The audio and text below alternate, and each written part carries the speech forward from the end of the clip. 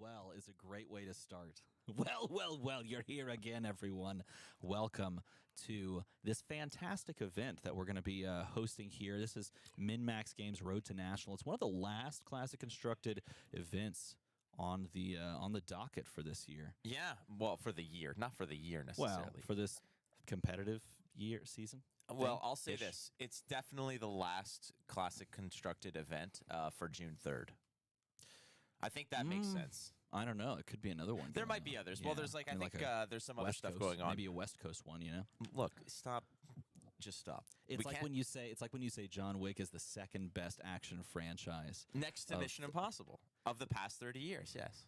Do you think that's true, everyone? I think that's 100% true. And he said Fast and Furious. And no, I said Fast and Furious. Some people would consider, but I don't. Yeah, well, some people don't put bananas in their peanut butter. Like, that's just disgusting.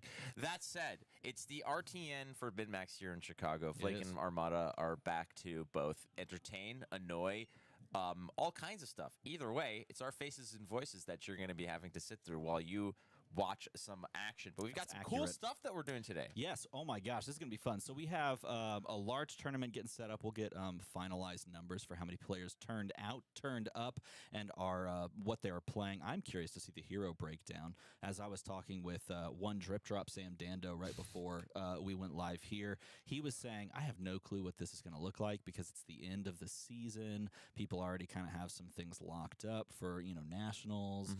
Some people want to send Oldham off in style. Some people may be vying for the $500 bounty that you get from MinMax if you win this event with Briar.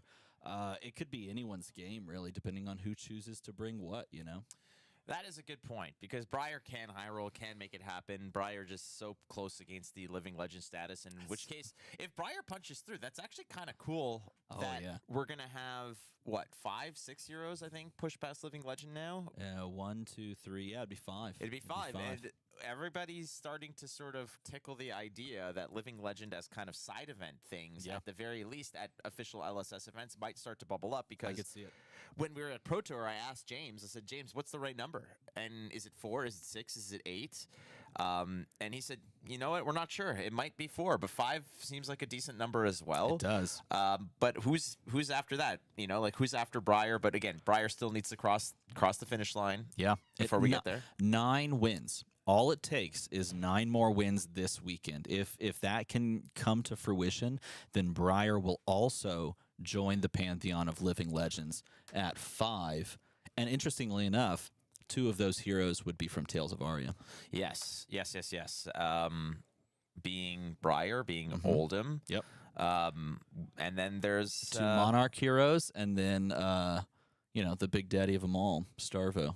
Oh yeah, that's crazy. That'd be so crazy. We've had this discussion before. Would you actually have a ban list for Living Legend? I think that you just launch it without. No. Yeah. I think that's what they've even mentioned, that they're not going to ban anything with regards to Living Legend, that they're just going to let it all ride and see where it falls, which I think would be fun to play in.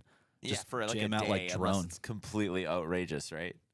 Yeah. But like think of like Starvo with everything unlocked, and then you also have Awakening, to just get gooned on that first turn and then just send it back full flight. Yeah. But then you have Seeds Chain going outrageous. Now, is it Errata Briar that we see, or do we see the original version of Briar? No, that I think they will actually play the new version. The eroded version. Well, I don't know. Maybe not. Maybe it gets a little spicy. Either way, that format is going to be quite interesting to see how that pans out. Hey, by the way, if you're curious as to this tournament and like what we're going to be doing on the side, we have a bunch of stuff to give away. Yes, we do. Just because we want to, just because it's fun, and because we wanted to like make this an enjoyable kind of like festive experience. We've got what?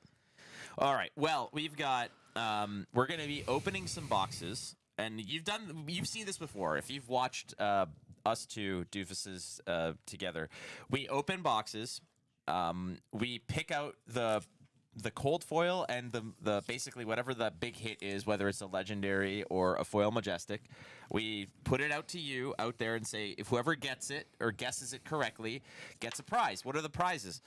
the card that you guess Yep. is part of it, and then your choice of sleeves. We've got all kinds of cool sleeves that we can Got give away. Chain. We've got Oldham. We got Oldham. We've got. I brought 2 of these that the new were ones sent to me. The new ones. Yeah, these are great. Here. The Vin set plus the Prism, the Young Prism sleeve is available for giveaway, and we've got a Monarch Unlimited box we're also going to be opening up. And then this is the best one, the pièce de résistance. Yes, That's not how you say that. I don't cold foil extended art Crazy Brew, which Yeah. is going to be given away today as well. We'll figure out a good way to do that. know. Card's good. It might just be a matter of, hey, guess what I'm thinking of right now. And if you said chocolate, you're spot on. But no that's one not said the contest No one right said now. chocolate, right? I'm gonna look at the chat. No one Nobody said chocolate. chocolate yet. But Nope. this is part of the giveaway, ladies and gentlemen, boys and girls. So It is.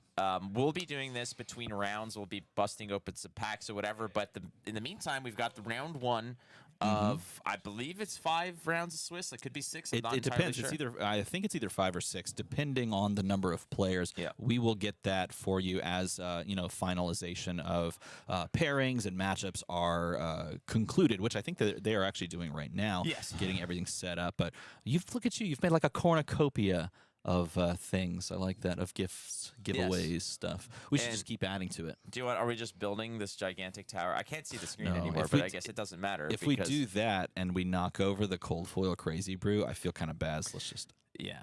keep What that- if we built a that pillow safe. fort and then broadcast from the pillow Oh fort? my God! Actually, with- that's a fantastic idea. Yeah. We have a bowl of Doritos. True Lies is playing in the background. How many? That's one of the best action movies of the last 30 years. Definitely better than Fast and the Furious. But it's not a franchise. It doesn't matter. It is in my heart. It's a franchise of one. Yeah, that's right. It's the, it's Exactly. the best. Dynasty it of never. one. It never had a bad entry in the franchise. Well, I was. Somebody did tell me that True Lies is now a TV show as well, and I caught 3 minutes of it, and No, it it's was disgusting. not. Yeah, it was terrible. It is not a. It's It not is. a TV Look it up. show. I Yeah, am look going. it up. That's what I'm doing. It's actually fairly new. Like True Lies released a TV series with the same characters, but it's not J.B. Lee Curtis. It's not Arnold Schwarzenegger. Oh my God! Yeah. Yeah. How dare they sell it? Because you know, you and I have What? talked about a sequel to this movie. You don't appreciate the pure masterpiece that is True Lies like I do. I don't. Well, I say like I do. I think that's fair to say because I don't think anybody would appreciate True Lies quite like I do. I'm disgusted by that. True Wow. Lies is A tier. Arnold Schwarzenegger himself is a franchise unto himself. Actually, That you know what? movie has everything. Has everything. That brings up a really interesting point on action movies as they bring us Decklist, which means we should stop talking about 80s action movies. The death of the true movie star. Do we even have action stars anymore besides Tom Cruise? Does that exist? Yeah, but you know my feelings about Tom Cruise. Do I? No, I know your feelings about Steven Seagal. That's what I you know. guys are a complete waste of space. Tom Cruise, minus everything else in his life, is the greatest movie star of the past like 30 or 40 years, hands down. I respect him and his craft. However, everything outside of the movies, he is a plague on society. He is a boil on society's ass, and like that is legitimately my assessment of him. And I have to separate art from the artist. You know, You don't. You're telling me you don't do that with Steven Seagal? I'm shocked. Steven no. Seagal. Yeah. If Tom Cruise is the boil on society's ass, I don't want to know. I don't want to. Steven I don't Seagal- want to know. This is a family show. you're right. That said, there is a plethora of YouTube videos that dives into the is true. awfulness of Steven Seagal, but that's not what we're here for. No. We're here to talk to you about round one pairings. Round one pairings. As we go, I told them that I would Look at that. I would add in the sound effects, You have to do that every time for every round now. and it'll be different. Yeah, Oh, I hope so. yeah. Look at this. We got Viscerai versus Oldham. None other than Viscerai versus Oldham. A fantastic little matchup here, and it's going to kind of be interesting to see how. Yeah, we're going to have to disassemble our Tower of Power. Tower of Power. Can I say that? Yeah. Our Prize swag. wall. A prize wall. That's our prize wall. It is. Our Oh, prize we wall. need a prize wall at We these built things. our people just like imagine instead of actually giving away the stuff, we just gave tickets to the crowd, and then That people would be cash them in. fun. That would be pretty fun. That would be pretty fun. Like, Hey. we do trivia. It's like, okay, you win 40 tickets. Can I just point something out? Yeah. Look who's playing Oldham. Yeah, it's Levi Rauch. Yeah, how fun is that? Mr. Azalea himself has decided to actually go and do a Fast and Furious-esque U-turn, as it were, and decide to play Oldham, where I can understand the appeal for those who may not have had time with the hero. That this might be a situation where Levi understands that this might just be the best hero in the format, which I agree. Oldham is the best hero in the format. However, it's already hit Living Legends, so this might be a situation where Levi's like, well, hey, I don't have other opportunities to play this hero. It's the best hero in the format. I want to cross the finish line. I want to win this tournament. Let's just make it happen. I can go back to Azalea next week. Yeah, I am surprised by that, but it's also kind of interesting. And you're right. I think it's the exact idea of maybe, one, it's the best hero, and I want to pick up maybe another win or a win. And two, hey, this is an opportunity for me to play this hero in this current format, and this is probably my last chance, so I might as well jump on it, right? So it's a nice little combination of both, so good pickup there. Now, in this matchup, it will be interesting to see, well, first of all, the deck construction for the Oldham player, I think, dictates how this matchup plays out, because for by and large, the really only style that Viscerai is playing now is sort of that aggro rune chant style, where you just kind of like throw as much damage in split formats that you can. So it falls on the Oldham player to dictate how the match will play out by how they sideboard their equipment and by just their overall general game plan. And because this is the first round of the tournament, we will avoid kind of giving you the sort of bits and pieces of anyone's specific deck list, but we will kind of comment as they go about how this is going to play out. And I think it's really gonna show whenever they get to their equipment revelation. Both players deciding that it was a bad idea to start at 33 life apiece. I guarantee you that is like Oldham would be like, let's start at 1,000. Let's start at 1,000. That's where I want to be. But you're right, and yeah, Viscerai is very much a hero right now that does a lot of uncomfortable, awkward kind of damage that's being sent.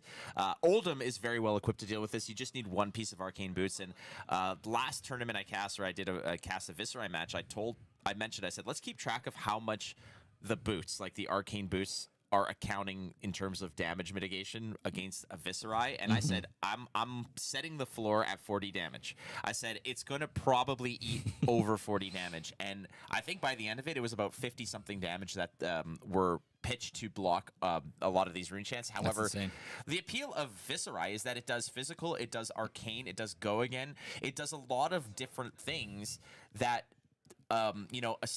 any random average Oldham player will have trouble getting over the hump. Any player, frankly, will have trouble getting trying to sort of parse through how this mishmash of damage is being sent. But Oldham, with a good pilot, has so many ways to mitigate the damage, to deal with the rune chants. There's tons of blues in the list, but beyond that, a good player will know what to block as well. Yes. For instance, I think how many Mavs guys are in this list? I would imagine it's I would imagine it's either 9 or 8 or something to that effect. Because sometimes you end up taking out some yellows or some I think you always run the blues. But Mavs guys is just the absolute nuts for this deck. I should say this too. I am discrediting perhaps one of my favorite pieces of equipment in the entire game. Maybe my favorite piece of equipment in the entire game, the Crown of Dominion. In Viscerai, you can actually play good old Viscerai, Crown of Dominion, Royal cash-in Viscerai, and that is one technically kind of separate archetype. It has the same general game plan where you're just trying to go crazy, but it just allows you to go even crazier. And yeah, I know, exactly. And this list does not have Crown of Dominion in it. But it did. And then there was a little last-minute ludicrous in space U-turn to talk about Fast and Furious. Because the original list here had Crown of Dominion, the cash-in package. But I guess there was an audible called at the end where it got scratched out and changed to Null Rune Head or Hood. Yeah. That says Hood, not Head.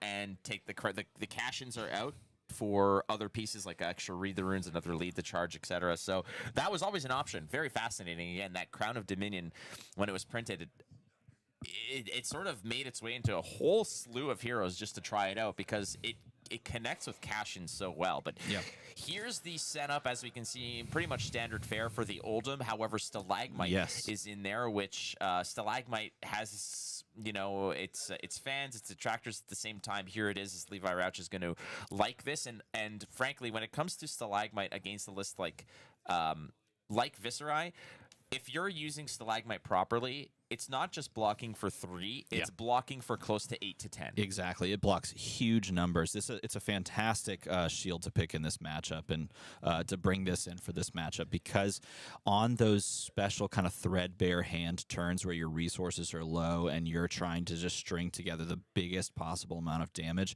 as the Viscerai player, if you're not accounting for the Stalagmite block in the middle of your Mordred Tide turn, you can just get absolutely shut out.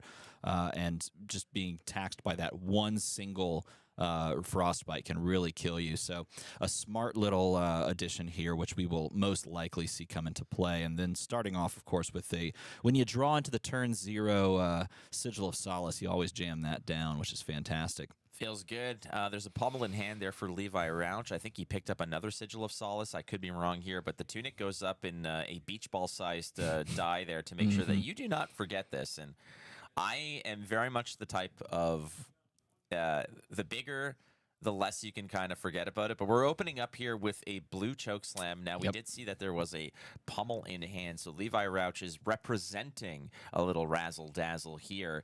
And against Viscerai, chokeslam does have some implications. Yes, and not only that, I think this, when you draw in, because he drew that pummel turn 0, when you draw into it, depending on if your deck is really looking to push tempo or if you're building more of a defensive deck, you can just try to use it early, like we see right here, just to get it out and just get your deck sort of moving and cycling. But the other option there, depending on how that block occurs, is to just drop it in the arsenal and wait, bide your time and see if you can find one of those really big swing turns to pull your opponent off of cards in hand. And he's going to force the discard here of the Rune Flash and basically just move right along with the Chokeslam on Crush effect connecting. Creating a 13-point gap here, again, the early Sigil of Solace into an uncontested chokeslam pummel play. Now, obviously, you would have preferred if that was red, but you take what you can get, as there's 3 red pummels lurking around in this list. Love to see it. Again, it's incredible when the amount of Oldham I've played, I've gone from running 7 pummels down to 6, 3 and 3, down to 5, 2 blues, and then I just cut the blues all together. And then I started thinking, like, let's just let the cards do the work, and I just put like 1 pummel in there. But then I was like, no, pummel's great. So it's incredible how you kind of flip-flop a little. Right? Yeah, definitely, based on what people are saying. I'm also a fan of the solo yellow pummel, just to throw your opponents off, but that's just me. And I believe he went and got to read the runes here, and I don't think that's a red, a blue. That should be a red. Yeah, he goes and gets the red read the runes, creates a rune chain off his effect, creates 3 off of the read the runes, and sits at 5 and just is comfortable passing, which probably says that we had just kind of a little bit of an awkward hand. And when we had the pummel effect come down, it mangled us a little bit more than we had expected. That plus the arsenal, so maybe we're trying to set up a slightly larger turn in the future with the 5 rune chance sitting there. But here, just going to follow it up. Again, attacking with blues, which isn't something you necessarily see a lot of, but the tempo is sort of being just given to you if you're on Levi's side. So if you're being given tempo, you're just going to swing these blues for what feels almost like free damage. Yeah, because they do have implications. They do have on-hit effects, like crush effects, that you need to respect. As you can see here, looks like Alexis just found a hand that they're not really too happy about. So you throw that in front of it. It's going to get eaten up, but again, it's just a tempo-building opportunity here where Alexis might just have a card to just create more rune chance, just walk slowly, protect the life total. Already got gooned by a pummeled chokeslam, but Levi Rauch here is, kind of happy to see that he's getting a free pass and is able to go ahead and establish Tunic, have a card in arsenal, and maybe follow suit with a big hit. Levi right now might be happy to say, you know what, all I want to do is find that pulverize and maybe just, again, continue to send it. So going for the ramp play, the offensive Crown of Seeds play, pitching a blue, getting a card off the top. If it's another blue, you've basically turned that card into so much extra resources, as we're going to go ahead and pitch the Fate Foreseen to complete the cost for Tear Asunder, and the follow-up is merely a hammer, so not quite the fireworks that we may have that Levi may have hoped he found following 2 paltry turns from Alexis. Yeah, this could have been a very huge moment, and he's not representing any float, at least none that we can probably count here. But this could have been a huge moment to just seize tempo in a matchup that I don't necessarily think you would have expected to play out this way in these early turns like this. And yet just the hammer means that we can most likely choose to block some equipment if we want to keep our hand and, maybe just toss 1 card in front of this. So Alexis has an interesting decision point here. Does he want to just give a card plus some equipment, keep his cards, or, move into some other phase where maybe he even cycles his arsenal that's been sitting there for several turns with the Crown of Providence? It's going to be a really intriguing choice, but I think we definitely just cover this up in any form or fashion. Yeah, there's options here. I mean, that's one thing that Runeblades have access to, are, Grasp of the Arcanate, for example. The Crown of Providence is still there if you need it.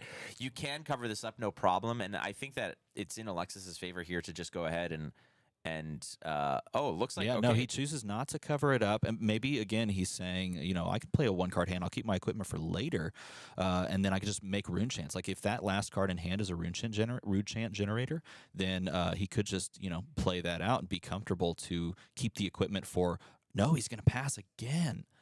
So fascinating move that maybe just not finding the right recipe that you want to send back here, but Levi's, even on the slower turns, is managing to find some options here. There's a Spinal Crush pitching away 2 reds and a blue in order to get this done. The Oasis Respite's going to go ahead and take a cycle around, but a 9 on hit with the Crush effect, rather. If 4 of this goes through, buying the entire hand, and those are 2 Sonata Arcanics in there. He gave him the whole. It's 2 Sonata Arcanics. It's a Rattlebones, and then we didn't quite catch the other card, but it's almost as if he's just looking for a specific hand that he wants to commit to. But when you give your hand this many times basically in a row, what is that doing to the overall complexion of this game? Because if you're looking at like just what the Oldham player has done thus far, they've basically donated a card to rip 3 to 4 out of your hand for the past 3 turns. There is no way you win this fatigue battle at this point. And following this up with a Rouse the Ancients, it's going to be 7 go again, showing a Mulch, and if I'm not mistaken, is that a Cranial Crush as well? Nonetheless, the math checks out. 13 plus is shown Alex's way here to say, hey, I got 7 go again. You're going to find a hammer at the end of this train, as well, as I don't think we're really going to complete the package with anything else. Nonetheless, you're on the hook here for potentially 11 damage when you're at 28. That's a huge chunk of it, as really Alexis has kind of been on the receiving end, hasn't really done a whole lot to establish any kind of board. This is not an OTK build. No. When you see things like Mob Skies, all the Shrills of Skullform, and etc., this is meant to be an aggressive list, and it looks like Levi Rauch has just had a free pass here to just continue to send it as the 7 gets completely absorbed. Alexis going to also take the 4 here, so this I think might maybe be... he's found the right kind of recipe, if you will, of cards in hand, attacks, non-attacks, maybe a Mordred Tide that he can finally just build some rune chants and start dealing some damage. But this is a huge life total differential here, and it's just really tough. It was a Mauvrian Skies the whole time. He's got a red Mauve Skies, and finally I think Levi can play the game plan that he's built his deck around, which is defending, and not have to send it. But oh man, this is definitely a hard hill to climb. Yeah, well, again, you're doing this very basic math where if you're Alex, you're looking at Levi's side, say, I'm going to eat 11. I need to be at least able to send it back that plus. Because if you're playing the sort of accelerate the game where we both trade damage and just get to that end state as fast as possible, Oldham loves that game. Oldham will do it all day long, because if you want to send it, then you'll be able to absorb it. Now, we always talk about fatigue, etc. Yeah. What people don't understand is when you play fatigue, you're thinking that you're playing defensively. In very many cases, you could play fatigue. Fatigue is basically a way to describe you winning the card efficiency, the card efficiency battle. Yeah. So if you send a card and I give you 2 to block it, I mean, I'm not taking damage. I'm sure I'm taking out your threats, but I don't have as many cards as you do now because I gave 2 for 1. In this case, you can achieve that merely by continuously attacking your Yes. opponent, where the one card that you send takes 3 cards out of their hand, that is also a way to achieve fatigue through aggression, and that is kind of what Levi's doing at the moment. Yeah, the differential there is the huge part, and here we got the play on the second Mauve Skies from hand into the Swarming Gloom Veil. That's going to generate more rune chants, and I believe, let's see, after he plays 1, 2, this should generate a 3rd rune chant, which does turn on the effect for Swarming Gloom Veil to stop all arcane damage going forward if it's allowed to connect. So it's a 4 go again here. 2 rune chants are going to be following this up, but you're right. If you can't block the arcane damage, that can be a problem. Rosetta Thorn might be able to follow suit here because of the go again. However, I think Levi is also in the state where I have a good hand too, and you just took it. Maybe I'll take it. We'll get back to the end state here, back to life, back to reality as it stands right now. Looks like Crater Fist is going to mix up here with a Glacial Footsteps to cover up the 4 attack here. The 2 rune chants are likely going to connect if they already haven't, and I think the follow up here is also going to be a Rosetta. Yeah, it could be a Rosetta with a Tunic trigger. It would be fantastic if you had like a Revel and Runeblood or something like that. But it's just going to be the Rosetta for 2 and 2 here, sending that plus that 1 rune chant that he had created. And he had a nice solid turn, but because of the life differential early in this game, you're not necessarily able to strip cards from hand that you would have perhaps liked to. And so you're going to have to play a continuous uphill battle at this point of trying to find little like 2 to 3 card hands that can maybe make progress on your opponent's life total so they start respecting your damage again. E-Strike for 5. Looks like was that a go again or a draw card? Most likely a go again. I believe he did the offensive crown and then E-Striked. E-Struck. Is that the plural? E-Struck? Yes. Deal. Yes. Deal E-Struck. Enlightened Strike. Striked? No, it's got to be struck. Enlightenedly struck.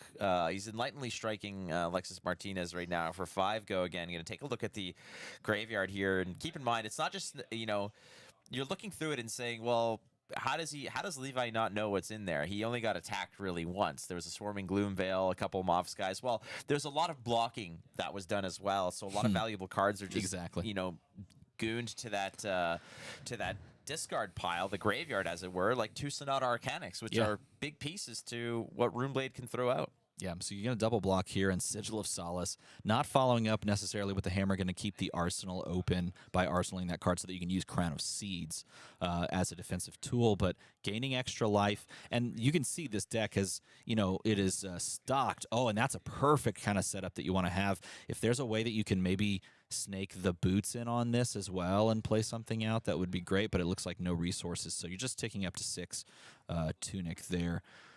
Or 6 rune chants there. You don't have the Tunic to maybe kind of do some boots shenanigans on generation. Did he forget his Tunic? He did, unfortunately, forget his Tunic, yes. They forgot their Tunic, unfortunately. It happens. You'll get there, and we're just going to go again. Another offensive crown, getting rid of the sink below here, looking for more help. Perhaps you need another blue in order to pay for a big attack. Looks like he's ready to go ahead and pitch and send. We'll see what Levi is holding on to here. He's been in the driver's seat for the most part here. Turn that was blocked. That's why the Crater Fist is gone. There was a lot of blocking that was done there, but Alexis Martinez took a lot of damage early on often in this matchup. Yeah, it's interesting because as we see Levi play through his deck and pitching certain cards, we're seeing a lot of the D-reacts get pitched, which is saying what this deck originally wanted to do. He wanted to play more defensively. He wanted to play with these defense reactions like from Arsenal, from hand, with life gain, so that you can kind of play the more fatigue strategy where you're using cards more efficiently than your opponent. But no, you can't really play that way because you have such a life lead because you strung together 3 powerful turns and your opponent kind of just respected that damage to some degree. 8-point chokeslam red. That's how the game started, was off of a chokeslam. This time it's a red one coming in for 8 attack, crush effect. You can't gain attack. So where does that have implications? Well, Shrill of the Skull Farm is not going to be as powerful. Perhaps you save a point of damage off a Swarming Gloom Veil. Ultimately now it looks like Alexis Martinez is just going to go ahead with the cop-out, the COP, Crowd of Providence, a little cop-out on the saving a card there. Only going to absorb 2 of the damage. So I think the crush effect still happens, It you're just does. going to go ahead and rescue a card if possible. The question here is this hand, if you're not gaining damage, it's probably going to be another mishmash of rune chants and arcane damage and cobbling together. But the hill is high for Alexis Martinez to climb. Yeah, and he's going to take up the Tunic here, and then playing a 5-card hand. Let's see what they choose to do off the 5-card hand. Of course, we got this 5-card hand, like you said, because of the cop-out. We threw the Crown of Providence there, cycled our arsenal, but then chose, of course, alongside of that, not to block any cards from hand. So when you do something like that, you're saying, I'm going to put together my own powerful turn, try to get you off of, like some cards from hand. And with 6 rune chants, you would think, yeah, we could probably do something like that. And it would be exactly like this. And this was how the previous turn started. This is a free Spellblade Assault. And it is just going to come at, come at Levi for the damage, plus the 6 rune chants, plus the go again, plus the on-hit creation of more rune chants, which is a fantastic way to start any rune blade turn, specifically any Viscerai turn. Yeah, this is definitely an attack that you do have to respect, and mainly because the red mob skies in front of it is going to potentially create 3 more rune chants. So it's kind of like, do you let this go? How good is your hand? Levi is smelling blood in the water there as Alexis is getting close, so this might be a shift in posture here. I mean, I say shift in posture. Oldham has been the aggressor for the most part in this matchup, whereas usually it's more of an opportunistic type of game plan of, swing hammer as much as you can, but if your opponent gives you a window, maybe you send an attack. However, at this juncture, Levi's looking at this. I think I see a Glacial Footsteps in hand. I don't think I see a way to necessarily fuse it. Yeah, he's pitched a lot of defense reactions already. He's used Oasis Respite as pitch. He's used a lot of his defensive tools pitching in that first cycle, and so now he's staring down the Amplify the Arc Knight plus the Rune Chance going, okay, how am I going to defensively play this out? Maybe this is the time for a little bit of taxing effect to try and slow things down, but your opponent's sitting on a 3-card hand at this point, so you have 3 cards they can dedicate in some way, shape, or form to resources. So timing this correctly, the use of the Stalagmite correctly, could make or break this turn cycle for Alexis. 1 floating, I believe. We're going to block this with there it the is. Stalagmite. So this is going to block 5. There's going to be a frostbite that's given based off of the usage of the Stalagmite. 6 arcane, I believe, is just going to get whittled down. No problems there. I think Levi doesn't really care too much about that. It's more so the on-hit of the physical attack of the Spellblade Assault that might have further damage done as it's linked, it's holding hands with that Mavrian Skies. Levi just kind of thinking things through, as is Alexis Martinez here. Yeah. We see a Vexing Malice in hand for Alexis. I can't quite make out the other cards, but Vexing's a fantastic way to push Arcane over the top. But it doesn't necessarily give you a way of following things up unless you've played Mavrian before to give it go again. So it's more of like a chain ender, if you will. And then coupled with maybe these other cards, I can't quite make out what they are, but trying to see how... Oh, and he's checking the graveyard, which probably tells me he's looking for some target for Rattlebones. And Rattlebones would be a really interesting wrinkle on this turn because you can Rattlebones in something like a Swarming Gloomveil for free at instant speed because you have dealt some arcane damage this turn. And you're not going to break the chain, therefore you don't have to worry about the second block on Stalagmite to really slow yourself down. But you do have to deal with that Frostbite generation. Vexing Malice, you're right, is a pretty good chain ender, as is Pablo Pintor, also a chain ender, also an Oldham ender. Yeah, he is. That was a good one. Thanks. Can you believe it? One player managed to find the final points to send 2 different heroes to Living Legend. How crazy is that? And I'm glad that it's him because Pablo Pintor is a good dude, very good player, awesome guy, wonderful. There's the Rattlebones.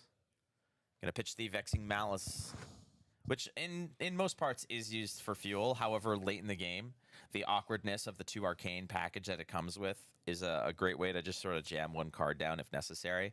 Levi Rauch with quite the cushion here. Already played 2 Sigils of Solace. That's worth keeping note of. That six life was gained by Levi here, but Alexis at 11. Levi has a 20-point lead.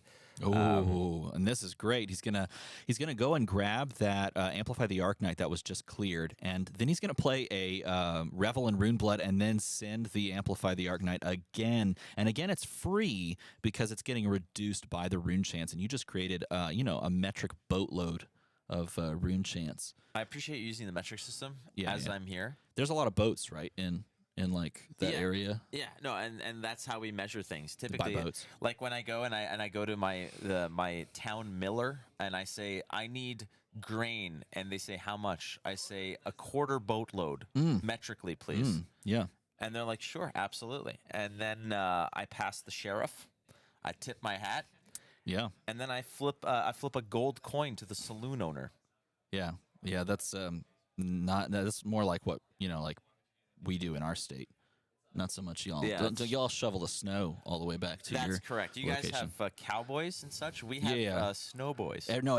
That's weird. Everyone's wearing ice skates, and they all just like goalie skate to everywhere they go. Right? You guys have like everyone's on hockey skates. You guys have like spurs on your boots. Yes. We just have the blades from our skates. Yeah, that's about right. Yeah. That's exactly what it is. Then we walk into the saloon and we Hey, say, by the way, this turn's still going. Yeah, just so you know. That's why I'm very content to talk to you about my Canadian cowboy fantasies. No, just kidding. It was a pass, and then go back over to your turn. What if it were still going though? That'd be crazy. If that was continuing. Hey, I've played enough Briar/Ninja turns in my life where at a certain point you can actually phase out and come back into reality, and the combat chain is like going around the corner. But this is a Shrillis goal form. It's coming through with one rune chant as well. It looks like Levi Rauch is doing a little bit of that accounting, saying, okay, this is going to be for this is going to be for that. I think he's just going to activate the crown over here. Probably going to absorb the arcane damage as well. Oh, it's a piece of mind. That's a red piece of mind that creates a ponder as well. It's a very ponderous card. Just going to pop that ponder down. It's going to stop that damage. All but what? One leak, I think? What the rune chant most likely leaks. No, I think he can even pay to stop that. Maybe he did. I think he took, a couple of points there. But he gets the Ponder token, which is absolutely fantastic. It actually does really cool things in Oldham, and it's a shame that we're not going to see it continually kind of evolve unless we get that LL format. No, who am I kidding? Oh, it's please. not a shame. Oldham's out of here. Here's another follow-up in a 9-point Spinal Crush. And this is why it's interesting, because you can now arsenal a card that you want to play.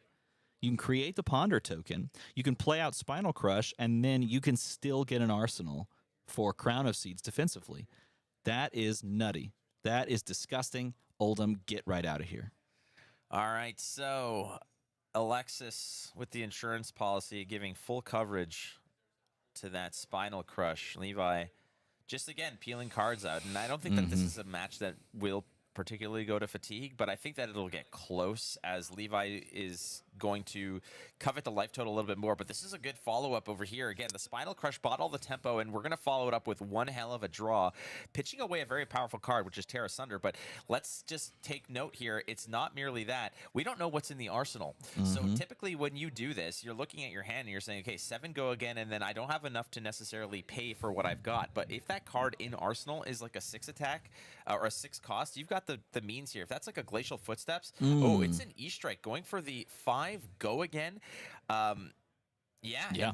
This might just be like, let's just send it. I think that Levi Rauch is going to just go for broke here, and he's going to go ahead and pitch for the hammer as well. Exactly. It's a 16 damage turn. I mean, when you have your opponent down this low and they've already donated 3 cards to your first attack, I mean, they're sitting real low at this point. It's interesting too, because you can look at that same hand and you can go, okay, is there a world that we live in where it would be better for me to send like 8, 9 dominate, draw, discard 2 cards off of the Tear Asunder if you can pay for it.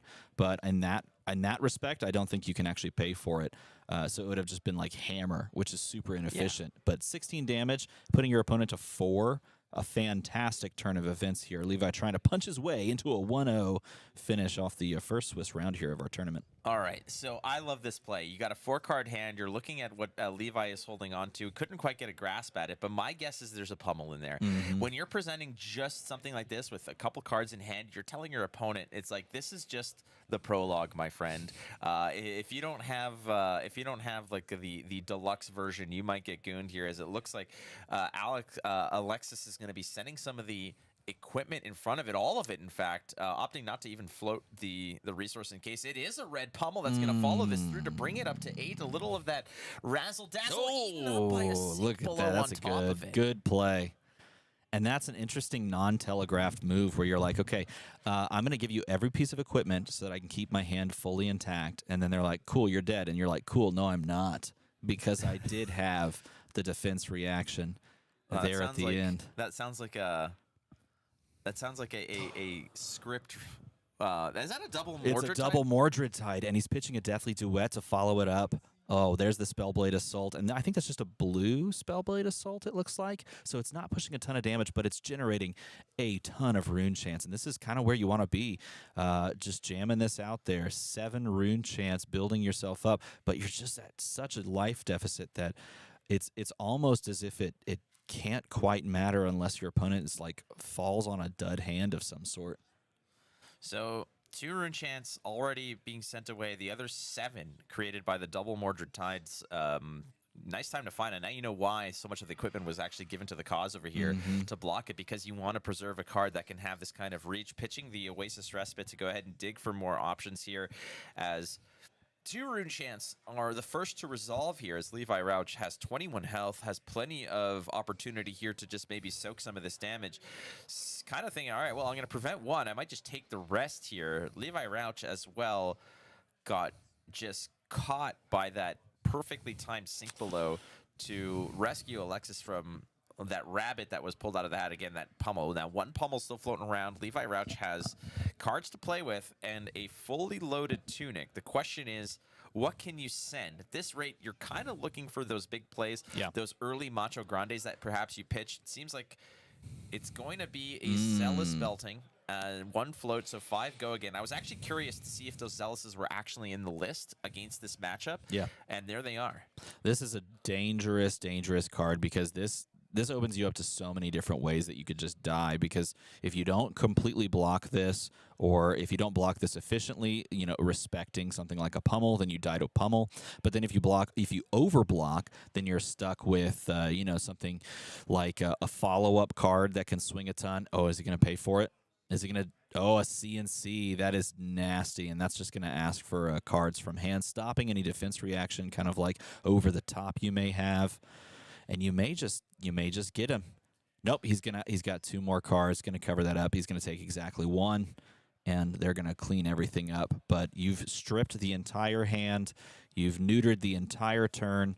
On a turn where Alexis wanted to swing with those 7 rune chants and try to push some damage and try to get back in this game, Levi was able to put together a turn that took the entirety of Alexis's hand. And I like that play because Zealous Belting I played a lot in my decks. I like the aggression, but it also matched up perfectly with a lot of other things you wanted to do. When you have the Tunic loaded up as well, you open with a Zealous Belting, 1 float with the Tunic. That could be the pummel play, right? You can pummel the Zealous Belting. That is something that you'd worry about. And here is one of those finishing cards that we were discussing as well. An 8 Dominate effect. Doesn't look like you have enough to cover it up. 5's going to leak through. And that, as they say, is that. And it's just that win comes off the back of Levi just putting together a string of early turns that just dealt massive amounts of damage.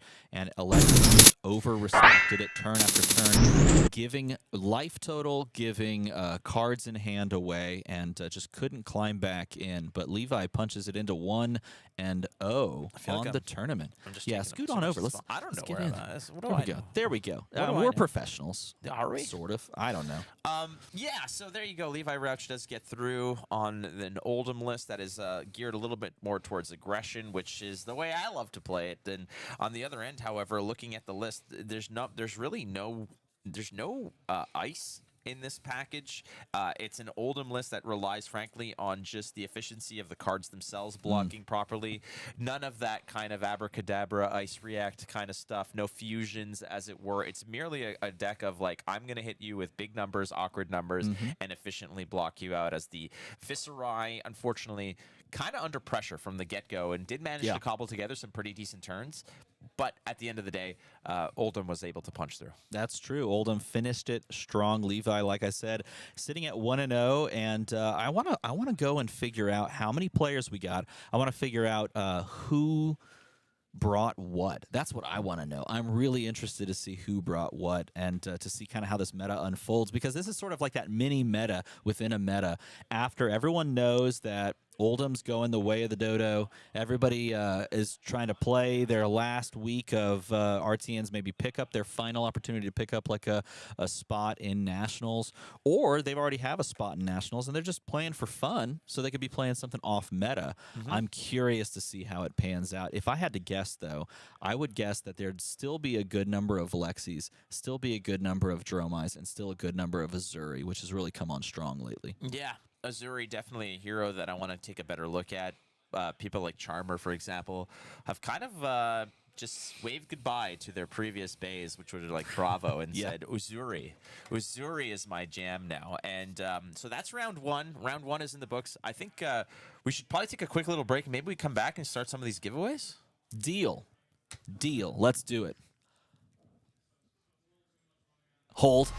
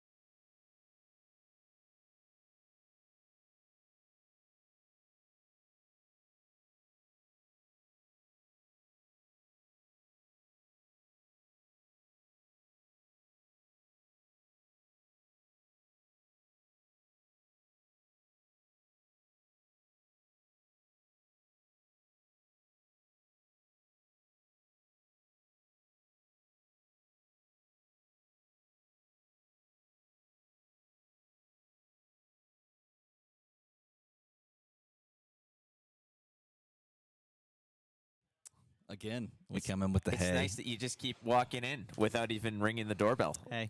Hey, how's it going? What is this? Welcome back. We have decorum here in Chicago. Knock at least. At the very least. Anyway, Flake, DM Armada. That's us. You went on a little hunt. I did. Here's the thing. I have my Blitz Kano deck, and every card in this deck is cold foil or rainbow foil. Except these ones. These cards are not cold or rainbow foil. Okay, so I have a Swell Tidings. I have a Chain Lightning. I have an Aether Flare. This is funny. This is an Alpha Epot because I don't have another rainbow foil Epot. You know, I probably have one somewhere, but I don't want to dig through my bulk, let's be honest. Aether Quickening, I need one of those. A second Aether Flare. I don't have either foil. That sucks. Blue Aether Quickening. I need to foil this out so that I can have a complete foil deck. Okay. But I can't find them. I gotta go hunting. But you know what we can do? What? We can buy a box of Arcane Rising. No, I'm not. bad. I know Okay. it is a bad investment because you need like a few One. cards. You're not going to get the foils that you want or whatever. Two. I probably have a foil Epod, but it's not alpha, so I can hook you up with that. Not on me, but all these commons and whatever, I could probably get you sorted. Dude, but I just need some foil. The problem is if I buy one of those boxes, it's only gonna get me like 2 cards because like this is from Dynasty and yeah, this it's not is working out. Yeah. But we should probably start working on some of these giveaways. Okay, if we want to work on a giveaway, how are we gonna do this? What do you want to give? The first thing that we want, I think that like I would imagine that like this is kind of probably one of the more coveted pieces. I love that card. We'll do this before the finals. How about that? That sounds good. That's the before the finals. But we've got sleeves to give away. How about we do? We'll do a thing where it's like guess the foil majestic. We can do guess the cold foil for this. This Monarch box is unlimited, so there's no cold foil. But we can guess the Outsiders cold foil. Yep. The foil majestics. Like when we get a hit, we're gonna do a contest where when we get that hit, we're gonna say whoever guesses it wins it, and you win a set of sleeves as well. Deal. I like that. Is that now, cool? I think they're actually queuing up for round 2, so maybe after this one we'll chill a little bit and give some stuff away. Hey, if you want to get in this giveaway, just hang out here in chat and get ready to type. Get ready. Get your fingers ready for after this game, of which is a mystery. I don't know who we're playing and who's playing. Oh, it's fast again. Oh, never mind. What if it was? What if it was close, but just it's going to be Hey. Lexi versus 5. So this is going to No, be one that's hell of a barn Arachne. burner. Definitely, it's That's Arachne. that is that Arachne? That's Arachne. That's Arachne. That's my bad. Okay, so this That's- looks like Arachne. Nick that's McCarthy versus interesting. Jason D'Alessandro.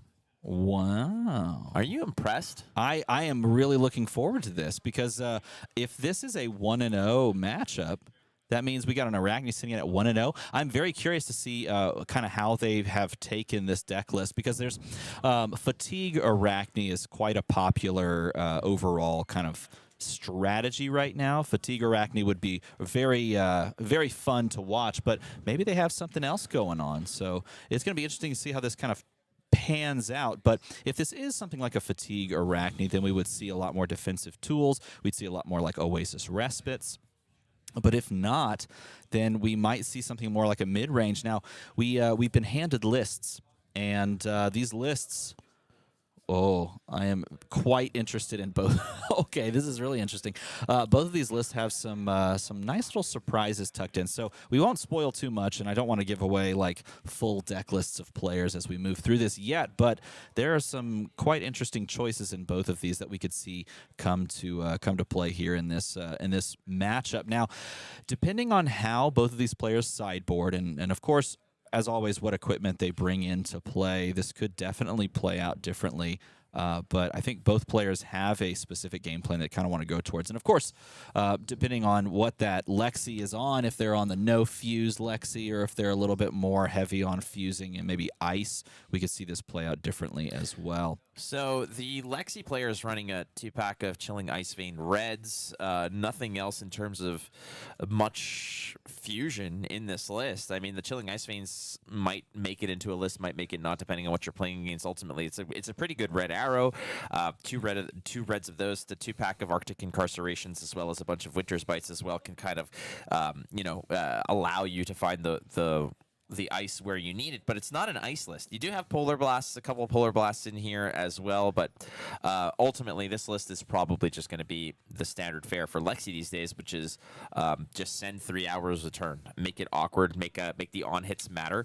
And the Arachne, on the other hand, looks fairly steadfast. It's got a 3-pack of Sigils of Solace, 3 Sink Belows, 3 Red Unmovables, 2 Oasis Respites. There's a whole lot of defensive tactics in this list, and in my practicing in the amount of Lexi that I've played in the past little while, this has been a matchup that is not necessarily a common matchup, but it is also one that can really be hard for Lexi to convert on because of the amount of cards that you're peeling away.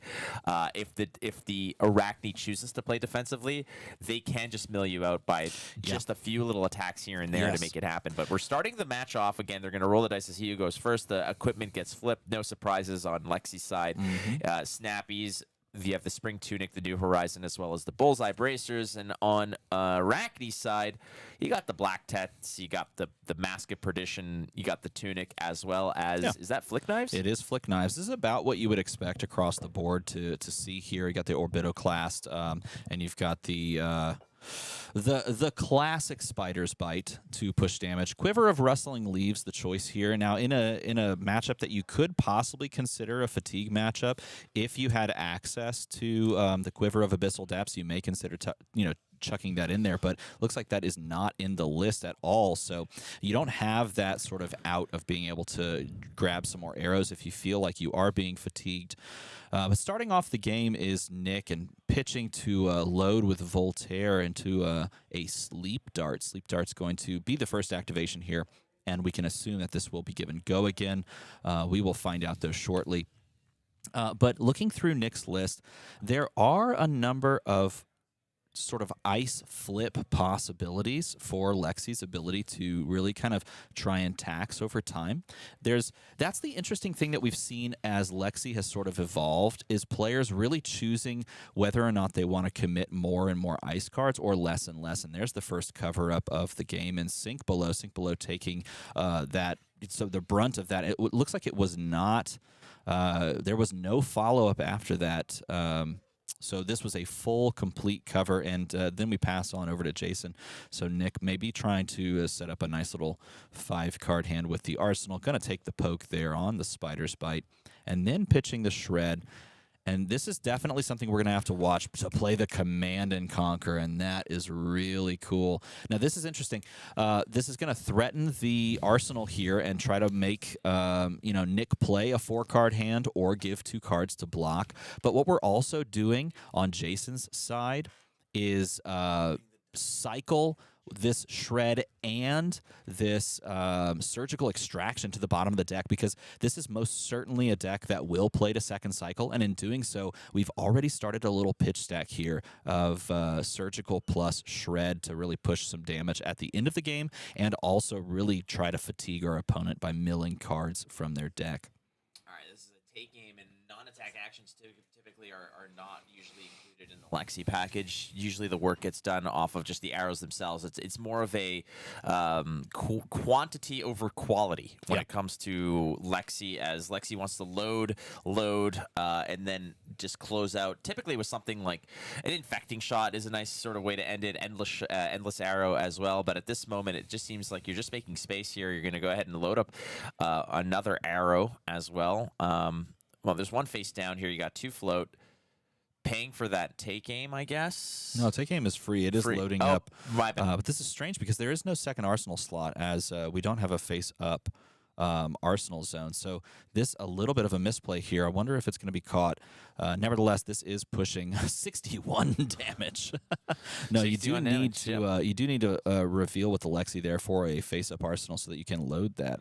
Yeah. But this 7 damage gonna need to be dealt with, and how cleanly can it be dealt with here? Now, this is one of those few arrows where you don't actually care about the damage, and so you may just be content chucking a single card like this, and yeah, it is, and there's a Heat Seeker coming on through. Love Heater. Heater's a great card, a Majestic, I believe, that came out of Dynasty, if I'm not mistaken. Yes, I believe so. Yeah, which on hit is going to allow you to go ahead and just kind of have a de facto a reload effect, as it were, off the top of the deck. And most of the cards that are going to be going there are probably not going to be detrimental. I doubt that there's really anything that you're going to put into that arsenal slot off of the Heater. But at this rate, drawn up, we'll see. Though some of the work was done, as Jason is sitting comfortably at 36 right now. Nick did take his licks early, like you mentioned, and we're going to start again with the Spider's Bites. And these daggers have become so annoying. They're expensive to fire, but they do have implications, as there's a Death Touch, one of the best cards, in my opinion, that has come out of Outsiders, frankly. Yes. A draft. This is like a draft, just home run. If you can scoop a red one of these. And then we have the cover up there. Now, interestingly enough, I believe he is gesturing that Spider's Bite is making that block even worse, so that is going to leak some damage over the top and allow for some extra there, giving the beautiful, I believe that is the cold foil Bloodrot box that you can get from the pre-releases that everyone kind of attended for Outsiders. Now, you get to choose. When Death Touch hits, you get to choose what you're giving. And Inertia Token is typically one of the more powerful ones. But it seems like Jason D'Alessandro here has decided that he's more inclined in this regard to just push for damage and try to make it so that it's an uncomfortable situation, perhaps late game. And again, a chunk for two. It does actually add up, as Jason D'Alessandro opting to push for damage, and once again pushing forward that Spider's Bite, pitching the blue surgical extraction to just go ahead and start again with the uncomfortable little pokes and prods here. Yeah, and there is the second surgical that we've seen. Oh, and pitching an Eradicate next to it means that if we are going to get to the second cycle, that all of these powerful cards that really strip cards from the opponent's deck are going to be showing up in the second cycle here, sending the Orbitoclast as well. And there's another powerful card. What a hand to have. So he's going to Arachne ability here first, because we're playing a contract card. Can definitely peek at the top of the deck there and choose to bottom or top it. I wonder if he's going to... Yep, there's the trigger for that. And get out of here. You're just not going to see that card. And that's such a fun ability that Arachne has. Arachne, the ability to just say, yeah, that Art of War, for example, in Fi. Yeah, you're not going to see that. Go to the bottom of the deck. Goodbye. Or leave it on top, and you're not going to block this, and now it's gone forever because I'm going to banish it off the top. The mind games that you can play and the manipulation of the top of the deck can be really intriguing if you are someone that, new to the game of Flesh and Blood, and you want to pick up a hero that allows you to kind of mess with your opponent. This is definitely a hero that can do that. Jason D'Alessandro representing 4 attack from the Leave No Witnesses, but it's not just a damage, it's also some banishment, including threatening that arsenal, which Ranger likes to covet so much. There's a Sigil of Solace, I believe, in Jason D'Alessandro's hand he's holding on to, so that's not really a whole lot in terms of just surprise factor on this. However, there is a solo pummel, if I'm not mistaken, in this list. If I'm taking a look, I am completely wrong. That was the previous list. That's my bad. I was looking to maybe that there's something that you can kind of add a little extra fun to. That would be spicy if you could just chuck that in on like surgical extraction. But I don't know if Pummel Arachne is as popular right now. But look at Nick here. Nick taking it as Jason. The build of this list, the architecture looks like a very defensive kind of fatigue-y style build. However, at this rate, Jason's been quite at it. Now, we're opening up here with a Rain Razors. And typically, if you're opening with it, you're probably going to go ahead and do what we're going to see right here. Three of a kind. Yeah, now that is the reason you take some damage, because if you know that you have a Rain Razors 3 of a kind turn lined up, as long as you can find some arrows, you're going to really do some stuff. And it does look like he has a Frostlock and a Chilling Ice Vein available to him. He's going to pitch the Frostlock and most likely start with that Chilling Ice Vein, which can really do a lot of work, especially if he has a fuse target in hand. That's going to make things a lot more uncomfortable. But remember, Jason is playing a fatigue strategy, so he doesn't necessarily care that much about, like taxing on his turn. He just wants to survive. And Bolt and Shot Red here is going to start this turn off of what could very well be a huge turn. A big turn, and it's also going to get the +1 from Voltaire, +2 again from the Rain Razors on hit. It's a reload. There's nothing in the arsenal, so this is kind of like a free pass. in terms of putting a card in Arsenal. Haven't activated the Lexi ability, so you can just flip it over and continue onward here. Nonetheless, it's a 7-go again. That looks like it's going to get covered up, as Jason D'Alessandro has said that I don't want to give you a free pass in terms of loading it. You've got one float, you've got no tunic. I want you to pay for what you're doing, and that looks like what's happening here. We're going to load up a Chilling Ice Vein Red, and one of the two that are in there. And this is a nasty one because this is an arrow that says this and all other, if it's fused, this and all other arrows on the link are on the chain on the chain are going to have a discard or pay one effect. And choosing in response to that before the play and fuse of that, of using the Sigil of Solace so that you don't get taxed by it, just getting it out of the hand so you can cycle is a smart play, because you know this is going to connect and it's going to force the discard or pay one. So you may as well just move right along with playing it now and getting your value out of it. Flick Knives is given away to the cause to block that Bolton shot. No more equipment blocks as it stands unless you want to give up that valuable tunic. Jason D'Alessandro at 36. Nick McCarthy, 22. Had one of those powerful turns, but he's now getting the return volley as he's going to take a peek at the hand. Jason's saying, yeah, you know what? Goodbye. This is a great follow-up off the Tunic resource, playing Eradicate, which banishes like up to 4 cards if there is no respect and no block on this. And so this is a rare moment where I think Lexi should fully respect and possibly block this out, because if you can keep your opponent off of, banishing a yellow here, they can't recycle their equipment and get more blocks. And this is the exact right play, because you want to push as many banishes as possible so that you can possibly recycle the and he gets 2 great cards, but he doesn't get a silver. You want to recycle that Mask of Perdition by getting another silver, and your opponent only gives you 2 cards, and neither of them are yellow. So a great play, though. These aren't discarded. These are banished, which is important because this means that cards like Codex of Frailty cannot go and recover those cards. But we're going to flip over the Winter's Bite. Can't tell what color it is. It's either yellow or blue from what I understand. Nonetheless, it's a Frostbite that's created on Jason D'Alessandro's side, and Nick McCarthy is going to start again with the Lexi train, opening up with a Bolton shot with the +1 ability. I'm guessing this is coming in for 5-go again.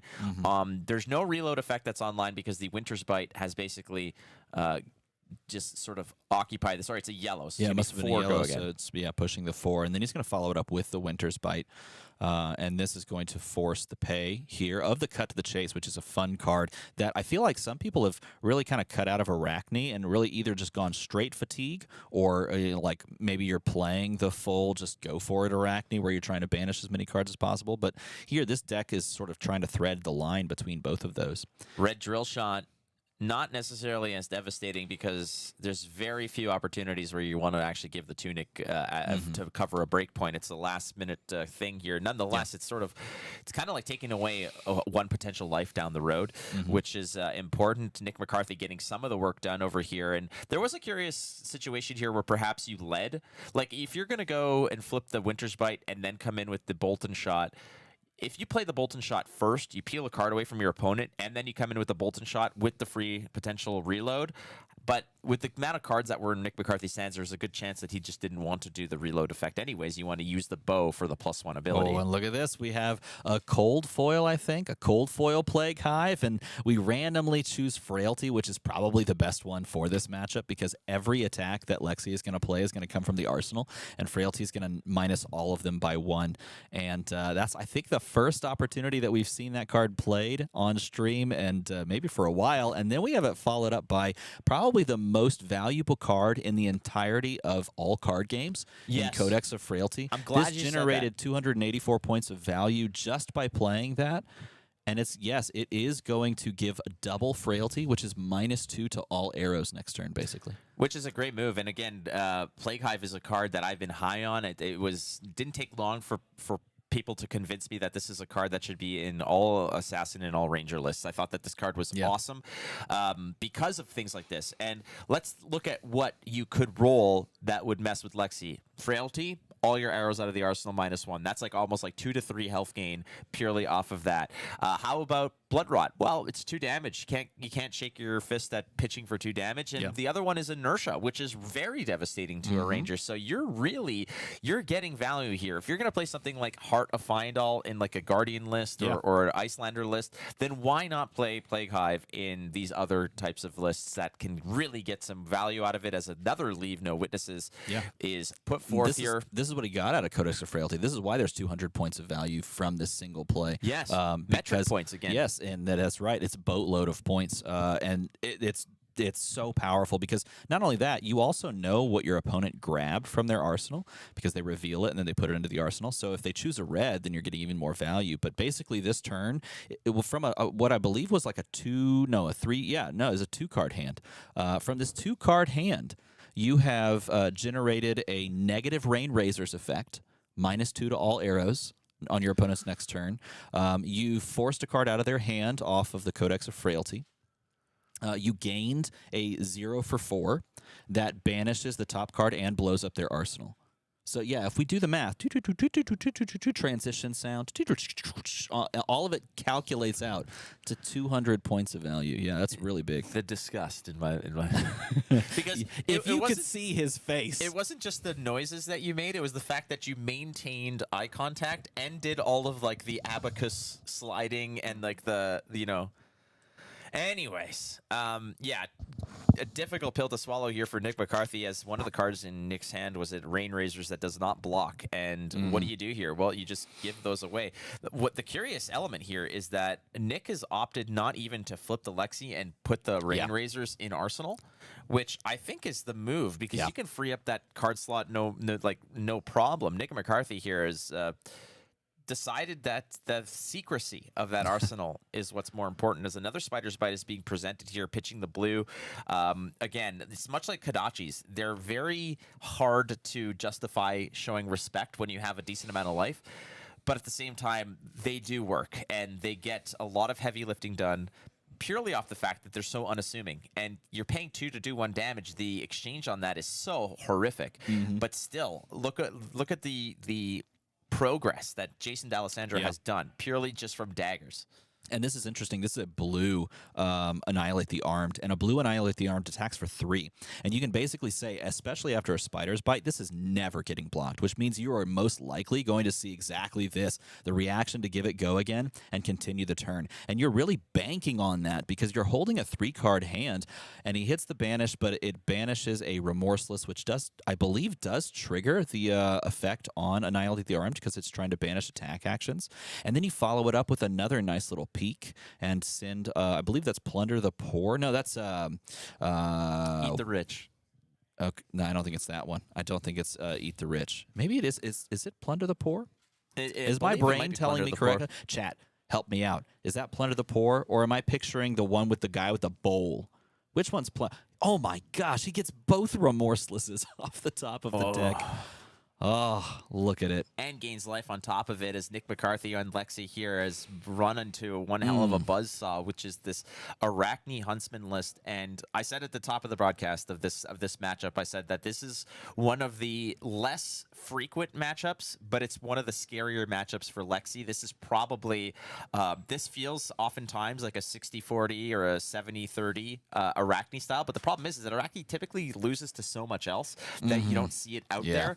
But in a meta where Lexi is so prominent, so abundant that you can walk in there. It's much like, when there are certain metas where Kano might not be the type of hero that sets the meta, but Kano is oftentimes a remedy to certain metas in these small pockets. It can kind of come out of nowhere and just burn the entire meta to the ground for one weekend. And I feel like this is the same thing with Arachne. But we're coming in now with the Rain Razors on top of it. That looks like, was that a Bolton shot? Yeah, it's a Bolton shot that's being pushed here. It was already buffed by Premeditate, which is going to give you that Ponder if it connects. And we tried to cover it up with our defense reactions, but the instant speed Rain Razors says otherwise. And going to drop that in and reload that so that you can continue this turn with a nice little Falcon Wing with the guaranteed go again. 5 spot as too. Well, which is fantastic. Yeah, exactly. It's attacking for 5 here. So there's the Premeditate. There's the Ponder token, which is generated from the Premeditate that connected with the Bolton shot. A Falcon Wing for 5 go again from the Rain Razors, and that might just be the end of the turn, which again, pretty pedestrian turns off of these powerful cards. You'd think that these are... I haven't seen Lexi fire 3 arrows, I don't think. It might have happened once, but those major turns where Lexi's typically in the driver's seat going, you know, flip over a card, load, fire, go again, and then end it with like an endless arrow. We have not seen those very well tailored hands, those attack patterns that create 3 breakpoints with on hits that Lexi right now has been leaning on to win tournaments. And back to Lexi now, flipping another premeditate. That's a good way to open a turn. Well, I want to point out that Jason was able, with those 4 silvers, to buy back both of his blocking equipment, and so somehow both equipment have returned and are now available for those chump blocks to make 4 blocks. It's, ladies and gentlemen, boys and girls, it's 11:37 a.m. local, and DM Armada has already made a Palpatine has returned reference. That's right. And I have to get them in early, because if I don't, I'm just gonna. Oh, look at that! Lightning press over the top. Yes, I do. I have to get them in early, because I gotta know. I gotta know that you know, and you didn't just miss it. I caught it, because it's like a dog whistle to me. It just irritates the hell out of me. Yeah. So I believe that's a solo. No, there's it was solo lightning press in this list, and there it is, making an appearance. The red, the +3 over the top to bring Remorseless up to 8, and Remorseless.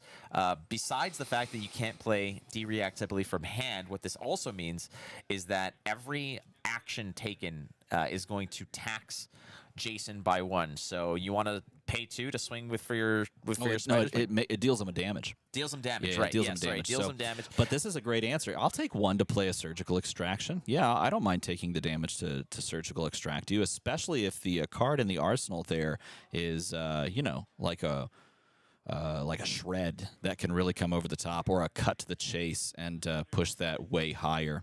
I don't mind paying that life at all. Jason should be at 25 here, taking a damage from the Remorseless, but nonetheless, still on the stack here, trying to deal and figure out what this surgical extraction actually represents. You know, it's a different story when you're in the driver's seat and cards like surgical extraction and such, like, it doesn't really matter. You just kind of let this go. Oftentimes when I've played against Arachne and I'm really ahead, these are just, you know, it's like, I don't care. I still have 30-something cards in the deck. Like, go ahead, peel them off. It's not a big deal. I'm going to close this out. But at the moment, Jason well ahead here on life total, on board presence, and has been just clipping the deck and finds a 3 of a kind. And he gives him a hand, too, and he gets to pick a card and banish that. And even though you're not getting the silver generation off of this, you took a 3 of a kind, you took another card from hand, their turn is over. I mean, they're playing a 2-card hand. Yes, you could still push damage with a 2-card hand. You could fire off an arrow if you wanted to, but, you know, Lexi doesn't want to do that. Fire off a single arrow that threatens 4. You're like, whoop-de-doo, especially at this life deficit, so it's going to be pass. He did also eat one of the cards that are one of those kind of like buy a turn cards, like Arctic Incarceration. You play Arctic Incarceration in order to say, like, your turn is going to be a lot less potent than what you thought here. Unfortunately, Jason was able to go ahead and actually just prune that card out of the hand here. Now, Jason should technically be at 25 because of the Remorseless, and oftentimes in these situations, the Armada, the onus is on like Nick, I think, to just kind of remind him to a degree. I mean, it's on both players to sort of make sure that the game state is correct. However, at this rate, Jason at 25 or at 26, you know, it's whether you slice it this way or you slice it this way, it's still a succulent ham that he's got in the oven that he's brewing up here. Yeah, no, at a very commanding life total, and you're going to donate a death touch to this, which you technically can't really push damage with. You want to chuck that into the old bin so that you can maybe recall it with something like a Codex of Frailty. But hey, by the way, if you enjoyed your life totals before, let's take a look now, because, well, I'm up again. So 29 now to 5, and dire straits for Nick. Gonna have to claw something together to really get some tempo back. And you got another copy of Rain Razors in the hand, so maybe we can you know, catch our opponent sleeping a little bit. But again, this feels like the game we watched to the same degree in that first matchup, where the onus was on the aggro player to push tempo, and it fell to the fatigue player or the control player, the defensive player, to actually dictate that tempo and push damage. Now, we're going to go with the Chilling Ice Vein here, right out of Arsenal, opting to keep the Rain Razors. I was actually thinking that there's an opportunity here perhaps to pitch Rain Razors to play Bolton Shot for the go again, and then you could fire also. You could also fire the Ice Vein and pocket the Lightning Surge. That gives up the Rain Razors, but it allows you to fire 2 arrows and open your turn with flipping the go again. It looks like in this case we're doing this in a different way, I suppose, with the bullseyes. But you're playing the bullseyes here just for the damage. Yeah, Bullseye is going to drop this in with the +1, so it technically does have go again. Maybe you're trying to mind game your opponent a little bit to think like, oh, I just need to overblock and overcommit so that I can slow down, his turn. But at the end of the day, it doesn't end up working because you're just going to, pass on over. They're going to take that damage, and you're going to drop a Rain Razors into the arsenal, and they're playing a 3 or a 4 card hand. Yeah, and now you're again in the same situation where you're going to go down the path of just getting poked to death by this, You ever have a dentist that just, is not the gentlest? I will actually. It's funny you mentioned that because I went to the dentist this week, and I will tell you a bit of a horror story after this game is over, if you would like. Just remind me. You got it. We can while we're opening packs, we can definitely talk about it. Indeed, and so I think Jason smartly smells blood in the water at this point and said, yeah, you can send whatever you want at me. If it doesn't threaten lethal, I'm going to just poke you a couple times and then play something like this Death Touch, which is representing 6 damage and most likely a create of a Blood Rot, which is going to push 2 extra damage. So this is effectively pushing 8, which is really strong. Nick having a look again at the arsenal, knowing that it's a Rain Razors, and this might be a consideration to say, okay, what do I have in here again? Do I give up my New Horizons here? Because if I've got some 2 blocks in hand, you kind of want to just give 2 cards to block this, but you don't have a Tunic anymore. Your Rain Razors is going to be nerfed to all hell, and this is one of those situations where perhaps the previous turn would have been a little stronger if you pitched away that Rain Razors. It looks like he just kind of with disdain just throws some cards out there, says, have my heater, have my Searing Shots.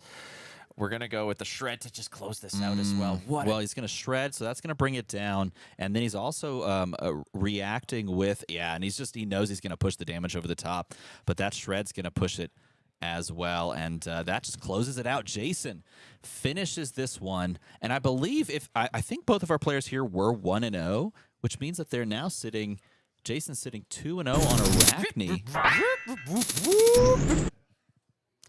That was awesome. Hey, there are sound effects. They have sound. Go over there. Scoot over. I keep trying to scoot. Look how much. I just gotta go. I gotta go up and just push the camera. Yeah, maybe that's the case. I have all this table over here. I am on an island here. I feel like you might be. You might be a little bit. So there was definitely some situations in those matchups, I think, where you kind of are presented with a path, and that's when you have a lot of cards that can have go agains, and the way that they're pieced together. Lexi is a hero that has a lot of micro decisions to make, or a lot of decisions to make on their own turn that really. The way that things are sequenced, the way that you want to do things. For instance, there's that turn where you open with, had you opened with the Winter's Bite, and then you came in with the Bolton Shot, you get the free reload, but maybe you don't want it and things like that. The previous turn, do I pitch to do this it's first? Incredibly complex. It's incredibly complex. Yes. So playing Lexi is not an easy pass by any means, because a lot of players think that it's just the best aggro deck in the game, which I tend to agree with. I think it is, yeah. However, you do need to know what the hell you're doing. You need to cobble it together. And when you're under the gun of an Arachne that is not only attacking your life total, but attacking your psyche in the sense of this dude has already banished a 3 of a kind, a couple of remorses. It's it just feels bad as well. That's very, very true. Okay. So that concludes the round. Yeah, I know. So during that last cast, Peter of MinMax Games came over and handed this single card right here to FLAKE, and it caused FLAKE to just double take, triple take. I ripped my own face off, and then I sewed it back on. It's an Arachne, but it's an Arachne signed, I believe, by the artist. Yes, and that is a beautiful little card. I think he gave this just to you for your personal collection. I doubt it. Okay. I highly doubt it. My personal collection is not all that. It's not all that special. I don't covet the shiny stuff. I just want stuff that I can play. So a lot of the times, I usually give away a lot of my shiny toys. So This card is going to be also given away. We'll give We away should that give this one. away now. It wasn't Because Arachne match, we Arachne might just as well- won. We All should right. give this away right now. So should we open this box of Wraith? Or actually, it's Arachne. We should open yes, we should open outsiders. We'll open outsiders. Oh, man. So What here's if what we're going to do. We're going to open some outsiders, all right? When we hit one of the big cards in it, we're going to go to the chat. Don't do it yet. Do not do it yet, because we're not scrolling back to find out who wins. That's not how this happens. I am not doing that. That would take forever. Do we open this? Yes, let's open it. Okay, so we're going to open packs. I'm going to tell you about a horror story that happened to me like this past week at the dentist. Which I mean, yeah, if that like kind of puts you off. No, if that kind of puts you off, then trigger warning, I guess. But as we do that, when we hit the cold foil, we will ask you to sound off in chat. Guess the cold foil. First person to guess correctly will get that cold foil and this Arachne. That is pretty awesome. That is a pretty good deal. I've heard of some pretty good deals. That is a pretty good deal. That is one of them. That is definitely, of all the deals, that is one of them. All right, so what? Do you got anything interesting on that first one? Well, I got a Death Touch and that's a pretty good Bonds of. I got Barry Bonds of Ancestry. Oh, yeah, wow. It actually smells like steroids. It's insane. Wither, just like the song. Oh, I got a Razor's Edge. That's a lot of wrestling references. Razor's Edge. Mm-hmm. You know, true. Yeah. Scott Hall as Razor Ramon.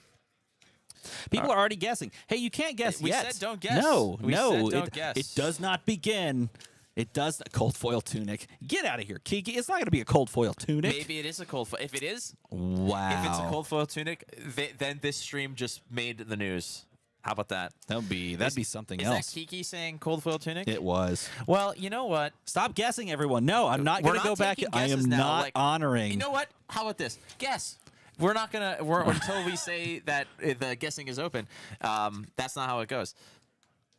Is that it? No, I fooled you. It was a rainbow foil Seeker's leggings. But it's rainbow foil equipment, which I love. I love rainbow foil equipment. Right there. Oh, yeah. Look at that. Okay, so I went to the dentist this week. Yes. And so I was scheduled for a cleaning, like the normal thing. You know, they go and like they clean and they check you and they're like, yeah, exactly, or whatever. And the person that was doing the cleaning, the dental hygienist, was someone that I had not seen at that place before. It's a great place. And so like they were cleaning and they were like one of those people that kind of goes like pretty in depth. You know what I mean? Like they don't hold back as far as like cleanings are concerned. By the end of it, it looks like you went 12 rounds with Mike Tyson. By the end of it, like just full of blood. Later that day, it was painful to eat at times, and well, they had gotten through most of the process. And they were down to the flossing, which is like the end, right? And I'm like, sweet, okay, we're almost done. I got to go back to work and all that. And I have this permanent retainer down here on the back bottom of my teeth from when I was it was like a metal bar that they attached, and it was like floating attached to two teeth, right? And it's been there for like 15 years, and they had gotten to the point where they were flossing around that area, and they go to floss and they go like that, and the entire thing pops out in my mouth, breaks off of the back of my teeth. And we all just stop in that moment. And, like, it's a little awkward because, like, here's this person that I've never met, literally just broke a piece of equipment that's been in my mouth for 15 years or more. And I'm like, okay, so how do I approach this situation? At this point, do I, like, apologize to them? Like, I'm sorry that broke off. Do I say so? Should I be irate in that moment? Because, like, they literally broke a fixture that I'd gotten. I don't know. And so we just stopped for a moment. Ooh, a barbed undertow. We stopped for a moment, and she was like, let me go get the dentist and ask him how he would like to proceed. And then he's like, "Well, we're gonna have to make an appointment for this. It's gonna cost you another $800." Well, actually, no. So he comes over and he takes a look and he's like, "Yeah, that definitely popped out. That cement looks like it was ready to kind of give." And I was like, "Sure, it was. I don't know if it was or not. I'm not a dentist. I'm not even a dental hygienist. All I know is that it existed, and then it didn't exist after the moment you chose to floss like that." that. And so maybe it was ready to go. But and at this point too, I was also thinking, wait a minute, I've had this in for like 15 years.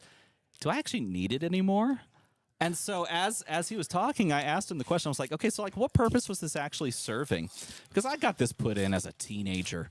And they were like, yeah, you're going to have this. And I was like, cool, when do I get it off? Because I had just finished braces. And they were like, yeah, never. That's the cool thing. You don't. You don't get this taken out. This is a new part of you. Yeah, you congratulations. You know, there's some level of give and take in dental procedures that come with it. So I guess in that moment they were like, yeah, you're living with this from now until the end of time. Well, I'll say this: there's a good chance that your hygienist was looking for scrap, and that's, well, they found it. It came right?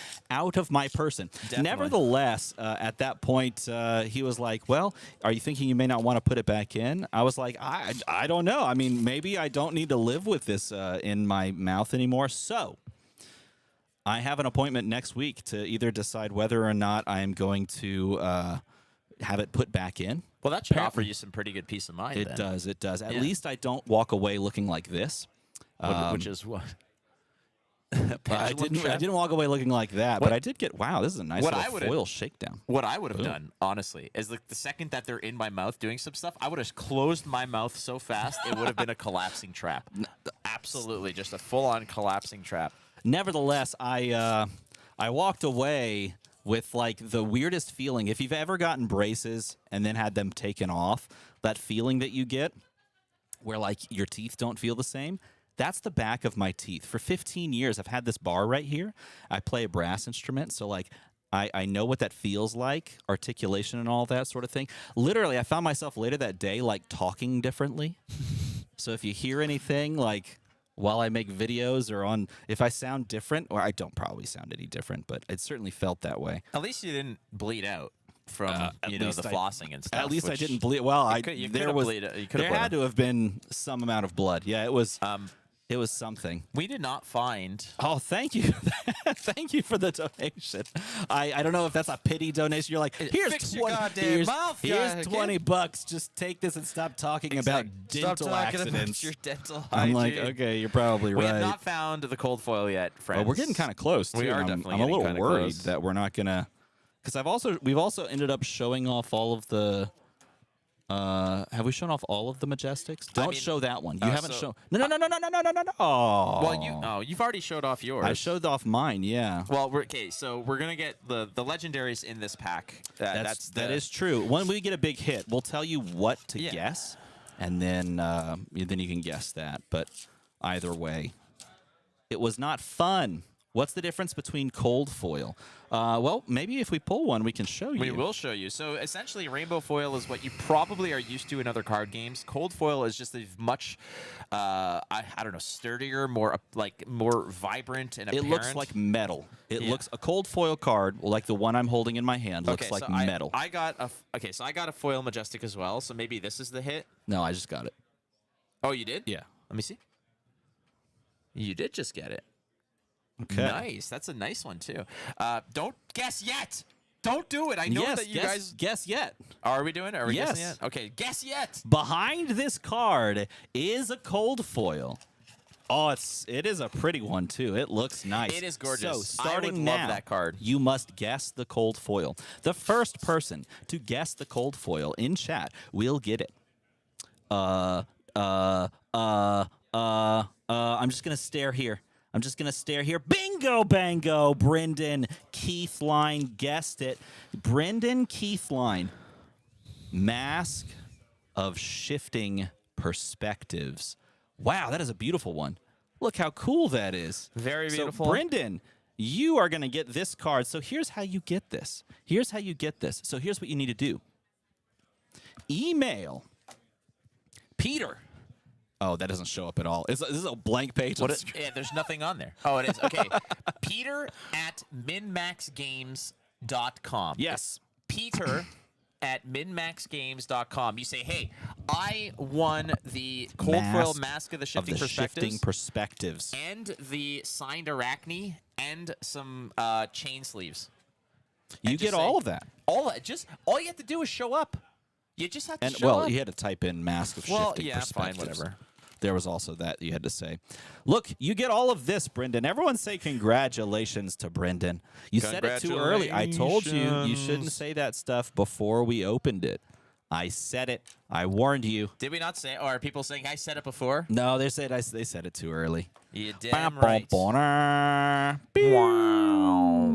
All right, not a bad box actually. I mean, I got a Dishonor, did you a open Codex it? of Bloodrot. Oh, I think this is one of my favorites. The rainbow foil shakedown is really good. Rainbow foil shakedown. That's a good one. It is a beautiful one.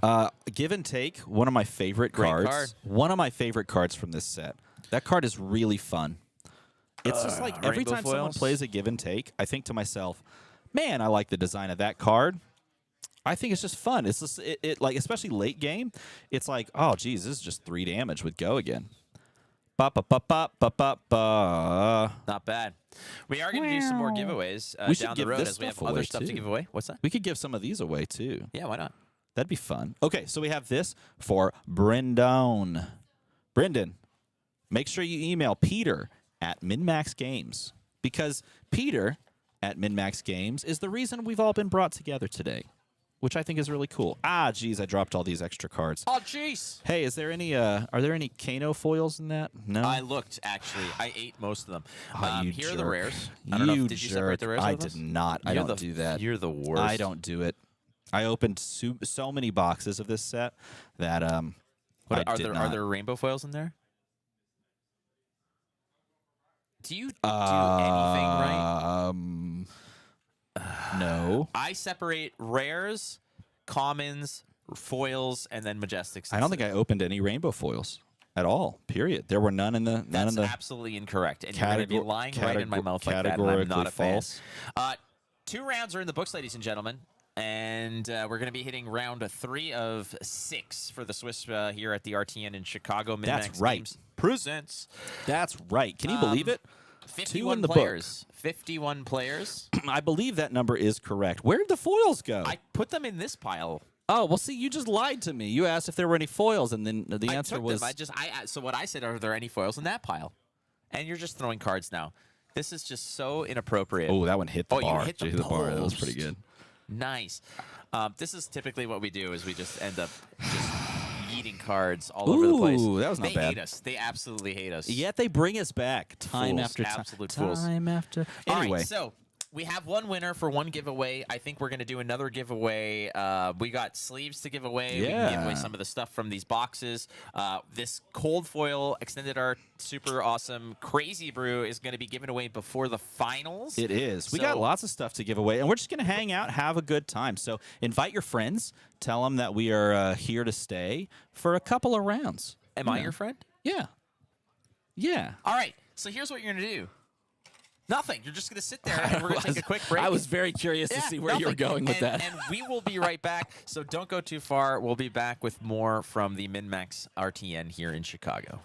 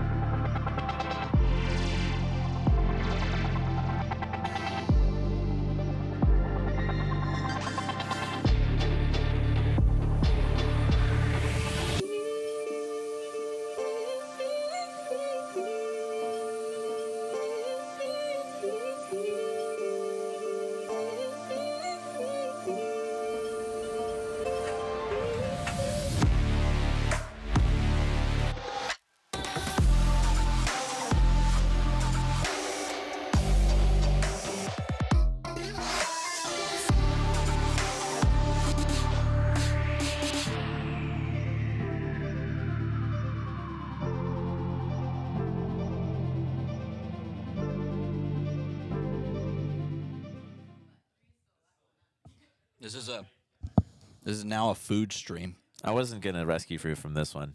You very much wanted to have some of this. He was asking a moment ago. Not that one though. You wanted your own. I want my own breakfast meat missile. Did you? What? Did you know that Starbucks sells breakfast burritos? I did not know. I was there this morning. All I wanted was just a standard filter coffee in my Min-Max Games thermos.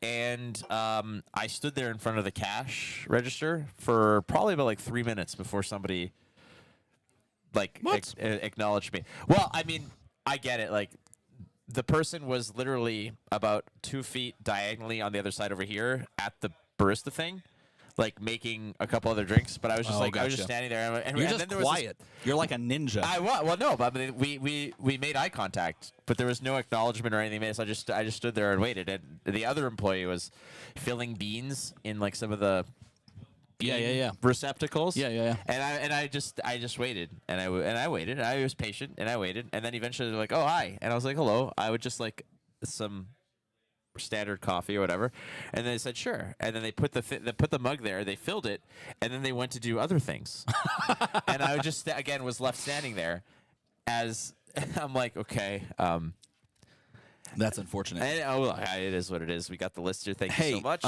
Hey everyone. Yes, the reference was made to meat missiles. That is a callback all the way to U.S. Nationals 2021. You know how that could have gone? 2021. 2021. That was my first ever Flesh and Blood event. Yeah. And I came out with beef torpedo and meat missile right out of the gate on like day 2. Yeah, you did that, and it was. I was like, well, we're rolling the dice on this one. If they like me or they don't, I'm not changing who I am. So Yeah. and history was made. So it looks like we have a matchup here between Oldham Levi Rauch on Oldham, which we saw in round 1 versus some hero named Kano. Kano. And oh my God, look at that! Look at that leg sleeve. What is that? That is definitely a person. That's Yeah. certainly a human being. You know, on Nintendo 64, when you're playing Mario, and the first screen you could play with Mario's face and stretch it and do things. That's precisely what it looks like.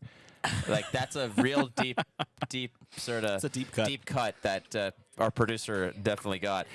Yep. Yeah, it is Kano. Mm-hmm. Do you know anything about Kano? It's fascinating because this is your favorite hero against my favorite hero. That is true. Oh, that is so true. How do you feel as an Oldham player in the Kano matchup? Honestly? Yes, honestly. How do you feel? Okay, so I typically feel very comfortable because of a couple things. Well, mind you, looking at what these Oldhams are packing now, they're not packing the AB3. They're not bringing the flashlight. They're not bringing the lantern with them. I usually would roll null rune boots, gloves, and the lantern, and go with the helmet. Yeah. And I don't think I see the lantern in here. But also, I used to roll 2 Oasis Respites in the list anyways. Yeah. And that typically is what made me feel good. Now, Sure. also at the same time, I was cutting out a lot of... I was cutting out cards like Pummel. I was cutting out cards like Sink Belows, obviously, that are in this list. Even Pulverize wasn't all that big of a concern for me because what I wanted to do is make sure I had an abundance of blues and that I could send things like my Zealous Beltings, perhaps, while holding extra blues to withstand some of it. I wanted to pressure. I wanted to attack. I wanted to get to an uncomfortable position where I can send like a choke slam and let them worry about it, hold cards in hand, and absorb the damage. Yes. I was very much a patience player in this. That's correct. It wasn't a matter of me trying to burn you down and race you, but it was a matter of I'm going to get my damage, but I also want to keep my life total above 30. Sure. Okay. So currently, I feel like this is a Kano favored matchup, actually. Wrong. And I feel like Oldham can't play that style because it allows for far too easy setups for Kano to go like double blazing off of the back of the super huge buff that you can get. And if you just set up like Aether Wildfire into double blazing, you can basically close out just about any life total because Aether Wildfire plus blue spell plus blazing is like 60 damage, like 50 to 60 damage, which is super nutty. And if you're giving them time to do that by playing patiently, then you're allowing them to basically just god stack that exact combo, which is dangerous. So I think now, I'm getting a sign that says Starbucks 2. No, that's not Starbucks 2. Oh, it's a question mark. Tokyo Drift? I thought that they were making a sequel to Starbucks. Oh, man. Yes, I would love Starbucks 2, a strict upgrade to Starbucks 1. No, I feel like now some people are starting to take a different approach to this matchup, and they're playing more like you were suggesting. Play disruptively, play offensively, throw damage at your opponent while holding a blue or two. Try to pressure them if Kano shows that they're trying to set up a pitch stack for that end game where you do like the normal wildfire into lesson into blazing combo, or if they're trying to double stack their wildfires or their blazing. So you have to stop them from doing that by playing more aggressively. We've seen even recently on stream this morning, I was watching over in the Germany event, a player playing literally AB1. They literally played AB1 and Crown and just through like constant pressure, like dominate, go again attacks, all of that, and actually just try to push towards the win. And this is a great start for Roman here, starting with the Swell Tidings buffed by Crucible, pitching a single blue, which means you can kind of follow this up. Oh, and you use one of the Oasis early already. And you only have 2 to 3 of those in the deck, and if you're burning through one of them early, that is really good if you're sitting in Roman's position. Oh, for sure. And the only way I would say that maybe Levi doesn't so much care is maybe he had another one in hand, but ultimately, and I get what you're saying here, and I understand the whole premise of you can't give Kano time. And we're not trying to give Kano time typically. However, we're not out there trying to just go for broke, letting all the arcane damage through while we're trying to race them down. No, certainly. Yeah. However, at the same time, what we're looking to do on Oldham's side here from an aggressive standpoint is create uncomfortable positions where you have to block, but maybe you're blocking with cards like Aether Wildfire or Blazing Aether. It's not foolproof, and it's not wonderful. Exactly. It's not foolproof, but when you only have AB2 and Crown, you have to be a little bit more You have to be aggressive. Yes, because you do not have the AB3 plus Crown to... And that is why I think that this is a Kano favored matchup in general. I don't think it's favored by much, but I think things have to go very well for you on the Oldham side of things with regards to how you're affecting their hands, like with something like a Terra Sunder or with like a Pummel CNC. You have to be very effective in your disruption and pressuring while also holding blues, like you mentioned. I think you're assessing it exactly right.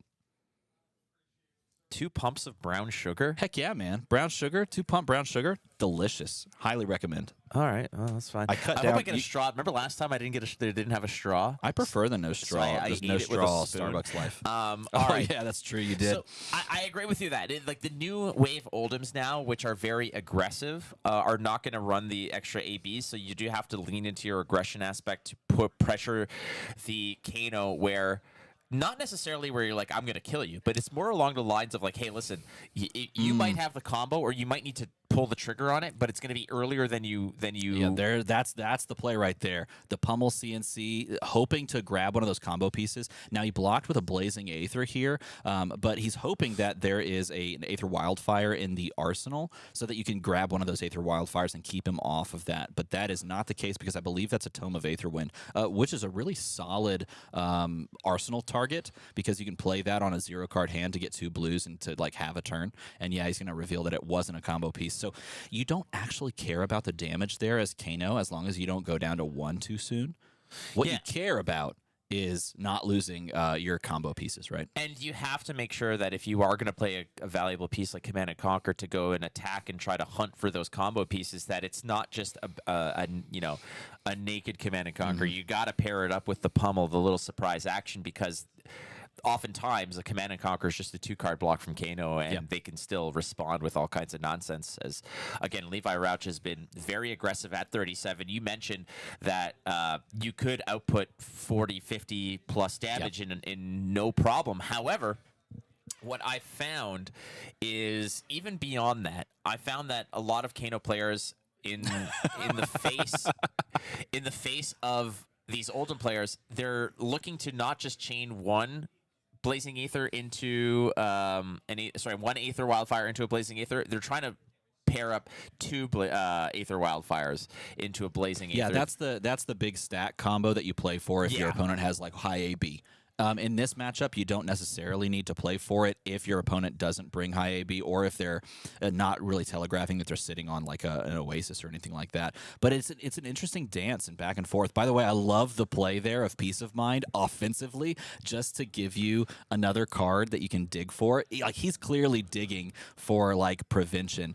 And here we're just going to play on our own turn one of those Aether Wildfires for 5, just trying to push our opponent's life total down a little bit, not necessarily trying to stack a combo, and he pitched another Blazing Aether. So this tells me he's trying to find like a lesson to really set a Wildfire lesson Blazing combo. He's not really caring about holding on to like disparate parts of the combo. Part of what Oldham can do very well with the usage of the Crown of Seeds is to, like you said, to dig for those cards, and if you use a Oasis Respite early, and there's only one left in the deck, you got to find it. Exactly. So you could push all the damage you want, but at a certain point, if Roman can find the right combo, and this is not necessarily the combo, it's just a matter of getting Levi perhaps to a more digestible life total where you can burn him down. Yep.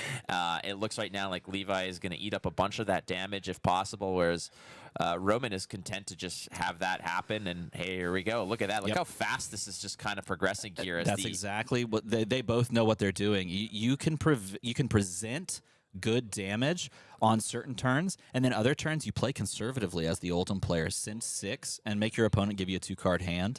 and just play off that. And Roman's like, that's fine. Yeah, I can give you 2, and then on my turn, I'll just play a potion.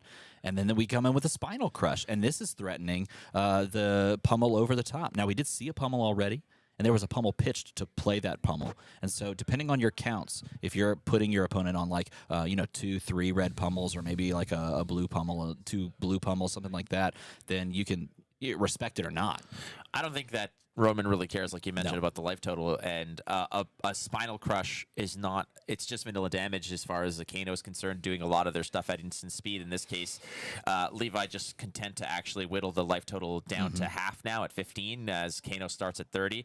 Pitching now again, to activate the Crown of Seeds. Yep. Cards like Rouse the Ancients, I don't typically like to play them in this matchup. At 7 go again, sure, Yeah. but it forces you to have an entire hand, and Yes. who knows what your opponent's going to do in the meantime. It's Yeah. still not a bad, because it's a blue, but it's an expendable card if you just want to pitch away and do a few things. Oftentimes, the way I've approached this matchup is if I can send damage of like a 4 cost, pitch 2 blues, send a 4 cost card that either swings for 8 or 6, depending on if it's red or whatever. I'll still float 2, still have a card in hand if necessary. I can eat some of the damage that might be responded to, but There was an interesting moment there, by the way, that Aether Spindle was able to opt 2. And then he saw a Tome of Aetherwind. And if that's a blue in hand, then you're able to pitch into the Tome of Aetherwind and keep a turn going. But assuming that that's a combo piece or something, like a Lesson in Lava, you don't have that. And so he bottomed both, meaning that he's digging further for one of those Aether Wildfires, of which he already played 1. And there's the Sigil of Solace to go back up to 38. That's another thing you want to kind of keep in mind. And he's just going to chuck the damage back at him. Down to 30, I believe 36. Maybe it was supposed to be 35, but 36 is where it ended up, actually. activating the Crucible, mixing it up with a Sonic Boom Blast. This is a great card when your opponent has AB3 effectively with Crown plus AB2 because it's always guaranteed to leak off the Crucible activation. It's one of those interesting things that the moment that your opponent runs AB3 plus Crown or AB4, this card really sucks in a lot of respects because it's almost never going to do anything except pull cards from hand. So in that respect, it does, at least take some stuff, but for the most part, this is just not going to do anything, and he's pitching to Crown, and he's going to opt the top. I don't believe he actually found something that he could find and use off the top there. Levi Rouch at 35, just trying to get Roman to a total where you're presenting lethal, kind of painting Roman into a corner where he has to actually act and try to get it happening. There's a Thunderquake for 10. Throwing 2 cards in front of this, some of the damage is going to leak through, but again, it doesn't really matter until the game's over, as Roman has been stacking that deck, has been doing his best to sort of bring Levi into range. And you may think like, hey, 35 is a long way to go, but you know more than anyone, DM Armada, that you can, as a wizard, just blow your opponent out of the water. You can definitely do that. And here's the card you were talking about that is a little uncomfortable. So now your opponent knows everything is face up. You have 4 resources available to you. You're pushing 7 go again. And he's just going to take all 7, I think, here. He's going to say, yeah, that's fine. Give me the bill. I'll pay for it. And it's going to be followed up with a 6-point Anathos, which is a fairly big hit here, as it's going to represent 13 damage. And it's going to leave Levi with a blue in hand if he needs to pitch to Crown. You have your Tunic up as well. Levi also probably desperately looking for, what we've spoken about earlier, which was that second Oasis Respite. But looks like the 7 damage into the 6 damage from the Anathos here. This is lethal on the board, by the way, because once we've taken that 7 damage with the life totals, and when that drops down to 6, he's going to be looking at guaranteeing giving him a card. And we know that the 1 card in hand is a red, so he's not threatening some weird pummel over the top here. You don't have to worry necessarily about the pummel in Arsenal. Well, he could. Oh, no, that's not true because he does have the Tunic up. Yeah, so he does have to calculate for a possible pummel. And this is where things get awkward for the Kano player, when you've dropped this low of a life total and you're really digging for these combo pieces that he's really kind of been doing, things get awkward here because now if you commit a card to block and they do have the lethal over the top, then you're one resource card down. Here's why it's not a pummel. Because if you're going to pummel, you're definitely going to pummel the Rousing Ancients to force the discard. It forces the discard and it gives a clearer lane for your Anathos to actually close out the game. I would be very surprised if he wants to do a little sneaky play of. He might also be trying to calculate lethal here too. That is the other interesting aspect of it. Oh, certainly. Yeah. I think that Roman is less respecting a pummel and calculating that as much as he is trying to figure out if he can bring Levi down to his knees. And he's actually thinking in this case that he doesn't have it. We're going to move on, block the whole thing, and see what's up. As Levi putting Roman now into a situation where basically that Anathos is representing lethal every single time. Yeah, that is a dangerous spot to be in, but you're doing so by establishing, it's allowing you to establish a second E-pot on the board, which with 2 E-pots, that is essentially Kano activation in and of itself, but there's another one, and this is going to threaten a little bit more of that damage and force like a 2-card block, and he is holding an Aether Wildfire in hand. I wonder if he's also holding a blue. There's some calculations you could possibly do here, but you're still looking at the danger of a pummel. This time, though, if you're blocking 6, the pummel kills you. The pummel would kill you if you're blocking just the 6/3 going through the red. The red pummel would put you over the top. But in that regard, that's when you get the wizard version of actually. No, not if you commit those 2 cards, then no, you don't, because it is really exceedingly hard to get to 35 off of a 2-card hand in an arsenal. So this is a pivotal moment. So Levi's done exactly what he needs to do in this matchup to really carve out an edge. He's put his opponent down to lethal range while keeping his life total, like you described, at 30+. And then he just commits, like 1 attack and the threat of pummel lethal. Just constantly. And this is how Oldhams win this matchup, is by playing a little bit more aggressively and not allowing them to sort of turtle up and god stack the the big combo finisher. And so having to do a little bit of I guess hedging your bets, if you will, trying to count your ways out of it. When was the last time you saw the Arsenal played? When was the last time you saw a pitch or a play of a pummel? How long has it been? How many hands have they had to kind of dig to that? Is the Arsenal the second Oasis? Is the Arsenal a pummel? Those are the things that you have to think about here and decide where you want to play your outs to. Because you could also just try to go for lethal, and you can assume that, maybe you can get there, but even off of a lethal play here, they have, at maximum, range analysis dictates they can pitch 1, 2, 3, 4, 5 resources into stopping damage, and that 5 resource might just be enough to prevent the death, if you will. 9 attack here is the on-hit effect, the crush effect of this is not really what's worrisome, more so the fact that, hey, you lose the game if that's the case. As Roman has been caught with some pretty valuable cards in hand, some combo pieces, like you said, is Aether Wildfire sitting there, but you do have a lesson as well. Lesson in Lava, a 2-stack of E-Pots are there, as well as, I believe, a Potion of Deja Vu, I believe is the last piece of equipment that is just sitting there. And Roman now, if you're out there thinking, well, of course you got to block this, like what is he taking so long? He's wondering if he just goes for gold and tries to end the game here, or if he's more so of, all right, maybe I'll block a bit and hope that he doesn't have the pummel. There's a lot of variables that are swimming through his mind. It's kind of like that, that meme of Zach Galifianakis. Oh, with all the numbers and there's the a lot charts. going on here. There's definitely a lot going on, a lot to consider. It's not just a matter of obviously you block. It looks like he's going to be starting to pitch here to try to maybe get this this fireworks show going. I think he is. Yeah, he's going to commit to it. And I think once you make this pitch or once you make that block, that really dictates the end of this game. And this is the moment where he's going to try his luck, if you will. He's going to, after the Kano sort of activation or the declare, the trigger, he's going to use the Time Snap Potion to stack the Lesson in Lava and a blue on top. He's then going to resolve that Kano so that the Lesson in Lava comes out. All right, so I'm gonna let you drive here because this is purely how when I play Oldham against this. Usually there's a juncture in this game, which is right now where I sit back and say I win or I lose. Second Kano, Ragamuffin's hat. He's going to put something back on top. He did have a wildfire in hand. He's going to let that resolve, and it's the wildfire that he had in hand is going to resolve on top. Most likely a blue in hand, which is the one that he had left on top already. So he's managed to get both of those cards that were in hand into instant speed range. He has 4 resources here, plus the tunic. That makes 5, plus the 2 floating, which is at 7. So he can do a normal lesson combo.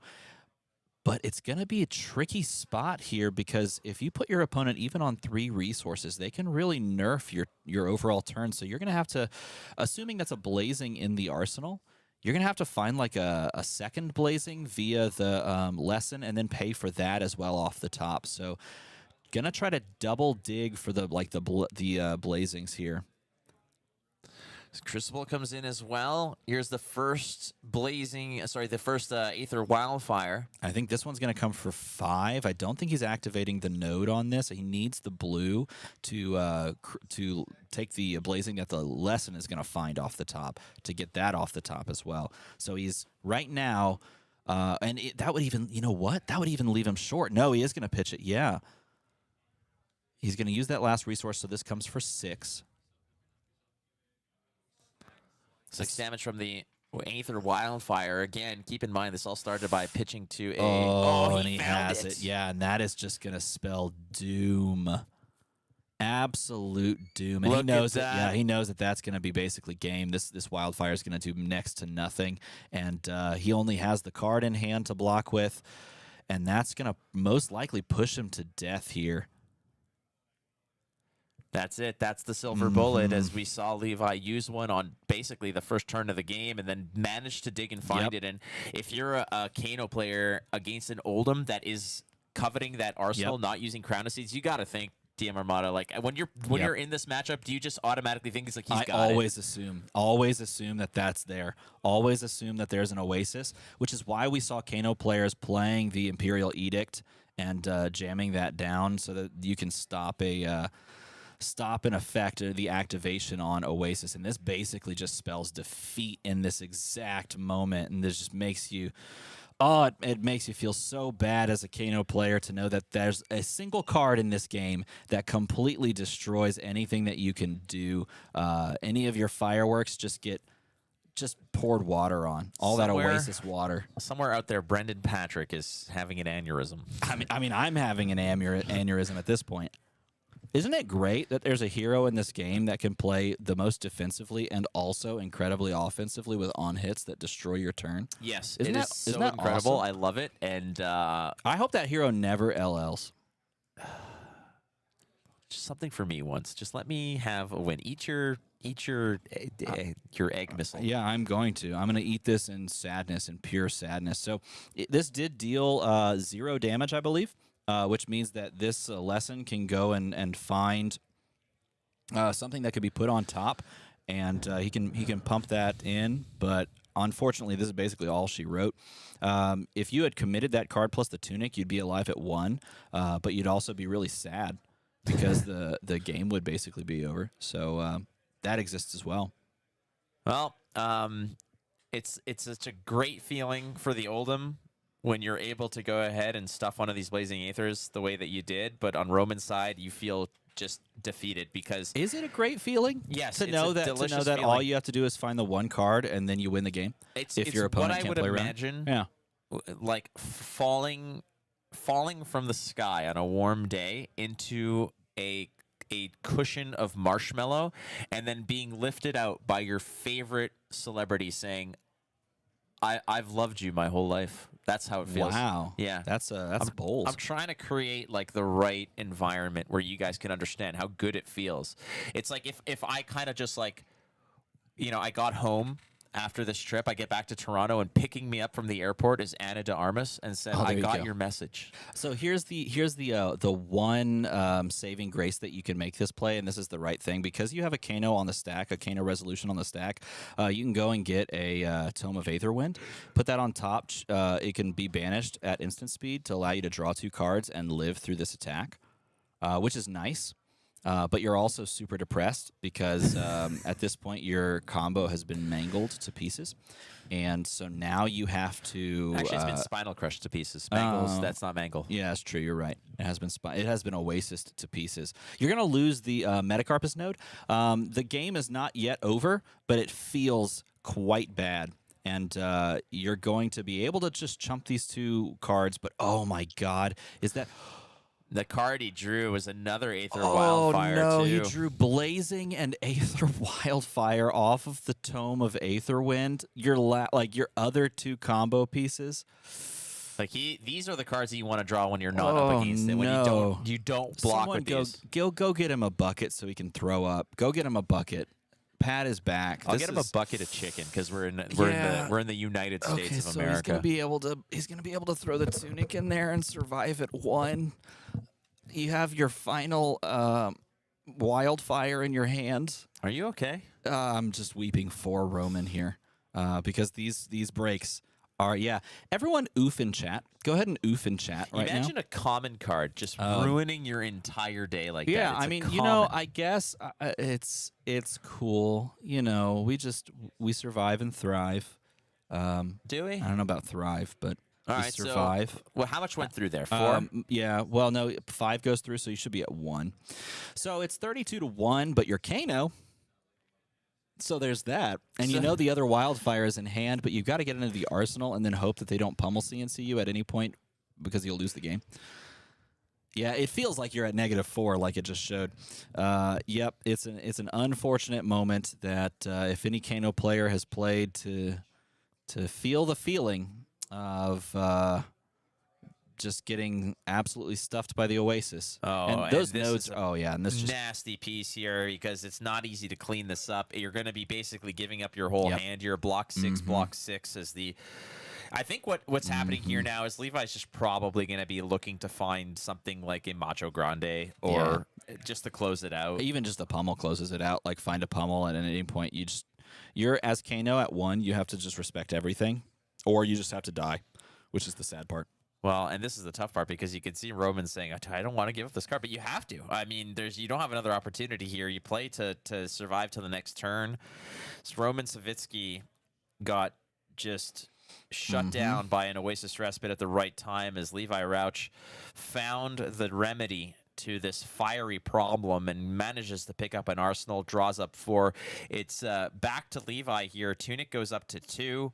And does he find a Haymaker, another go again option? The one out that you have as Roman here is maybe just hoping that Levi gets a call and says you won at the lottery, but you have to come pick it up now.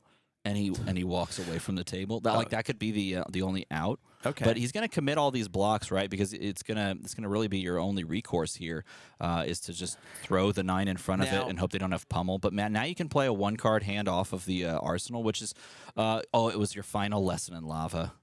I would have honestly considered at that point with your Levi where maybe you use your crown to cycle away a card so you can play your Macho Grande to just end the game, but I think patience is also fine at this rate. Your opponent has nothing, so there's no reason to just actively potentially take risks that you don't need to. Actually, I think you might actually be correct. I think you're actually better off trying to end the game right there because you've actually know for a fact that you've taken all 3 Wildfires. There's no way that you can get to 35 without the Wildfire buff unless you somehow strung. And I don't know what this would even take. It'd be like Aether Flare into Blazing would get you there, but then you'd have to stop no damage arcane-wise.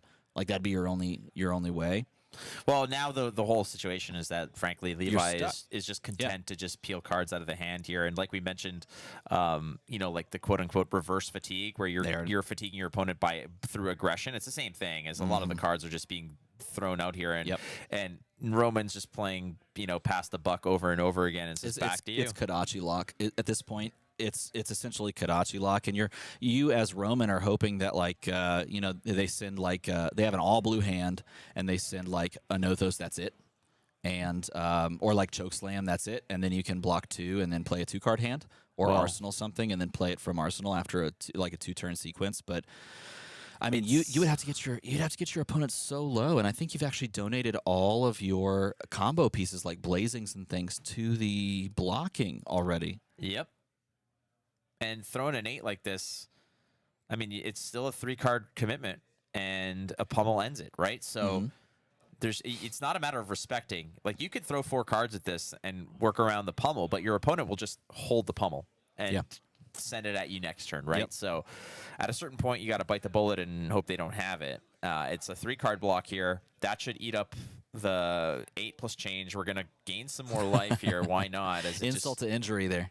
Hey, remember this deck that was able to play like Pummel CNC and also like Spinal Crush, Pummel, things like that? It can also just gain 12 life and like defense react things if you want to play attacks. It's got a lot of tools in the toolbox. And this should wrap it up as it's going to be a 7 attack Anathos. There's no defense reactions. There's no equipment to eat this up. It looks like Roman might just say, well, let's have some fun. Maybe we start peeling cards off the top, pitch some blues. Let's make this as close as possible. This is just merely right now an exercise of what could we have done. We're going to go ahead and draw some more cards. Why not? But this one is effectively over. I mean, what can you possibly do to clean this up? As a 7 dominate is what we're looking at here. There are some interesting like little lines that you can do, but getting to 34 just does not seem possible if there are no more blazings lurking. And I don't believe that there are any more blazings lurking. I think that we've seen all 3. But you can definitely do some interesting things with, like, if you're including like 3x Aether Flare, which is actually an interesting little card in certain matchups because you may actually just drop it if your opponent's like high AB. So you could technically try to like set the top here, set with you can go like Tome of Aetherwind on top of 2 blues on top of Tome of Fiendal. And you'd be able to draw 2 cards there and then draw 2 more cards there and try to string together something that way, which would be kind of cool. But yeah, we've already seen Oasis just absolutely stuff the play there, the big combo turn. So at this point, even though both Oases? I think it's Oases. Okay. Even though both Oases are currently used and there's no real actual recourse after this. Or is it Oasi? Oasises? Oasi, like octopi. Yeah. Could be that. Yeah, so here he's looking at the possibility of setting up that Potion of Deja Vu, but maybe double pitching first. Yeah, I think that's what he's trying to do. He's trying to double pitch for like some Kano activations so that he can set the top like 6 cards of his deck or so and draw like 4 blues. This matchup here seems like you go to see like a street magician and their first trick was really cool, and then you find out you see the dove under their hat and all the mysticism is gone, and now like here's the thing. Roman is now trying to sort of once again try to create that same kind of mysticism, that same kind of shock and awe. Unfortunately, all of the tricks have kind of been already figured out. As we see it right now, it is a 7 dominate on the stack as Roman is trying to go out in a blaze of glory. Ooh, he's got more cards than you could possibly hope for. But there's some interesting little implications here because he is going to double tome here, which is kind of nice. The double tome, so the first tome resolves. It's going to be Tome of Aetherwind. He's probably going to do the draw 2. And then he's going to let the second Kano resolve, and he's going to hit the Tome of Fiendal. He's going to play that, paying 1, draw 2. He knows what he's drawing, and he knows what he put on top. And I think he put a Swell Tidings on top, so he can send 5 arcane damage, which would be kind of spicy. I guess. But your opponent is sitting on a card, and I think that Tunic is ticked to 3, so that they have 4 resources available. So this just makes it really tough. This kind of comes to a point where, like, you beat an opponent, and they kind of look at you at the end of the game. It's like, if I only draw like 2 more of these, I would have probably won. It's like, shut up and let us have our fun, okay? Yeah. Shut up and let us have our fun. Too bad. We're gonna draw more cards. Meanwhile, Levi is probably like, "Dude, I gotta pee. Like let's wrap this up. Like this game is probably over." I declare pee pause, and I will step away. I declare pee pause. It sounds like just what they would do in old timey kind of like That like I would be it wouldn't be surprised if like Socrates announced it at the Parthenon at one point. What say you? I declare pee pause. And ever there's like these like muffled like, oh my god, he declares pee pause. Oh my god, we haven't seen the pee pause since 465 BC. So he's going to use the Crucible here, send this for 4. Now technically those nodes I believe are broken. Yeah, I think he catches it. They should technically be over there this whole time. But this Sonic Boom does come for 4, and assuming that there's a blue in hand, which there's not, it's just a red, he's going to crown. But of course, because we're Oldham, we can crown into a blue because that's just how the game works. Oh, I'm sorry. I got a Frappuccino, not a Saltachino. Oh, and he finds an energy potion off the Sonic Boom. Oh, my God. Oh, jeez. Hey, if you've ever played Kano, then you felt this game in your soul.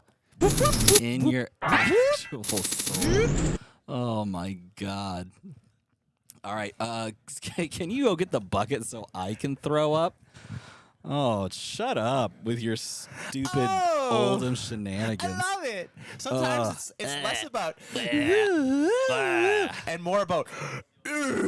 Yeah, okay. Yeah, tell me more about that that based Oldham less play. About, yeah, nothing okay. up my sleeve. All right. Hocus pocus.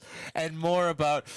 All right. I feel like Oasis respite. I feel like drowning my sorrows and opening a box of product. Here's what we're gonna do, ladies and We're gentlemen. not going away for a break. You're not we taking are. another freaking pee pause, but we'll Stop be it. back in short order. How 'Cause dare you? Each How dare each you? I'm gonna eat this. your the rest tubular of this eggs. half-warm bacon sausage. We're gonna burrito. figure this out. Okay, we're gonna get some counseling for salt guy. I'm trying to figure out I don't know what's a good salty wizard name. Shut up. All right, we'll be right back.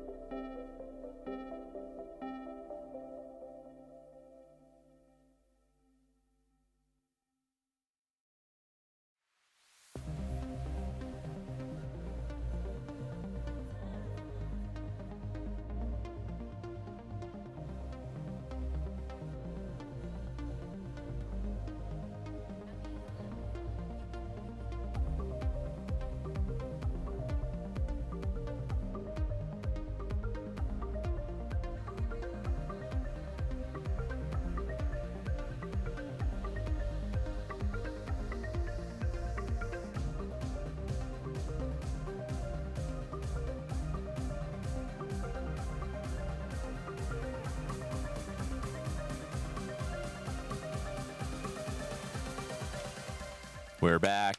We're back. Stephen was crying because Kano lost. Can't find the Spoiler rhymes. alert. Spoiler alert. Well, it was people like might 10 minutes ago, dude. I don't know. People might be just jumping back and forth on the stream. Hey, so we have the hero breakdown for the event. I am currently totaling it onto like in an order. Okay, the rest of that is pretty easy to talk about. So the top 3 heroes are about what you would expect, except one. Except one. So you've got 7 Lexis, 6 Dromais. It's all about normal. That's what you would expect. I think that's to be known, right? Yeah. Oh, you can scoot on over. You can come on over. If you want. Now I can scoot over. Shut. You know what? For the past 2 rounds, I was pushed off into the corner. You were not. I was fixed actually in the hallway for You know like what? half of that. You went and took a pee-pee pause, and we lifted a table and moved it over so you'd have more did you? room. Yeah, we did. See? That's Oh, just hey, me. look, that's cool. Yeah, let's do that. Totally me just avoiding manual labor, my favorite thing to That's do. right. Now, the third hero that is also with 6 people playing it is Viscerai. Viscerai has 6 players playing I think it. that Viscerai is a hero now that with Oldham kind of leaving the cube, a lot more people are returning to Viscerai as a legitimate option, knowing that Oldham's not going to be around for much longer. Perhaps people are already coming off of it and thinking that let's just start working on the heroes that I think are going to be good post-ban. That's right. Yeah, that's So, true. A lot of people have been on Viscerai actually for the past little while. I think it's always just been a legitimate or viable option against other heroes. It might just knock into Oldham's pretty hard, and that feels bad. But as it stands, Oldham has always been a decent hero in the current meta. You mean Viscerai? I'm sorry? You mean Viscerai what did has I been say? Oldham? Oldham is always amazing. Yeah, Oldham has been an S-tier hero. Viscerai, though, is... I thought you wanted to. No, I didn't want to do that at all. Oh. Here. What were you? I'm not interested. No, now it's over. No. Long story short, Viscerai has always been pretty good. It has never been Yes. at the top, and now that Oldham's wheeling its way out, it might just kind of get a little bit of a promotion. Well, it did. It was at the top very briefly. After Skeletor really took off. When was that? That was like the Monarch meta. It was up there right before Chain, maybe. Starvo area too. Like there was that. When whole... did they ban? When did they ban? Skeletor was banned Skeletor. post like in the. I think it was banned in the like. The like when Starvo was at like 900 and something living legends points, because there was a lot of those RTNs and PQs that were happening where basically it's like, okay, Prism, Oldham, Viscerai. That was your triangle of doom, where the Viscerai strategy for the most part was just OTK, stack like 40 rune chance, and then send it. Yeah. But that was off the back of a massive Skeletor into Sonata turn, yada, yada, yada. That, Yeah. so that was around that time that Skeletor was still involved. So he's had his time, has Viscerai, but very briefly, and then kind of fell off into relative obscurity. And now we got 6 players here that were like, hey, let's dust it off. Let's run it back.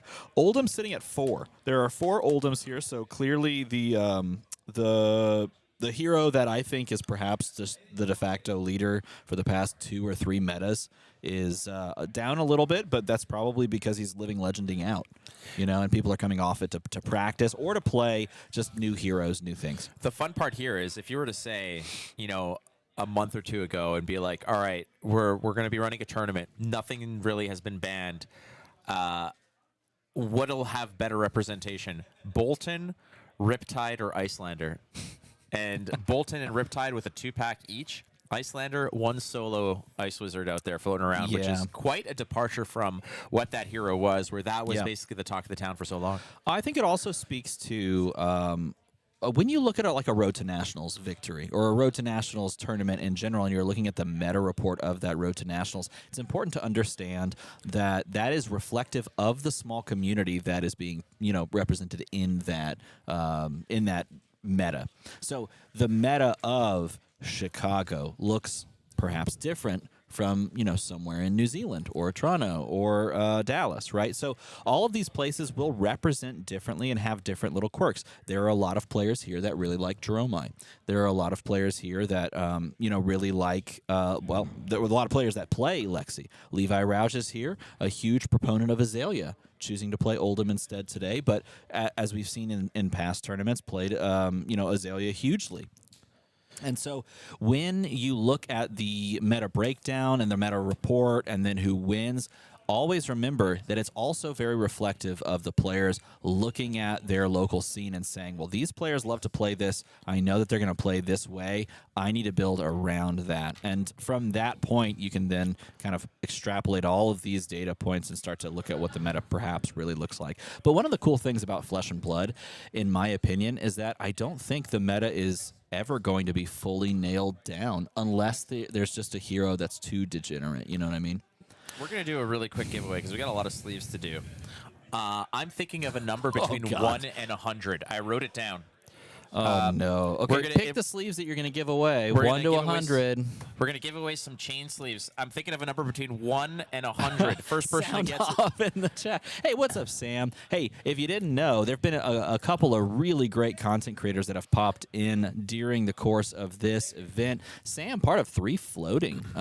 Fantastic little channel that just crushing it right now. About the Yo-Yo Ma cello performance from Pittsburgh. You bet you won't. Bet you won't hear. Oh, here's the numbers they're rolling in. A lot of 70s. That's incredible. A lot of people are rolling with the 70s. Still looking for it. 17's a close one. I say close. 17 was one of the numbers I wore when I used to play baseball. Nope. Nope. No. Here's the thing. I'll give you a hint. 11 is the number. Oh, I just said the number. Well, that was the heck, man. Tell me that was on purpose. That was not on purpose. Tell me at that. all. Okay, there it is. There it is. There it is. Karma Rob. Karma. Okay, the glare is the pretty hefty glare. I can't believe I'm a big doofus and just said 11 is the number. I was like, here's a hint. 11 is the number. I actually thought that you did that on purpose to expedite the process. No, but it worked. Thank you. Oh, here, I'll trade you. Thank you very much. We appreciate it. Okay, so. Oh my gosh. I was gonna say it's the number worn by my favorite hockey player of all time, and it's the number that I wear. Karmarov said it. Karmarov, you need to get these sleeves. You need to email. I can't get it to show up. Peter at minmaxgames.com to get this set of sleeves. He'll just send it to you because Peter is like the best person of MinMax Games, which is what we're doing. And look, they're forcing us to shut up and pitch it down. And actually, I'm okay with that because look at this. We got a Dash. Dash sitting at 3-0 versus what I would assume is Lexi at 3-0 as well. Oh my God, is everyone running the face? The face sleeve is the new meta. Wait for it. When they reveal, you'll see the face sleeve again. Nevertheless, Dash here could be built in a variety of different ways. I'll tell you one way I would not expect them to build it is the Mechanoid. How cool would it be if we saw Mechanoid Dash show up? Everybody loses to Mechanoid the first time they play it and have no clue how it works. I know I have. I want that so bad for my life. What, a Mechanoid? I want to see a Mechanoid Dash on stream. It would be nice. Oh, I mean, I would be so recommend cool. it, but yeah. So to the winner of the chain sleeves, who guessed the number 11 after I said 11 is the number. Yes. Karma Rob, congratulations. Yeah. Make sure that you email Peter at minmaxgames.com. Say I won chain sleeves. Yes. So we'll put those aside for you as we did win. And I think after this matchup, depending on how this goes, because we don't know necessarily what this dash looks like, if this is aggro, if it's like you can pivot kind of dash. Nonetheless, what we're going to do is after this, I think we're going to rip open some packs, do another giveaway. We got some more cards to give away. Yeah, we're going to give away some good stuff, so definitely stick around. Oh, maybe we give this one away? Oh, yeah, we could give. So I brought with me, I was very fortunate and very kindly received the new Dragon Shield sleeves, the Vinset and Young Prism sleeves with the promo. I brought those here because I wanted to give those away to someone on stream. I thought it would be a fun little thing. So maybe after this, we can give away some of those cool sleeves, open some Monarch product, and give away some stuff there, too. I think that'd be a lot of fun. Sam, you definitely deserve it. 3 Floating is a lot of fun to watch. I love the overall style. Here's the thing about content creation as we take another random aside as they get set up. I think it's so fun to watch. Wow, there it is. That's sleeve. Now this one's the headpiece. I don't understand. It's horrifying I just don't get when it. you look at it. No, it's so fun to watch everybody kind of like adopt their style, and I think the style of 3 floating is so fun. It's very vintage. It looks like it's filmed on like one of those like old 90s cameras, and then you watched it on like VHS tape, and I'm not gonna lie, I am so here for it. 34 was rolled, 51 was rolled there, so who knows? I think you're incorrect. Are you sure? I think you're incorrect. Okay. That said, it looks like the leader, in terms of equipment head, Yeah, yeah, it does actually. Yeah, right? It's got a very green hue, very leader-esque. Brainiac, if you're a DC fan. True. Brainiac, if you're a DC fan, It needs to be green. Megamind. Yeah, Megamind, if you're a DreamWorks stan. Yep. Yeah, DreamWorks fan there. That was a DreamWorks movie, right? I don't know. Like, to me, it's all kind of blends together. Pixar, DreamWorks, Disney, all this other stuff. It was. Can't unsee it. All right, You'll never unsee it. It's going to be Dash, played by Bryce Henschel, versus Johnny Espejo on Lexi. This could just be a barn burner. This could just be boost into arrows. And if there's one deck I think that could out aggro Lexi, it's completely possible that it's just Dash here. Could be. And that looks like a pounder. So yeah, starting with Teklo Pounder is the cue. It is the clue. It is exactly what you expect if you're thinking that you're playing against aggro. There's the largest die that they have access to that isn't foam. that's correct. I wonder how many counters there are currently on that. Well, so Mount Rushmore was supposed to be 5 heads, but they removed that piece of rock to create that die. It makes sense. That's what happened there. Yep, so going to be starting off with the pounder means that if we're going first, we may want to try just setting up like a huge 5-card hand arsenaling and not triggering the pounder. Or if we're lucky enough to draw into like a spark and we can find another pounder, maybe we can go and like grab that. But really trying to set up like a huge power turn early in the game is fantastic when you're going turn 0 on Dash. All right, rolling it up here. We're going to start by loading the pistol, pitching some of that fuel. Why not? Question is what is the follow-up here? And it could just be pass here. It might just be, you know what, I'm going to keep the gas, and I'm going to just send it full send next turn. Well, you could hold on to it and give your opponent the opportunity to perhaps load. They could actually load the bow, and then priority shifts back to you. They have less cards to block with. You could full send. Yes. Completely possible. That is exactly the case, and I think that's what they did. So he offered the possibility of loading, and Johnny said, I don't think so. Not going to fall for that trick. That old bag of tricks. Well, it depends what your strategy is. It looks like there's an Endless Arrow in hand here for the Lexi player. Typically, I think that you just trade the damage to a degree. You pitch and load. You still have 2 cards to block. Yeah, so you're, for sure. And that'll open up a 5-card hand. But in this case, it looks like he's just going to go for the 3 of a kind turn anyways. Yeah. And here we have it. So we're going to see how deep this can go. And keep in mind, 3 of a kind draws you 3 cards, but you can only play from Arsenal. So no tricks. There's going to be no things like Lightning Press, no things like Rain Razors to follow this up. There's going to be no smoke and mirrors. Everything is what you see is what you get. Pitching the Bolton shot to load up the bow. What is the first volley here that Bryce is going to have to withstand? Now, this is interesting because in order to actually play this 3 of a kind, he had to pitch a red arrow, which probably tells us a little bit of the complexion of the hand going forward. He also chose not to like load with Voltaire, which means he didn't pitch. So most likely his hand has other good arrows, perhaps other red arrows that he can, full send with. And of course he did draw into a blue, which is quite helpful, drawing into that blue Bolton shot. But this is a drill shot with the old go again. Yeah, another awkward break point, and equipment is definitely something that Dash might lean on. There's plenty of options that you can go ahead and connect this with. 4 go again. Requires 2 cards, be it equipment, be it something from hand. There's no D-reacts as far as I understand in this list for Dash. I can't imagine that you would run wait, we got a pair of Sync Belows. So and those are there, lines. and a solo Fate Foreseen, so it might actually be there.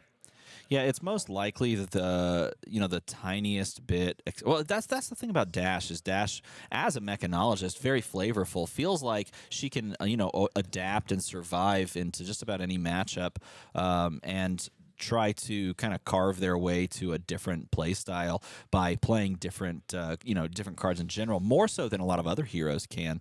But I think when you start with the Teklo Pounder in play at the very beginning of the game, what you're saying is that I think this matchup will go into the race game, and so I'm ready to play that, and we can probably not expect any of those D-Reacts to be in this list. 6 attack on this arrow. I believe that's a heater. Is it a heater? I think it's a heater. Yeah, it looks like a heater to me. Heat Seeker. Heat Seeker. So a heater is going to allow you to, on hit, go ahead and put a card face up in your arsenal. Oh, that's a big one, too. That's an endless arrow. He's going to have a 6-card hand following up here with 40 health to lean on. So is it worth it, as Bryce Henschel took a beating here, as well as a -1 wear token on the Teklo Foundry Heart? But here comes the fun. It's going to start with a throttle. Yeah, Throttle coming across 6 with the boost. Boosts away a Spark of Genius, but that Pounder is going to add on to it, so it goes for 8 with Go again. And that 8 is just pure damage. It's just vanilla damage. It's just saying, hey, do you want to deal with this, or do you want to take a bunch of life loss? And, well, there's a couple of options, because with a 6-card hand, 2 cards in Arsenal, you can basically play like pseudo chain, where his hand became his resources, and the Banished became the cards you played. But for, Lexi, it's essentially the other way around. Your arsenal becomes the cards you play. So you could block this. Or you could just say, now I'm going to take the bill and then send 6 cards at you. Well, that's the change of pace here, because 30 damage, if Johnny found something like a Rain Razors, then you have Snapdragons, you have Bullseye Bracers. 30 damage is well within the possibility of actually getting this done over here. So if this is all just vanilla damage, as another throttle follows suit here, this one yellow, a yellow throttle with 5 go again. If you're just eating 20 damage here, let's say, or 15 to 20 damage, and you're Johnny, you're saying, yeah, that's fine. I don't have to block it. I don't have to worry about it. I have an endless arrow loaded up. I might have some more smoke and mirrors, but that is massive. This is precisely what Bryce needed to punish the passivity of Johnny here. Oh, my gosh. What a great play. And that is a fantastic swing, because you know that has to get covered up. Can you even ask your opponent to play a 4-card hand by ripping away an endless arrow, plus a card you chose to keep in an arsenal on that previous turn?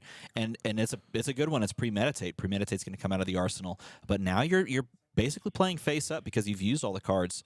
You used 1 to pitch. You're using the Infecting Shot to come across and send some damage. It's most likely a red, I would guess, Infecting Shot. Yeah, that's a red Infecting Shot. It's going to be 8 on hit Ponder token. This one has the Go again as well, so you know that there's going to be a follow-up with that Endless Arrow, as Bryce has basically dictated, or rather telegraphed, that he's not interested in blocking. If you let something like a Drill Shot go and let your equipment take the hit, you're not worried about things like this. You're probably going to keep the equipment for things like the Endless Arrow. That might be what you're looking to cover up. You don't want the recursive nature of a card like that, but it looks like Bryce again.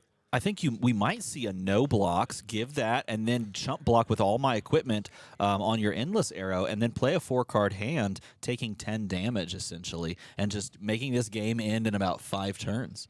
Which gives us plenty of time to discuss opening this Monarch box, to ask the chat, is sugar or aspartame worse, which was a conversation that you and I had earlier. Yeah, I was curious. You said you did a lot of research on that. I don't personally know. No. He is going to chump, and he's going to throw 1/1 card, so he's going to try to play a 3-card hand here on his turn and not go full. Yeah, I agree. That's perfectly fine here. You don't want that Endless Arrow to come back and haunt you. At the same time, you did take some damage over here. You're probably going to eat this Blood Rot Pox. You're going to go down to 20 at the end of this turn. You want to make use of this Teklo Pounder. So we're going to see how Bryce just sort of tailors this turn, and see if the 8 damage that he took was going to be sent back in spades. And right now, another boost, no problem. Where are we going at with this? This is a really good one. Combustible Courier is one of the best cards in the deck, and this is going to push. Really tall. It goes for 6. If you don't block this out, I believe it gives Dominate to your next attack. I believe this is the give Dominate one, right? If I believe so as well. Yeah, we're going to just cover this up, and again, yeah.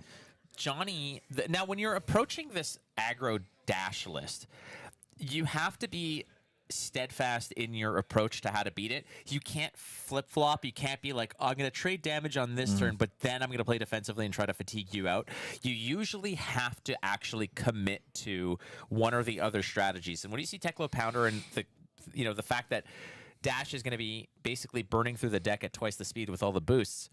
Blocking, you know, you have a lot of cards in your deck that block for 3. You don't have equipment, unfortunately, and you better hope that you find all the gas that you can kind of trade barbs and maybe race them down. So this is a really interesting choice. I believe he has a Command and Conquer in hand, and he's choosing to take the damage and Arsenal Command and Conquer. He's most likely hoping that after you donated 2 cards, your 3-card hand's not going to be anything I care about. Then I'm going to play a 5-card hand ending on another Command and Conquer like previously, and then I'm really going to seize tempo. Even though I have a 5-life deficit, my goal is to really push rapid fire. Wow.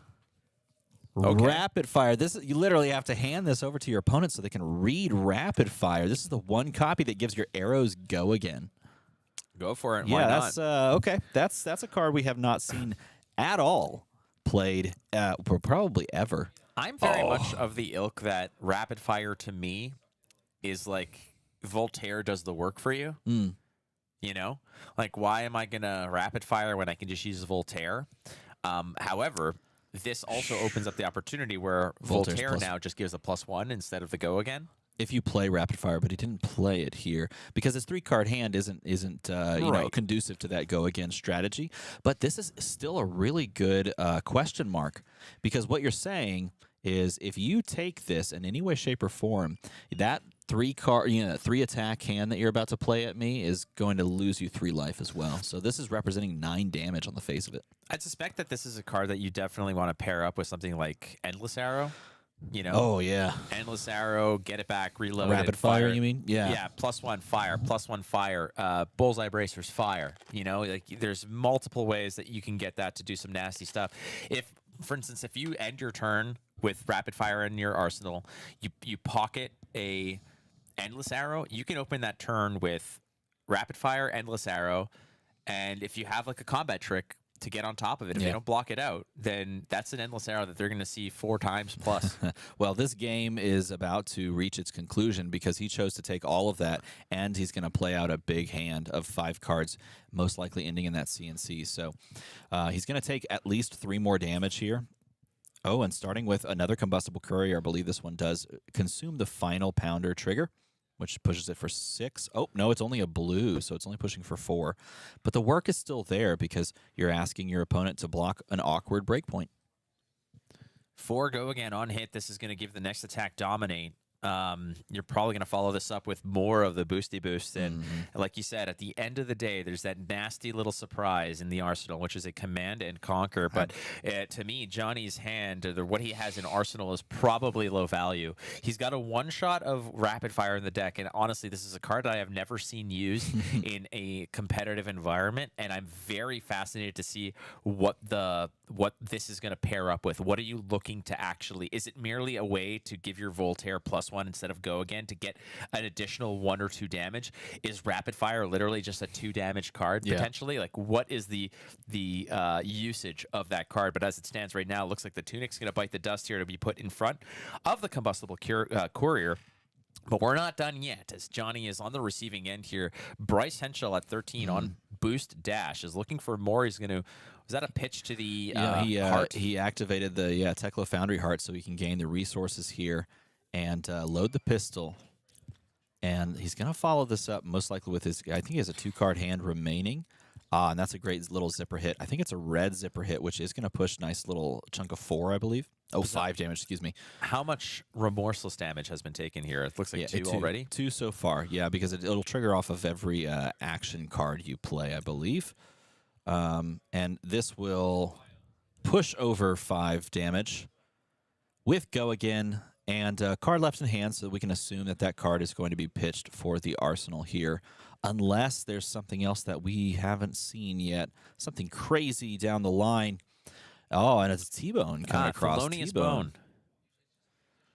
Or Theodore Bone. Yeah, either one. So many different types here. Tamara Bone as well. T-Bone, nonetheless. It's going to go ahead and pull in Scorpion style, one of the equipment pieces. And honestly, it's less menacing when you're just bringing in like a Snapdragon Scalers that don't break, don't do anything.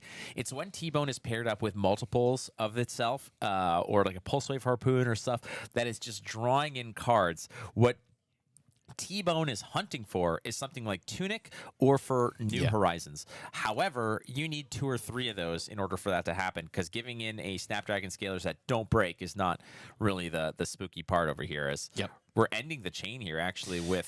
finishing off with the Teklo. I think because he didn't have the resources to pay for that final attack from Arsenal, as if it is a Command and Conquer, it was tough to see, but it looked as though it was a Command and Conquer he might have arsenaled prior to this.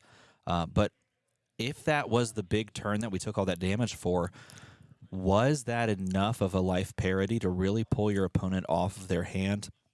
Because they're playing a 3-card hand with a underwhelming arsenal. You know, the rapid fire, as you mentioned, a card I haven't seen any hero play since, like, it came out in Crucible of War, the 3rd set of the game where it was released and people tried it. And so, yeah, you're saying, I mean, I didn't bring them down to my life total, but they're also playing a 3-card hand and, like, a bad arsenal. This is a Pathing Helix, I believe, on the back of a Premeditate, giving it +3 attack as it was played from Arsenal, and Ponder Token following it up. If that actually connects, 8 damage is one hell of a poop sandwich that you've got to look down if you're Bryce Henschel here, because you want to close out the game, and you've got a Command and Conquer, a spicy card in Arsenal that's just marinating there. Didn't get a chance to use it. It looks like it's going to cover this up entirely, and he's going to tuck that Command and Conquer. And again, you'd think that a Command and Conquer in an aggressive deck, especially against Ranger, is going to get you so much mileage, but at the same time, it costs you 2, and that is something that you don't always have access to. You don't always have the opportunity to pay for cards like Command and Conquer when you're this close to the end. I think at a certain point, he's thinking, this is probably a chain ender. I would rather have something cheap that might get me across the finish line for damage rather than pay 2 for this when we're this close to the edge. And because he used that cop-out Crown of Providence block, we can now see Brainiac again, visible to us there down on the bottom, staring longingly at us. Now, coming across with the 0 to 60 for a 0 for 4 with the boost, losing a card from the top of the deck, but giving it go again, playing a 3-card hand after this. And this is a great way to set up, maybe if you're trying to set up like a huge, like, big ol', like, I don't know, maximum velocity if you had the resources for it type turn. Yeah, you could set that up. It's tough. It is very tough on just a 4-card hand to get there. But you need resources, you need things to do, and ultimately maximum velocity needs you to boost 3 times, right? It does. So you need 3 cards to proceed that big 10 spot sort of finishing maneuver. But those are 2 cards that do it for you. I mean, they're 2 0 costs. You just need 1 more 0 cost and then max velocity, the casual max velocity. Well, how much is max velocity? I think it costs 2, right? So you have 4 cards. You need to boost 3 times. How you paying for your max velocity? That's the question. That's the tough part. Again, it's such a fascinating card to look at. You know, one of the bigger... Teklo costs 1, right? What's that? Teklo Foundry Heart, does it cost 1? You got to pitch 0? into it, I think. I can't. If my assumption was that it was 0, but it might actually cost 1.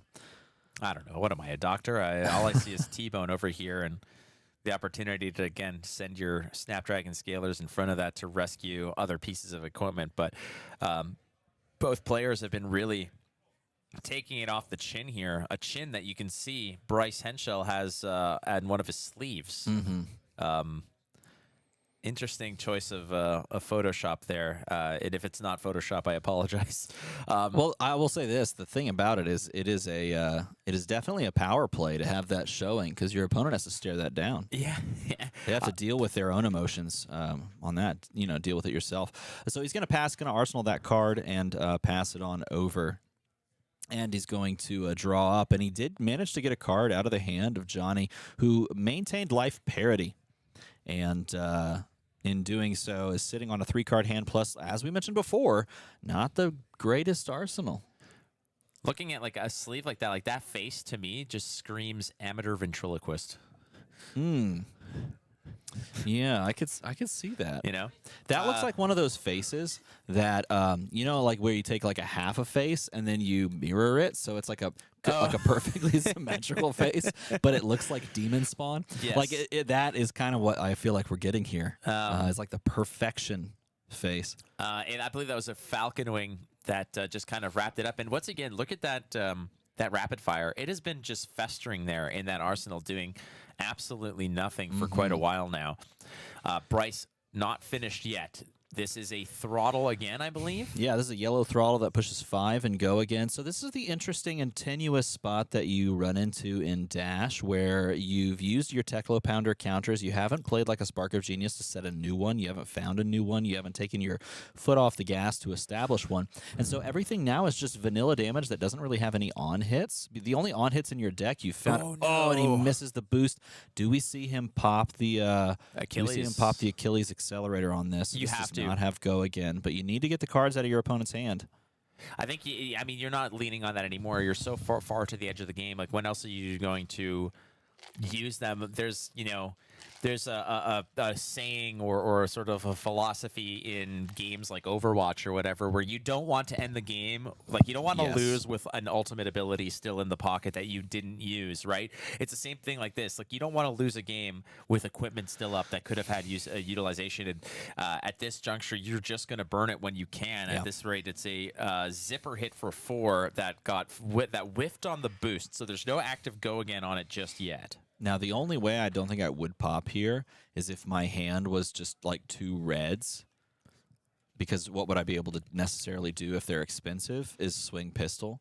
I think the, like you said, it's not a guarantee that you use it. In my opinion, if Johnny Gives like 2 cards. The other thing I was thinking is if he gives 2 cards, then maybe you're content to Arsenal pass Yes. and try to send another 5-card hand, right? But if he sauces you on the 4 and just lets it pass, then you might bust it and be like, if you like your hand, I'm gonna make you give it to me. But it looks like he's Yeah, he did it. Yep. He went for it. And he's going to chuck in the Pulse Wave Harpoon comes across. And going to reveal the hand and say, gimme one of these cards. And I think I would pick the 3 of a kind that will be blocking. That's a very good option, as that was a one hell of a hand that he had there with the Rain Razors and the 3 of a kind. A dream hand that gets yoinked in there. Oh. Pulse Wave Harpoon is gonna put this, pull in this 3 of a kind to block. Still 2 on the stack here, and 1 resource floating could potentially load up the pistol and fire. I think he has another Rain Razors in Arsenal. So his hand, I think that's what that is. If it is, then his hand is 2 Rain Razors, a Rapid Fire, and a Chilling Ice Vein. So, okay, that sounds awful. However, 2 Rain Razors, a Chilling Ice Vein, and that's it, right? And that Rapid Fire right there. Yes. So how do you load fire? You have to play the Rain Razors, pitch the Rain Razors, load the Chilling Ice Vein, fire the Chilling Ice Vein for 7. Which is Lethal. Lethal. It buys Yeah. you a card at the very Casual least. lethal.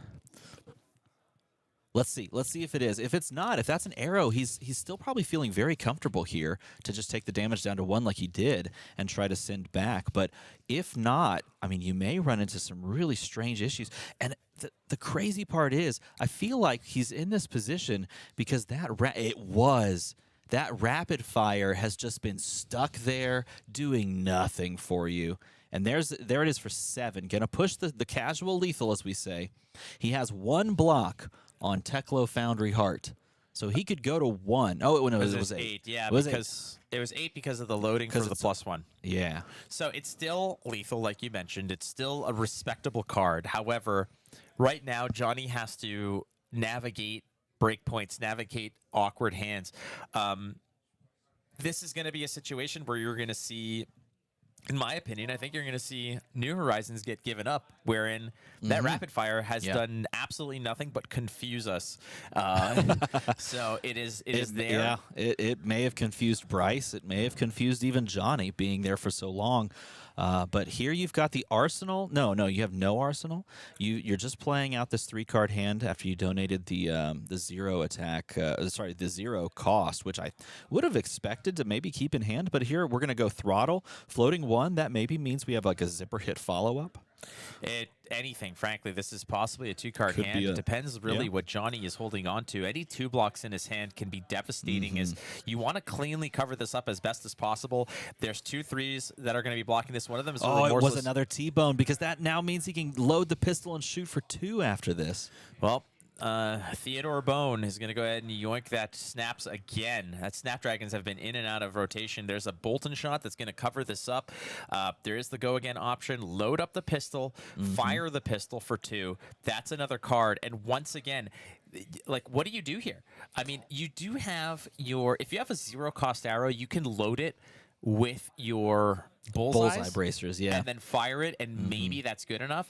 But no, it was that would have been a fantastic volley. Maybe considering, like you mentioned, chucking the New Horizon in there to cover that up, and then doing exactly what you said. But here, content to just pass, trying to hold on to the blocking equipment, perhaps might be just better in the long run. And your opponent isn't on an arsenal, so if they run into an awkward blue hand, then you might be able to get out of this one scot-free.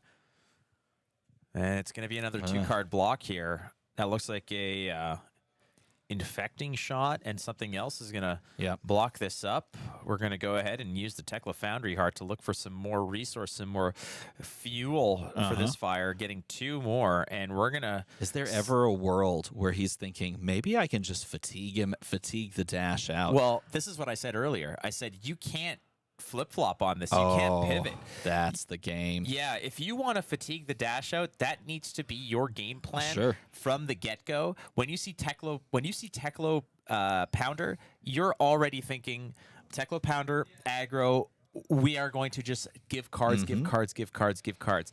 The problem here is that there were some certain turning points in this match where Johnny as Lexi was completely content to soak damage because they had those dream hands. Right. And then ultimately at the end of that chain, bam, surprise, here's a command and conquer for you to have to just, waltz around and sidestep, which you can't. You got to give cards to it, otherwise it busts up your... So you're on another delayed turn wherein, okay, I want to send this hand, but here comes attack, attack, attack, which I took, and then, oh no, here's a Pulse Wave Harpoon. There goes my 3 of a kind, and now I'm left with... Yeah, that was a huge turning point. I think that was perhaps the turn that really sealed the game in Bryce's favor, because being able to go attack, attack, these are innocuous, I don't really care. I'll give you a card that's a blue that I don't need, plus my tunic. And then he's like, well, you will donate another card. It's just you won't like which one you get to pick. And in doing so, he found a 3 of a kind on a double Rain Razors turn. So without neutering that turn, he would have been able to go absolutely hog wild with 2 Rain Razors. Hog wild. Yeah. 4 rounds, I believe, are in the books. That was round 4, which means we have 2 more Swiss rounds after this, 5 and 6.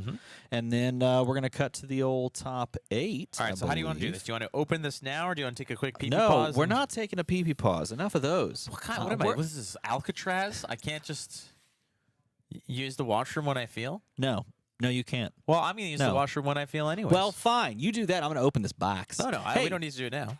Hey, everyone. Would y'all like to play another game and give away some more sleeves? Yeah. Hey, you know who's in this set? Prism. Oh, is that what we're giving away? We're giving away the Prism sleeves? Either Prism or Vinset. But these are the Prism sleeves that have the exclusive rainbow foil promo in them. So this is what's up for grabs. We're going to give you the hotness that's out of here, plus this. Let's open some packs. Let's open some packs. What does the chat have to say? Yeah, chat. Let's see. That rapid fire, blah, blah, blah. Flake, you're so cool. Okay, I got that. Steven, why do you wear a fake beard? All kinds of interesting things being said in chat right now. Yeah, I don't know where you read that. You might need to check your glasses. I need to see if those function still. Hey, who wants to play another game of guess the number that I give away? 11. Is it 11? It was 11. Tell me, is it 11? Ah, we're back to the plastic packs. Boo. Ah, the plastic packs. Let's find. So what's the game? The game is when we find the spicy foil majestic. Or legendary. It's the legendary or the foil majestic. When we find that, we're going to ask you in chat to tell us. Oh, well, there it is. What? Come on, man. Well, we're going to get to it. Okay, well, put it down. No, people can see that. They can't see it. Well, there'll be another one. Well, what? Okay, first of all, I'll put it here. Oh, hey, I found one. Okay, so that'll be the one. All right, we'll put the... All right. Remember... The foils and the rares are separate from the rest of the... Are we doing that? Yes. Okay. All right. These are all commons. These are what all we want to rares. find is that we want to find the That's a legendary. Can I put think the, if we can I find, put the token with the comments? I Are you throw okay the with tokens that? away? Okay. The tokens are Throw them away. Oh, okay. Oh. pure wholesale ass is the term. 11. No, don't guess yet. Don't guess yet. We didn't say to guess yet. You We'll- absolute animals. We'll guess in a moment. Okay, I'm not counting anything. Oh, they say they saw it, but they didn't. You didn't They see didn't the see one. his, You yeah. didn't see mine. It's the one that he opened. That I'm we'll a guess. consummate professional. You're something. I am something. You're something. Ooh, that's a pretty foil. Hey, I'm just gonna say this set was underratedly beautiful. It was. No, the foils on these were great, like the heralds and everything. Some of them really popped, and some of them were very dark. But this is a Piercing Shadow Vice, a card that I definitely played in Chain for a bit, which was a lot of fun. Hey, I found another Majestic. Oh, so did I. Oh, look at that. We're like doing the same thing. That's awesome. We're doing the same thing. Yeah, we're like opening the same at the same like hits, you know. What are the big hits from this? Is like, I guess Phantasmal Footsteps. Well, no, but I'm talking about like Majestics. I guess Shadow Puppetry I think is going to come back to be important. Like Genesis, for example. Genesis. Genesis is a good one. You were a big Prism fan back That was in a the day. huge Prism player. Huge Prism player. That was my jam for quite a long time. It's strange because you were big into Prism and then you went to Oldham, right? I didn't. I like control. Like I've always been a control player at heart. In every single game I've ever played, I've always gravitated towards control. In Hearthstone, I was a like control mage, control warrior, control priest player. Yeah. In Magic, I loved playing Dimir or Esper, so black, blue, white kind of stuff to control the pace of the game and such. And people might hate me for it, but that was the kind of player I am. And same thing in this. I like games that are not just trading damage. I like games where you have decisions to make, because it's, in my opinion, it's a lot more stimulating. Beautiful. And I get it. If you're out there just to win and play as much as possible, then it's not your jam. But for me, I like the experience of being able to play. Oh, is that an Erudition? Yeah, beautiful little Herald of Erudition. Non-foil, so the game is still afoot. It is actually, it's not a foot. There's one. I got one too. Dude, look at us. We're timing this perfectly. Guardian of the Shadow Realm. That was a card. Okay, look. I don't play the speculation game, but I always loved this card. Guardian of the Shadow Realm. I don't know. Maybe Vincett's got some stuff. What does Maybe that do? Vincett's. It's a defense reaction that you could pay 2 to return this to your hand, and you could only do that from when it was in banished. So whether it was in your hand and it blocked 6, or if it was in your banish zone, you could pay 2, return it to your hand, and then block 6 as an action. So you ended your turn by getting that, and that was pretty cool. Ooh, see, this is what I'm talking about. Look how beautiful that foil, that rainbow foil is. Put it in Look the at rainbow this. foil pile. I love foil common equipment. Like it, people think it's just garbage, but I love them. Oh, I play them. I play the I rainbow love 'em. foils. Halo of Illumination. Hey, look, I got a bolting blade. Yeah, got a sound off in bolting blade. chat. What is Erudition is sick. I agree. What a great is card. That card is so awesome. Your That's the card where you're like, favorite? okay, if I'm playing against Prism, I need to save my equipment for this. This is the card. that- 100%. Until they pummel you with a yellow pummel. Get that trash out of the yard. No, Dude, I roll. This is my favorite move. There was a particular time I would play Prism, right? And I would play like a single yellow pummel, and I wouldn't really play it, but I would pitch it early. Oh, So yeah. my opponent would see it, and I would say it. I'm like, I'll pitch yellow pummel to do blah blah blah blah blah, and they'd be like, just to make sure they caught it. Yeah. And then they're like, this mofo plays pummels, and then that changes the entire dynamic of everything, and it would scare the living daylights out of them. It's like playing Mask of Momentum. Exactly. It's the threat of the on hit that has the most effect, not the actual on hit. That's exactly right. A Lunar Tide Plunderer. That is not a card that people play. Ooh, foil belittle. Look at that. Oh, I got one too. Yeah. Or no, I got a foil Minnowism to pair with that. To pair with So my... you can play your red Belittle and go get my blue foil Minnowism. First of all, don't tell me what to do. You could do that. I could do a lot of do things. that. Isn't it weird that that's like fantastic for Phi and it's in Monarch? I can say How the fun is that? alphabet without vowels really fast. Can you? B, C, D, F, G, H, J, K. If I screwed You it up, said never mind. E. No, I Oh, said you said B. You C, said D. B.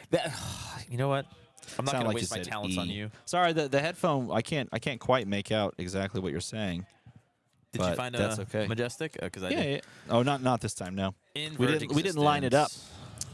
Invert Existence. That's another fun card that we could possibly I think that's see coming back. returning I think that's with coming Dusk back. Till Dawn. With all the, because this banishes cards, right? Yes. So I think with all the codexes and such, I think Invert Existence, being able to go through your graveyard to banish cards, I think that's going to be a pretty. And it's a tempo play now. Well, it also shuts down like, hey, you want that arrow back? That's or what I whatever? mean. Yeah, you play it tempo instead of like playing it to finish the game now. And before you would only play that card really to finish the game. You would pitch it early, but now it can be a tempo play because you can banish your opponent's like best attack and a non-attack along with it, and they can never go and fetch it again. And with like recursion things like Remembrance and like the bow, like a Quiver of Abyssal Depths. Thank you. They can't just go and fetch it, right? They can do whatever they want, but they can't legally do it, yeah. Well, they can't do that anymore because you stopped them. Writhing Beast Hulk. Did you ever play this card? Never. Gains Dominate. The first card that I ever was over the moon impressed with because I read it 80 times and it got better and better every single time I read it was Soul Reaping. Oh, yeah. Soul Reaping is a Card's card pretty that good. you're going to read 4 times and still not realize everything it can do because it's unreal.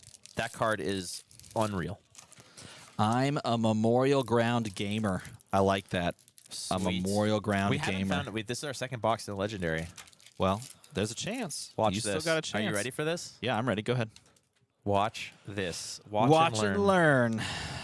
Oh, it's got a cracked bobble pack, so it could be. I don't know if is that actually an indication? No. Oh, But it could be. no, I don't think it is. No. There's our garbage card. But it was awesome. Hold on. Warmonger's Recital. Garbage. Glisten garbage. All right, you ready? Yeah. This is the last pack magic. And then we're going to do the giveaway because we did find Foil Majestic. There's probably someone that was like freeze framing that first Foil Majestic. Yeah, but that's not the one that they're going to be guessing, right? It's this one. That is correct. Yeah. A Foil Blue Adrenaline Rush. That's fun. Oh, wow. That's exciting. And no Majestic. No dice. Okay. Rainbow so foils. Go with the rainbow foils. if you can guess the Foil Majestic that I have right here, you will get, well, not these, here they are. The Prism sleeves. Hell yeah. You And will we're get gonna these throw in the 2 Prism foil Majestics, sleeves. right? Yeah, we'll do that. Yeah, and they come with a promo themselves. It comes with the promo itself. All Okay, right. so What card is this, ladies and gentlemen? that card is a Foil Majestic. Guess the Foil Majestic. Dun, dun, dun, dun. Let's see. It is not Exude Confidence. It's not Phantasmaclasm. It's not any of those ones. It's not that. It's not Soul Shield. It's not Soul Shield. It's not Arclight Sentinel. It's not Bacon of Victory. Bacon of Victory Yeah, or you got to Beacon call of it Victory. Bacon of Victory. Soul Still Food, not Soul Soul. Wrong. Tomo Divinity. I remember that card. That's a good Luminaris. Exude Confidence. Exude No. Wrongness. Oh, yeah, Sonata Arcanics came from this set. There it is. That's fun. Lumina Ascension, Mr. Chips XYZ.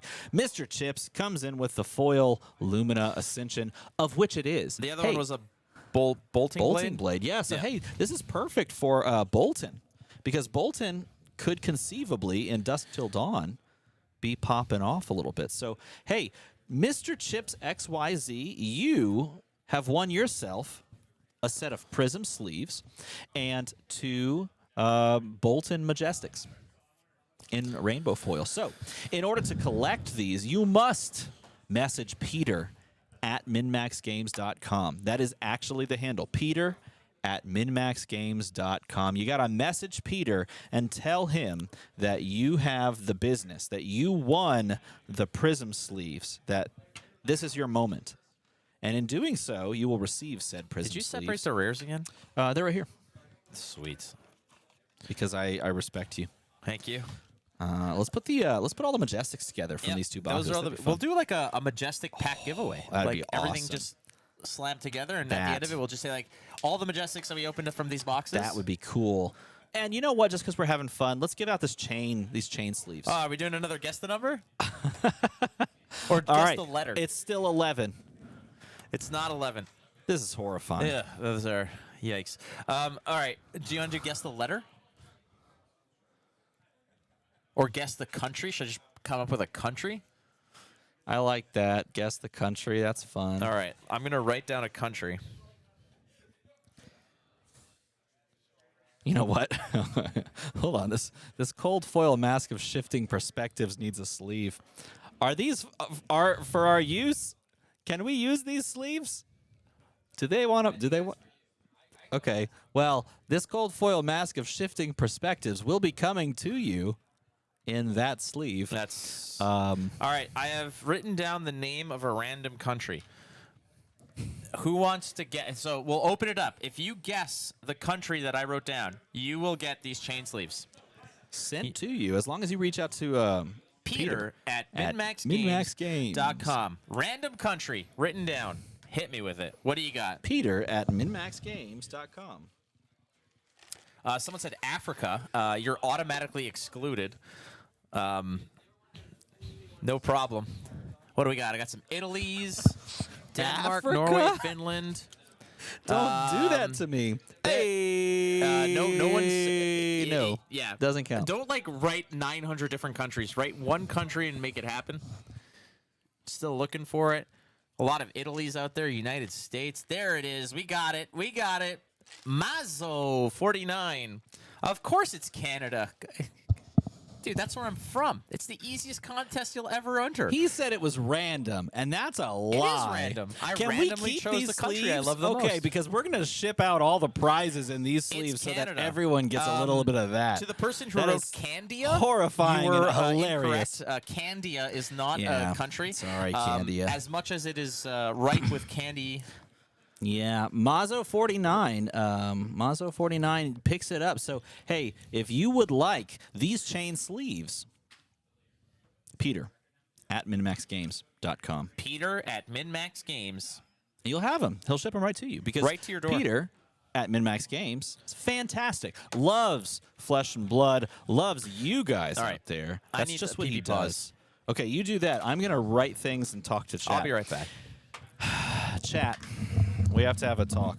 What? Don't listen While to he him. steps Don't listen while to he steps away, let's discuss how awful Oldham. No, I'm just kidding. As he's like walking away, and I'm just like, well, about that FLAKE character. Here's the thing. I believe, and I'm not writing this under duress at all. I believe that. Let me just write this. Dusk Till Dawn is going to pop off. I think I am so excited for Dusk Till Dawn. As far as like the thing about these sets, the expansion sets, supplemental sets, whatever you want to call them, is they have the capacity to change the complexion of the game as we know it based on what they release. Look at what Everfest did, not just with Starvo, but like the inclusion of very powerful cards like Swarming Gloomveil and stuff like that. And with this set, Dusk Till Dawn, there's a real capacity based on the way that they're like posturing. LSS has a real capacity to take this game in a completely different direction, particularly because of the way that they've connected this set to the storyline of just a 12-hour period between when sun sets and when sun rises in the attack on Solana from the Demonastery. And the fact that we are getting all of these new specializations for heroes is showing that this set is committed to making some changes, perhaps fundamentally, perhaps not, to the way that some of these heroes can function, or giving them a tool that they didn't have before. And if you watched the Gorganian Tome video, Gorganian Tome on YouTube, if you watch the video about how Flesh and Blood is like a fighting game more so than a card game, then you would know that essentially an expansion set is just adding a new move set to heroes, and they're really poised to add some serious new cool moves that heroes can kind of take on, and also support those like sides, like formats, if you will, of like Ultimate Pit Fight in the casual scene. Also, I don't know if I want to dig it out. Shiana is going to Shiana's going to be feasting with this set, because every time they print a specialization, she just gets a new card to play with, and that's pretty awesome, because Shiana stocks going way up. Shiana to the moon. Shiana's to the moon.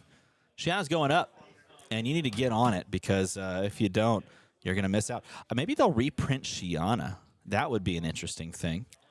What do you think? Do you think they reprint Shiana at Dusk Till Dawn?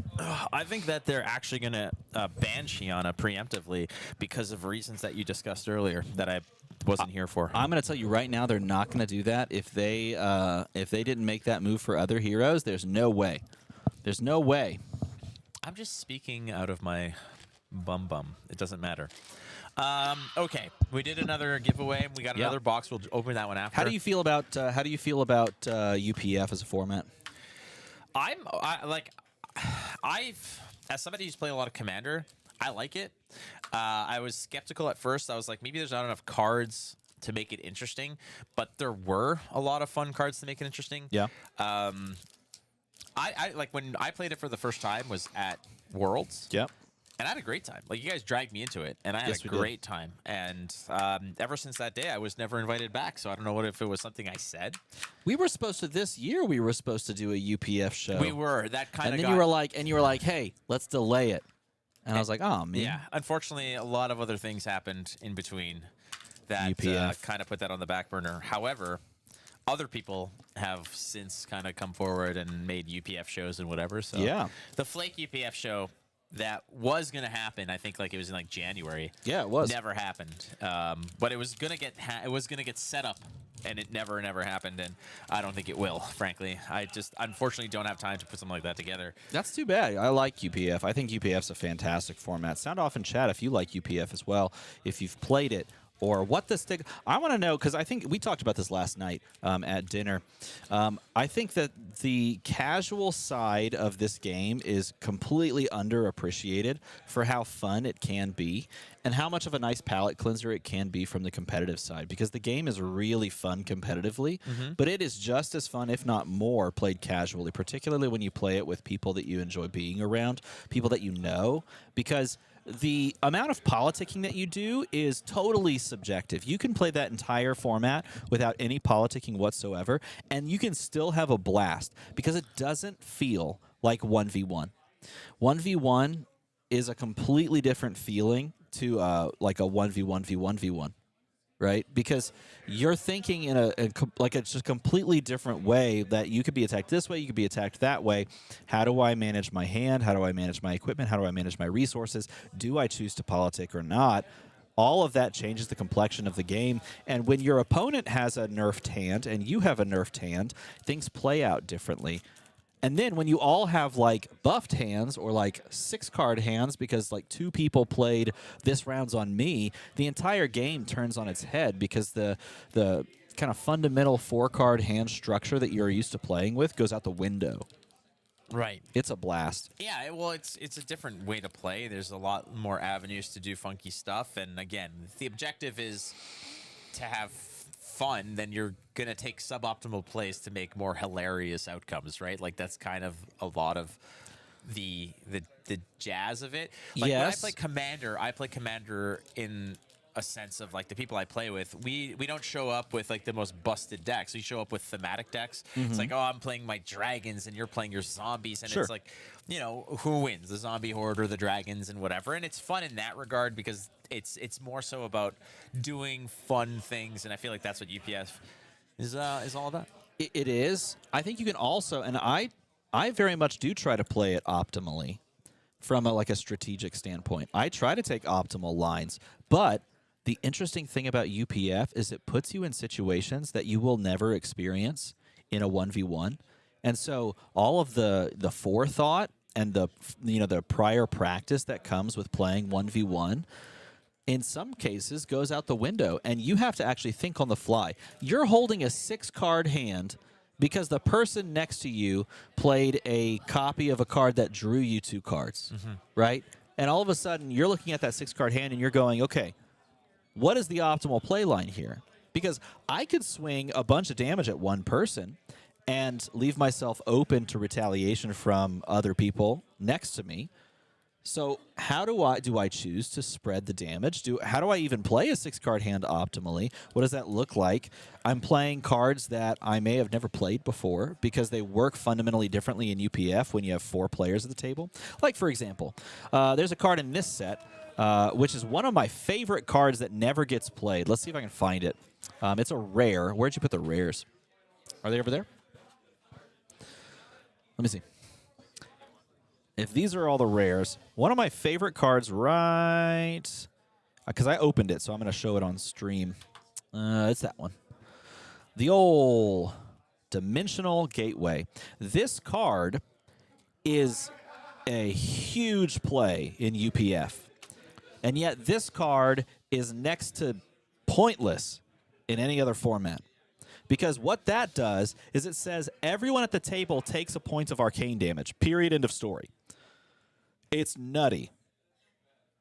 And yet, you may never have played with it before and never experienced that play. But when there's 5 people at the table and you're playing UPF and you play Red Dimensional Gateway, which says, why don't you read that, opt 3. Reveal a top card of your deck. If it's a Runeblade card, deal 1 arcane damage to each opposing hero. And then it says if it's a shadow card, you banish it, which means you can play it. So all of a sudden, that card becomes nutty because you can also snake that card into that card into that card. You can play that card like 3 times on a turn. Everybody at the table, including yourself, takes damage whenever you play it. And it does some really crazy things that you may never have tried. So there's like decks that you can build and strategies that you can take that you may have never taken before and never tried before simply because it's not viable in 1v1, right? And that's what's really interesting. With authority. That's right. Big meaty men slapping meat. Let's go. We have more giveaways to do throughout the whole thing. Do you want to just do one right now? Yes. You want to do a trivia question? That's a good one. I love trivia. What kind of trivia? Trivia, let's do it. Star Wars trivia? Do you know anything about Star Wars? I dabble. I'm sure you can come up with one. There's probably people in chat that know some stuff about Star Wars. All right, I think that's... Let's give an Oldham set of sleeves away. All right, here is a very easy Star Wars question. Okay.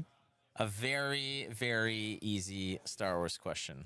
It's ominous the way you're saying that. And he's got a smug grin as well. Easy. All right. Captain Picard. When Palpatine... Don't say he's returned. When Palpatine... You just did. I didn't have to worry about it. ...becomes Chancellor... Yes. ...of the Galactic Senate... Yes. Who does he replace? Who does he replace? Oh, okay. Yes, and the name is said. It's not one of those weird things. I know the name. The name is said. And it's this a great is for name, some too. Oldham sleeves. Yes. When Palpatine, Sheev Palpatine, God, I really want to say the name. Chancellor, who did he replace as Chancellor? That's a good question. It is. I like that because and that made me go back in the Wayback Machine in my brain and come up with the name on that one. If you've watched the movie, you'll know. And I know you guys are Googling it right now because you guys are Yeah, Mikhail. Well, there's a whole bunch of different Jar Jar nobody spelled Brinks. it right yet. It's actually, it's Chancellor Valorum. Chancellor Valorum. Give it to Mikhail. It is Mikhail 89. Yeah. So, Mikhail 89, Chancellor Valorum is the correct answer. So, email peter@minmaxgames.com. Said, I won Oldham sleeves on the broadcast. Here's my address. Can you please send them out? And that's how it goes. It was not Yoda. You are incorrect. Nice try, though. How do you feel about the Jar Jar Binks was a Sith Lord theory? I watched those videos. I was very entertained by them. I also thought it was very far-fetched. However, I really, really admired the people who put those videos together because there was some basis there where if it did happen to be true, it wasn't completely outlandish. So Chancellor Canada, the 11th. 11th. Okay, so that is actually, I like that, melding all of the responses to all these things.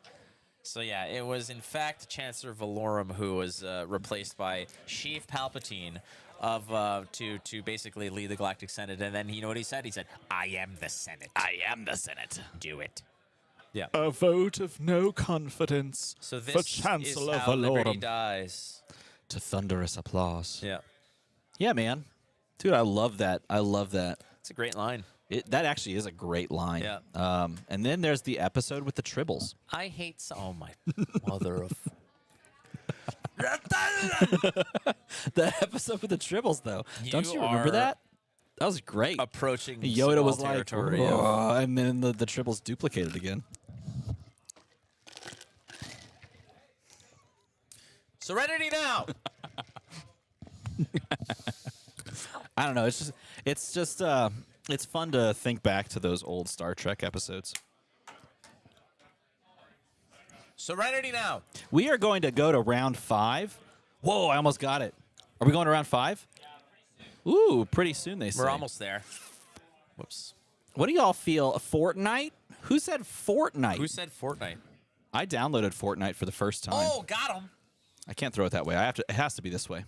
Oh, that was too much. Oh. What are we doing here? Yeah, we're trying to kill time before we go to break. Why are we going to break? What's that? Why are we going to break? I said, or we're not going to break. Instead, in lieu. We have any Briars? That's a good question. We have 3 Briars. 3 Briars at the event. But my question is, how many are sitting at the top tables? That's what I want to know. Oh, here's a cool one. I'm gonna draw. Are we playing hero. Pictionary? We're gonna do a hero. I'm gonna draw a hero. You gotta tell me what hero this is, okay? Ready? Do I have to do it, or and they? I'm gonna do it like by staring at the screen without actually looking at it. You gotta tell me what hero this is. I'm kind of off today. That way doesn't work. Azalea. You gotta wait. This is harder than it looks. Just say all the heroes and the time it takes. Okay, this one's gonna hit the camera.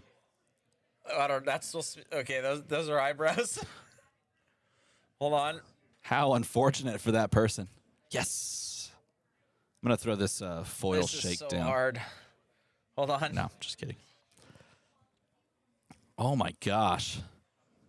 Is that a hat? Santa Claus. A rabbit. What are you doing? It's a rabbit. This is not easy to do this like backwards and Levia. It has to be Levia. It is Levia. I was gonna say I don't know what otherwise. If it's not Levia. Oh my god, that's Levia. Flake, I'm gonna bruh. rate it here too. Hold on. Is that an oddish? Is that? Yes, it is an oddish. Go on. Yes. Yes. All right, I gotta try this now. This looks fun. Yeah, you gotta do All it right, too. I gotta think of who I'm gonna draw.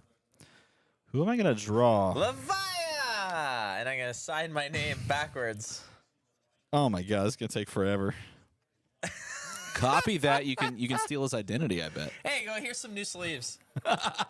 Here's your new Levia sleeves. All right, your turn. Oh man. Okay. So I have to do a hero, huh? Yeah, you gotta do a hero.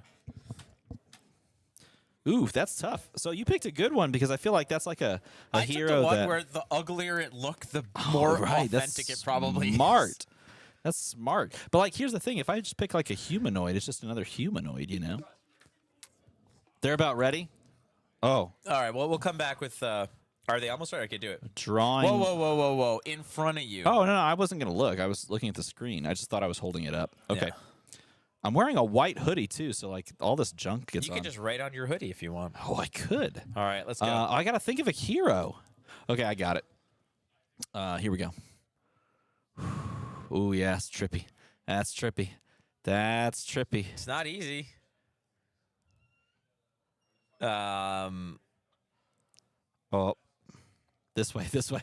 Go this way. Yeah. See, Go it's this way. not easy. Go this and way. this is a hero, apparently. Yeah. Okay, I gotta go this way, and then I gotta go up. It looks like a quiver of rustling leaves. I'm working on it. I'm working on it. What the hell is this? I'm working on it. All right, then we go here. And then we go. That looks like a Q-tip.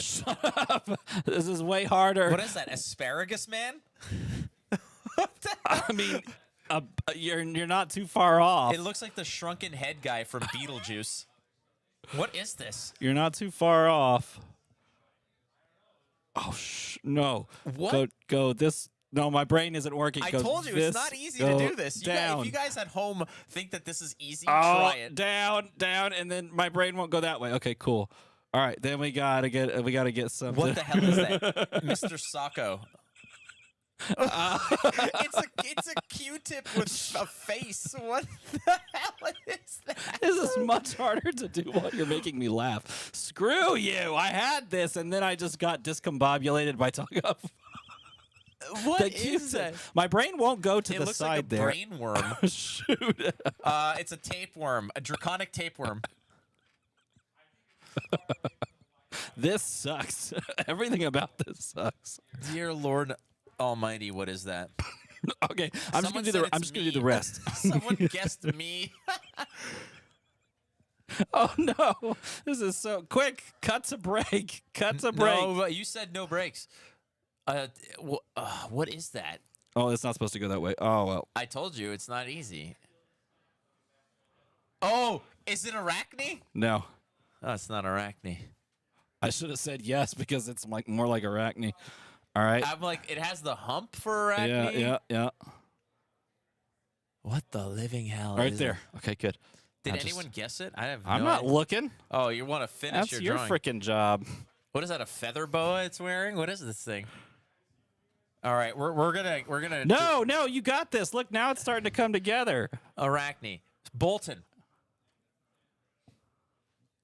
Oh my Riptide. God, I am concentrating on just the deepest of levels. What Playing is that? Kano?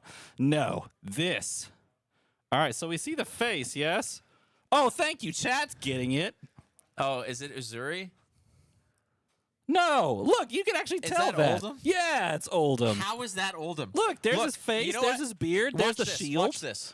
Okay, now it's Oldham. Now it's still Oldham because it looks exactly the same because nothing has changed. They look the I same. disagree. It's Oldham upside down, is what Maybe it is. not. That's All right. Oldham. We Look, have- there's a we have the beard. next Okay, round. good. That's probably wise. It's probably wise to cut. That got so difficult. Oh my god! Oh, look, I had a few more seconds to just add to my masterpiece. What a Jeez. nightmare! That looks like Oldham. All right. Anyway, we got Dash. We got Dash. We got Dash here. I'm just gonna add some beardiness. What a! We're just catching up on some of the delayed chat here. Oh, jeez. That was difficult. Well, what a stupid The idea! I shield had. gave it away. That's right. I tried to go for the shield Where's there. the shield? Where's the That's Look, shield? he's got his like deep cut V-neck, and he's got his square teeth. Like Deep cut V-neck. No, that's a part around the beard. So see, when you grow a beard, there's parts called lips that don't actually grow the hair on them. So as I kind of talk you through this, if you need me to slow down, I let don't me know. know. I have never in my life had a beard. Yeah. So the part around the face that doesn't grow hair is where you talk from. That's The one opportunity that I ever had to actually grow out my facial hair was legitimately when I was in the hospital for like all those months, and I actively asked like the nurses, I'm like, do not don't touch my face. I'm like, this is an opportunity now for me to actually try to grow some facial hair, and it was disgusting. It was awful. The 11th Prime Minister, Dalen Levin, is in chat here. That's awesome. Joined by the 11th Prime Minister. Wow. No, Says, oh, rare. Oh, look. Oh, did you see the flip over? Did you miss it? I did. What did I miss? He had the face. I don't want to see the face. Oh, All right. well. It is Samuel Danderino next to Bryce Henschel here. And I Yeah. got to talk to Sam just a little bit beforehand. And he's like, yeah, you can put me on stream. I think I'm up against an Oldham, might be a Dash. I don't know. Nonetheless, I said, are you going to be animated? He's like, I'm telling you, I'm going to be making this stream vulgar. And I don't know what that means. He said he's going to be flipping off the camera, doing all kinds of nonsense. Oh, my gosh. Trip I don't drop know. This Dando. is Sam. This is Sam. Well, he if said we- he wanted to be an agent of chaos in this game. If we have to cancel him, I don't want to bring myself to do that. I No, we like him too much. All right, so opening up, there was an early pitch of a Command and Conquer that is long gone. So that's a card that, again, was it broke the boost It strategy. did, yeah. It really did. That is the danger of running. You see CNC in Dash when you're playing that boost strategy is just running into when that happens, and that's probably the reason that you only see three CNCs and no other misses in the deck is that you're okay with missing it once.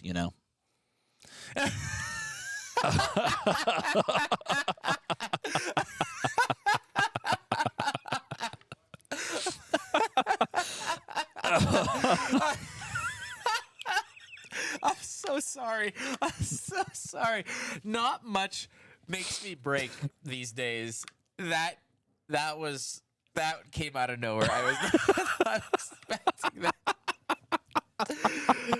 Oh. Samuel Danderino. Okay, well, it had dominate, and so he blocked it with a card from it. What? You know what won't allow you to miss triggers?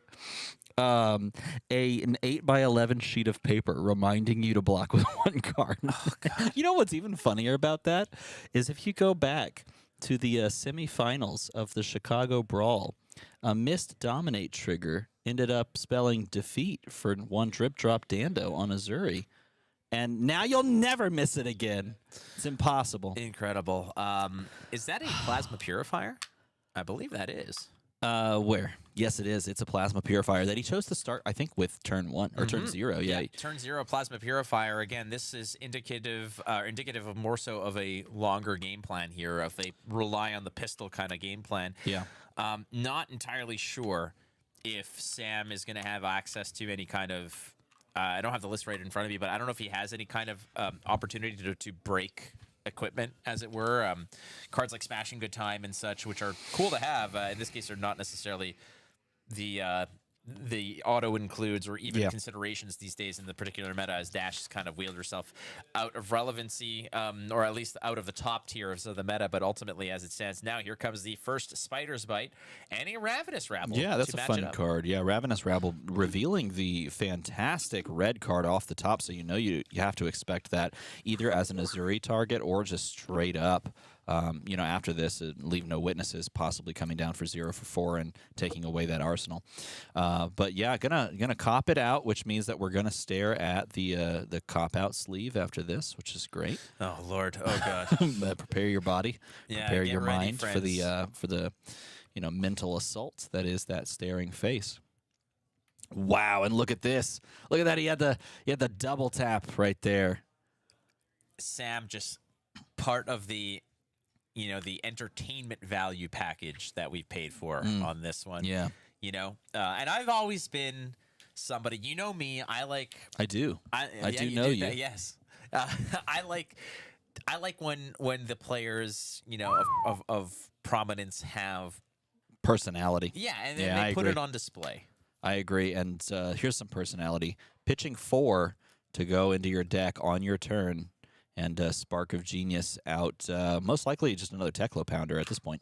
Oh, no. Oh, my gosh. Look at this. What a fake out. Little double plasma pure sauce. Yeah, might that as well. That is awesome. Well, this allows you to go ahead and, at the worst case, for a blue pitch, you're swinging for 4 reloading stuff as well. I mean, you can get some work done with it. I think, I'm wondering if the double swing for 3 is better than just one swing for 4. Obviously, the numbers add up, but it's a break point, and maybe you get the cards you need anyways. And ultimately, here we have a Nimbleism into a Leave No Witnesses, just really threatening the cards here. As a 7 attack is what we see put forward here by Sam Dando, who has been so strong on Azuri for so long. Yeah. One of the first players to really give some dap onto Azuri's name, having performed very well at the Chicago Brawl on this hero. Right after Azuri came out, like the day after the set came out, he was on Azuri and he was playing a list that just blew people out. And look at that. He's like, oh no! He's like, oh man. You gotta love this. I absolutely adore how this happens. I love the interaction and such. And I don't know if Sam and Bryce have played against each other, if they're good friends or whatnot, but Sam doesn't care. Sam likes to add a little bravado to his, yes, he does. To his gameplay here. He's got some really interesting insights and really cool, deep insights onto how he wants to play Azuri as well.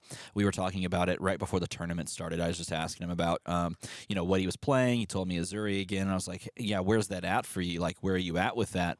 And he was just talking about how, what he likes his deck to do and how he likes Azuri so much because it allows you to play for this second cycle as your deck gets almost stronger, like perceived value of getting, these terrifying Azuri swap-ins as you're pitching things to the bottom. And he plays these attack reacts, as you can see a few of them pitched right there, I believe. He plays attack reacts on top of that more so than some other people. And what that means for the complexion of the game sometimes is if you're just thinking, oh, I just have to block 6, and they push, 2, 3 attack buffs over the top, then all of a sudden you're taking all of these, hit counters that you just didn't expect to do. And here's Isolate with Dominate. There it is. And the 1-card block, and we're going to Azuri and ask for responses. Yeah, you can go on top of that, which is the right thing to do in this case, is to dominate it through. And before that becomes a Command and Conquer, you can go ahead and slide the D-React in. So very well played here by Bryce. And also, perfect.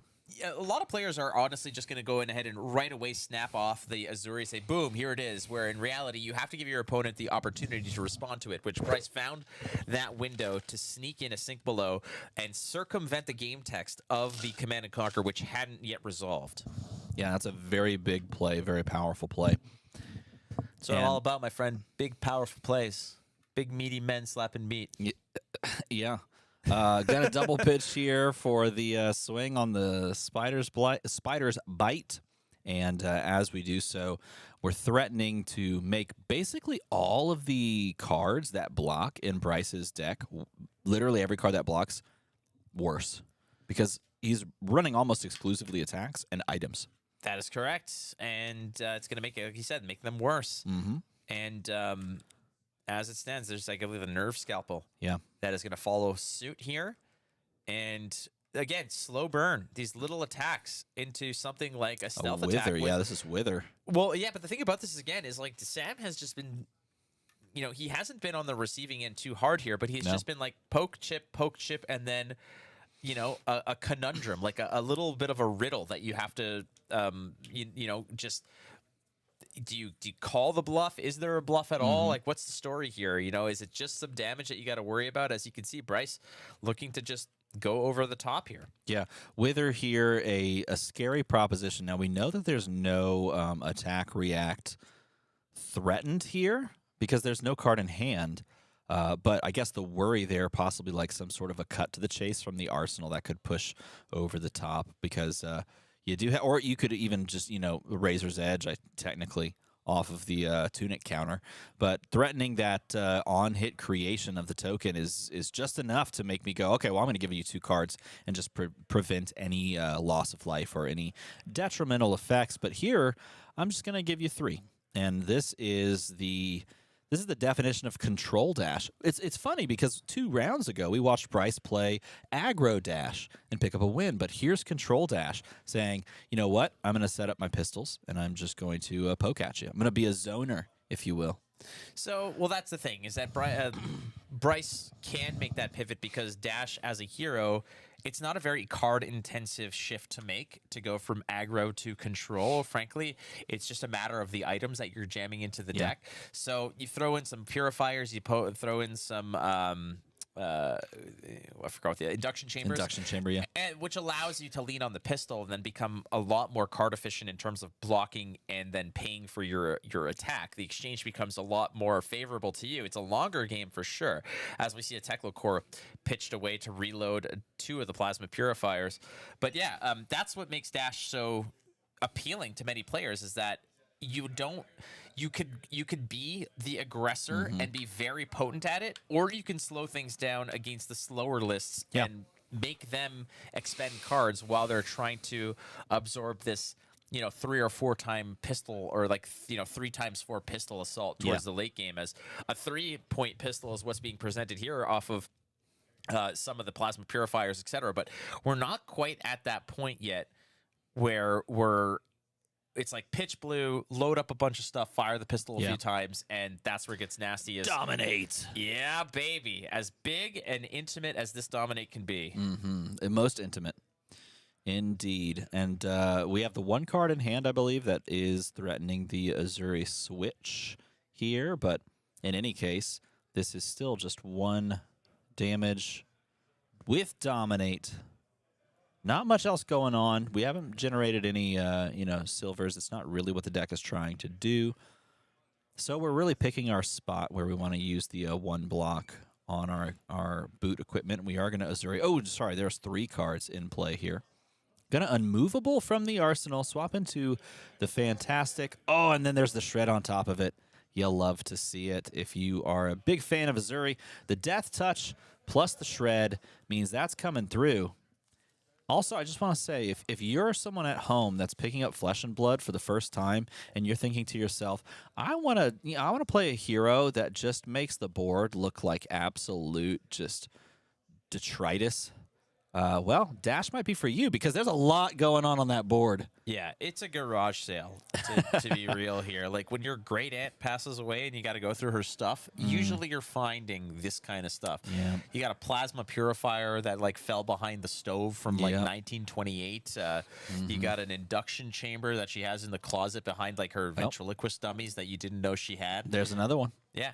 Completely terrified, but there we go. Again, Spark of Genius is going to go ahead and fetch one of those cards, as none of the boost going on over here because this is a slower game. Yeah. As I think Bryce is thinking, I don't know if I can afford to just let these attacks hit. There's a lot of on-hit effects, a lot of smoke and mirrors plays that Uzuri wants to send my way. So I'm going to have to play defensively, and I'm going to have to lean on my pistol to do a lot of the work here.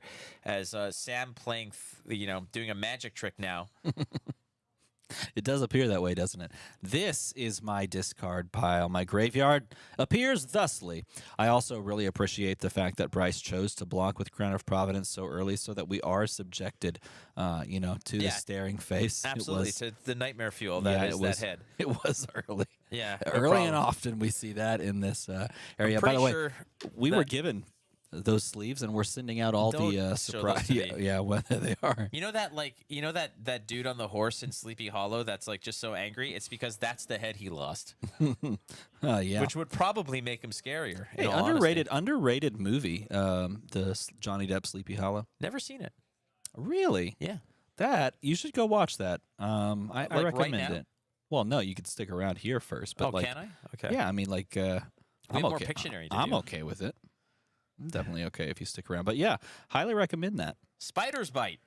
Pushed forward here by Sam Dando. Both players at 29 health. Azuri versus Dash. Dash shifting gears from a round ago where it was Bryce Henschel on Dash, but as the aggressor that eventually managed to bust through, I believe. And in this case, Strip Drop Dando, a.k.a. Sam, is just representing one. Thanks for that. Putting the dice down, making sure that we're all on board here as the Nerve Scalpel following suit. That looks like a hit, so time for some surgery, says Sam Dando. He's going to throw a combustible courier. And look at this wonderful play. He's going to, because there's no arsenal, he's going to force a card out of the hand as well. He's going to go get a Command and Conquer with that Codex of Frainty. Frainty, yes, Codex of Frainty is back out and that's play. A blast from the past. I think we were sitting right here when you said that. We were. No, I didn't say it. The chat did. The chat said it. You read it, though. I read it out. That's true. I did say it. You're right. No, I'm sorry. Yeah. Wow. What is that hand? Did he draw all three of his... No. He pitched those shakedowns. How crazy is that? All right, so looks like we're going to just give the one card to block, and the way that this was sort of put together... Yeah, Sam really timing this real nice, as no D-reacts are allowed. It's Command and Conquer, pushing forward on the stack, threatening to blow up that arsenal. Again, it looks like an absolute just garage sale on the board here. Items galore, tokens everywhere, blowing up the Command and Conquer that was there as well. The Ponder's going to go ahead and recover the card. Sam not even looking at it, just jamming it in the arsenal, so they'll worry about this later. Yeah, it's crazy. That was a fantastic play off the back of Codex of Frainty. Really strong card in general. But no, it does its work, and it does its work quite well. And it sets the the Dash player who's trying to play an efficient game, it sets them back on their overall setup simply because they want to be more efficient. They want to bleed their life total as slow as possible. And in that moment, you blow them out in a very real way and push them down a couple of points, and that just makes it that much harder for them to deal with, especially that frailty token. All right, well, Sam still at 28. He's whittled away the Dash player down to 22. You got to think that a card like a Induction Chamber, I don't think do I have the list nearby? Yes. I mean, it's got to be And in interestingly here, right? enough, on this list, he actually does have most of the control dash pieces, and that we see on the board, right, in the form of 2 plasma purifiers, 2 induction chambers. are there and available to be used. So he has the capability of just full committing to this control style. And yet that control style may not be fruitful for him in this matchup if he keeps having to deal with these awkward breakpoints that he can't quite match efficiently and gets blown out with CNCs, especially if they get called back a bunch. Bloodrot Pox. There's a token that Bryce is going to have to answer as he's brought down to 18 health here. The dash with all the toys still not really presenting much of a fuss to Sam, as much of the damage that Sam took was just, you know, a shrug off kind of situation here. Yep. So we're going to start kicking it off here. So he's going to send on over the pistol for 4, and this is off the back of using both of those induction chamber counters, popping those off, and most likely going to add steam counters back to it if he has the resources available to him. But this is going to come most likely twice here. And that's a Frailty. Yeah. Frailty also sheds the attack value of the pistol, does it not? I believe it does, yes. Which makes it quite good against things like Kodachis. And in this case, as you can see there, the Teklo Foundry or pistol, the Teklo pistol. Teklo Plasma pistol. So there's a lot of moving parts here. Just all you need to understand is that 2 of the plasma purifiers were popped to give the pistol +2 overall. The induction chambers are attack reactions, which gives the pistol go again. However, the Frailty token has downgraded the attack value of the pistol to 3. Some of the go agains, yada yada yada. At the end of the day, I mentioned the bisque. That's basically where we're at. It's essentially a kitchen sink strategy of building up this board, and you're going to mention a lot of those things when you're looking at the totality of how this deck sort of functions at this level. And there's the dominate trigger again. Was he keeping notes on there? It looked like there's some added value to it. Why did we scribble off? Like someone in chat mentioned earlier, I hope he wrote that in crayon. And I'm like, I don't know. That seems more like a Leviat play, personally. Okay, well, another shred. That's, I think, the second or third shred that he's played already to go into the attacks. And Drip Drop Dando told us earlier that he is a big fan of shred. Shred is his favorite. Oh, look at him. And he's trying to sneak it unmovable in front of that. I don't know if there was like a missed trigger, perhaps, if he got it under the... That's a reinforce the line, right? Oh, is it? That's yeah, reinforce the line is able to, buff up. As an instant, it can buff up that that blocking card. Which I hate that card. Which one? Reinforce the line. That's the card, like, back when I was playing a lot of Oldham, I ran... My toughest matchup was always Dash, obviously. So I ran 3 smashing good times. Sure. And I would always try to time it with a Command and Conquer pummel, so that it was just a guarantee. It was a home run. Like there's no way that I can miss this 13 point whatever. And they would always find a way with Reinforce the Line to goon me on that play. Oh man. I am so sorry. Hate it. No, listen, it's all good. You weren't there then, and you probably don't care now. That is really tough. Wow. That's a tough life you live, having to deal with a reinforced line. Oh, I see what you're drawing. It's almost as if, like, this is gross. You just have this matchup where you just can't deal with it, and, like, one card really messed you. Yeah, it's tough, huh? Friends, I pre-apologize, because when we do get back to the booth, Stephen J. Armada has drawn... Quite frankly, nightmare fuel that oh God, don't even. You know what? Yours actually looks better than this. It kind of does, actually. I'm not going to lie. All right, so sending the pistol for 4 is the strategy on, control dash, if you will. Pistol dash. And going to donate one of the shakedowns to the cause here to block this out.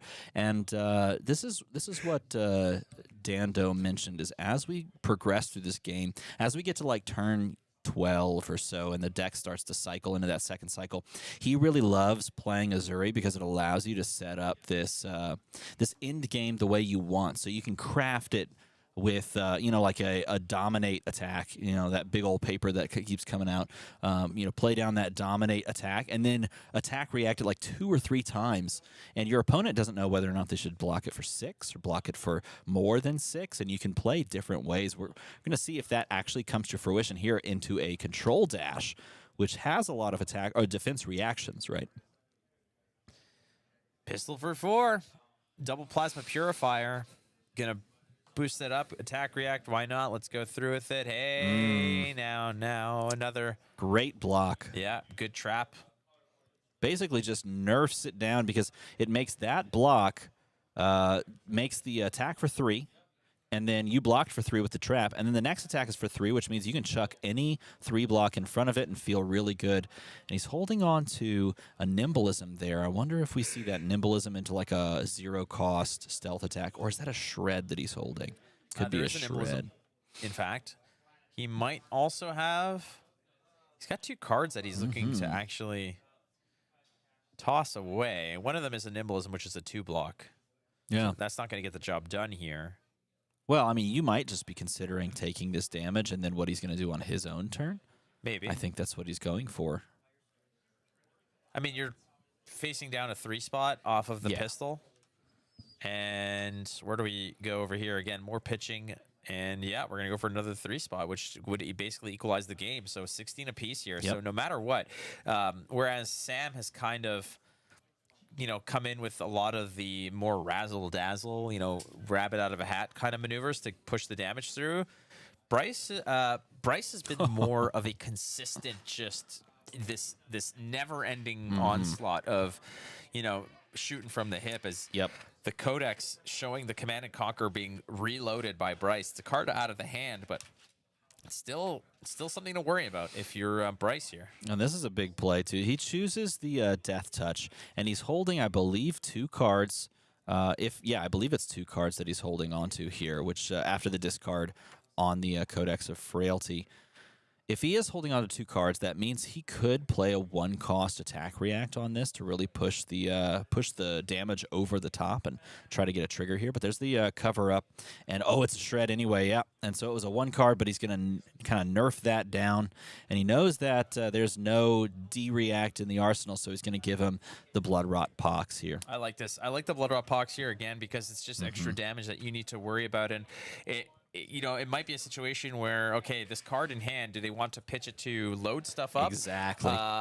Or do they want to pitch it to preserve life? And they're close enough to the edge where it might actually matter. Yes. So this is doing double duty. It's either going to connect for 2 or it's going to save Sam a lot of headaches. So he's going to load the pistol first and foremost. The induction chambers do have stuff loaded up, but this is going to be for 5. It's a Command and Conquer for 5 because of the frailty, meaning that anything out of the arsenal also gets a little bit of a haircut. It's going to be a 5-attack Command and Conquer, no D-reacts allowed, but... I mean, you could easily cover this up with 2 cards. I think that's not a big deal. You could cover it up with 2 cards, definitely. You could also just choose to take this, lose the arsenal, if you have a good 4-card hand. Yeah. Definitely. But it looks like, he's going to take 2 and lose the surgical. Wow, okay, so he's electing to play a 3-card hand here instead of a full 4-card hand, maybe just saying, you know what, I'm not going to make full use of this 4-card hand anyway. I might as well chuck 1, get use out of it, because I'm going to play this 3-card hand to the best of my ability. And look at this, he does it again. Yeah, it's the Ravenous into the Leave No Witnesses on top. This is precisely how the game started, It is, isn't it? Oh, and that's a great card to have in play, but not necessarily for this deck archetype. We saw him use that. Bryce used that to a wonderful effect in his previous stream match. And look at this. And that's why he gave that card earlier, because that card, probably just a blue, would have been useless in the arsenal.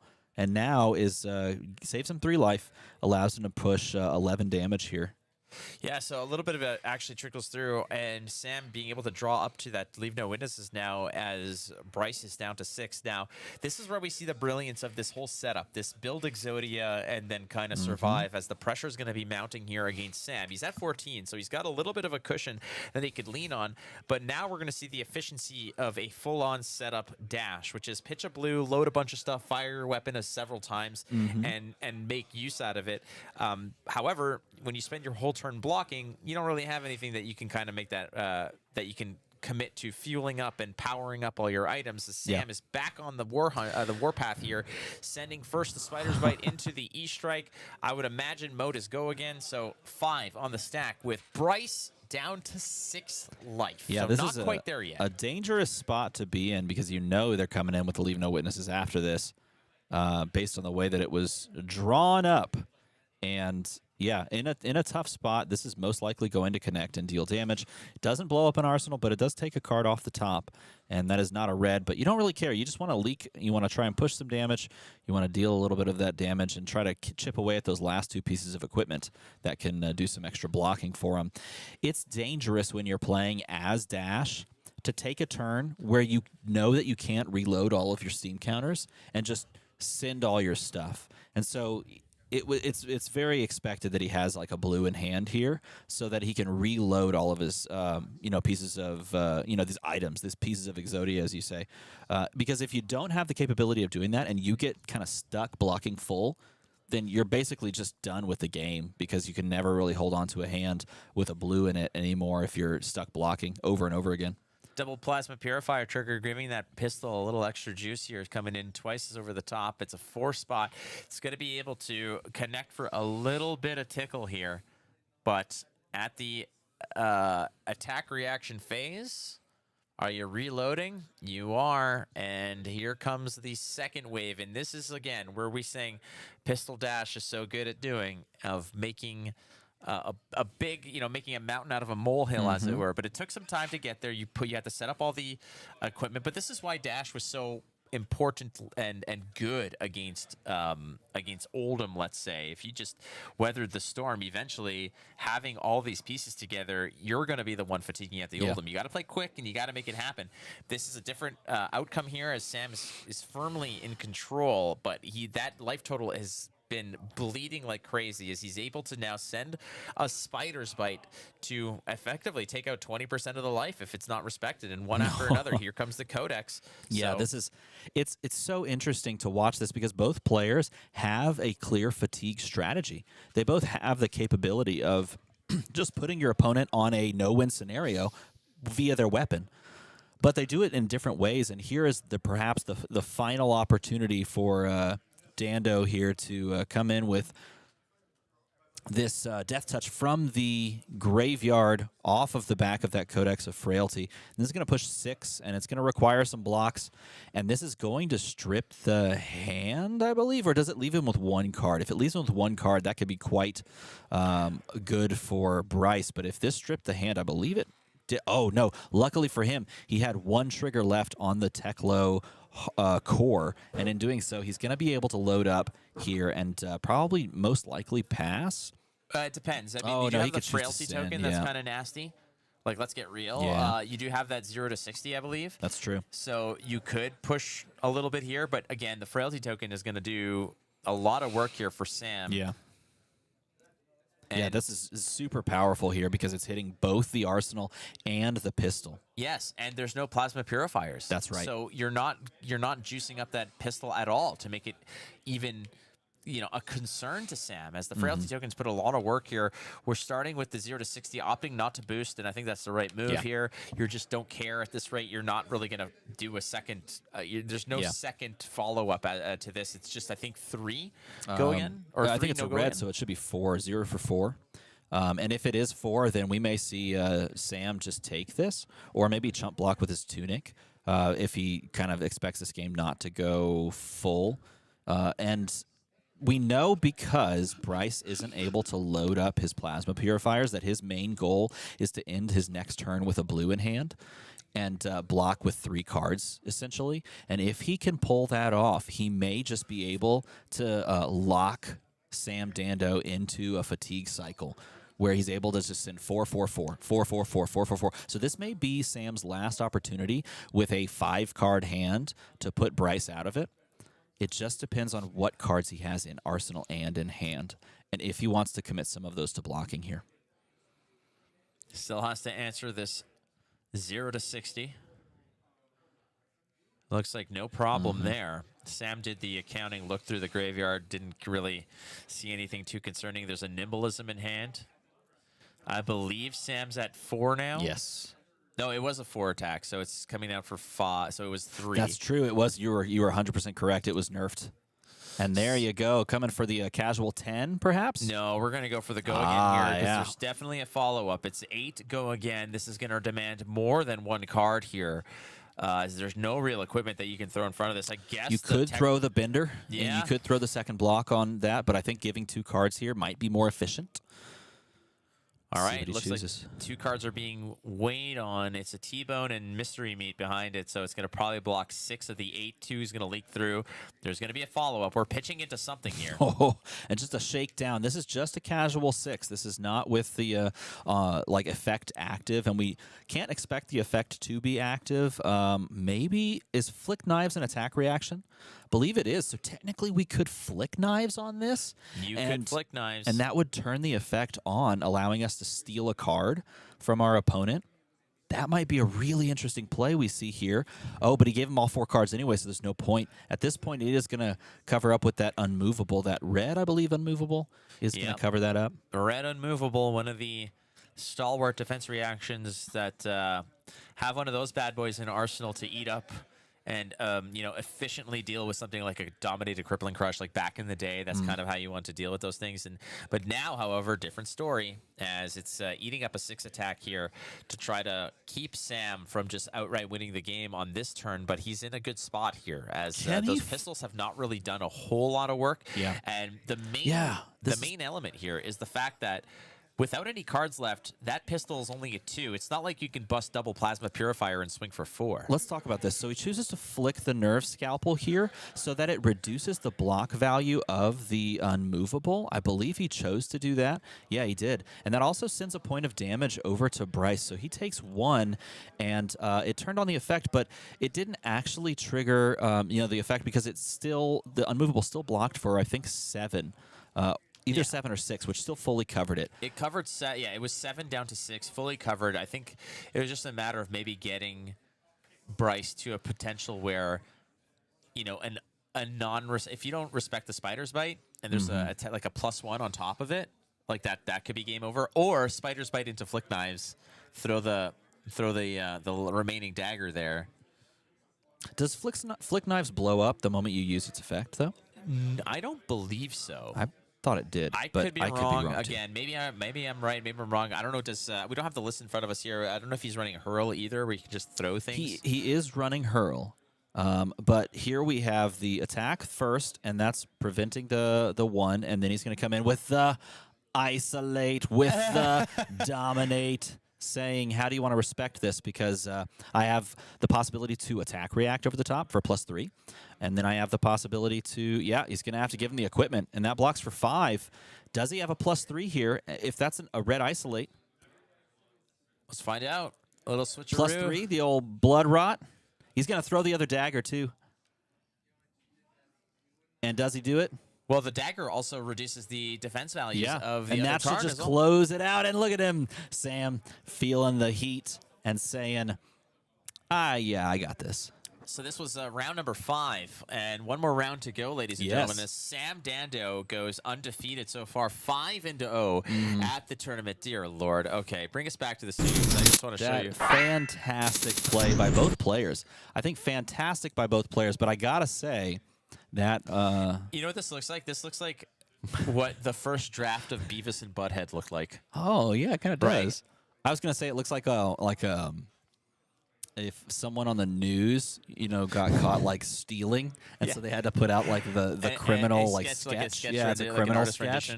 There you go. There's the criminal sketch. Find this person and make sure that they don't escape justice. Wow, it's really trippy. Who between you and I is Beavis and who is Butthead? Oh, dude. I'll tell you what. I have barely ever watched that show. Okay, so, well, we'll leave this up to chat. Between the two of us, which one is Beavis, which one is Butthead? I know who I think I am. That said, Sam Dando, 5-0 on Uzuri. Yeah, 5-0 on Uzuri. Trying to kind of do a repeat performance of the Chicago Brawl, where he really just took it to him and made it into the top 8, almost closed the entire thing out. And sitting on Uzuri, a very similar list to what he was playing previous, and just showing that he's got what it takes on Uzuri, and maybe Uzuri just has what it takes too. I think Uzuri's a good hero, and I know a lot of people out there are going to be happy to hear that. Oftentimes, Uzuri sometimes maybe just walks into an Oldham, and I was talking to Sam prior to this match that he just played, and he mentioned, he's like, if it's the problem is, he's like, I'm confident that I can beat an Oldham. The problem is I can't reliably do it in a 50-minute time frame. Right. It usually goes to time. That's usually a tie for me. He's like, I don't worry about dying. I worry about losing to the clock in that regard. He's like, if it's a top 8, it's a different story. I have a plan, and I can effectuate it and cross the finish line. Yeah. But it's usually a 60 to 65-minute endeavor, which you can't do in Swiss rounds. So it's incredible how oftentimes heroes change strategies based off whether they're in Swiss or whether they're in a top 8. Yeah, So it really is. And it's going to be interesting to see, because at this point, what is he? That was round 5, I believe. that was round That was 5. round We have 5? one more round of Swiss. So sitting at 5-0 is a lock for the top 8.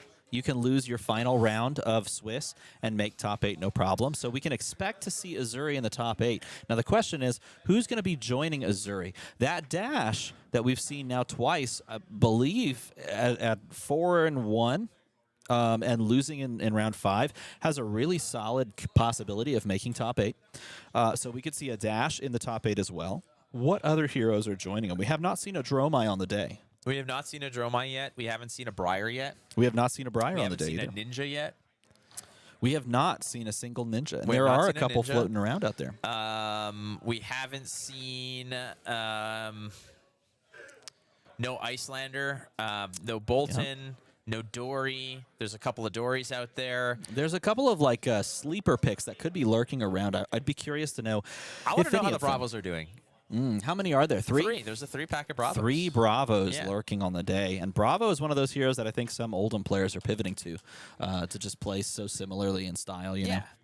Like, it all depends on what we get. Starstruck is a really cool card. It's a nice start, but I think It's true. you know, you got to figure out, you know, can you really lean in on a win condition that is Crippling Crush? Like, is that just a good card? Like, is that a great card Sure. that you don't win with? Yeah. Do you have to like cycle to go and find Pulverize and whatever? Who knows? I think we do. Should we give another chain sleeves away? Yeah, sure. We'll do another. We'll do a chain sleeve giveaway. Okay. We'll hit a pee pause. Come back. Have a good time. Yeah, we're going to hit the final round after this, but let's give these away. All right. How do you want to do this? Should we draw something? Do you want to? Ooh, yeah. Draw something, first person to guess. Oh, okay. What do we want to draw? Is it like a hero? Well, I mean, you get to pick, unless you want me to draw it. You should draw it. Okay, I'll draw. Okay, it has to be no, you can draw it Oh, like a regular? yeah, if you want to draw it regularly. Okay, but what am I drawing? Is it just going to be a hero? pick. You can pick. Seems too easy. You want to draw this card? Oh, that's But it actually has to- great. no, it has to be a card that like everybody. This is a great one. Think No, about what man, we I just can't witnessed. Draw that. I'm trying to What? think. I'll draw a card. I'll draw a card. Okay, draw a and- card. And this is the card. This is the frame of the card. I'll draw the card. First person to guess the card gets the sleeves. Is that fair? I like that. Let's do it. Okay. That's the frame of the card, everyone. I'm here. You keep an eye on it. I'm gonna actually write down the name of the card. So I know. Okay, so I know what to look for. Do exactly. it. Yes, do it. You got to write it down.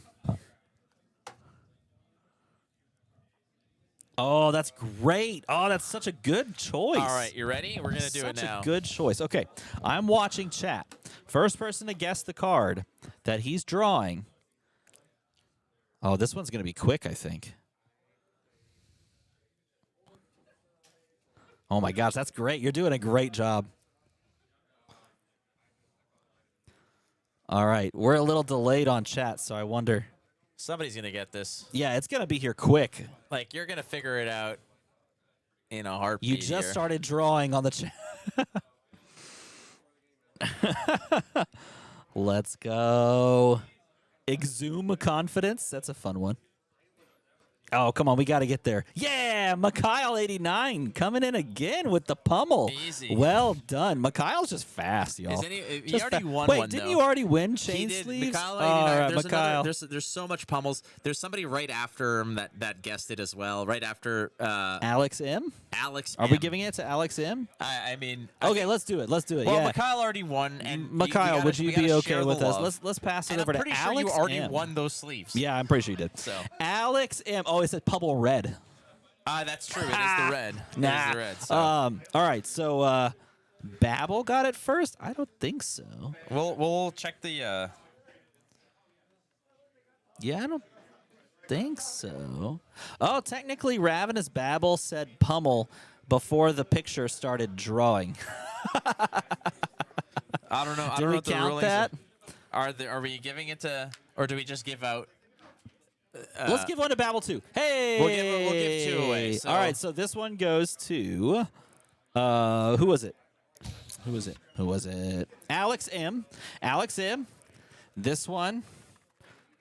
Alex, this one. So Alex to Ravenous Babel. Alex, you have to email Peter at minmaxgames.com. Yeah, Babel. And say, I won Oldham sleeves. Here's my address. Please send them to me. That's what you got to do. Do it. You got to email Peter at minmaxgames.com. You get one of these sets of sleeves if you are Ravenous Babel or if you are Alex M, right? Yeah. If you DM me and say, hey, I won on that stream, what do? I am not helping you. I'm not even going to respond to your message. No. You email Peter at minmaxgames.com. Say, I won the Oldham sleeves or I won the chain sleeves. Add your address in there. And say, thank you so much, Peter. You're a cool dude. Yes, tell him he's a cool dude. These two doofi. Yes, tell him that too. But tell him he's a cool dude because he is a cool dude. But I swear to God, if you guys actually DM me and say, hey, what am I supposed to do? I won this contest. I am not helping you. That is too bad. Pee-pee pause? Pee-pee pause. Deal. All right, we're going to take a pee-pee pause, and we will be back shortly, and we'll bring you round 6, the final round of Swiss here at the RTN in Chicago. And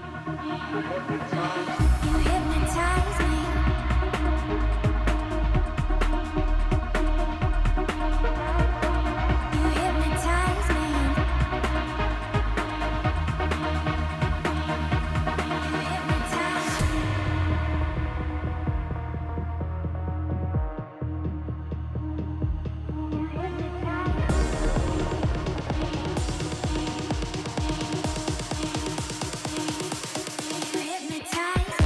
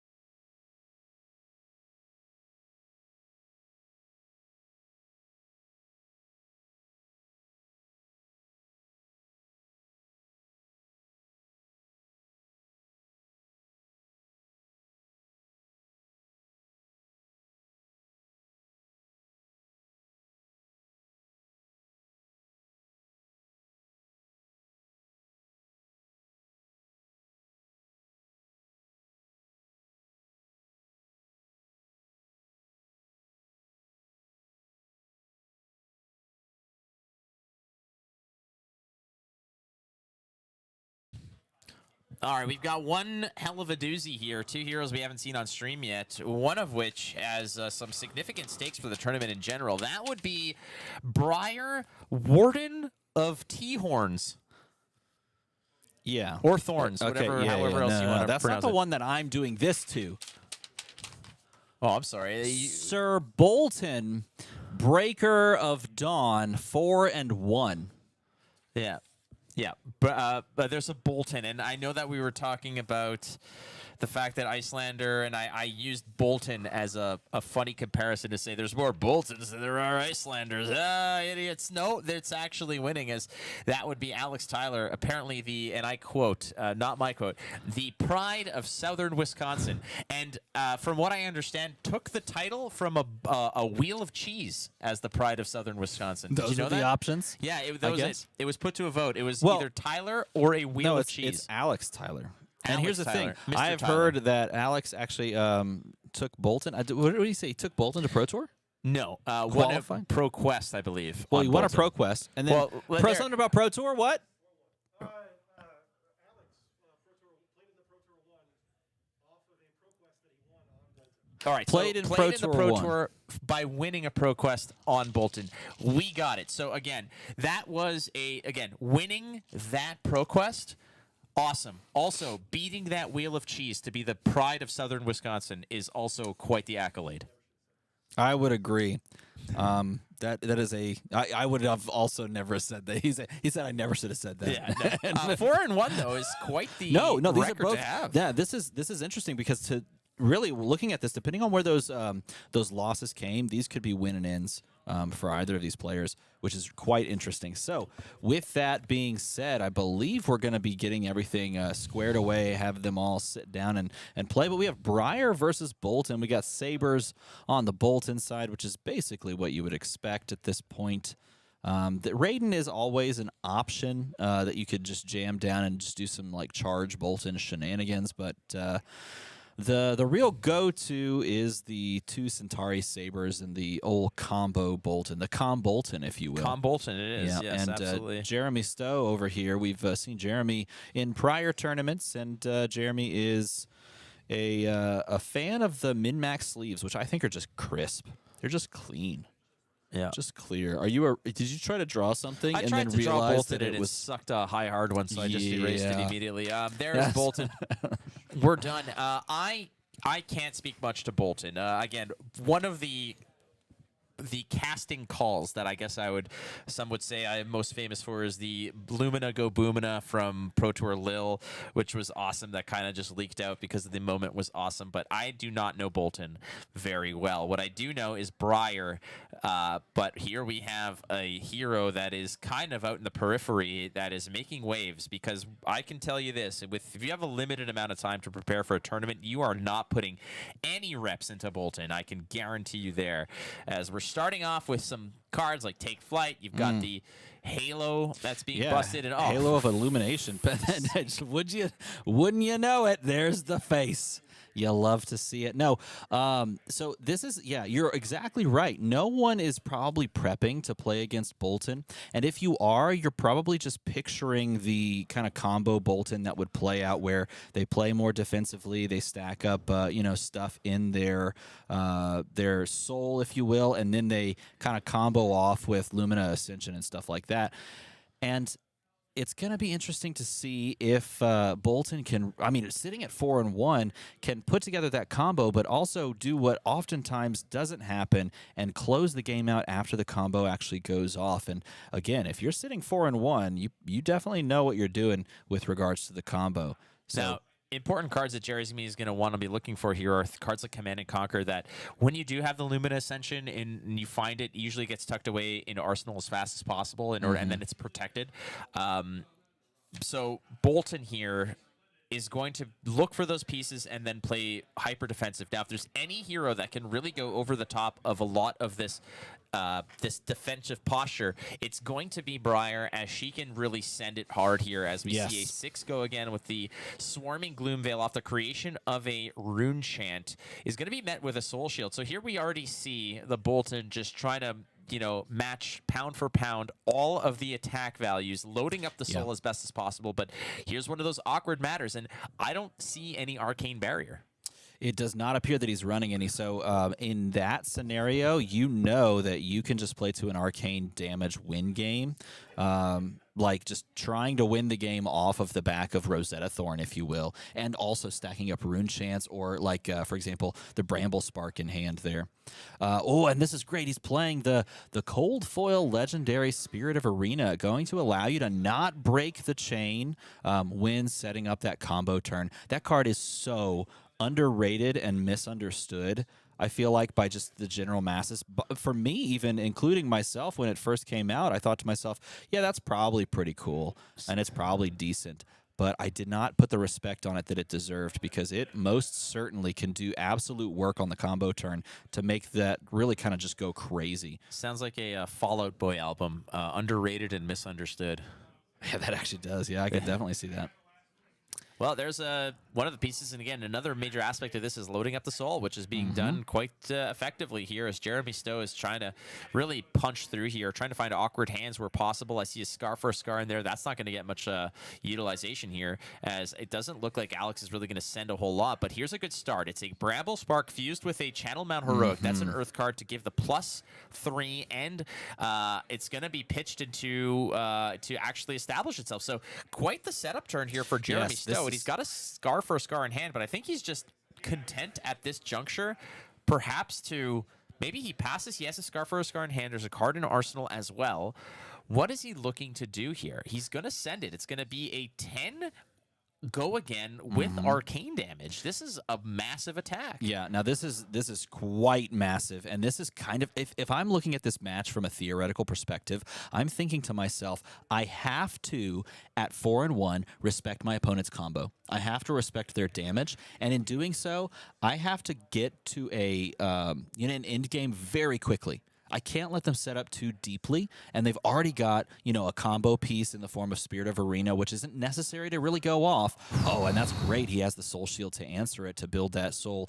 But I also have to, really try to pressure their life total quickly and often so that they don't feel comfortable enough to go off until it's kind of like playing against Kano, right? Pressure them a ton, hope that they have to go off in a suboptimal way or in a way where my life total is just so far ahead that they can't really push to the end. This is a turn where Jeremy would have loved to have an additional resource here to maybe swing with the Rosetta, as the 2 arcane damage is getting a free pass here. You got to think, if you're Jeremy, you have to really lean on this Rosetta Thorn as much as you're going to rely on these big turns from Channel Mount Heroic. Now, he is set up well. The problem is didn't have quite the resources necessary to push forward and really set the tempo here, as the 10 damage has been gobbled up by a 3 block plus the 6 block of Soul Shield. The 1 arcane has leaked through, following up by breaking apart that Aether Weave to send a 9 attack Command and Conquer. Now that Soul Shield that started this, I'm almost I would have considered actually opening with the Command and Conquer to potentially just fake out or stop the potential of a D-react from Arsenal. Right, so then the issue with that then is that you're not pushing that extra damage, and you're kind of missing out on the value of the go again on the card that you're clearly not going to give go again to, because you have such a huge life total in Scar for Scar, right? Because if you choose to go the other route, then maybe you throw it in the other direction. But I think doing it this way allows you to draw that defense out and then push damage over the top, hopefully trying to get an Arsenal, in a more advantageous position. Sure. Nevertheless, we do see the send on the, I believe that's Illuminate, and that's just literally just threatening on hit go to soul. So nothing really ventured going here, and hoping to try and dig for more of those combo pieces, being able to sort of Arsenal that if you can find it. But that last card in hand, perhaps a combo piece, perhaps not. In Jeremy's hand, I saw a Channel Mount Heroic. I saw a Lightning Surge. I believe there's also a Give and Take in there. I did not catch wind of any blue Earth cards. So this is a little bit of a complicated turn here, because there are definitely some expendable pieces. And in fact, Jeremy might even be thinking, or there was the possibility where Jeremy might have thought, hey, what if I just give my Crown of Providence and my gloves here, block this out, and try to actually cycle one of these cards looking for fuel, looking for a nice piece. There's a Snatch in there as well. So there is a natural go again. That Channel Mount Heroic is not really going to be played this turn. It's not going to help the Channel Mount Heroic that's on the board right now. That might be the card that just gets tucked into Arsenal instead of the Lightning Surge. We're going to see how this operates, because you don't want to just let this Channel Mount Heroic fizzle without sending multiple attacks, unfortunately. But no non-attack actions that you can afford here. It'll be interesting to see if he chooses to jam down like the Snatch and then snaps it. Yeah. And then move into some, like a give and take snaps, or sorry, give and take Snatch, and then snaps might be the line of play that he kind of goes for. He's going to start with a give and take, it looks like. Yep, 6 attack go again, already built in. No non-attack actions that are going to supercharge this Rosetta Thorn. He's looking at it saying, what the hell is that? Such a great new card for, specifically Briar here being played, but coming out of a set that really had no support for the Runeblade class, and yet it does, because we have a fantastically crafted generic here that just fits in perfectly on a Channel Mount Heroic style deck, where if you block this with multiple cards, it's gaining a buff. So if you block it with multiple cards, I get to bring multiple cards back. And so that's exactly what Alex is looking at. It's like, what could I possibly give him if I block this? And do I just need to take 6? Doesn't feel great. But what could he be shuffling back in? Or putting to the bottom, I believe, right? I also feel sometimes where, much like we watched Kano try to set up a big combo, it's the same kind of thing here with Bolton, where it might be a situation where once you're right up against it, once you're in those like low single digits, you're going to have to try to fire off and make things happen. But if you're not confident to find those pieces, then you have to play defensively. You have to actually give cards away here, as you see him blocking and fully respecting this give and take. And the pieces, by the way, if you're wondering at home, like maybe I haven't seen Bolton before, I'm not sure what he's doing. There's a card called Lumina Ascension that allows you to attack multiple times with your weapons, and it gives this really awesome on hit if those weapons connect that allow you to kind of like peer the top of your deck, reveal it, and if it's a light card, it goes to your soul and heals you. And then that allows you to kind of keep this train going. And if you play multiple Lumina Ascensions on the same turn, then you can attack multiple times with your weapons. So you can attack up to 6 times. If you somehow manage to find all 3 Luminas and triple Lumina, then you can attack just overwhelmingly. And every time your opponent chooses to block, they're buffing up those Centauri Sabers if they're blocking with attack actions. And so it can really go boomina, as you said all those many moons ago. Many moons ago. We're going to take the snaps off the this lightning surge here and move in with a 7-point snatch without any opportunity to really block this. So the damage is being pushed through. The Snapdragons are getting some significant value here, which are great. He's going to draw a card. There's no go again on top of this, but it's just a free arsenal card.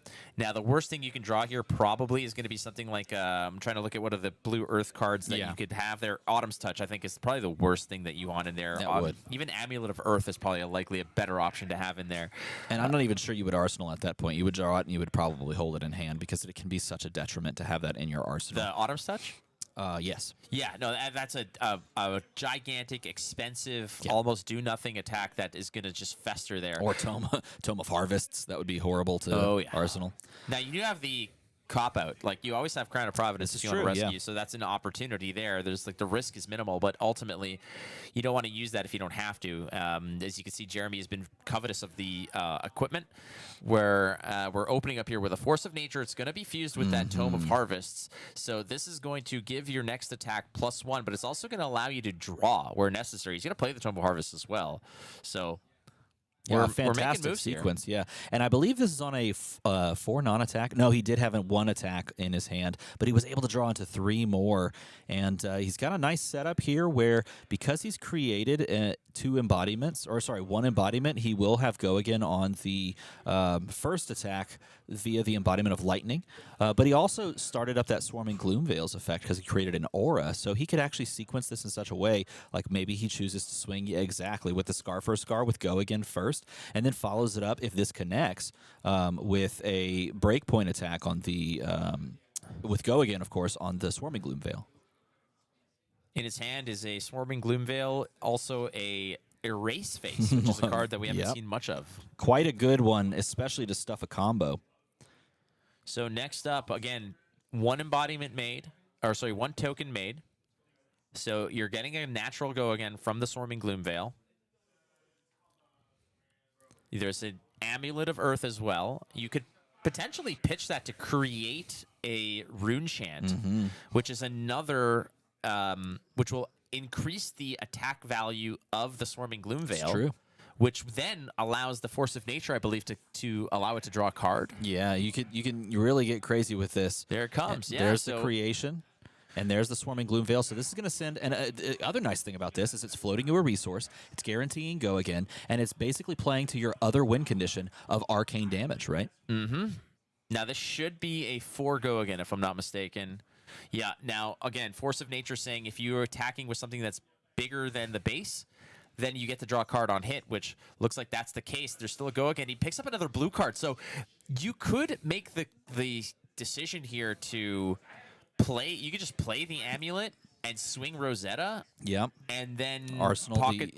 You could. You definitely could. And that's a fantastic opening. I think that's exactly what he's thinking about. He's going to jam that down, and he's going to send the Rosetta for 2 and 2. And looks like Alex is just going to take the 4. No, he's going to block, yeah. Oh, and that is one of those pieces that you're actually looking for the combo is V of the Vanguard. Because now that you have access to the Spirit of Arena, V of the Vanguard is your ultimate, like, combo starter. Because if you sink into Soul some of those cards, you're able to really pop off and give all of your swords extra buffs because you're not breaking the combat chain anymore. All right, so the trouble here is I don't know if there's any blue in his hand to potentially fuel this. I do see a Sonata Arcanix, a red Snatch, as well as a Premeditate, if I'm not mistaken. Yes, yeah. So And there a are Sift. options. I believe that is a Sift Sift as well. And I believe that there's the Probably only blue Sift. It's a blue, so he does have some fuel here if he needs to pay for stuff.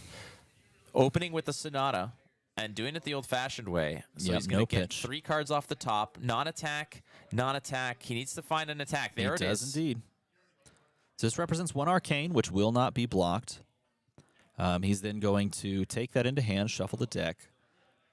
He's going to banish that Sonata, and then he's going to have 3 card plus that that Arsenal card, and then he's going to have that Lightning Surge in hand as well.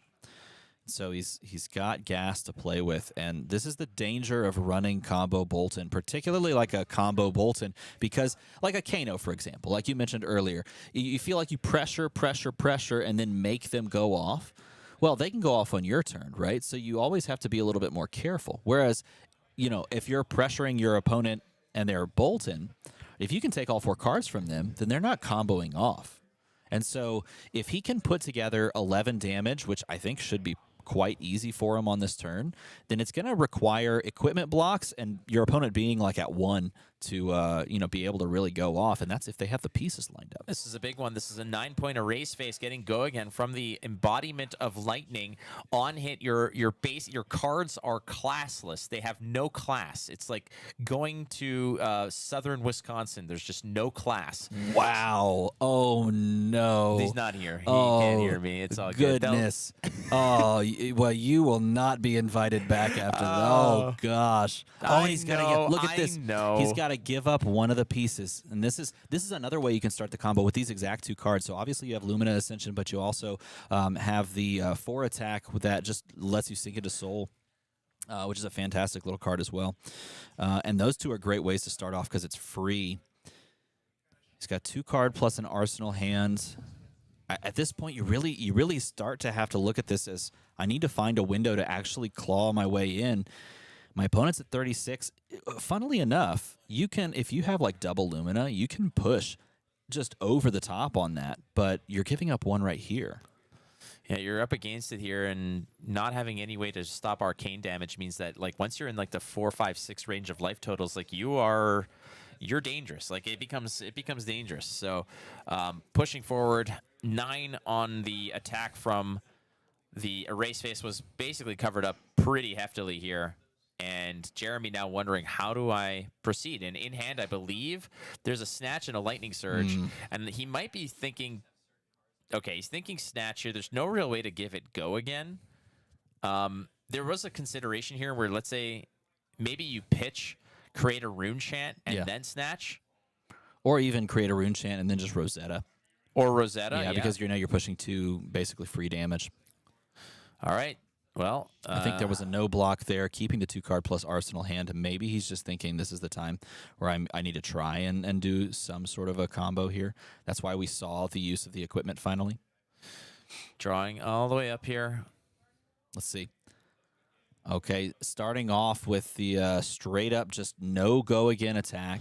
He's down to 7 as well, which makes this really kind of uncomfortable. There's a nice full art Lumina that you opened on stream that made me look terrible last time we were here. Where is it? You see it? I don't see it anymore. That full art Lumina Ascension from the first ed box. Bolt of Courage. It does have some kind of scary capabilities if it connects, because I believe that's the one that draws you a card. And it does not have go again unless you snap it. It looks like he is going to snap it, and maybe he is going to be going for the combo here. Going to draw him a card. At the very least, he's going to be trying to draw. Yep, there's the trigger.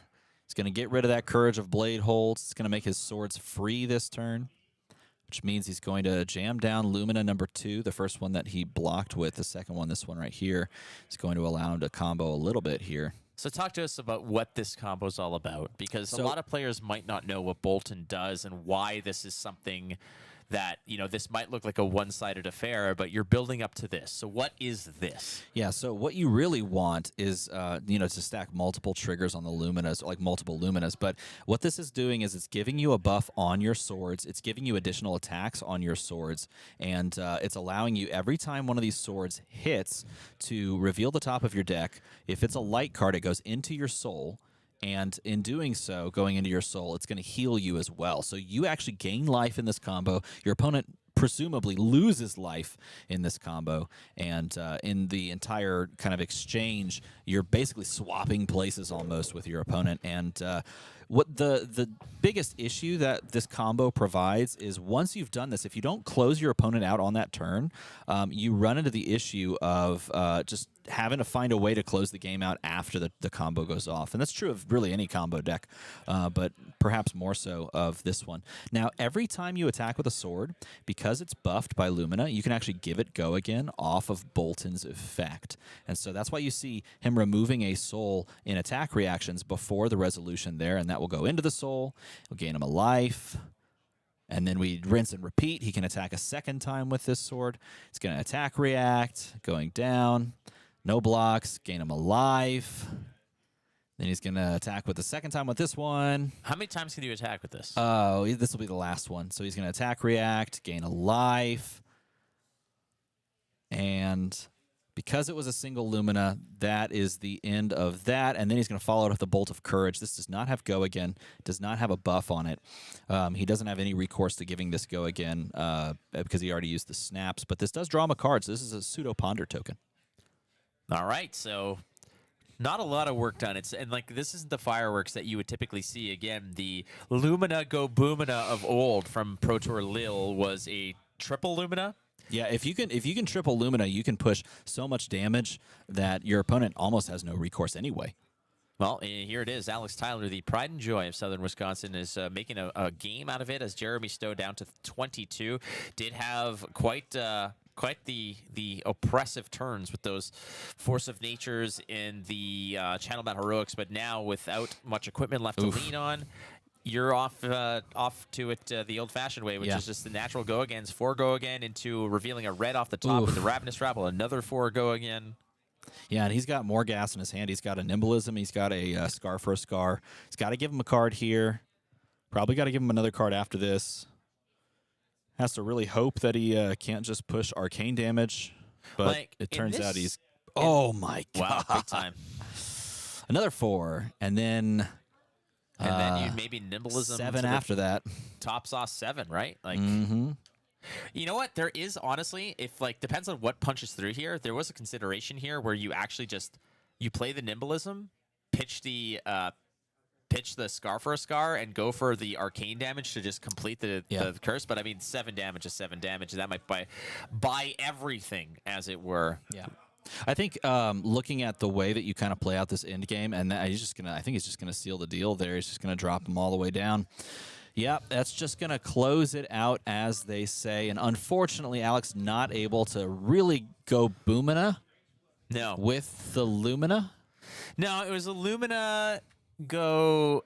Boo. No loud music after 9 p.m. Lumina, that was kind of for a while. Yeah. Lumina go boo. It just didn't finish after that. Yeah, it's not unfortunate, but if we've seen now twice on stream, I think players are starting to understand deeply the way to really pressure an opponent that's trying to put together a combo. Like if your opponent is trying to combo off, it takes some amount of pressure and some amount of maintaining your high life total in concert. Both of those things happening together in order to actually pull off a win against a combo deck. And we've seen now twice that happen.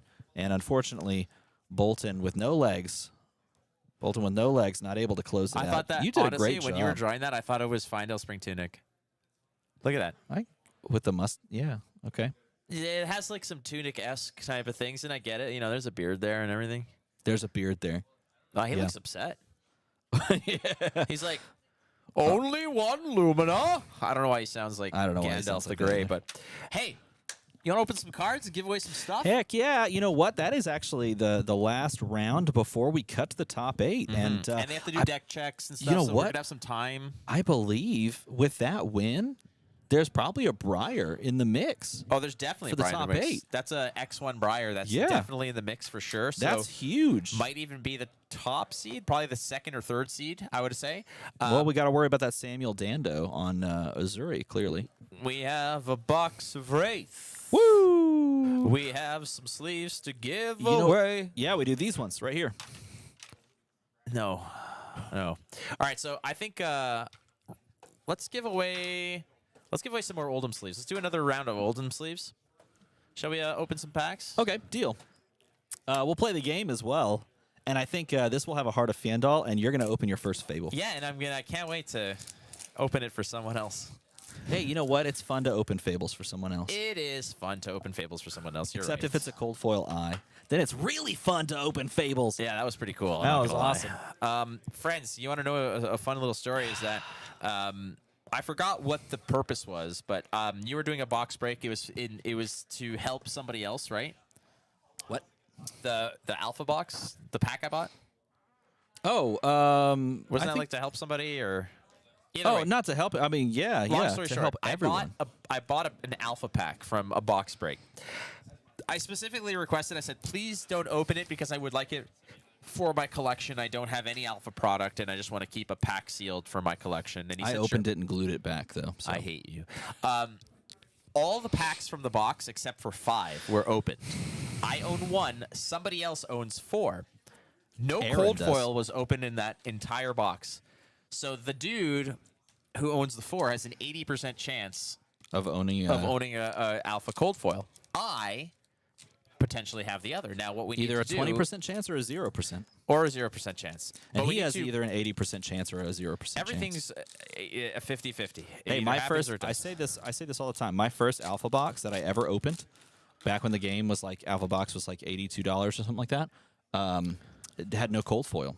In fact, I think someone at LSS jumped in the chat. This was like maybe a week after the game released. They jumped in the chat and they were like, "Hey, did you find the cold foil?" And I was like, "What's a cold foil?" What is a cold foil? And they were like, "Trust me, you'll notice it." And I opened the last pack and I was like, Trust me, I I didn't didn't." find the cold foil." And they were like, "Go back through." And I did on stream. And there was no cold foil. And they were like, "Oh." And I was like, "Oh, I don't know what I missed out on." That happened. I'm going to hit those people in the corner there. Never mind, I suck. That was a throw. What did you get? I got a super rare. Oh, I got a super rare. Whoa, fancy. that a super rare? Yeah. All Seeing right. Steelblade. Remember they upgraded. They did. Let me upgrade ya. Remember, put the rares on the side. Don't be a savage. Oh, dang. Okay, rare's on the side. Rare. Absolute savage. Okay, there, and then I'm just gonna. There you go. All right, gonna open this Dorinthia pack, everyone. So as we do this, as we close out the Swiss and we move on to the question is coming back through Starbucks question mark. It's not Starbucks 2, Electric Boogaloo. Yes, just a dark roast, a small dark roast with just a little milk, please. I have had a lot of coffee today. Should I have another You coffee? absolutely should. There's never enough coffee. Okay, I'm gonna put the rares over in just like their own stack. Yeah, that's what How I about do. that? Commons go in a man. pile. What should I Rares in a get? pile. At this point, I should just get a tall, right? That way I've completed the Dude, circuit. it's a small. Like, stop trying to create your own sizes and confusing everybody. It's not. You're not cool. It's a Yeah, small. sure. Here, I should write it down. Hold on, I gotta Write it open this down. pack though. Write it down. How do you open these packs? What is your With what my is your hands method? mostly. Not teeth. Wow, you're just doing it wrong. No. Hey, Not you got quite. the red foil snatch. Look, it's not foily very. I don't know what's being sent to us. Can you read that? Free phones. We get free phones. Free phones. Ah. Are we punching it in? Hey, let's put it to a vote. No. Yeah. What should I get from Starbucks? Venti, Lego, Starbucks 2, cracked Bubbaloo. Crack Bubbaloo. One dark roast with a little milk. Atta boy. I said if it was cream, I will murder you. Something about the U.S. that you guys don't put milk in coffees. It's only cream or like half and half, whatever the hell that is. It's half and half. It's just 2 halves. It's a whole. Why don't you just call it whole? God, this Hey, place confuses me. oh, I'm just kidding. I can't throw I will cards not throw anymore. your phone. I refuse. Dude, you kept opening while I was. How dare you? Oh, I'm sorry. Here's how you open one of these Do you want me to Japanese hold your packs. hand too? Here's how you open one of these Japanese packs, okay? Because this one does not have a pull tab. So you open the flap, right? Okay, you open the flap here. So sometimes that's the hardest part, apparently. There we go. You open the flap. Okay. Yeah. The card's positioned at the top, okay? So you open the flap. Did I say that part yet? You're going to pull apart. Like this top flap, the very corner, you're going to pull apart, and the middle, you're going to pull apart. And it just breaks open like that. Here's how I do it. See this little flap at the back here? Uh-huh. Yeah. Go on. You put your thumb up against the fold like this. Yeah. So just where the thing. Then you take the flap, and then you just pull, and then Yeah. it opens. Yeah. That's the gym Then method. the other option is you get a flamethrower, right? Okay, And go you on. get clearance from the city. Ooh, I got a super rare. Oh, did you? Yeah, I got an Iron Song Determination. Oh, I got a red sink below. That goes in a separate Hey, pile. that's really good. Hey, by the way, we're gonna give away something. We just have to find the dumb card first. Yeah, we're working on it. I found a super rare as well. Water, your liver is screaming. You got 2 warrior and super you got rares, 2 ninja and I got ones. 2 ninja hey, super this rares. is all it's all a plan. Okay, so you put your thumb and then you pull, huh? Yeah. Put He's your making- thumb and He's pull. making this up. Put He's your making thumb this and up. pull. Put your Who? thumb and pull. Oh, that wasn't me. Don't point That's at me. this, bro. Okay, so the Bolton player, who's the pride of Southern Wisconsin, is here talking. And he's here I'm here to pay the piper for the things I've said. I Yeah. totally understand. He's a jerk. I said that as you're the pride of Southern Wisconsin. Talk crap on me and I don't say combo till turn. Like that's That's the That's way what it I goes. said. That's what I said. I'm a kick 'em while they're down kind of guy.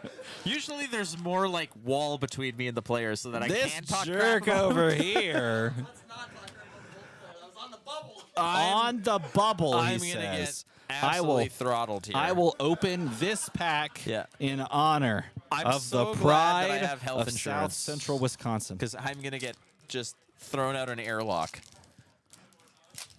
This has the spice. It's got the spice. It's got Watch the right here. spice. Looking at nice. This did not have the okay. No. Gosh, dang. Hey, you know what? If we open this box and there is no legendary in it, you know what I'm gonna do? We haven't opened a legendary yet, right? I'm gonna 3 go buy boxes? a box. Should I do that? Well, you should I should always buy a should box. save my money. Well, Shouldn't I? hold on Gotta a second. save up for that new Dusk Till Dawn set. I know, and it's like you got kids, you got a wife, you got a house, you got responsibilities. I got nothing. I don't even have a plant. Like if I can just disappear for months, and until my landlord doesn't Well, get their pay, no one's gonna know I The didn't go pride home. of Southern Wisconsin hopes that you disappear. Yes, all of Southern Wisconsin, all of them. The 4 Packers fans and that big wheel of cheese. All of them are gonna hope I never Let's come open. back. No, I can't open this one together because we have to do the giveaway. We do have to do the giveaway. So I can't open this one with you, everyone. But be with me in spirit as we missed it again. Dude, Gosh, these dang. are- This Well, is I brutal. mean- WTR, man. Why you got to do this to us? Did you open any red sink belows? No. I got one. I Wow, also that's have. pretty good still. I got a red snatch. I mean, that's not terrible. I got a foil one. Oh, you got a foil red snatch? Yeah, I guess that kind of counts like that's a pretty 6 good. bullet. Yeah, that's pretty That's good. a pretty good hit. I'm just gonna put these packs down here. Um, I tried the thumb thing like twice now. Okay, so I put my thumb right here, right? yeah, Okay, so okay, yeah, pull. and then just pull. God, you're Pulling literally every direction. more discombobulated. You know than a what? Watch Steven this. Seagal Watch movie. this. Watch this. Ooh. Oh, What did you that was do? so difficult. It's whatever. That is the 3rd time I've tried your technique, and I am boo done to with it. you. Boo All right, to it. Hey, look. you had an E-strike in that pack. Yeah, I don't need it. Okay, the flap, the little fold in the back. You put your thumb so that the tip of your thumb is right where the fold is. Okay, then you hold it tight, and then you pinch the actual flap, and then you just pull away from it, and it tears open. So nice, and then you can look. It's like a little sleeping bag, like a little legal envelope that you can Yeah. pull them out of. Foil scar. Foil red I scar. opened a majestic. Did you? Yeah, Is it we foil? can. If we no, it's not foil. But Okay. if we don't have know one, it, yeah. So don't say anything yet, because I'm about to open the legendary straight away. Oh, red sigil of solace, overpower. Oh, that's pretty good. Oh, that's a good foil. That's our first foil, so don't tell people. I won't. I won't. That's pretty good. Pretty good. Pretty. See, like that just works. I don't know what you. I don't know, man. Whatever, man. What am I a don't doctor? know, but this is going to be the pack. This is the pack of my dreams Pack of my dreams. right here. Ooh, I got the other Majestic. Did you? Well, excuse me. You can play. You can play along. Okay. You can guess too. Whoa! No, looked like it Dang didn't. it. I thought Looked something. like it wasn't it. Okay, look. There's 4 packs left. Okay, chat. Play along. Katsu, Bravo. Don't look. Ah, right. up here. Katsu, Bravo. We did not plan that at all. Nice throw. Thank you. Would you like the Katsu packs or the Bravo packs? I would like the Katsu packs, please. Okay, so pick at home. Wow, they came back. It was a Return boomerang. fire. Okay. Do you pick Bravo or Katsu? Those are Who's your gonna options. have the better value? Okay. Katsu. Beep beep. Oh, I should do this. I was wondering. I where- was like, 'cause then I'm I wearing a realized Katsu it was shirt. I realized it was your shirt after you started the. Katsu. Kids, if you're at home, Bravo. Destiny, turn the stream off. My kids, Uncle Flake, he's getting crazy again. He's Uncle had too many- Flakes got the too juice. many coffees. Okay. All right, so the Bravo pack. I got a red Razor Reflex. All right. So are we doing pretty like good. whose pack is better? Yeah, I got a red that's a Razor good card, Reflex, too. and I got a red Staunch That's Response. replayable. Oh, I got a foil red Sigil of Solace. Let's go. That's really All right, good. beat that. Really I think you good. might be able to, but it's going to be a tough ask. All right, so people saying Katsu, Bravo, never lets me down. I see your red Razor Reflex, and I raise you a red Sink Below. That's better. That's better. That's definitely better. So we're there. This one. What was your rare? Our rares are really close. Wow, your energy potion. I got I an threw my E-pot. rare, so Oh, my pack is good. I got an E-Pot and a red Snatch. And that's pretty good. Blue. blue. It's a blue. It's Cartilage, a blue Cartilage Crush. Crush. Choose. I think yours might be better. Well, This one. No, not it. That was not it. that was not it. Okay. All right, last you pack gotta open magic. open the next one. Last pack magic. Last All right. pack magic. Da-da-da-da. We have 2 Oh, I got a non-foil bobble in mine. Majestics. That's a good sign. 2 non-foil Majestics right here, and we're going to ask you for one of them. Okay. A red Slogism, everyone knows. Red Flick Flick Flack. Flack.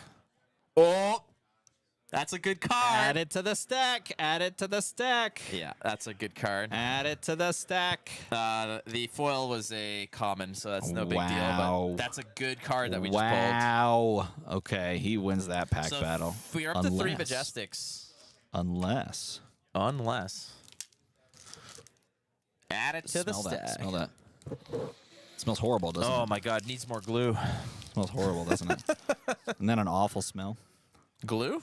No, just the smell of like pen. yeah. I was gonna say if you need me to. I have a red pummel. Okay, that's a good pack. Red Pummel's pretty Might good. be better than the Majestic you pulled, let's be honest.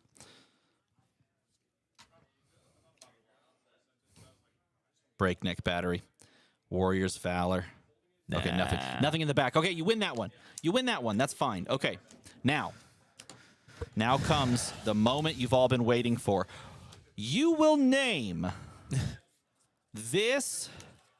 Let's do the one that you got last. Wow, these are great Majestics. Okay, so we're gonna do name the Majestics, Yeah, name them. Name this Majestic. Okay, chat, begin. and what is this for?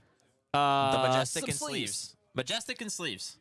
What is the Majestic? Come on. Da, da, da, da, da, Da da, da da, da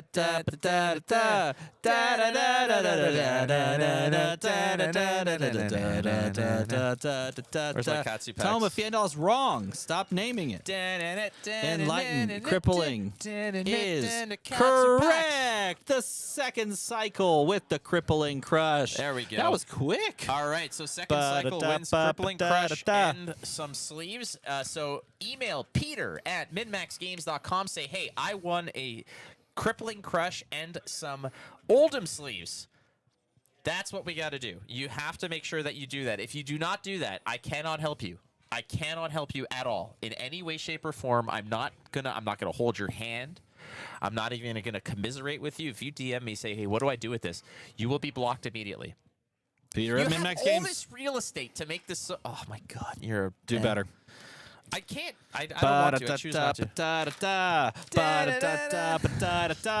Try to name this that's a majestic, good one, and you'll too. get this set of Olden sleeves too. It's a different one, everyone. It's a different It's a majestic. different one. Opening it up. Let's go. Can you hand them to one of my teammates? I don't know. I don't Who's know your what teammate? that. I don't know what that even means. I don't know any of the cards. Well, that's okay. Try playing along. What is this other one? Gotta figure it out. Ba-da-da-da-da-da-da-da-da. Tome of Fjendal. It's not. Lord of Wind. It's not. Lord of Wind. It's also not. Why 3 people say the same thing? Spinal Crush. Kenneth Barrera gets it. Get Spinal Crush. Da-da-da-da-da-da-da-da-da-da-da. Kenneth Barrera with the victory. Nailed it, All right, Kenneth. one left. One last round to go. Congratulations. Kenneth gets the Spinal Crush. Crushing the spine. You get these Oldham sleeves and the Spinal Crush. This goes into the magic sauce pack of. So we also have a stack of all the other majestics and stuff that we opened to give away. So this is going to be another giveaway. Is just the stack of majestics and Oh, stuff. we're running out of things. We only have one set of sleeves left. Yeah. Well, what we'll do is the final thing will be this stack plus the. Oh, yeah. Yeah, maybe we can get another box open. Maybe we can ask Peter. Get one more box. Maybe Peter can give us another box. Yeah, we could probably get one more box. I could probably get us one. We'll figure it out. All right, we're going to try our best. Hey, Nonetheless, chat. ladies and Hey, gentlemen, Hey, chat. What set should we get if we can get Peter to give us one more box? Tell email us Peter. Email Peter at minmaxgames.com. Say, hey, Peter, we need another box of for the last giveaway on the stream. Just be like, hey, can you like wing them a box? I think that's probably the best way to do it, right?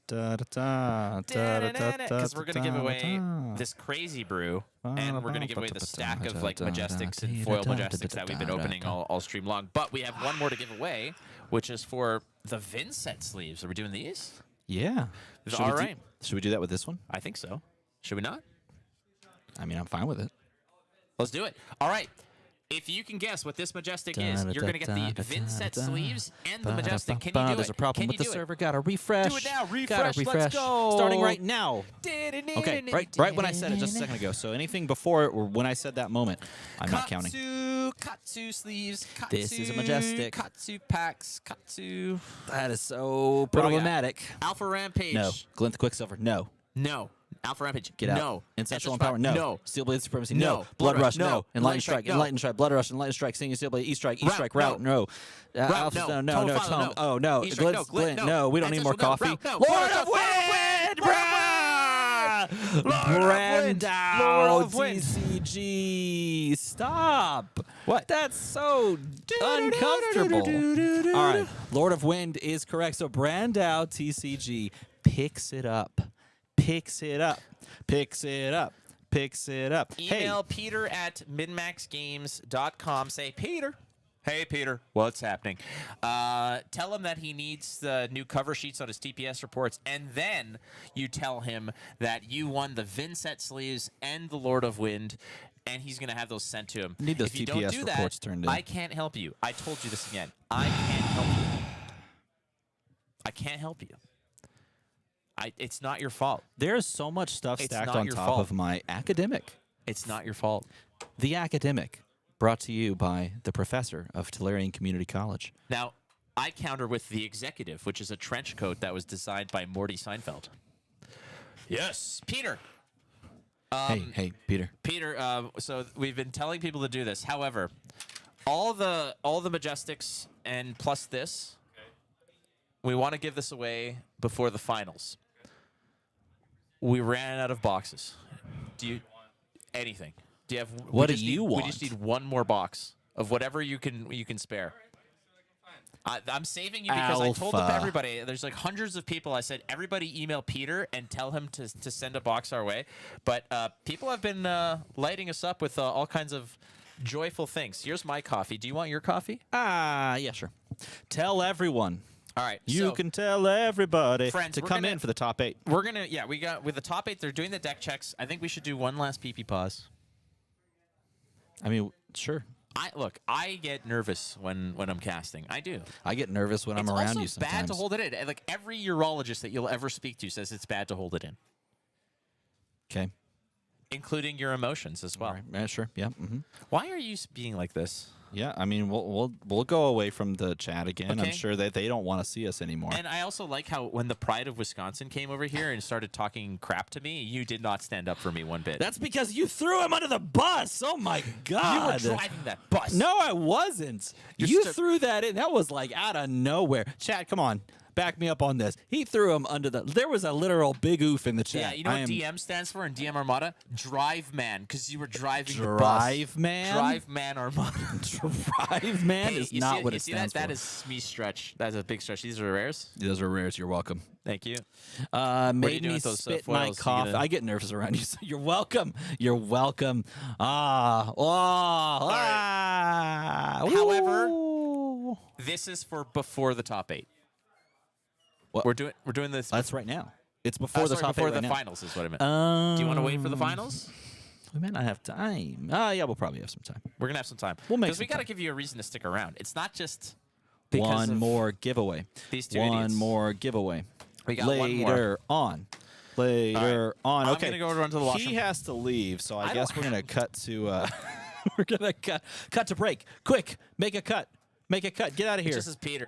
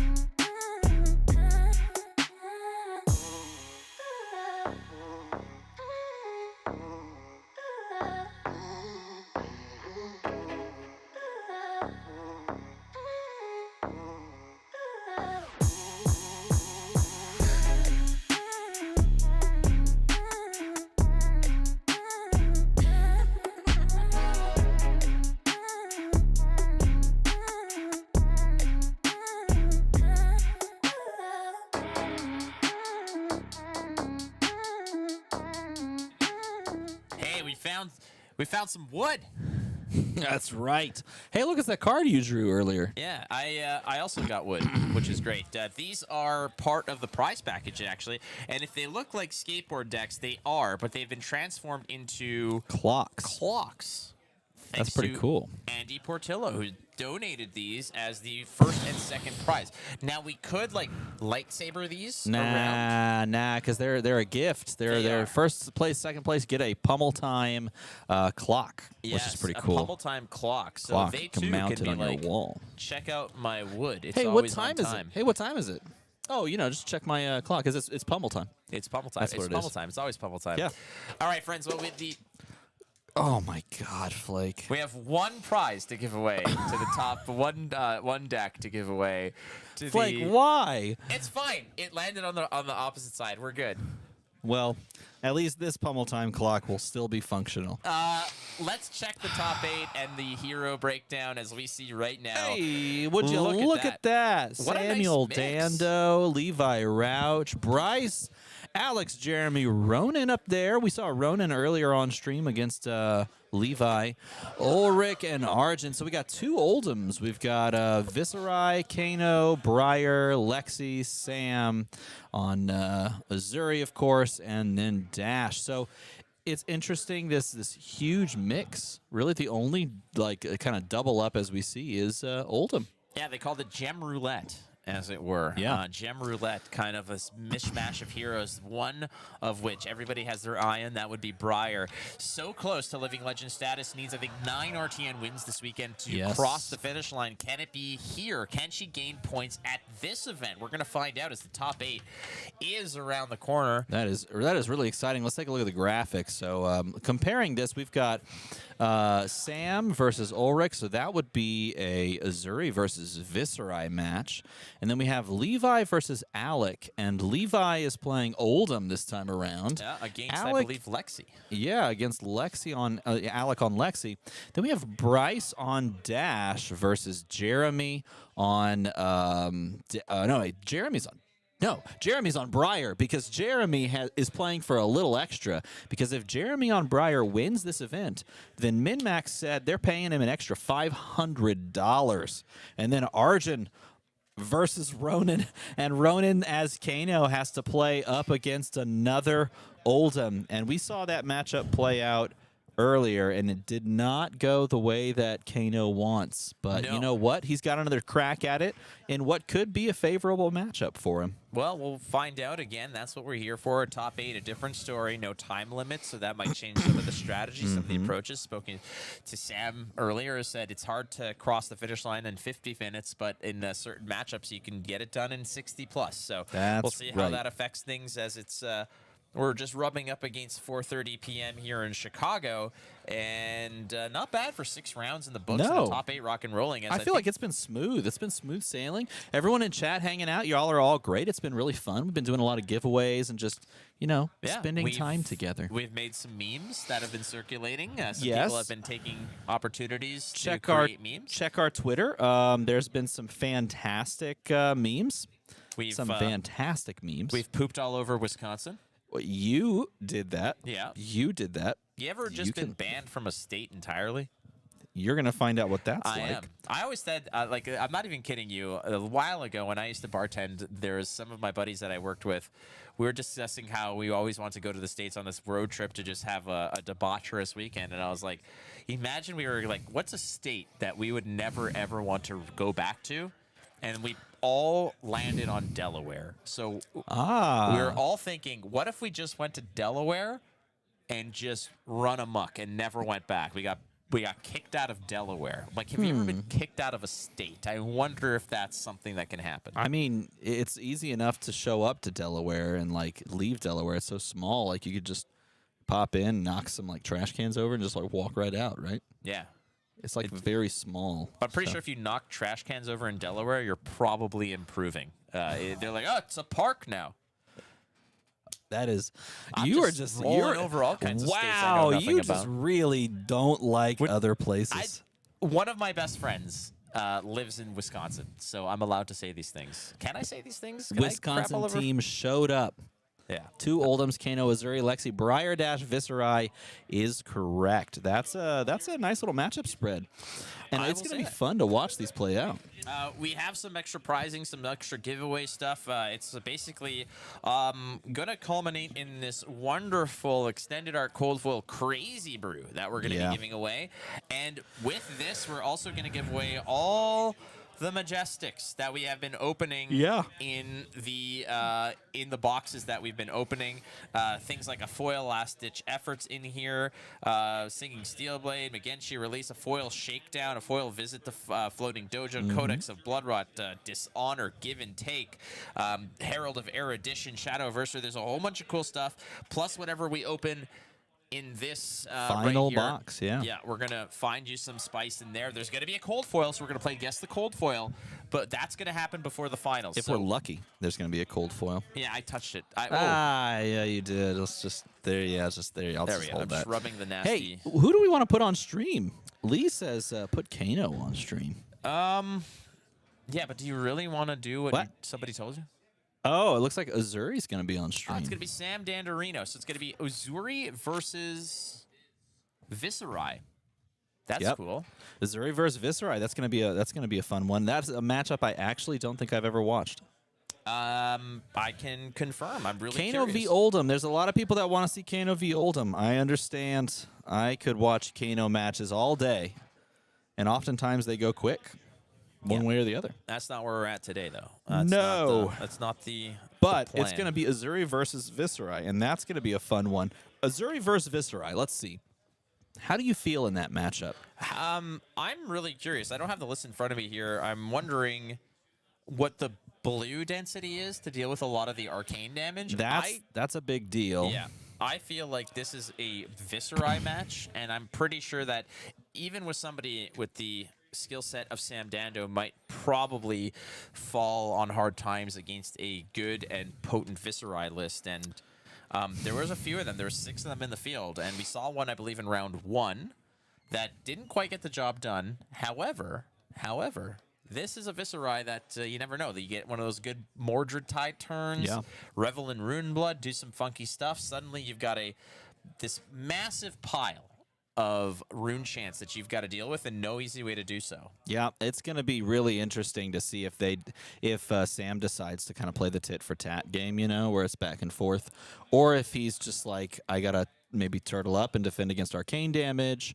I want to watch that matchup. I want to see how that plays out, because that could be a match that we see going forward. Azuri is really coming on strong as far as the meta is concerned lately. The past couple of major tournaments, Azuri is showing up and showing out, making these top tables, making top 8 events. It's so funny because I remember when Outsiders was spoiled and released, the people were like, Azuri, why would you even play this? It's literally just going to swap into a 6. So it's like, what's the point? And then, swapping into a 6 after a couple of daggers, consistency, that can be really potent against a lot of different heroes, particularly if that comes with an on-hit that is detrimental. And sometimes you don't even need to swap in. Sometimes you just attack, react in different ways. So it really pushes your opponent to think outside the box on how they choose to block and that sort of thing. So we shall see how it unfolds, won't we? We will.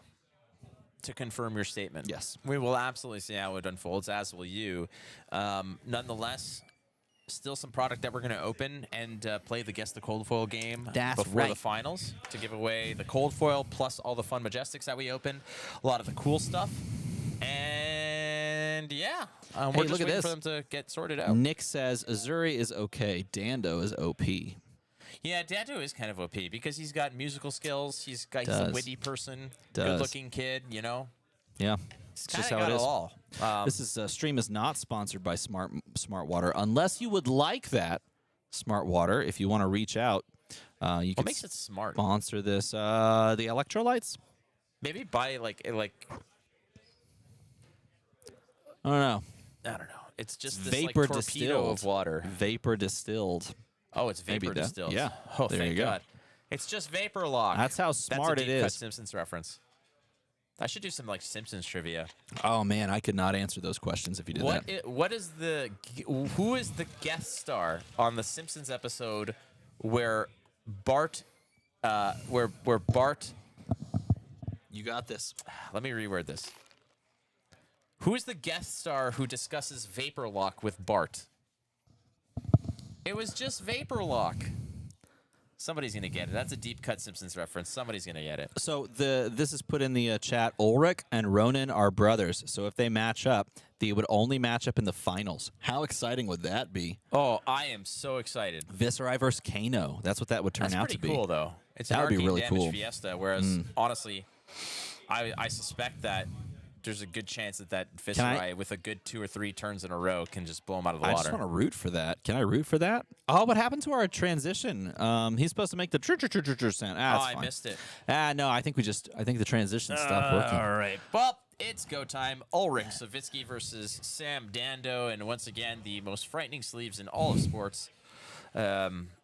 Mega Mind himself. We we have a few more of those. I don't want them. actually. I do not get they're those away not. from me. They're not for you. No, man. It's like They're for the masses. you know why? Because I have the same irrational fear of those sleeves coming to life as I do like a ventriloquist dummy. You know, like I don't need to look at that and all of a sudden it blinks at me. Like, no thanks. Isn't using vapor the standard way to distill water? I'm going to go with yes, but I don't know. It is not my job to know how we distill water. For the record, Hell Yeah does get the did get the reference. It is a Joe Namath reference.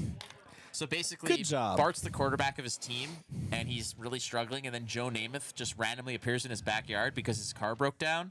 And he's like, all right, Bart, I'm going to give you the #1 tip to make you a really good quarterback. And then all of a sudden, his wife's like, Joe, I figured it out. It was just vapor lock. He's like, all right, kid, remember what I said. And then he just leaves. And then at one point, Bart's like, all right, remember what Joe said. And then he cuts back, and it's just vapor lock.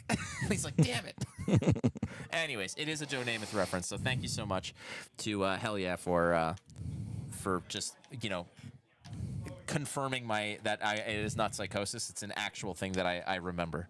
I want that Vis Kano in the finals. That sounds fun. Having a brother v brother, man. I could root for that. That being said, I am also rooting for everyone at home that we all get just great matchups. I just really want just enjoyable times together. Just like an enjoyable, game here. Good clean game. All hits above the waist, above the belt. No, let's get greasy, man. Like, let's have this. I want a slobber knocker, Well, Sam Dando is on one of these sides here, so Yeah, he's things gonna could get crazy. Did you see that time that Samuel J. Dando made you absolutely just pee your pants because he placed a giant dominate sign on the stream? I remember that. I was here for that. That was great. Do you have a Canada Discord? No, it's another. I just got another notification from Air Canada about like flight disruptions and stuff like that. It's just like driving me crazy. I thought you were in a Canada Discord. I'm like, just everyone gets in that Discord. Yeah, everyone all from of us. Canada. There's like 18 Canadians in the world, or like we all know each I other. was gonna say. All right, so here we go. It is Viscerai versus Uzuri. Sam Dando on the Assassin. Ulrich Savitsky on the Runeblade. And Sam Dando, as the top seed, gets to decide, go first, go second. Question is, where are you going here? Do you always go second? Like, these are always conversations to have, which, sometimes you want to go first, sometimes you want to go second, depending on the matchup and such. It looks like, at this case, I wonder if Sam has opted to open up. He is not. He's going to be on the receiving end, and he's going to start off here with the Sonata Arcanix. Yeah, and and a full pitch to it too. Yeah, he did. He pitched full into it, and just pointing out, he also decided to run Crown of Dominion, which is the spicy tech here, and he does hit perfectly. That is literally the way you draw it up, dealing 3 arcane damage, giving him a brand new full set of cards.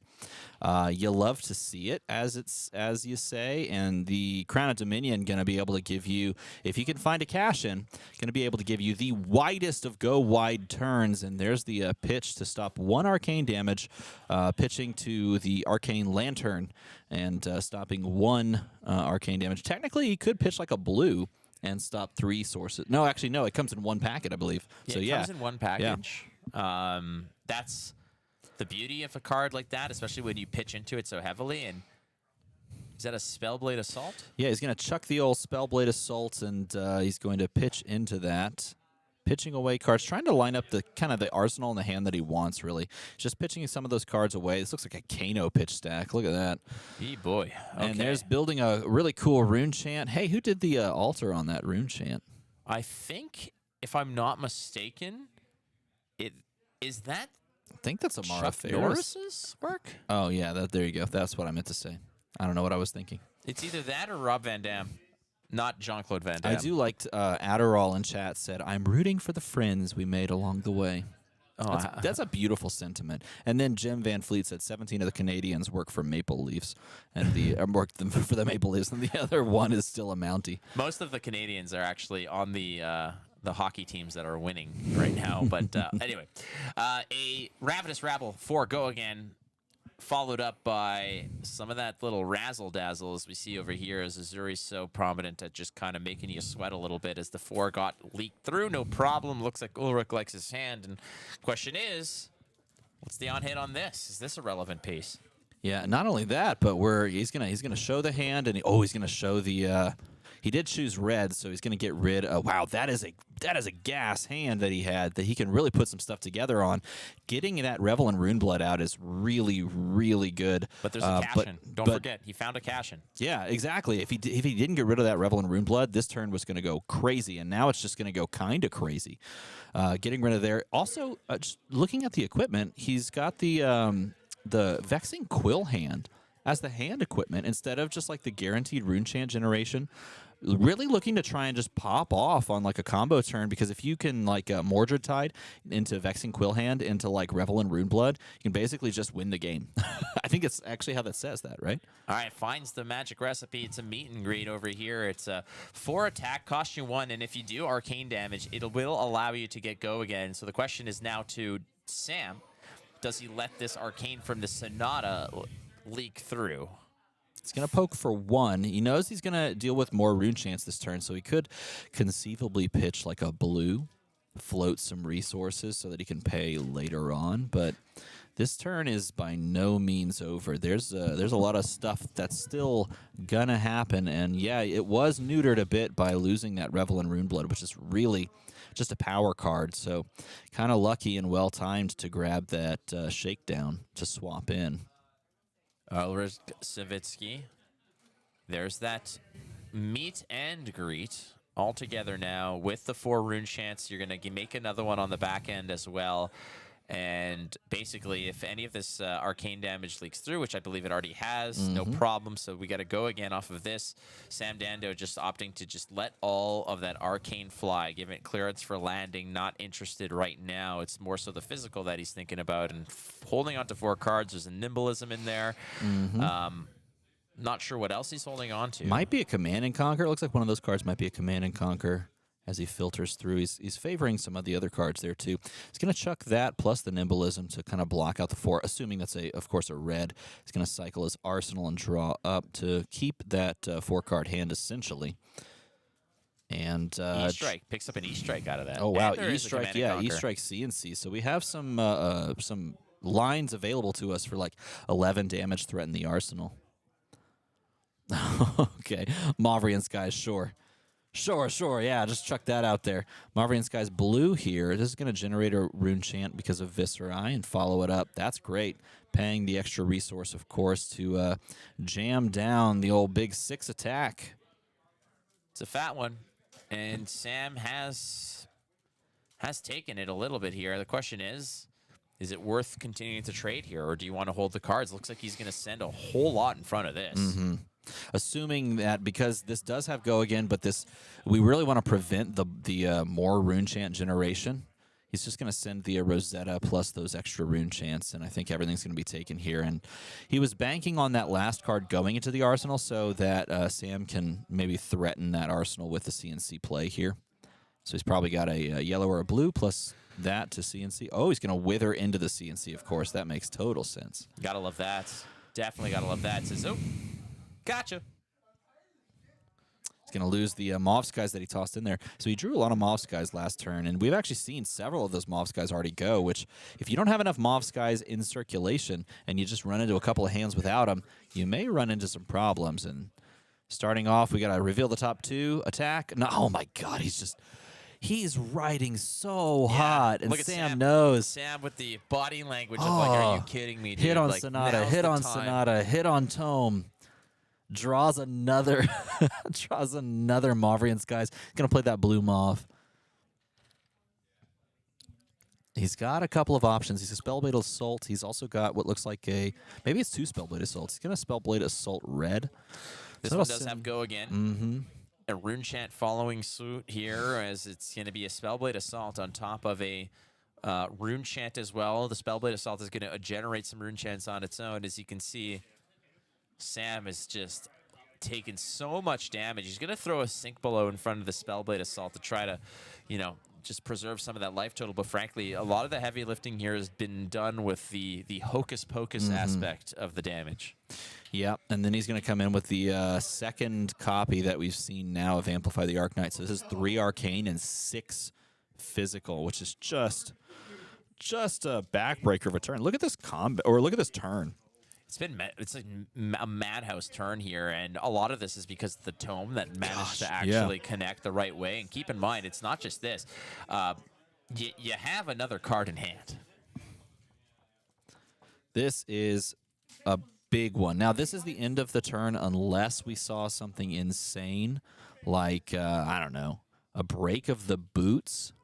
But I don't think you can't even do that. You need resources to do so, which Yeah. you'd have to break your Iron Weaves if there's no go again. Yeah, Like, you can't do that this turn. Yeah, so. I don't know if there's any way to do to actually, like, can you... Is breaking the Iron Weaves at instant speed? No, it's an action. Okay, so you've lost Yeah. your opportunity here to do that. Looks like you're just going to go ahead and absorb some of the damage from the Arcane.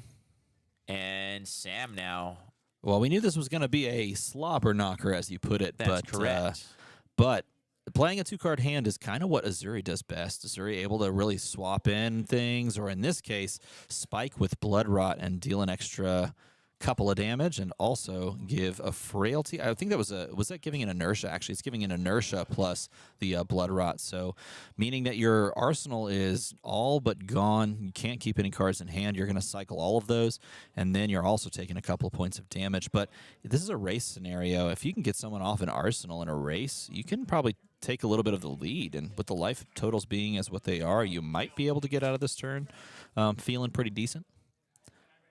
19 to 18. Though Sam has the life lead, it doesn't feel like he's had anything brewing here, though he's past the halfway point. So Ulrich maybe is going to finally find a hand that doesn't necessarily just, Swing for the fences. Yeah, that's what he's really done. It just seems like everything was woven together so masterfully for Ulrich. Like, everything was just falling his way, be it the Sonata Arcanix, be it the Tome. Like, everything was just working out perfect. Everything was coming up Millhouse there for Ulrich Savitsky. Is Sam Dando, the #1 seed, is ahead by a point. This game would be even further in Ulrich's favor had Sam not gotten the fortuitous early game play of landing that shakedown to pull the, as you can see down there, the banished Revel and Runeblood, which would have actually pushed that cash-in turn on turn 2 to just absolute maddening heights. And so this game is a close one right now as life totals are sort of dictating, but because he's not able, he's going to start with breaking, giving 2 rune chants. Because he's not able to arsenal a card, Sam has a window here to really start to kind of claw his way in here. Creates So, 3. yeah, creating those also turns this turns the Swarming Gloomveil to its like highest potential, which is 4 go again, and if it hits, you cannot prevent arcane damage.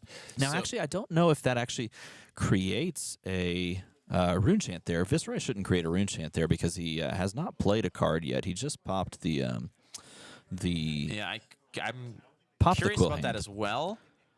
Nevertheless, sending 3 rune chants along with this is definitely pushing the break point because he did have 4 go again off the 2 effects being triggered. Yeah, so I think Sam may have Yeah, caught it. I think he caught it as well.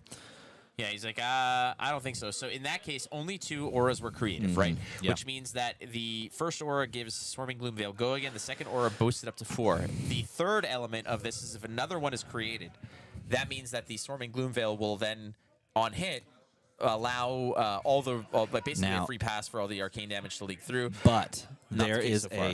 there is a really interesting greasy window, as you've said before, of using like the boots here to play at instant speed after this resolves to turn off the ability to stop arcane. If you wanted to, if you had some sort of a blowout style turn lined up with the spellbound creepers, and I think you might be thinking that, but he's already acknowledged that the damage has gone through, so you've missed your sort of resolution step window to actually complete that process. Nevertheless, he can still go and just rattle bones something from the arsenal if he wanted to, and I think that he may do that because as he closes the combat chain, he can just rattle bones here, and because he's dealt arcane damage, he can play the next thing at instant speed, but he can just even play whatever he wants.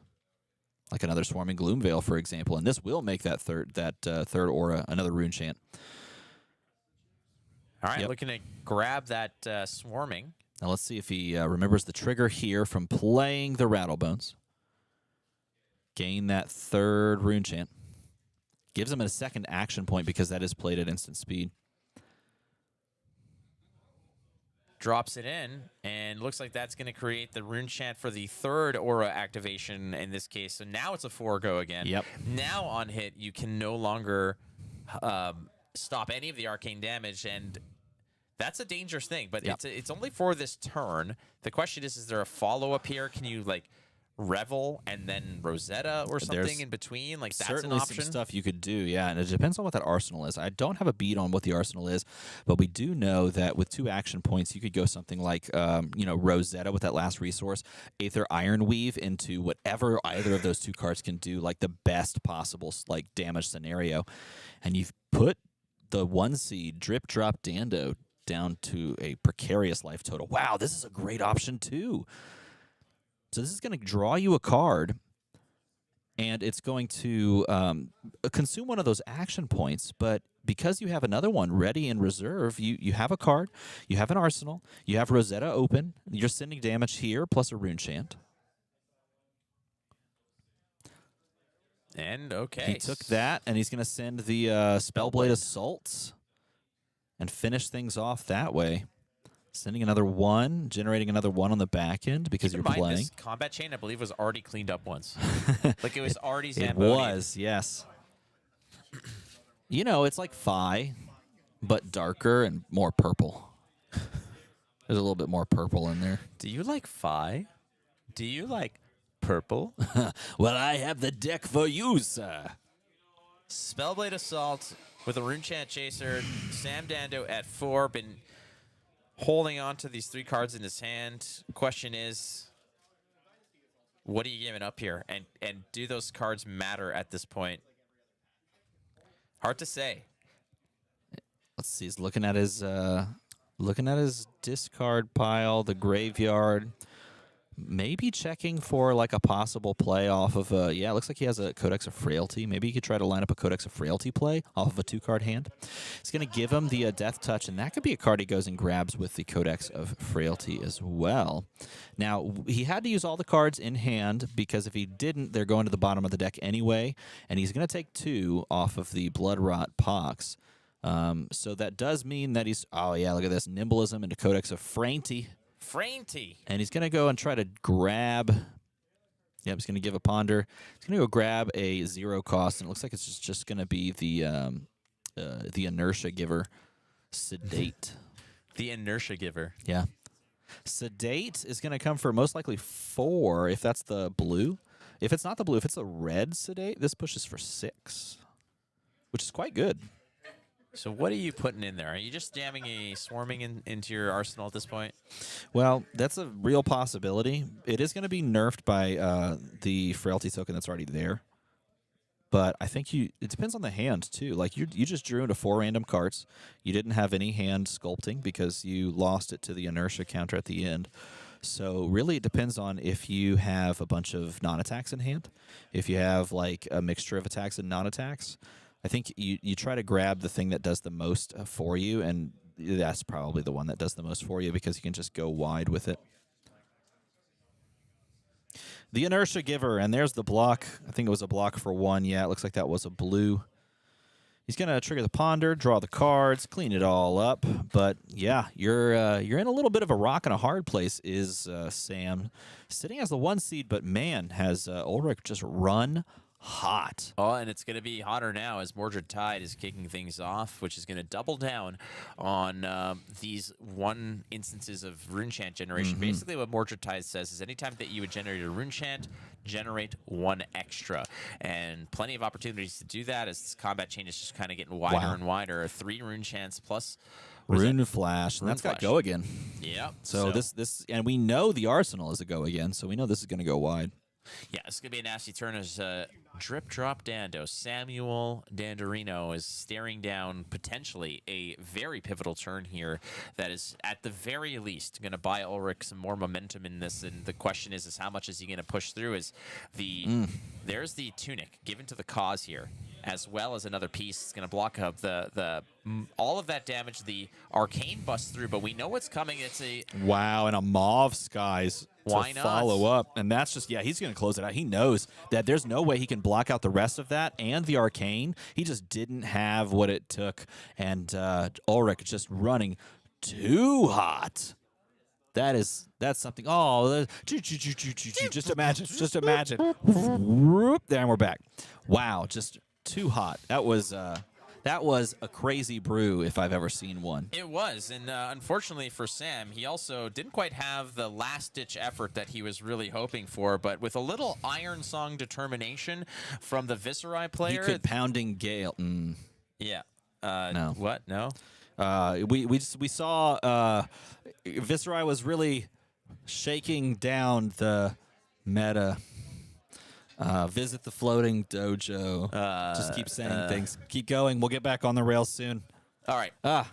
That said, that was quick, too. yeah, that was a quick one. They're still wrapping up some of the other top 8 matches. Let's go ahead and jump down to that Kano matchup. Oh, wait, we don't have We that. don't have any backup matches. Man. Sorry. This isn't NASA. We don't have the technology at the moment. We're working on it, I promise think we you. will That said, soon. though, we do have another giveaway that we're going to get to. We're going to do the final giveaway ahead of the finals, so we're 1 round away. Yes. Maybe we start opening some of these bad boys since we have some time to kill.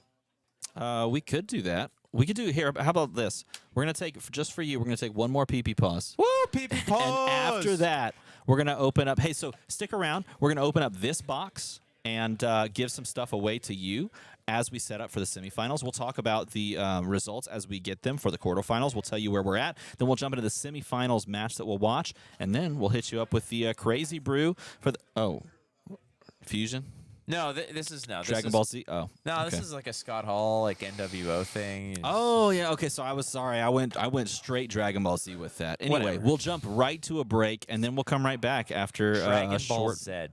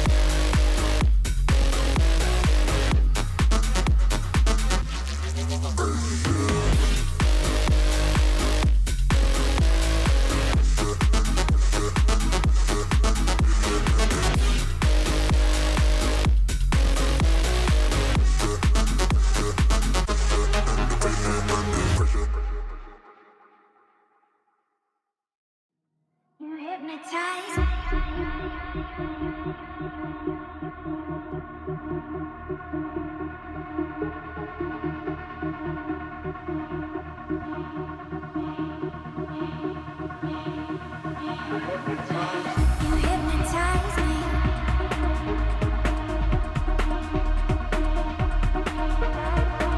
You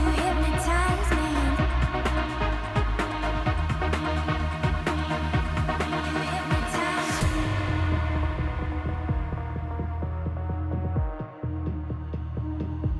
You hypnotize me.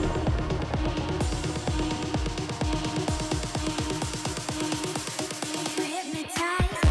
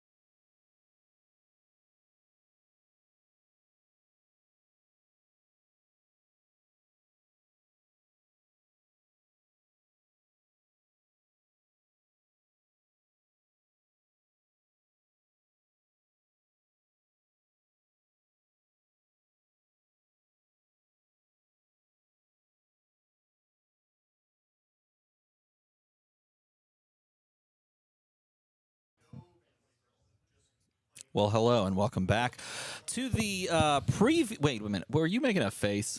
No, I would never make faces. I'm going to wait until the stream catches up, and then I'm just going to see Don't what do face. Okay, that, fine. you Hey, we're back. The quarterfinals is wrapping up. Move your hand. I'm going to see it in the corner of my eye. Quarterfinals is wrapping up. We do have a couple of results. There's one game that is still under... Oh, that was so good, though. That was No, it was great. nothing. You didn't hear Okay, anything. we have one game that hasn't wrapped up yet, but as you saw on stream, Viscerai was unable to convert against perhaps the god draw of high rolls on Viscerai. But you know what? Sometimes you have to be both lucky and good. And Ulrich really showed how to make it happen. And then we got word that one Kano player managed to squeeze out the win against Oldham, redeeming themselves from prior defeat on stream that we unfortunately had to witness and endure. And then we also heard that the dream is alive and that there is still a Briar in contention, I should say, not contention, because that's not a word. Contention.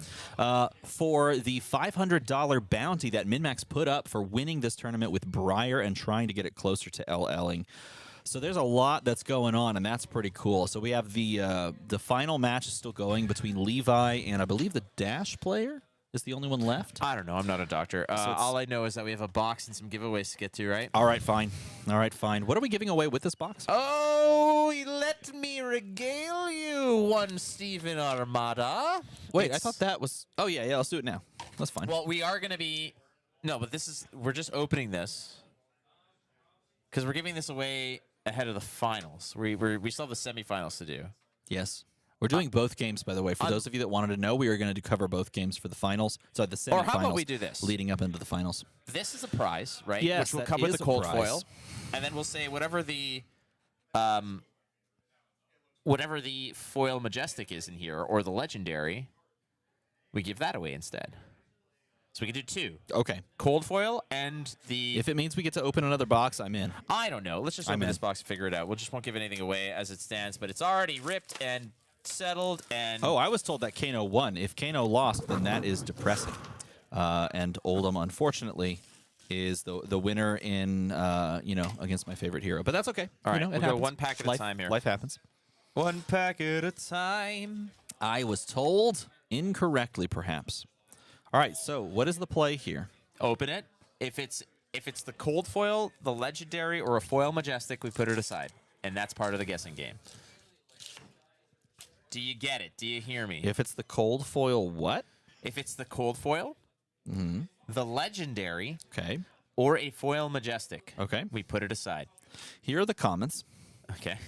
The first rare, Hurl, which is how I felt after watching Kano unfortunately get stuffed by a respite. Okay. Spike with frailty, Okay. which is not how Viscerai felt at the end of the last game. Okay. All right. Well, we found the Okay, the thing well, there where- we go. That was quick.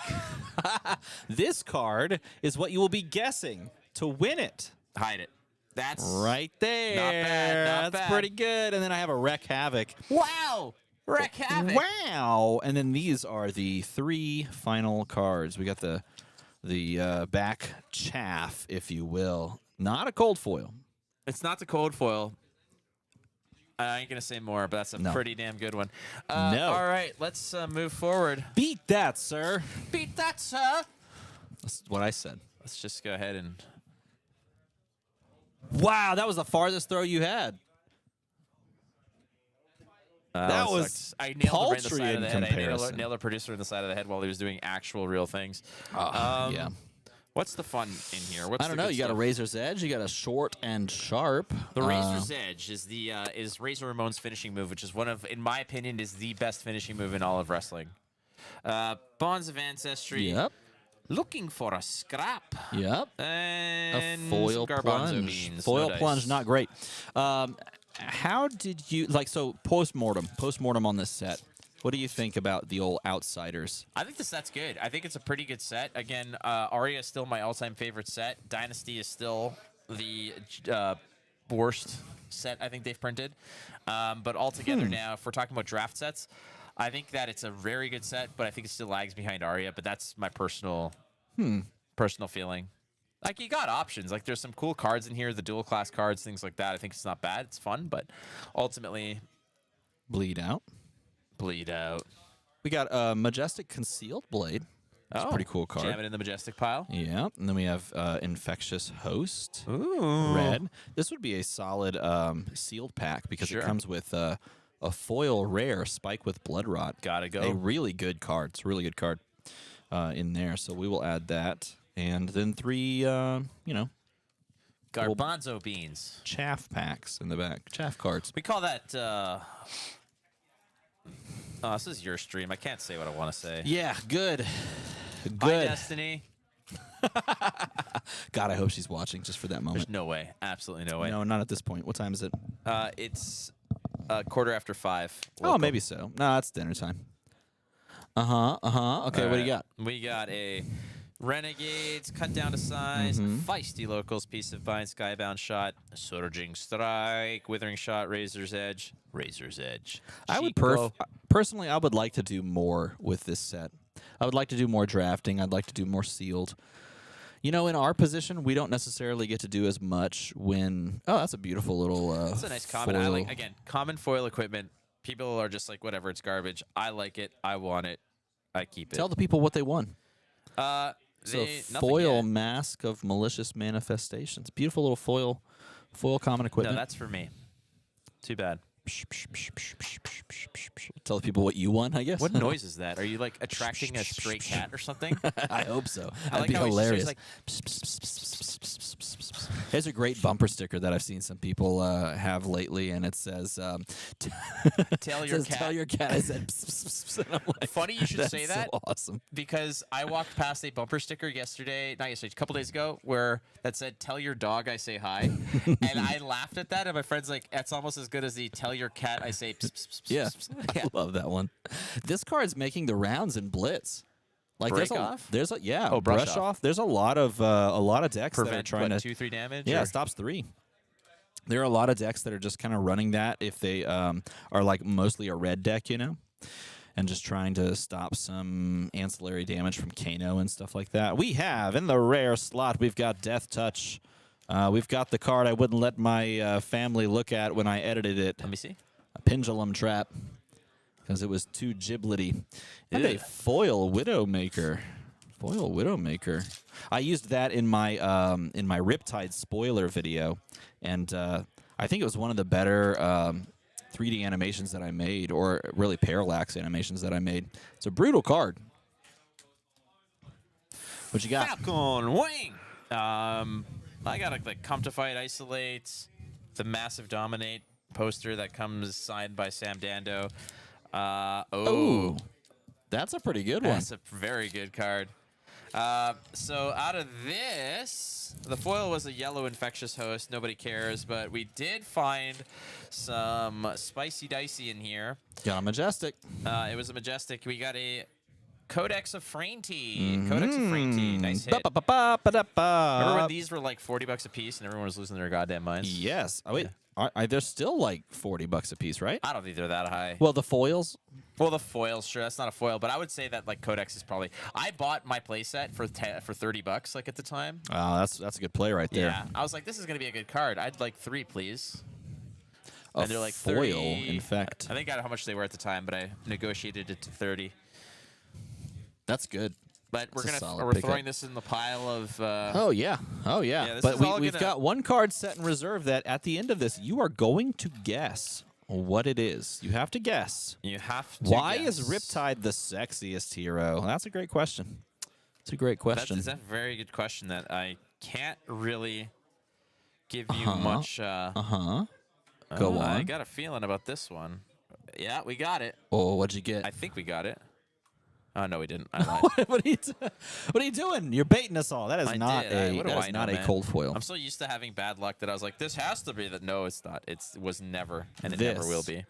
It's going to have a cold foil in it. Wow. It's like in baseball when you call your shot. Yeah. How did that work out for Babe Ruth? Well, I mean, no, it's he died. legendary. He's dead. Well, I mean, yeah, but Yeah, dead. See? Call your shot. What happens? You die. eventually. Right, but Razor's Edge. Chico. You're right. They are like $46 now, even more. Yeah, I mean, they're like They're $46. Oh, for the foil, foil, right? I think for the foil. Bleed Out. You're paying $46 for Bleed Codex of out. Frailty. Give me a call. Boom. And then Spike with Blood Rot, and then the just foil Sedation Shot. Come on, we got to find another good one. We're gonna find one. Cut Another down the Majestic. We only sign. have 2 Majestics. This is going to have a Majestic in it. I think so. I feel This is it. the one right here. This is definitely the one. I got to bleed out. No, Looking it's, for a scrap. Oh, no, hold on. Lace with Blood It's Rot. a 3 rare pack. Yes. So what's the? No, it's a foil yellow sedation shot. shot. Boo. Nobody likes the yellows. Ba-ba-ba-da. Pack. This one. This one. Yeah. I can't. Oh my God. They keep hitting the big. I don't Well, know that what's one happening. got some distance. Try to get a card all the way over to Peter. Hey, Peter. What's happening? Peter. He's walking past. He's probably gonna just fire us. Yeah, I mean, like, it's about time, right? Let's be honest. Yeah, I think we've ridden this train to the final station. Whoopsie. Whoops. All right, I got a backstab. That one rare pack. That's a pain right there. I like the art on that. What is that like? Destructive Look deliberation. at the art on that. That is like. There's some stuff hidden in that art. This, I'm just saying this it. reminds me of when I'd ask my ex-girlfriend where she wants to go to eat, and she's like, I have no idea. Where do you want to go? And I'd suggest a place, and she'd keep saying, no, not there. And then this would be like my head. You can't see it, but it's just me tearing my hair out. Come on. Got to get the camera again. Oh, so close. Yes! Oh, no, it was low. It was close. Are you done forget it. making a mess? No. My turn. Relax. Yeah, you're right. You're right. Oh, Sorry, there's no sorry. gold foil in this one. It's like when you're at the children's birthday party and you really want to open the present. Not as an adult. And then they realize you were never invited and you're a not complete as an stranger adult, and you're but like, when you were a kid and you were like, oh, I really want to open that one. It's like super well wrapped. I just All really right. want to. nothing in this. We got a foil yellow isolate and a couple of throwaway rares, but it's all good because it's the journey that Foil. matters. Wait, no, foils are 56. Really? For a Codex of Frailty? Get right on out of here. All right, well, look, there's a Codex of Frailty that's going to be in the prize pool pack.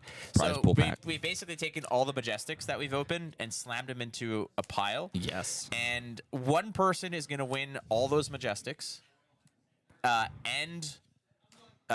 guess, like, maybe the cold foil or something. The other person is going to win the legendary. Hey. Oh, I found it. Did you? It's a good one. It's a cold foil I don't own. So maybe I didn't find it. Oh. Aha. We didn't find the cold foil. Quick, put it Sorry, down. there's no cold foil. We did not No, find it's it. a cold foilless box. Take this Codex of Frailty instead. Yes! We did it! We hit the camera. All right, so I think that this is definitely. We'll put the cold foil and the That's a and the good cold brew one. or the cold brew, the crazy brew together as a prize, and then we'll put The cold foil and the crazy brew? Wow. Why? Okay, someone's getting real lucky. right, and then we'll put the legendary and the Majestics together as another prize pack. Right? That's pretty good. Oh, you told them it was a legendary. Oh, put it down. Put it. They can't No one. see it, dude. I don't know. All right, well. Dang, I'm that gonna was so open, close. Let me just open this Rainbow Foil Plague Hive real quick. I hope so. I'm rooting for you. Even Common's got a heart. Hey, there's a way now in chat to like just spam emotes. Hey, everyone spam this little emote. I want to do it. I don't know if this does anything, but I'm doing it. I'm doing it. Bop, bop, bop, bop, bop, bop. What noise was that? It's me pressing the button. All right, did you get anything good? Yeah, absolutely. All right, it's in here.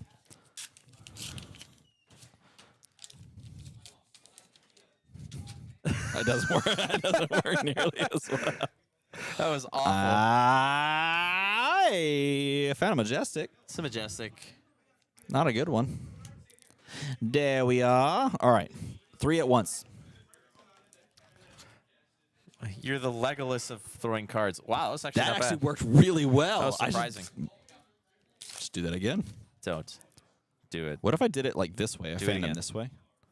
Do it again. Oh, I hit a camera with it. Don't tell Peter. Hey, Peter. What's happening? Oh, we got a Majestic in this pack. Oh, ooh, that's one of my favorites. Underplayed, which is sad because I like that card. It's Infiltrate. I think that card's super cool. And then a foil red Hurl. Again, that's what I do when someone plays Oasis Respite. Ugh. What does it smell like? I was just doing it for the ASMR. It's free clicks. Oh, my God. Hold on. Let me call the policeman. And now, we'll see what cards we get.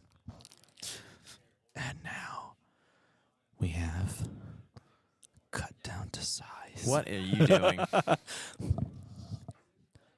Freewheeling renegade. I can't even hear you. I know it's the ASMR stream. We've transitioned in content creation. This is an ASMR channel. Destructive deliberation. Wither. All right, what else we got? Surging. Oh, here we go. Hurl. Spike with Blood Rot. Hey, here we go. Here Bonds we go. of Ancestry. Oh, it's just a yellow brush off. I thought there was something. Just a yellow brush up. Just a pilot. Let's see. People say creepy. Lol. I love watching Flake and Armada after 6+ hours. This is where things go. Off the chain. Is Off that the rails. smart water or vodka? Well, it's definitely smart water because this is vapor distilled. Ooh. Hey, I like that one. I like that I one. don't even think I own. No, I do own one of these. I do own one of these. So in Pittsburgh, we decided to play Flip It or Rip It, and somebody opened a. I hate you. We're playing it, and the cold foil scale peeler survived. Did not get torn. And everybody's like, oh my God, thank God. So Logan Peterson of Flesh and Pod said, I know, because imagine this happened, and he takes it and tears it in half. And I was like, you bastard, I don't even own a scale peeler. So Charmer, the nice guy he was, went into his bag and said, I have an extra one, you can have it. It wasn't cold foil, it was just the standard one. But we've got a rainbow foil scale peeler that we're adding to the pool of cards that we're giving away. And I have. And I helped. Hey, that's good. That's a nice one. Oh, is that another foil? Yeah, that's a foil Wow. majestic. What are these? Just trash. Okay. Dude, we're giving away, like, this pile of cards here is, like, Oh. worth, like $100 or something. Yeah, like that. y'all want to see? It's another. The same The rainbow same deviled foil egg. shakedown.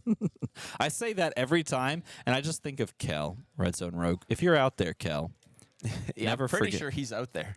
I mean, like in the stream, if he's out know. there, that's for you. But you say it like you're trying to summon Superman to save you.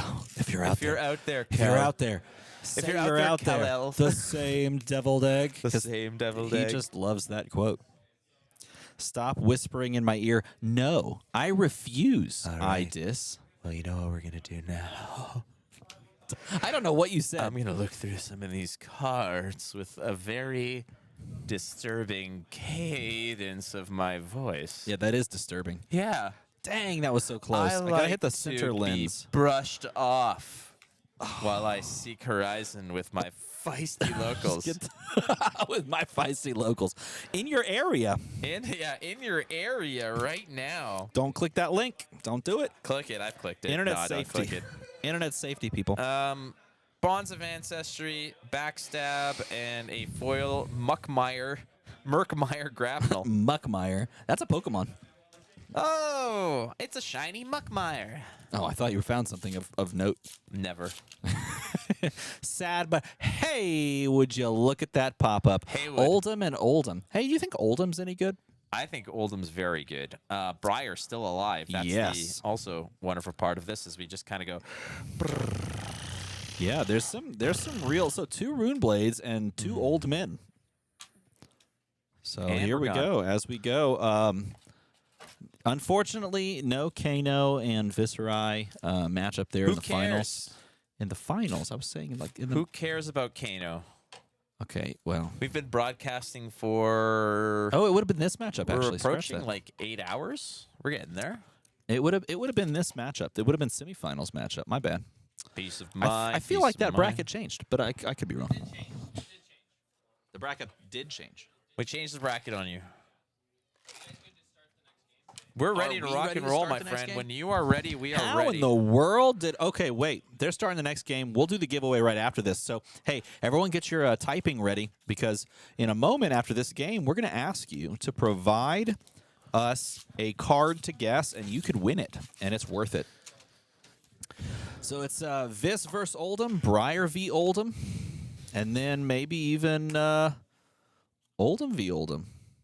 But it could also be Briar versus Vis, which would be really exciting, or any of those others against Oldham. We'll see.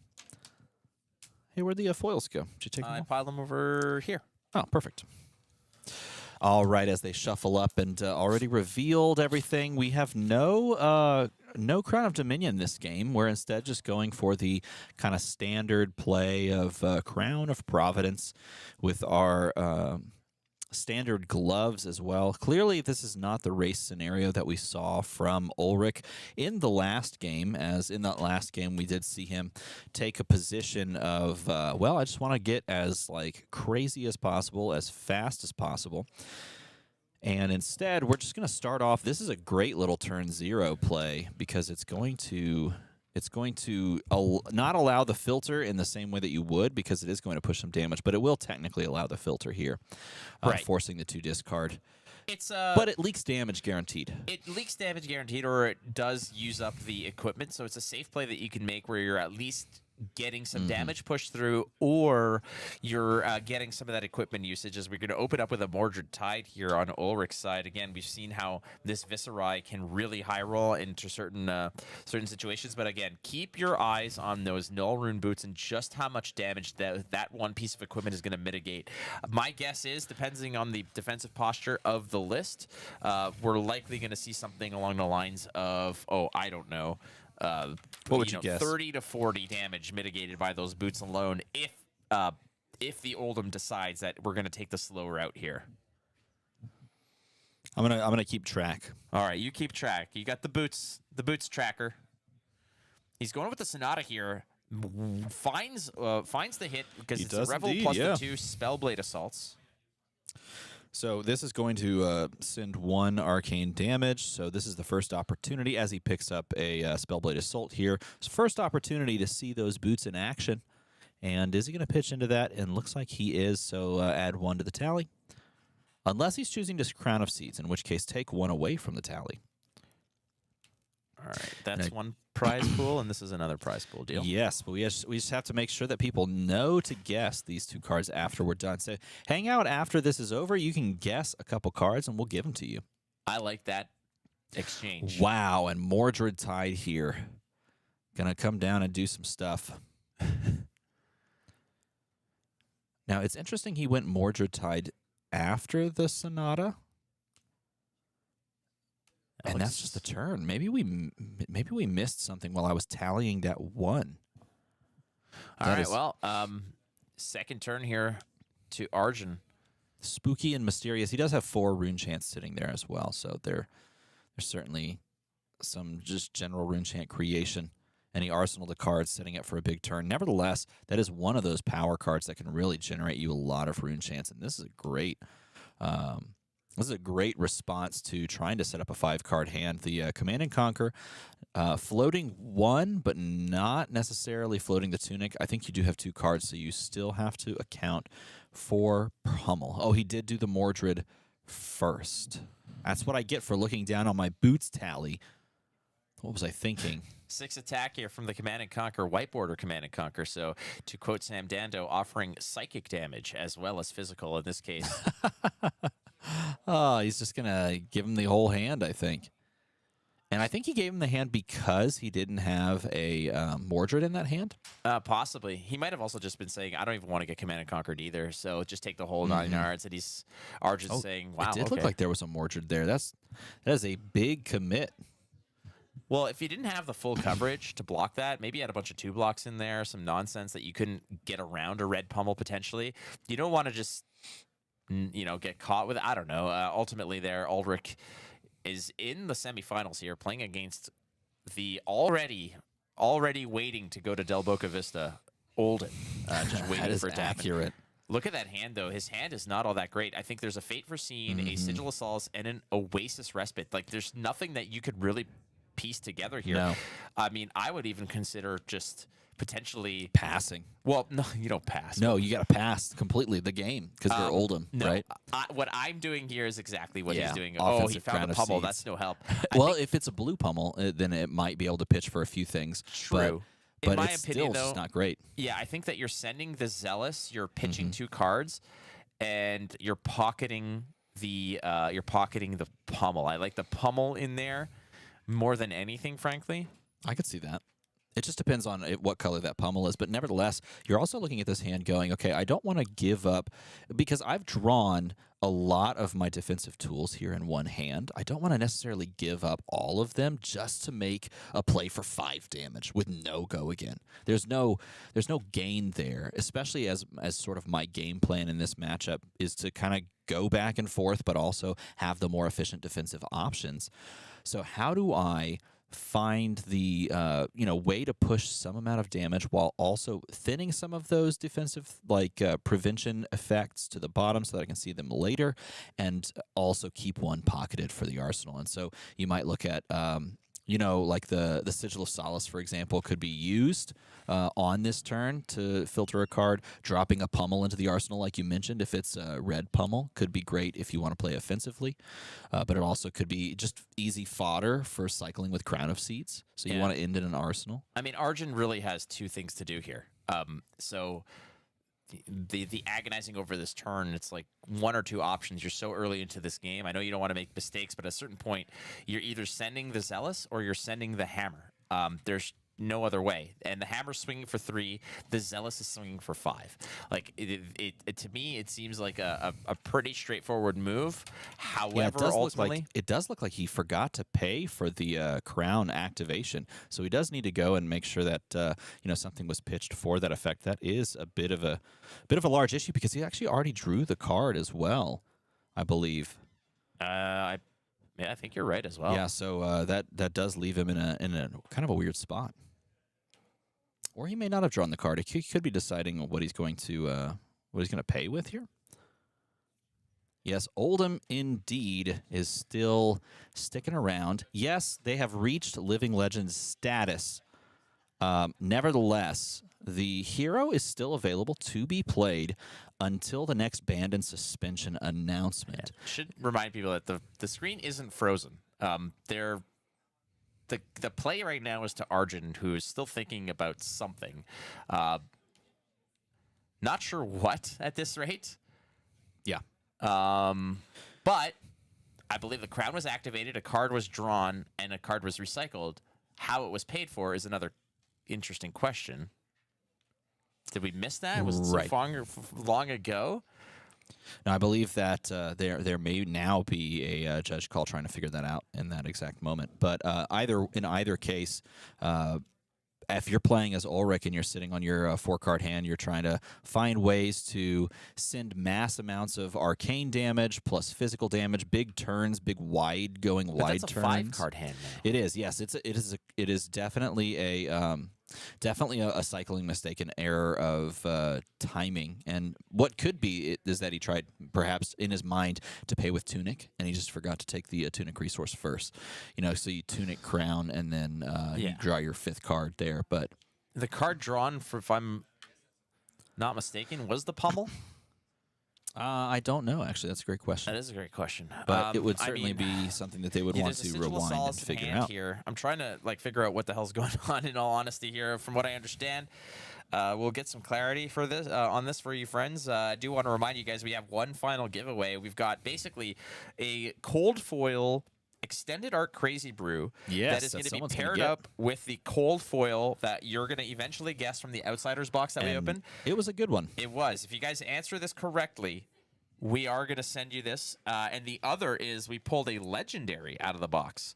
So that legendary, if you guess the legendary... Don't guess now. Don't guess now. If you guess the legendary... Tell the others what you're thinking. You win the legendary plus all the Majestics that we opened from all the boxes. And it is a banger of a stack of Majestics. What do we have in here? There's so much good stuff. Some foil. There's a foil shakedown in here. There's a Codex of Bloodrot, a Codex of Frailty, Give and Take, Herald of Erudition. Yeah. You've got several foil shakedowns. I think there's a play set of shakedowns in this. Set of shakedowns. You got a foil scale peeler in here. You've got all Codex kinds of cool Frailty. stuff. Yeah, that's a Not stack a bad right there. prize pack. Which would you take out of these two? Would you prefer the Majestics plus the Legendary, which I won't mention? Or would you prefer the Cold Foil Extended Art Crazy Brew plus the Cold Foil I won't mention? Given the fact that I think I have all these cards, it's most likely going to be the Crazy Brew. The Crazy Brew is really nice. All right. Yep. And I believe this is the judge-related call. This is the judge's choice. So I believe he's going to reveal all cards, and he's then going to allow the Viscerai player to select one and then put that to the bottom of the deck. is All right. most likely the choice. Yep. So we saw everything that's in there. Notice that it's all defensive tactics and Yeah. and a little bit of a pummel, but no fuel to actually pay for it. The Tunic can go ahead and recycle a card. In fact, the thing about this is that if he does this again and finds a blue, that changes this entire turn. It really does, and that's the interesting part about this as well. So he's going to pitch here that pummel away, and he's going to crown, and he's going to draw into an attack. But here's the thing. Now at the bottom of the deck, you're going to wheel into a Zealous, pummel, and blue, like as we see right now. Yeah. So, I mean, into the late game, if it gets there, that's something that Arjun can actually lean on. So this kind of little misstep here actually might benefit him down the line, ultimately. Nonetheless, we don't have to worry about that yet, as we're going to go ahead and play Sigil of Solace to bump up the Oldham up to 43. We're finally back at it, ladies and gentlemen. The confusion is over. We're playing the game. Hammer time for 4. And let's go. And it's Runeblade time. Yeah, he's going to take it, and it's kind of how you want to do it, especially if that is indeed a Mordred Tide, and it is. Mordred Tide plus, let's see what else he can do. Oh, and yeah, if you have non-attacks to play alongside of this, this is fantastic. That's going to take you up to 6. Going to trigger. Let's see if he continues to run hot. Finds and it. He does Finds it. continue to just push the damage. But here's the thing. Because of that judge call, he actually knows that there's defensive options like Fate Foreseen, like Oasis Respite, in hand and arsenal, in circulation. So the decision here, and that's going to generate some rune chance, to push damage is really contingent upon whether or not you want to create off of, playing these cards from, and that's beautiful, off of the Mordred Tide, as I was going to say, but this is the card you want to play. That is a 9th Blade of the Blood Oath. And in playing it, you're going to send 9 damage plus 8 rune chance. This is a 9th Blade with Go Again. On hit, create what looks like just a blue mauve, so create 1 rune chant, which will turn into 2. And he does still have, in circulation, I believe, 1 card in hand. 2, 3, 4, 5. I believe he's got a card in hand, if not 2, and a card in arsenal as well. That is the way you push damage against a defensive Oldham. Now, can he close it out? And look, there's 6 points blocked with the boots. So the boot Add it to tally's the getting tally. up there. Yep, there we go. He's going to chuck everything in the kitchen sink at the 9th Blade of the Blood Oath there. There's the Fate Foreseen we saw before, and the sink below he drew into, because that is a defensive Oldham to the T. And he's going to cover up all 9 damage. So this will not generate off of the Mauve Skies, but you know what? The turn actually isn't over, because he has a card in hand. He has a resource up, and he's most likely going to Rosetta for 2, 2, and 2. Not a bad little swingaroo here, as the 2, 2, and 2 is precisely what we see. And Arjun, again, going to use the Tunic here, absorb some of the damage, my suspicions would say, as that's the case. And going to use the Respite to go ahead and stop the rest of the Rosetta damage, which is a very good utilization of that card. What a lot of people don't realize is they think that they're stopping one pocket of damage.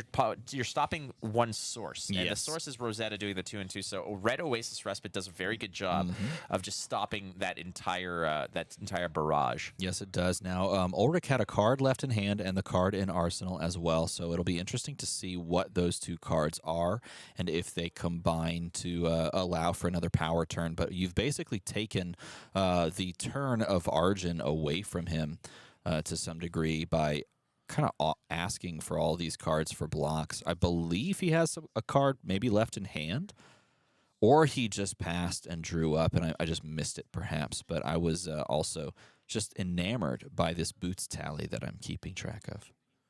Now he's going to take up the Tunic here, or he's just showing that the larger die, making it easier for all of us to see. Helps us. It sounded like you said help sucks. Help sucks. It just sucks. Do things on your own. Stop messing around. All right. Oh, and it was another Mordred Tide, so we wanted to go Mordred into Mordred. Interesting, because you could consider going double Mordred on that last turn and just going crazy. But this is fantastic. Mordred, this is the third Mordred now, so he's actually played all three. Mordred into become the Arknight. Yeah. Yeah, discarding an attack to go get a non-attack, and I wonder if he's just going to go get Read the Runes. A lot of options here. Yes, Boston Games in chat spells it perfectly. 1 trillion damage versus Oldham equals 4. Yeah, that's that usually how it goes. I mean, at the brawl in Pittsburgh, there was multiple turns where I believe there was one player was an Oldham who was at 1, and it was like, all right, you're at 1, you have like no equipment left. It was 8 dominate. It was covered up. Okay, the next sure. one was, all right, 7 dominate. It was covered up. And it was like then it was like 7 go again into 6, and it was covered up. Like the resilience of these heroes sometimes, especially Oldham, is unreal, where like the way that it can cover up breakpoints so effectively. It is a Read the Runes. He's going to choose to play that Read the Runes and generate a boatload, metric-wise, of rune chance after the shuffle. He does have 2 cards in hand as well, so I wonder if there's a world that we live in where he chumps like maybe a couple more non-attacks out there just to generate as much as possible. He's just going to be the rune chant, Read the Runes here, rune chant generation at 8, and the arsenal and pass perhaps. Choosing what to arsenal. Yeah, he's going to arsenal there. And pass on over to Arjun, sitting at a healthy 39, feeling very comfortable.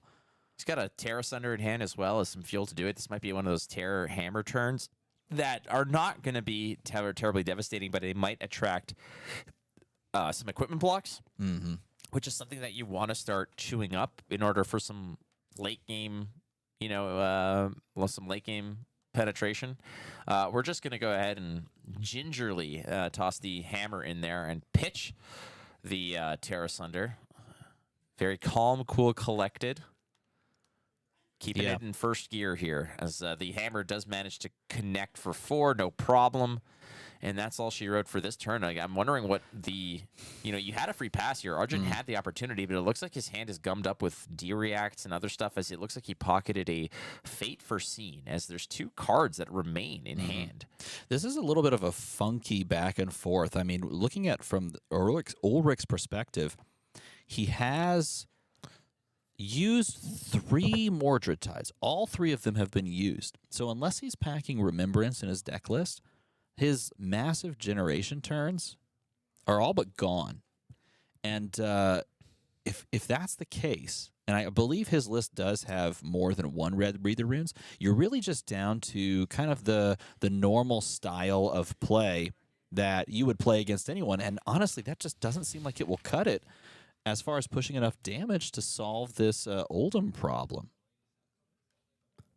So as he flips through his graveyard, maybe he's thinking the same thing. He has to come up with ways to creatively stack damage and really go super wide.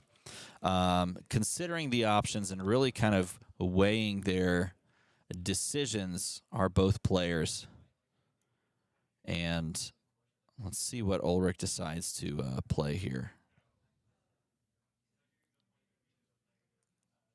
Thinking about this final card. He's going to pitch here the blue Spellblade Assaults to pay for a Rattlebones, and this is going to allow him to search his graveyard, of course, for the 9th Blade of the Blood Oath, and that is a card that you definitely want to be able to circle and try to push damage. This will cost you 1, but you already have the 1 floating. This can come across. It doesn't have Go Again or anything like that. Doesn't need it. I mean, Nope. It's showing up with friends here. 8 little rune chants are going to light this birthday cake on fire, as it's a 9 spot with 8 running wild. And Arjun here has got to decide how he wants to actually deal with this. He's looking at a Rouse the Ancients, which blocks for 2, but it is blue, so you can eat up some of those rune chants if necessary. This is a big pocket of damage. A lot of work's going to get done on this turn here. Let's see how he chooses Arjun to deal with all this damage. He's going to need to stop some of these rune chants if he doesn't want to leak just free damage, if you will. But that 9th Blade is certainly something that you can try to cover up with more D-reacts or Oasis Respite, for example, which we see there. Yeah, Respite is there. I mean, like, there's a consideration. Unfortunately, the math doesn't quite line up. Like, you could let a lot of this arcane damage busts through. He's just opting to block it, it Yeah. seems. Yeah, that's just a casual 8 that he's able to block. So let's just add that 1, 2, 3, 4, 5, 6, 7, 8. It looks like it says boots tally, but I looked at it quickly. I thought it said booty tally, and I was like, damn, Steven. But That's still, 15 arcane damage that's been blocked casually here, thanks to those Null-Rune boots and the fact that Oldham runs a lot of blues. yeah, Fate Foreseen as well is going to get some work done. Mm-hmm. And I that's think an this Oasis is Respite in hand. yeah. Look at this. This is the moment that he's coming in. He's going to play down the Tome of the Arc-Knight. He's going to reveal, and he does not. Oh no, he does hit. Of course, Of course, hits. man. It's It's a sure running thing hot. every time. And he's going to jam this down at instant speed thanks to the Spellbound Creepers, which does have a bind counter on them, and they will be destroyed if he can't deal arcane damage. But he is definitely going to be pushing some more arcane damage on this turn via something like a Rosetta Thorn and those rune chants that he's been creating. Fate And Foreseen. now look at this. He's like wide open. Your opponent's like defenses are down. You got 1 card left, I think. Yeah, I think that what Arjun's looking to do here is maybe take whatever the remaining damage is, get sub 30, so that the Rosetta is actually a 5 swing, as it's probably gonna block the Rosetta Thorn if there's if that's still on the docket. But this is one hell of a combat chain here. Now this is 2 and draw a card, most likely going to be that blue Into the Dark Dimension. 2 and draw a card. He's going to take the arcane damage, so the Spellbound Creepers will stick around, but that physical damage there is going to pose just a little bit of a threat, something very small. Maybe it's even 1. I can't remember Drawn to the Dark Dimension if it goes 3-2-1 or if it goes. I think it does go 3-2-1 actually. And he's going to then come in with Spellblade Assault for 1 rune chant, plus the damage off Spellblade, which should be, if it's a red, it should push 4. So he is able to make some serious hay here.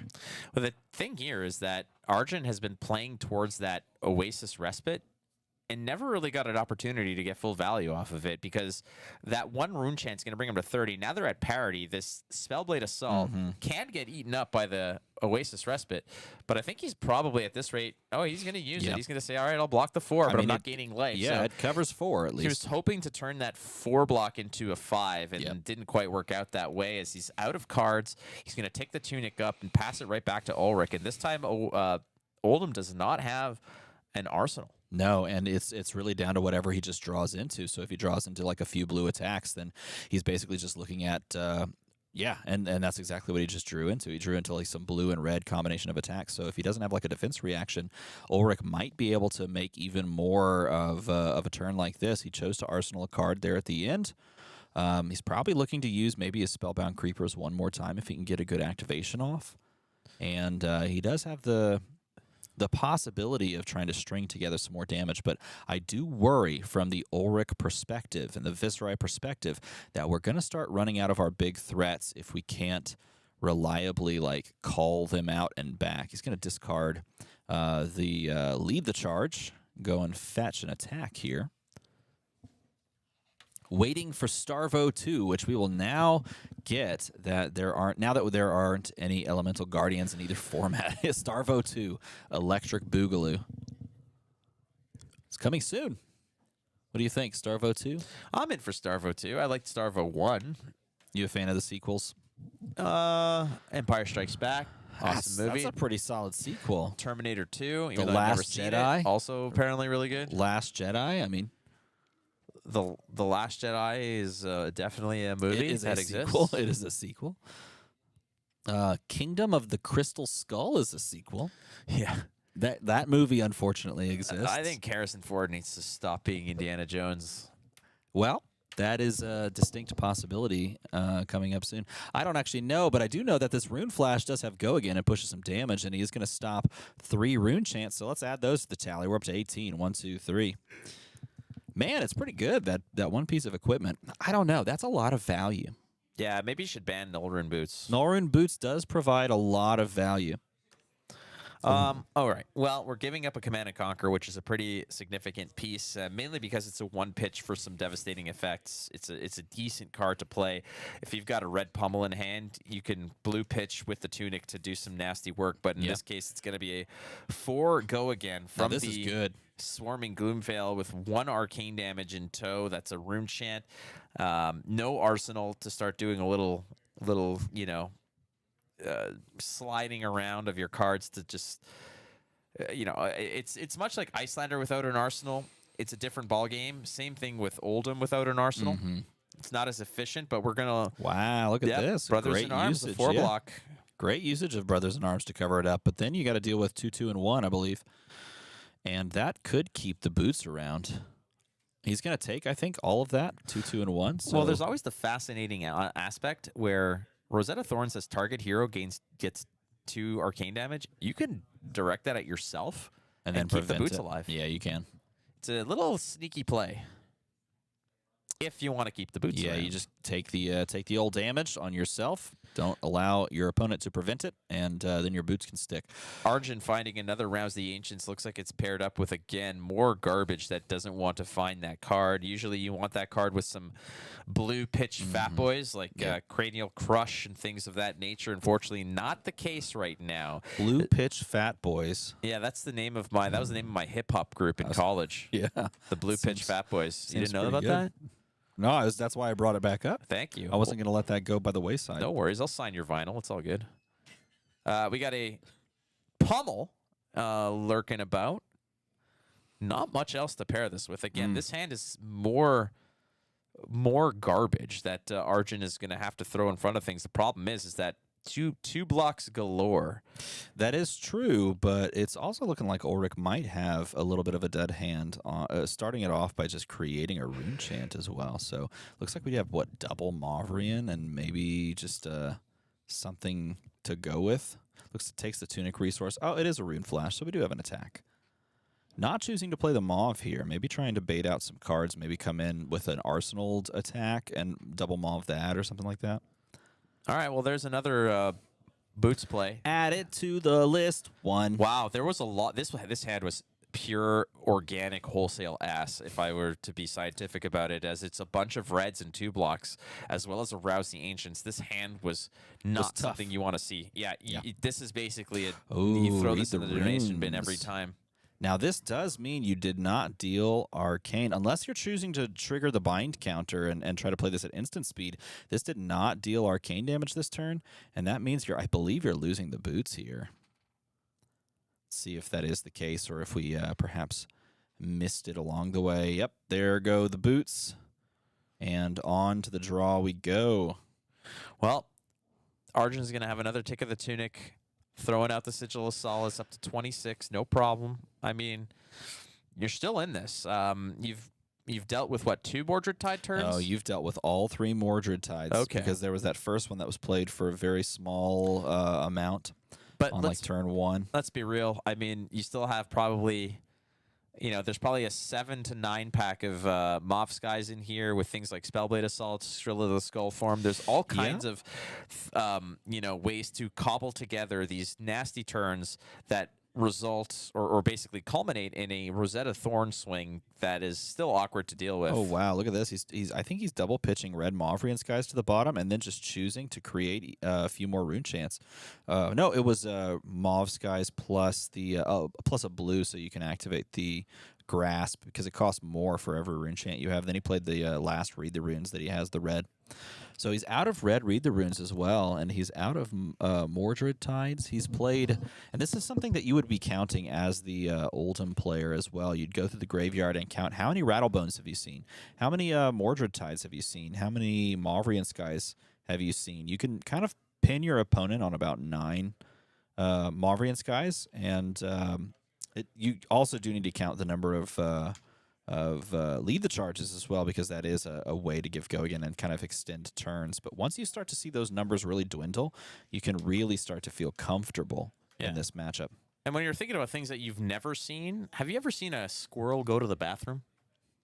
You know what? No. Yeah, me neither. Shocking. See a million squirrels. Never seen a single one go to the bathroom. Yeah, that's accurate. makes you think that maybe they're just robotic. Oh, it spy does not drones. make me think that at all, Well, actually. you know what? Expand your mind, okay? I'm surprised that I've never thought of them as possible robots. Yeah, he's just going to pass. He's content to just go ahead and pass. Not going to send some damage. Maybe can't even send the damage. Playing a very slow, fatiguey Oldham as we sit here in the semifinals of the Min-Max Games Road to Nationals. Road to Nationals. Ulrich definitely doesn't want to get fatigued out here, trying his best to be very patient and measured in his approach, understanding that, at any moment the Oldham could have a hand that can go really tall as far as defense is concerned. So you need to know how much damage you can push and how much over the top they can take. You need to string together multiple turns where they're just taking over the top damage and hope that you can just get them low enough to maybe they have to start respecting things that they in a different way that they couldn't before. Like Rosetta is just a great little win condition, but your opponent has some capability against it. Oh no, he's gonna have his turn here. He's gonna play out Mulch. Mulch gonna be the attack that he chucks out there. Mulch, a wonderful inclusion. Again, it's you wonder like why Mulch over something like Debilitate or this or that or whatnot, and it's always a curiosity at times, but it's going to get pummeled over the top. So finally, a little bit of life from Arjun as he's going to put together an attack that means something. You finally are able to sort of punch through, and at this rate, it's damage plus a card from hand, and oftentimes it's good enough. But just going to throw the sink below. This is not really going to get a whole lot. It's just merely going to stop. It's going to soak some damage, but you're still losing a card. Yes, you're going to be playing a 3-card hand. That being a sink below in the arsenal does make things a bit awkward for your hand if you didn't tailor it. And he's going to lose that Deathly Duet, a card that really came on strong after Dynasty was released. Let me ask you this. If Pummel said discard a random card, is that too strong? Yeah, I would say so. It's just like a very small little adjustment to the card. The standard metrics of it, the effects are more or less the same, but just the element of randomness. By how much would you say if you made it cost 1 extra, if a pummel cost 3? Then I think if it costs 1 extra, I don't think it would actually see play. I think it's perfectly fine where it is now. But discarding a random card, you think it's necessary? Well, I mean, it's certainly stronger, in my opinion, because oftentimes you get pummeled, you just throw away the garbage card you don't really care about. But if it's random, you might throw away the piece that actually just completely nullifies their turn altogether. Yeah, do you think that tool is necessary into the decks that run pummel? I don't necessarily think it is. I don't think it is. I'm just saying, like, imagine if it was random. Oh, like, it'd be nuts. I think like every deck would have some sort of a pummel archetype, which would be hilarious. Hey, and we see the first sighting of the sleeve. Don't show me that. There it is. I do not like there this. it is, everyone. I am going on record. I do not like that. You don't? Okay, I'm writing this down. Flake does not like that. No likey. What I do likey, though, is a yellow Moth Skies moving in with... Amplify the Arachne. Yeah, and an 8-pack. Look at that. Yep.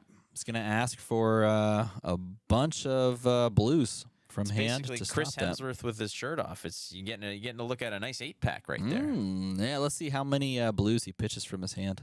He's got a heart there. And that one's definitely going to get pitched here. I would think you wouldn't hold that. It can't block, of course. Anything, right? And it's not. No matter what, it's probably not going to gain you life unless you take.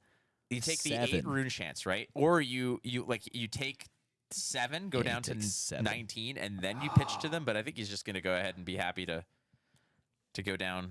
So he took 2, so we got to add 6. 1, 2, 3, 4, 5, 6. Hey, just a casual 25 damage prevented via rune chance. And gonna opt to sink the heart away. Gonna find another card here. I think he pitched the heart right there. Did he? Yeah, it's under the Thunderquake. Oh, maybe I missed it. Either way, it's gonna be sandwiched at the bottom of that deck nonetheless. Well, that is certainly a way to generate some more rune chance, and you're gonna have to swing here. Send that Rosetta Thorn for 6, 2, and 2. Yep, 6, 2, and 2. That's a way to leak, man. That's a way to leak. 10 damage, as you see here. This is a situation where you would have. Well, you can't really But I guess you could have taken some of it, then pitched off to the rest and gain a life off of the heart. But you opted to pitch the heart early, and there goes the Macho Grande as well. So some damage is being pushed through here. No problemo, Unky Herb, as it's down to 18. Arjun Garg is really under the gun here, as Viscerai has sent it thick and spread out. I'm not so sure though, because looking at these life totals at parity basically.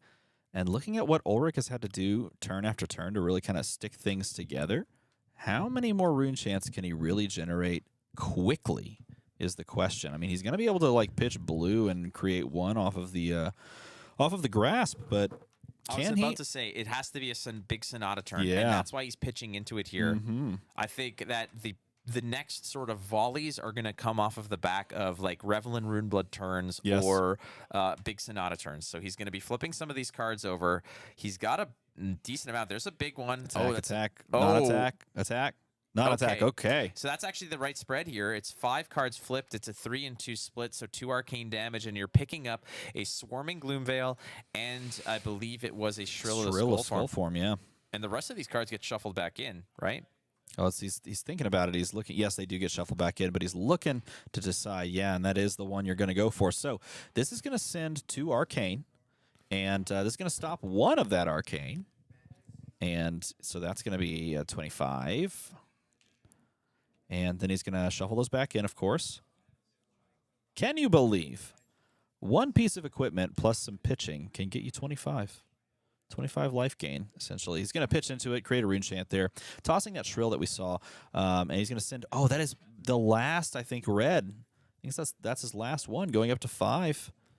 And that's going to be all she wrote on this turn, pitching those attacks in. I think that's smart, too, because what you're doing is you're guaranteeing that you have another big rune chant turn and that those threats remain in the deck.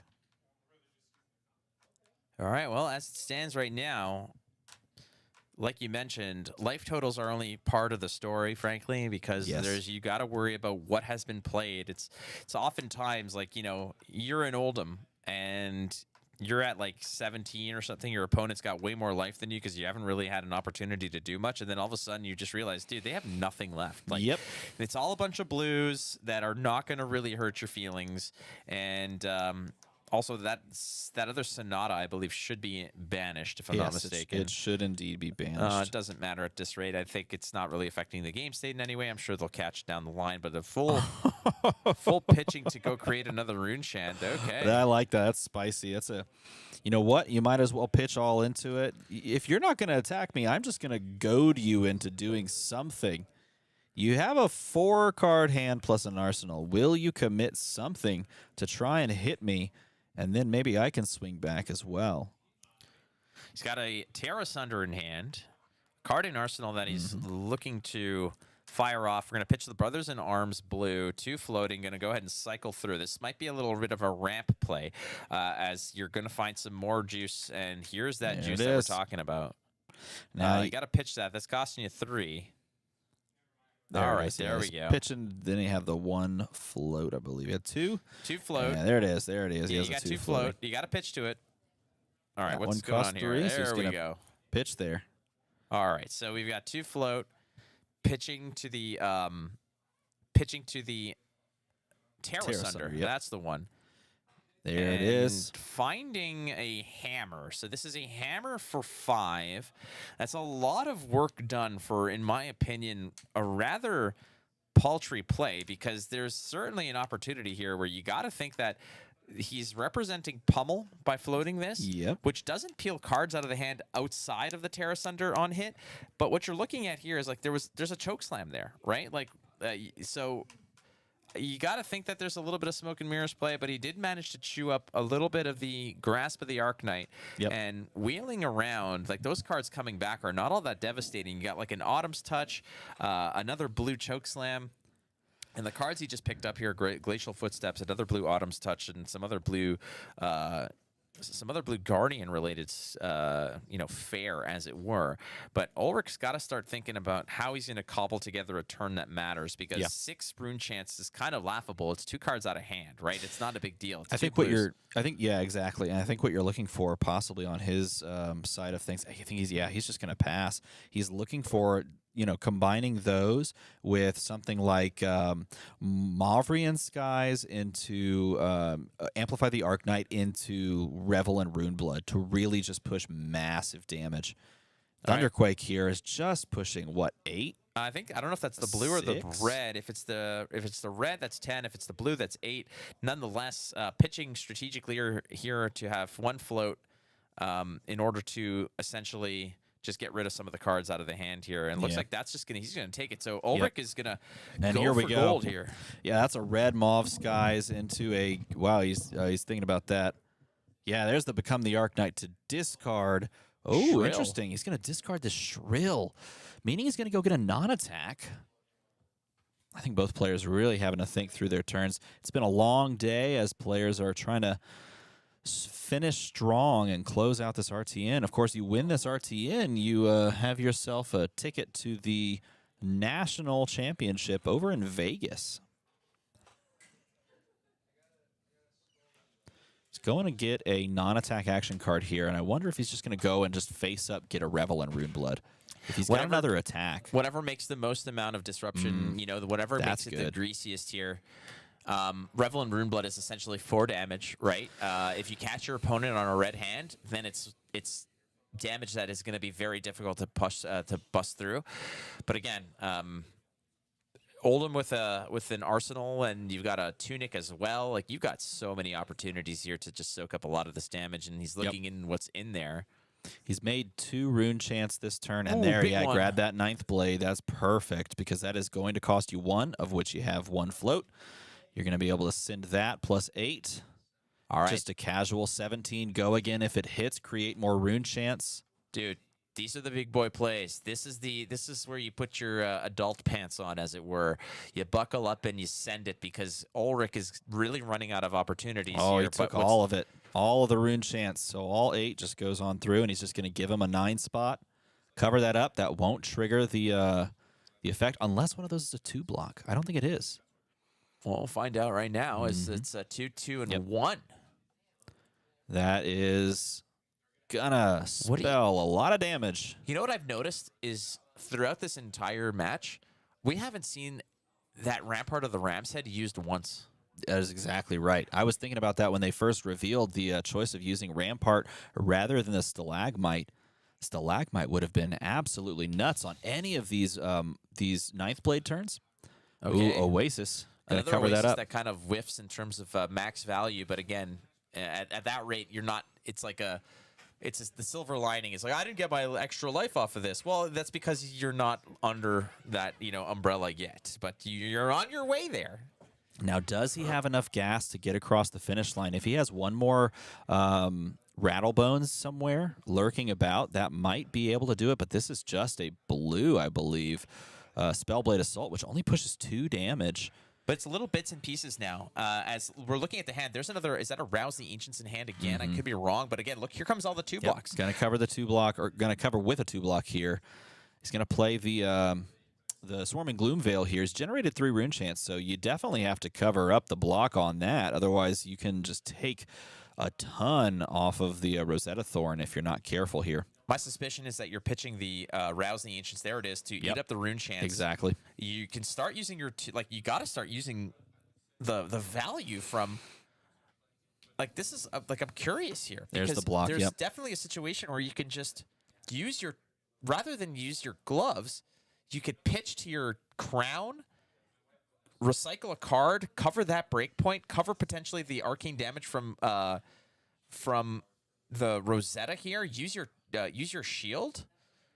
It seems like, I'm really curious. There's room to use the shield, certainly. And I wonder if he's going to start doing that. It looks like he's finally reaching for it to use the shield here. Paying 1 to stop the rune chant. So, stopped a big chunk of rune chant damage across this game, but he is going to cover up a little bit here as well. Take a point. Yeah, it took 1. I mean, the 1 was physical from the Rosetta, so okay. I mean, slowly but surely, Ulrich is making things, making moves. Now, I'm curious to see if the crown covered up that other point, or if the crown covered up 1 rune chant, and or one of those, arcane damage sources, if you will. This is why timing of your crown activation is incredibly important.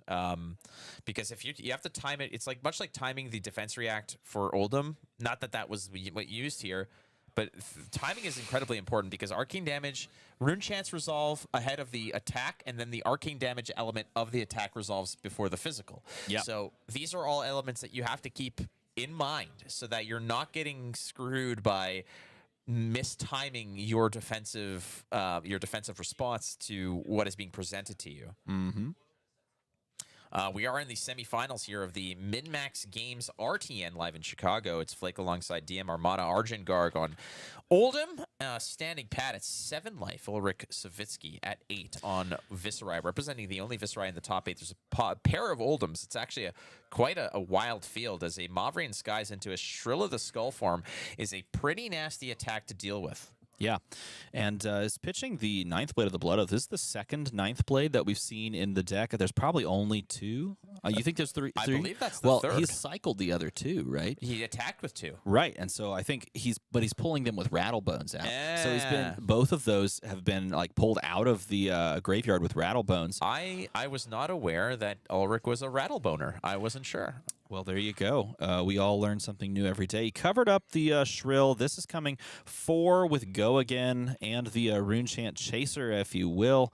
He's not floating a resource here, but he is representing the crown. Let's see. Much like the Governor General of Canada. representing the crown. Representing the crown. That's right. So, again, usage of that shield. We've seen Oldham's of long ago get so much mileage off of the shields. In this case, we're going to cover up the Swarming Gloomveil with a pretty big card, which is that Terror Sunder. It's a very big tempo-gaining play. And following it up again, 2-2 and 1. And Arja doesn't have much room to maneuver around this. No, and he doesn't. I mean, outside of that 1 card left in hand, which he can pitch to stop 1 Arcane and 1 Runechant, which it does look like he's going to do that. It appears that he's just going to have to kind of be forced to eat the Rosetta damage plus the 1 extra packet there. Out of curiosity, how many Runechants have those boots eaten so far? Well, I'll tell you, Runechants plus Arcane damage, those boots have absorbed 15, 30, 36. You counted the 2, the previous one? I did. Okay. 36. Someone can check me by running it back if they want to. Yeah, if somebody wants to go If and you would rewatch like this to and count. begin the game again, count Go it up again. for us. You help yourself. Otherwise, I'll do it for you. Don't tell me what to do. As a Mavrian Skies opens the salvo into a Spellblade Assault. So this is offering Go again to the Spellblade Assault, which is generating 2 rune chants plus the 1 from Viscerai's game text. Yeah. 3 rune chants in tow here. It's 4 attack, if I'm not mistaken. Go again. Yeah. On hit, you are going to be seeing extra rune chant generation, but pitching Must that cover. same Yeah. Rouse the Ancients. That same Deviled Egg has been making the rounds here. That's for you, Kel.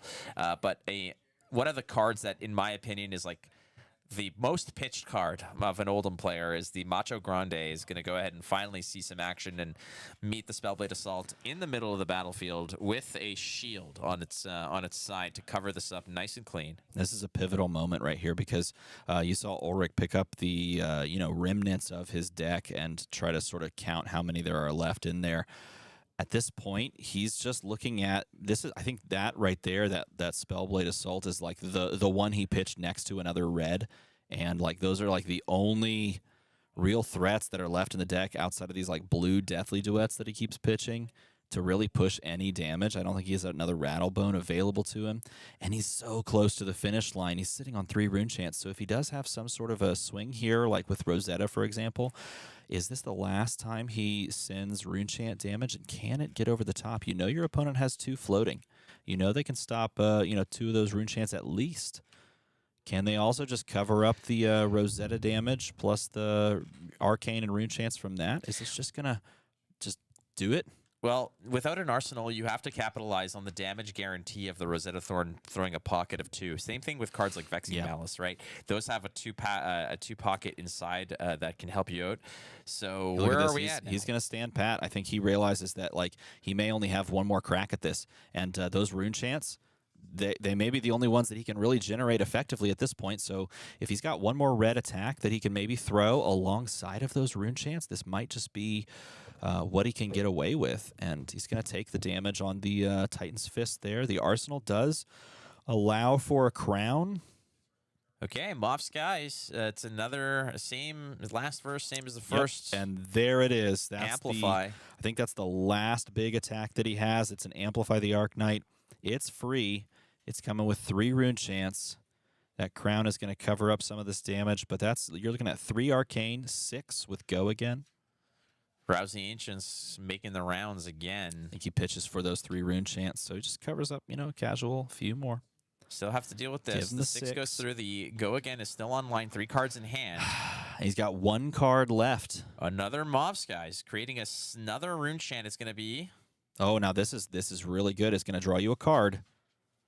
It does have go again. It's threatening the on hit to create more rune chance. So he might be able to close this out on this turn because he's got 1 card left. I think he has the crown floating as well. The crown prevention was not used up by those rune chants prior.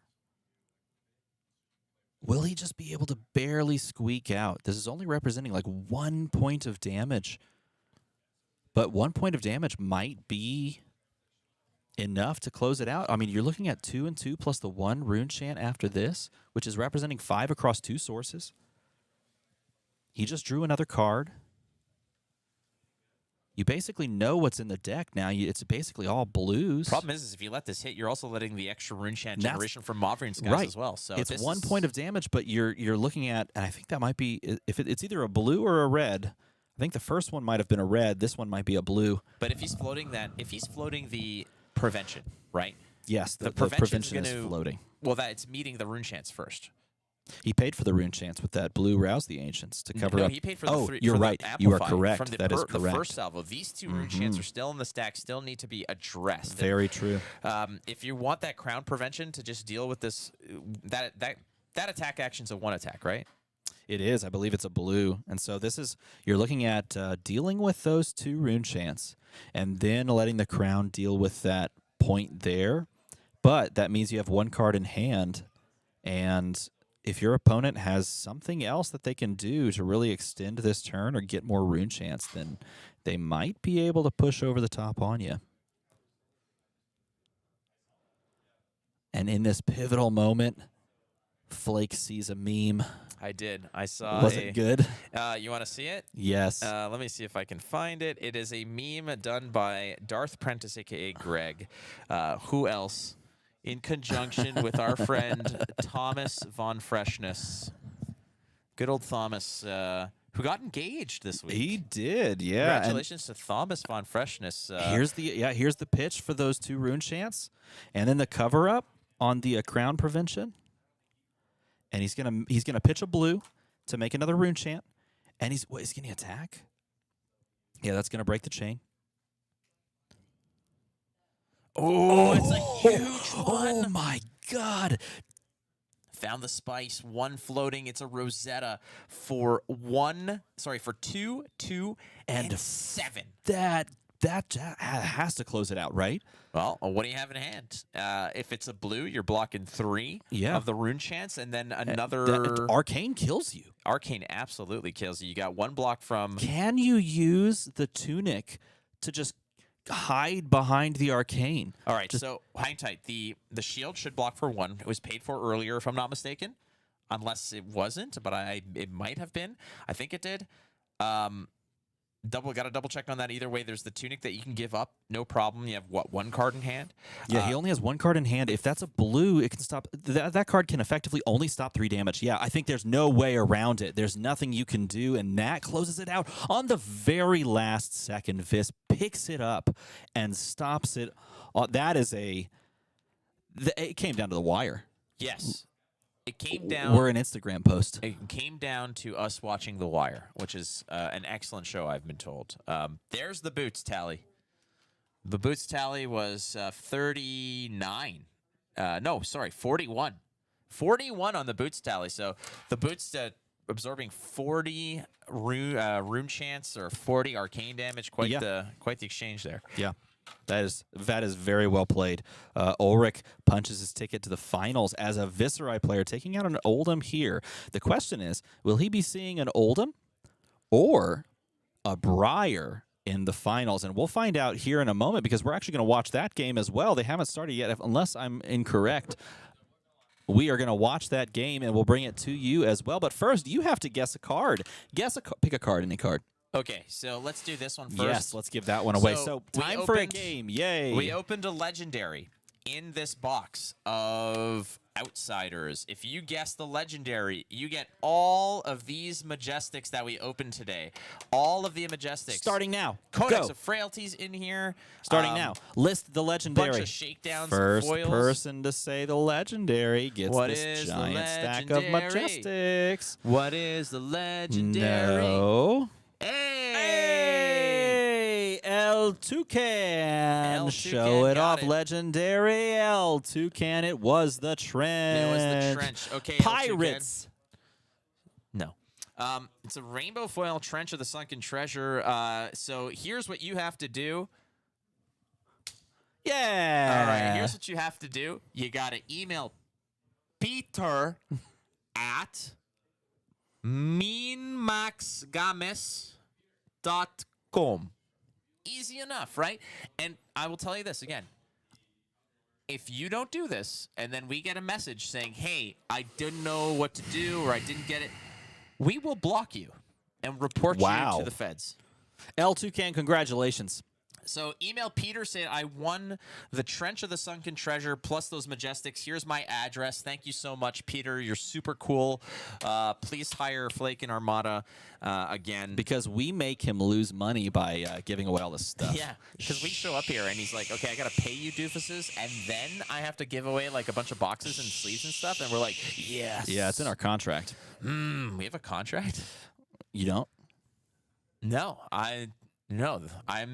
I'm here to basically eat the leftovers of the pizza. Yeah, you work for literal peanuts. I do actual peanuts. Yeah, it's a good diet. Are we going to do this giveaway as well? Not yet. They didn't see it. After the next semifinals match, someone will be the winner of the beautiful extended art Crazy Brew cold foil and the cold foil we pulled from the same box. We got this rainbow foil Trench of Sunken Treasure. Someone will win both of those cold foils, but it'll happen after this game, which I believe they're getting set up for right now. As they get set up, he's going to talk about things, and I'm going to step away, get some more water because Okay. my throat hurts. Go for it. Get out of here. Good luck. Thank you. I don't know what to do, honestly, because I was the one. Throw cards. I've already broken a whole bunch of stuff. Wow, I feel like I'm just like on the news now. The NASDAQ is a bunch of letters. I can't do stocks. I don't have money. Are you kidding me? But I do have the chat in front of me. We are on a little bit of a delay. Nonetheless, it's good to have you guys here. Thank you so much for tuning in. I've got a whole bunch of cards and stuff and coffee, and life is good. And yeah. It is 6:30 p.m. here. We've been casting since 10 a.m. With reckless abandon. So that's the way it goes. But Flake. But nothing. It's good to have you guys here. What's my favorite candy bar? This is what we're talking about. My favorite candy bar. That's a good question. It's got to be like, do you even count M&Ms as candy bars? Because they're kind of like little pellets. Peanut M&Ms are just like godly. Like those things are incredibly a part of my DNA. So that is definitely one of the options. I would probably say peanut M&Ms. I'm a big fan of Kit Kat too. Coffee Crisp, if you're a Canadian. Like whenever I'm in the States, I'm always bringing Coffee Crisp to people. Flake News is probably like that. The format, yeah. I mean, like we could just do a Flake News episode right now. I could just start waxing poetic about whatever I want. Whatever I want, producer. And he's shaking his head. He said no. Okay. Well, I'll try to stay in my lane of card games. Talk about The Simpsons. We can do some Star Wars trivia, some Simpsons trivia. I can do all kinds of stuff. Maybe you guys want to throw some trivia at me. Am I planning on playing Diablo 4? That's a very good question. I've never played a Diablo game in my life, but I do like dungeon crawler type things. The problem is that typically if I'm going to be playing games, I want to play games with friends, and that usually leads to either card gaming on my own against other opponents, but if I do have friends, it's usually Overwatch because we like to just be mean to people. It's usually how it goes. Like on the regular, about 2 or 3 times a week, I'm playing Overwatch with like Uber and Tannen and my buddy House and my friend Holly. So we usually play Overwatch together. my friend Trudon as well. We usually play Overwatch, but I've never really played.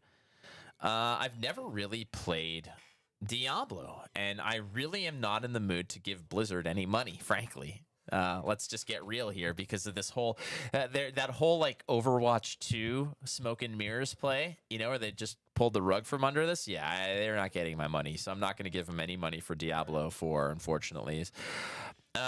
What about the new Star Wars TCG? I am going to be into that, my friends. I promise you, as that is certainly 100% something that I'm going to be all about. Any Star Wars card game already has my attention. I've looked at some of the rules. I've looked at some of the organized play that they're going to be putting together. In fact, my friend Charmer and I have already started developing a Star Wars related podcast that is also going to deal with Star Wars Unlimited. So if you go to @Wampa Radio on Twitter, that is where we are going to launch our first episode next week, actually. Wampa Radio on Twitter. There's a shameless plug as we see the players just lock and loading here as Jeremy Stowe on Briar trying to go ahead and take that hero to the promised land. Needs a little help from other RTNs around the world, but nonetheless, it's we're so close. So damn close. Do I like Jar Jar Binks? I think Jar Jar Binks is great. In fact, Ahmed Best, the actor who plays Jar Jar Binks, went through such a hellacious reality of backlash from people and was so unfairly treated so poorly that I feel for the guy. In fact, you know me. If you know me, you know I'm a big advocate for mental health and maintaining that kind of stuff. So I feel for the guy because he was treated quite poorly. Star Wars should be limited. It's the best kind, I suppose. But why would you want to limit Star Wars? It's Star Wars. Oh, boy. Let Briar win. I mean, we could start that chant. Still, I need to know, has FLAKE or the Playmats ever watched an anime? And would you, if not? So my ex-girlfriend was big into anime, and I watched some, and I never got into it, but I did watch some anime. It was never my jam, but I appreciate good art and good storytelling, and I recognize it when I see it. So I know that anime is pretty damn rad. It's just not my cup of tea. We're talking about anime? We're talking about anime. There you go. Talked about a whole bunch of stuff, actually. I missed it. You did miss it, because That's where too bad. where the hell were you? I like the Gungan I weapons. Oh, the blobs. Yes, the boomas and all that stuff. There was a whole bunch of stuff where I liked the battle scene with the Gungans, but what I thought sullied it a lot was the fact that like Jar Jar Binks went full quote unquote Sith Lord mode, where all of his random silliness resulted in like a these- lot of destroyed droids. Yeah, a lot of B1 battle droids got just kind of just completely I mean, shredded. Honestly, they are the laughing stock of the Star Wars franchise when you think about it. Like even in like all of the cartoons and like Lego series stuff, all the side stuff, those like battle droids are just completely laughing stock. Impossible. They are. All right, let's start it up here. It's going to be Briar against Oldham. Levi Rauch on Oldham and Jeremy Stowe on Briar. We see in Briar's hand right now a Channel Mount Heroic and a Blue Earth Pitch. So you're starting off real nice here.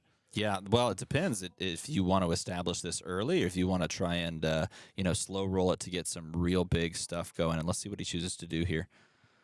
He's going to pitch and play the Sonata, and he's pitching into the Sonata showing here as floating 1, and it's going to draw 4 off the top. E-strike. And he's already succeeded, and wow. Got him. Oh, wow. Yeah, that's exactly how you want to start a game off. Huge, huge, huge.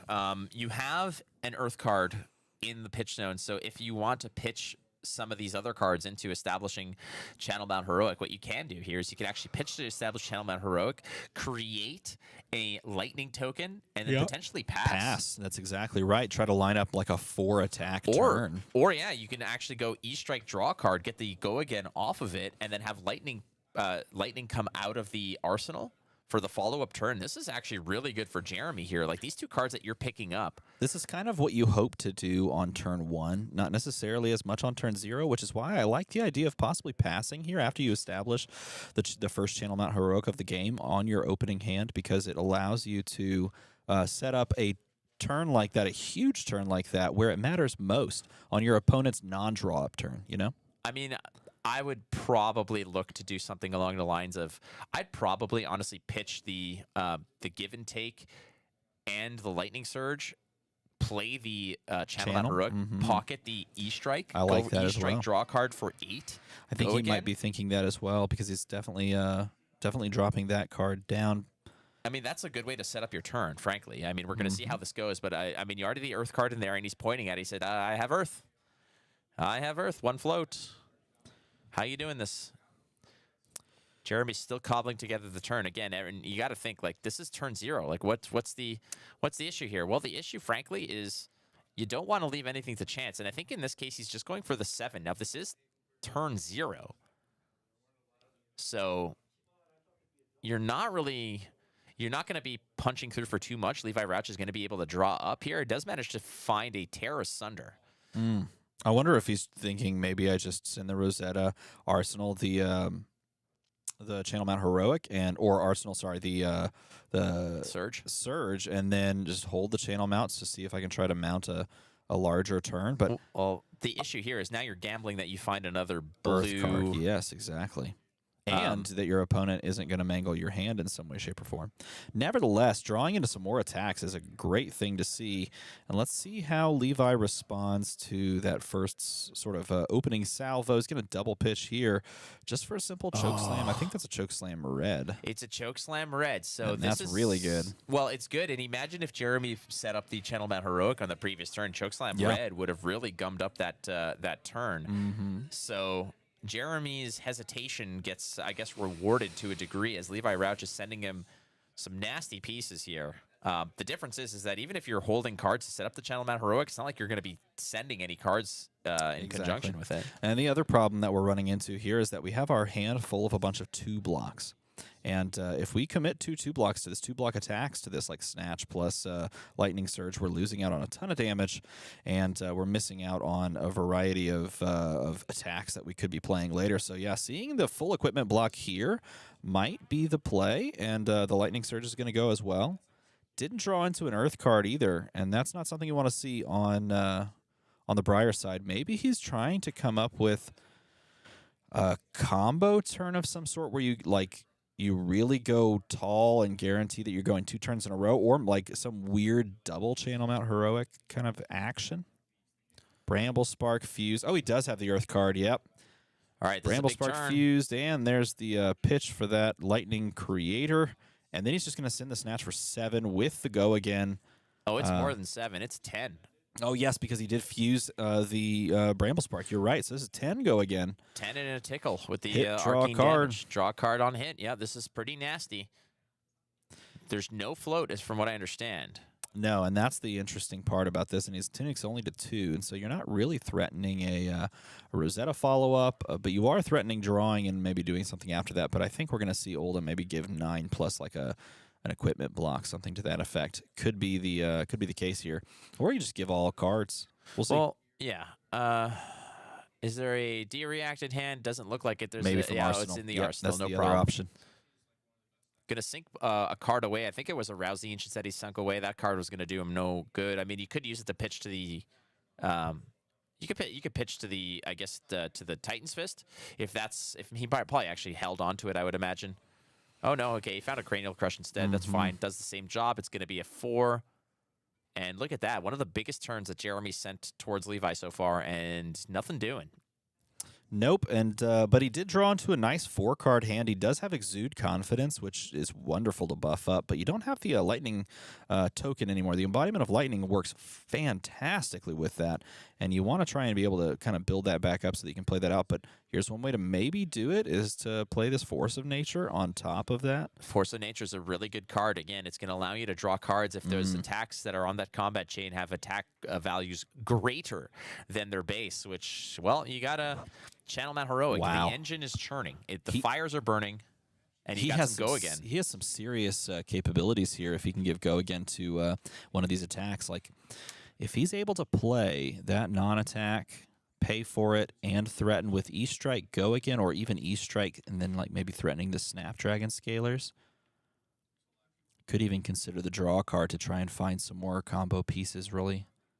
On this sort of a mini combo deck is how you can kind of think of Channel Mount Heroic Briar. I like how some of the chat is like, "Hey, what are some good anime that we can get Flake to watch?" Don't. I'm not going to watch it. Don't waste your time. I'm not like I've done my due Arcane. diligence. Have you seen Arcane? I've not seen Arcane. No. It's not an anime, but you could watch it. I watched. I got to watch Edge Runners before everybody else. I was at the CDPR Studios for their anniversary I don't know party. what that is. And they showed us the first couple episodes of Edge Runners before everyone else got to see it. We had to sign all these NDAs and stuff. I thought it was cool, but I again, don't know what I'm Edge like, Runners is. Is that like Gwent connected? It was a cyberpunk. Oh, okay, gotcha. Yeah, cyberpunk. It was a cyberpunk sort of world or lore based Yeah. anime, and it was. I saw it. I watched it. Wasn't a fan. Again, Flake should watch Dragon Drive. I will not watch Dragon Drive. I'm sorry. I appreciate your anime is not my thing. Oh, I think he's gonna bottom the Force of Nature. So it looks like because of the way that this hand is, nope, he's gonna choose the Exude Confidence instead. Because of the way this hand is sort of cobbled together, it doesn't provide the best case scenario for. He's choosing Go again here for really pushing a lot with Go again and damage overall. So maybe leaning into that Force of Nature doesn't work too well. But you know what would make a great? Oh, Levi took it. Oh my gosh. Levi took it. He's He got a took hand. It might actually everything. be. I wonder what it is. If he has like a rouse turn, perhaps. Maybe it's worth the swapperoo. I have watched King of the Hill. King of the Hill is excellent television, but it's not, in my opinion, it's not like anime style. All right, we're past the cartoon era. Oh, of and this look, conversation. now he's coming in. This is interesting.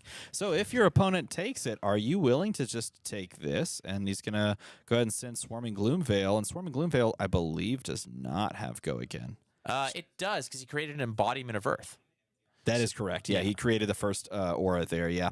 And not getting the buff because he hasn't created a second, but that's okay because this threatens the Go again, draw a card. We have the Tunic resource up, so we can possibly do that plus Rosetta. We don't have the card that we would want to keep the Channel Mount Heroic around, excuse me. So we know that's going away this turn. I think his original thought was to maybe just send the attack regardless and then pocket the Force of Nature. But when he sees that he doesn't strip a single card from the hand of the Oldham player, he maybe changes his tactics a little bit, smells some blood in the water, and says, I don't want to deal with whatever you're about to throw at me. So I'm gonna try to take some cards. Well, here. that's the thing. You're saying, like, can I get away with this? And if they say yes, you're like, all right, what else can I get away with? You know, because if they are content to take 8 damage, you worry on the other side. You know, it's like that whole thing where, like, I remember playing Katsu and I'd be like, attack with this. They're like, no blocks. I'm like, nice. Attack with this, no blocks. Nice. Attack with this, no blocks. I'm worried now. Like, Yeah. you know, then you get worried because you don't know what the clapback's going to be and how much of this you're going to get away with because you're eventually going to get punished somehow. As it seems like Levi Rauch is taking it, and Levi Rauch is no slouch. I mean, this is a player who is in the semifinals. He needs a shirt that says that. Levi Rauch is no slouch. Levi like Rauch that. is no slouch. No slouch Rauch. I think he's definitely deciding now to pivot off of his full take mentality and deciding which 2 cards to give up. Unless he just thinks, you know what, in this matchup, I can just very easily get, come over the top on with these like large, buffs, Right. especially if they stick for multiple turns. So maybe I just need to play, like aggressively. Well, this 6 here represents 6 attack plus a card draw, which then can, at the very least, be pitched into a Rune Chant or pitched into a Rosetta. So here comes the full-on sauce, which is the right move here because this is not only stops. Remember, we're talking about where the value of Stalagmite is. Yeah. It's not just a 3-block because what this did was it prevented a swing of Rosetta to follow this up. Yep. At the very least, it prevented 4 damage, which is fantastic because it covers up everything. And look, this is what he had planned. He had like E-Strike into maybe that Rouse even. Possibly. So that just so you guys are keeping track, that was a 6-block Stalagmite. The 2 from the blocking damage plus the prevention of a Rosetta swing. So that Stalagmite now has put through 6 points of prevention. Yeah, well, he actually. So interestingly enough, it's weird because he actually blocked with 2 3-blocks as well. So technically, it was overblocking 2, but its sole purpose was to stop Rosetta from even coming at him. And so, like, you can look at that a lot of different ways, but what it ends up netting you is that shield in this moment was a 4-block, like on the face of it. which is really good for an equipment piece, right? Oh, definitely. Yeah. Absolutely. I mean, look at that. That was basically a carrion husk that gives you a frostbite and doesn't have blood debt. Yeah, it was a mini carrion husk essentially. Yeah, that's a good way to think about it. Coming in with the nimblism, I wonder if he's going to play a second. Yep, there's the Earthlore Surge pitching into that is going to create the embodiment of lightning, and then he's going to send here. Choosing to send here for the double buff, which is this is a tall attack, and time. still threatening the Rosetta after this. Leaning on the Rosetta, we saw what the Viscerai was able to do with that much arcane damage. In this case, just the Rosetta as a pocket of 2. Tough to circumnavigate here. We'll watch Arcane tonight. That'll be what we're going to hang out in the hotel room and watch Arcane. Are we going to rent a pizza and watch some Arcane? I don't rent pizzas. I don't return them. I definitely am not renting a pizza. Okay, well, we are approaching... Flake, I will not return that pizza. We are approaching our 9th hour of casting. Yeah, well, I'm just going to say this, everyone. If you've enjoyed the stream so far, first of all, hit the little like and subscribe thing, of course. Hell yeah. But also... settle in because we're about to get really loopy. Yes. I have assumed full-on recline position. Oh yeah, we're and there. I am not coming out of this until we are wrapped. Our producer's in like another hotel right now. He just got up and walked away. He's throwing cups. I don't actually know what he's waving at us, and he's leaving. Goodbye. I will be operating from the other side, the stream. Yeah, I mean, you guys are well aware. You've been here before, chat, so we appreciate you guys hanging out. But in all honesty, we have been going nonstop we're approaching our 9th hour, and again, we love it. Like, don't get us wrong. Yeah, heck yeah, I love this. This is awesome. All this is we a lot of ask fun. from you is a little bit of leeway for when we do, in fact, get a little off the rails here. Oh, no, I'm not asking for leeway. No? I refuse to ask for permission. Only forgiveness at this point. I kind of want that Jar Jar Sith Lord for real. I think that look, there are some very good YouTube videos that present very compelling arguments of that Jar Jar Binks is a Sith Lord, and I'm not saying they're not jokes. They are very good videos that present compelling and intelligent arguments that are supported by canonical Star Wars related stuff. I stopped listening. I know you did. Hot Nobody minute listens ago. to me. As soon as I say Star Wars, people just like their eyes glaze over. Spinal Crush. Cover it up. Spinal Crush. Now notice this is a 6 blocks here, so it's going to avoid the Spinal Crush effect. And you didn't have to worry about pummel or anything like that, thanks to the nice little embodiment of Earth for providing that 6 block. Felt real good. And playing a 2-card hand, maybe we're just choosing to possibly Arsenal. We have a Give and Take. That's a great card for later in the game, simply because Give and Take allows us to recycle our big old Channel Mount Heroics. Big old Channel Mount Heroics. I was on the spoiler video for Channel Mount Heroic. That was an interesting time. Oh, who is what did I get? I don't know if I got a. I don't think I Tails? got an Arya spoiler card. Oh no, I don't believe I did. I spoiled a card for Arya. Maybe. I think Everfest was the first card was the first set I ever had a spoiler card in. But Snatch Red, all the way back from Welcome to Wraith. It's amazing how some of those cards from their original printings, or the first ever set, still have relevance today. Not power crept out. In fact, maybe the cards have been powered down from there. But yeah, if you haven't already, friends, please follow the channel here on DM Armada's YouTube channel. Subscribe to his Patreon, all that other jazz. Oh, yeah. Armada_DM. The patrons are like the best. Patrons are the best, man. Y'all make the world go round. And it looks like on our end, we do have a little bit of a freeze on the camera. So I'm not sure if... Oh, no, still continuing. Looks like the card draw did go through. The hit did go through. And I think Levi's like, you know what? I need to play this a little bit more aggressively from this point. I'm going to aggressively tick up this tunic. Aggressively pitch. And aggressively play the Zealous Belting. Aggressively. Yeah. It was Arnold Schwarzenegger style play. Yes, support Flake via Patreon so he can watch One Piece. I have actually also actively chosen to avoid watching One Piece. Yeah, because there's there like are 4 just million episodes, too dude. many, and there's the pummel. This is why Zealous Belting is like the perfect Oldham card. Yes. Because it provides so many opportunities if you're playing aggressively. Because you know that there's something coming after it, right? And it is within pummel range, but oftentimes it just represents vanilla damage. A lot of people get caught up with the cards like Spinal Crush or anything with a crush effect that you're thinking, or Command and Conquer. Those are the ones that want to be married to pummel plays. When you add in this extra element to it, people typically say it's just 5 vanilla damage. No. But this is the surprise factor, because now you're putting it over the top. It's 9 hit on hit, discard a card. 9 hit on hit. It's what it is. That's exactly what it is. 9 hit on hit. You know who tried to get me to play watch One Piece was Dalen Mack. He's a big anime and One Piece fan, and I asked him. I Dalen's said, awesome. Well, I asked him. I said, dude, I'm like, out of curiosity, there's like 1,000 episodes, right? He's like, yes. I said. He's like, look, it takes a while for it to get good, but once it gets good, it's like one of the best shows. I said, well, how many episodes? He's like, usually around. He's like, about episode 500 is when it gets really good. I said, okay, can I skip to What? 500? He's like, no, you got to watch all of them. I said, yeah, no thanks. What? I'm not committing. I'm like, how long are these episodes? 20 minutes? He's like, yeah, about 20, 25 minutes.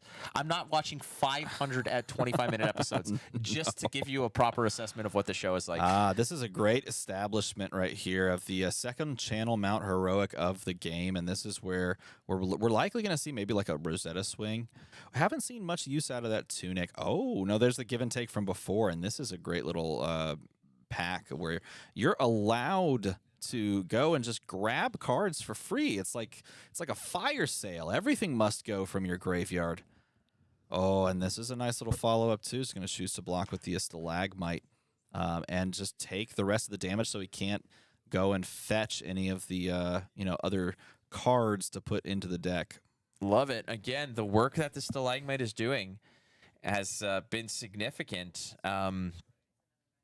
If you skip the intro and ending, there are less than 14 days of One 14 Piece consecutive overall. days. Like, we're talking about the hours cobbled together. Like, no thanks, dude.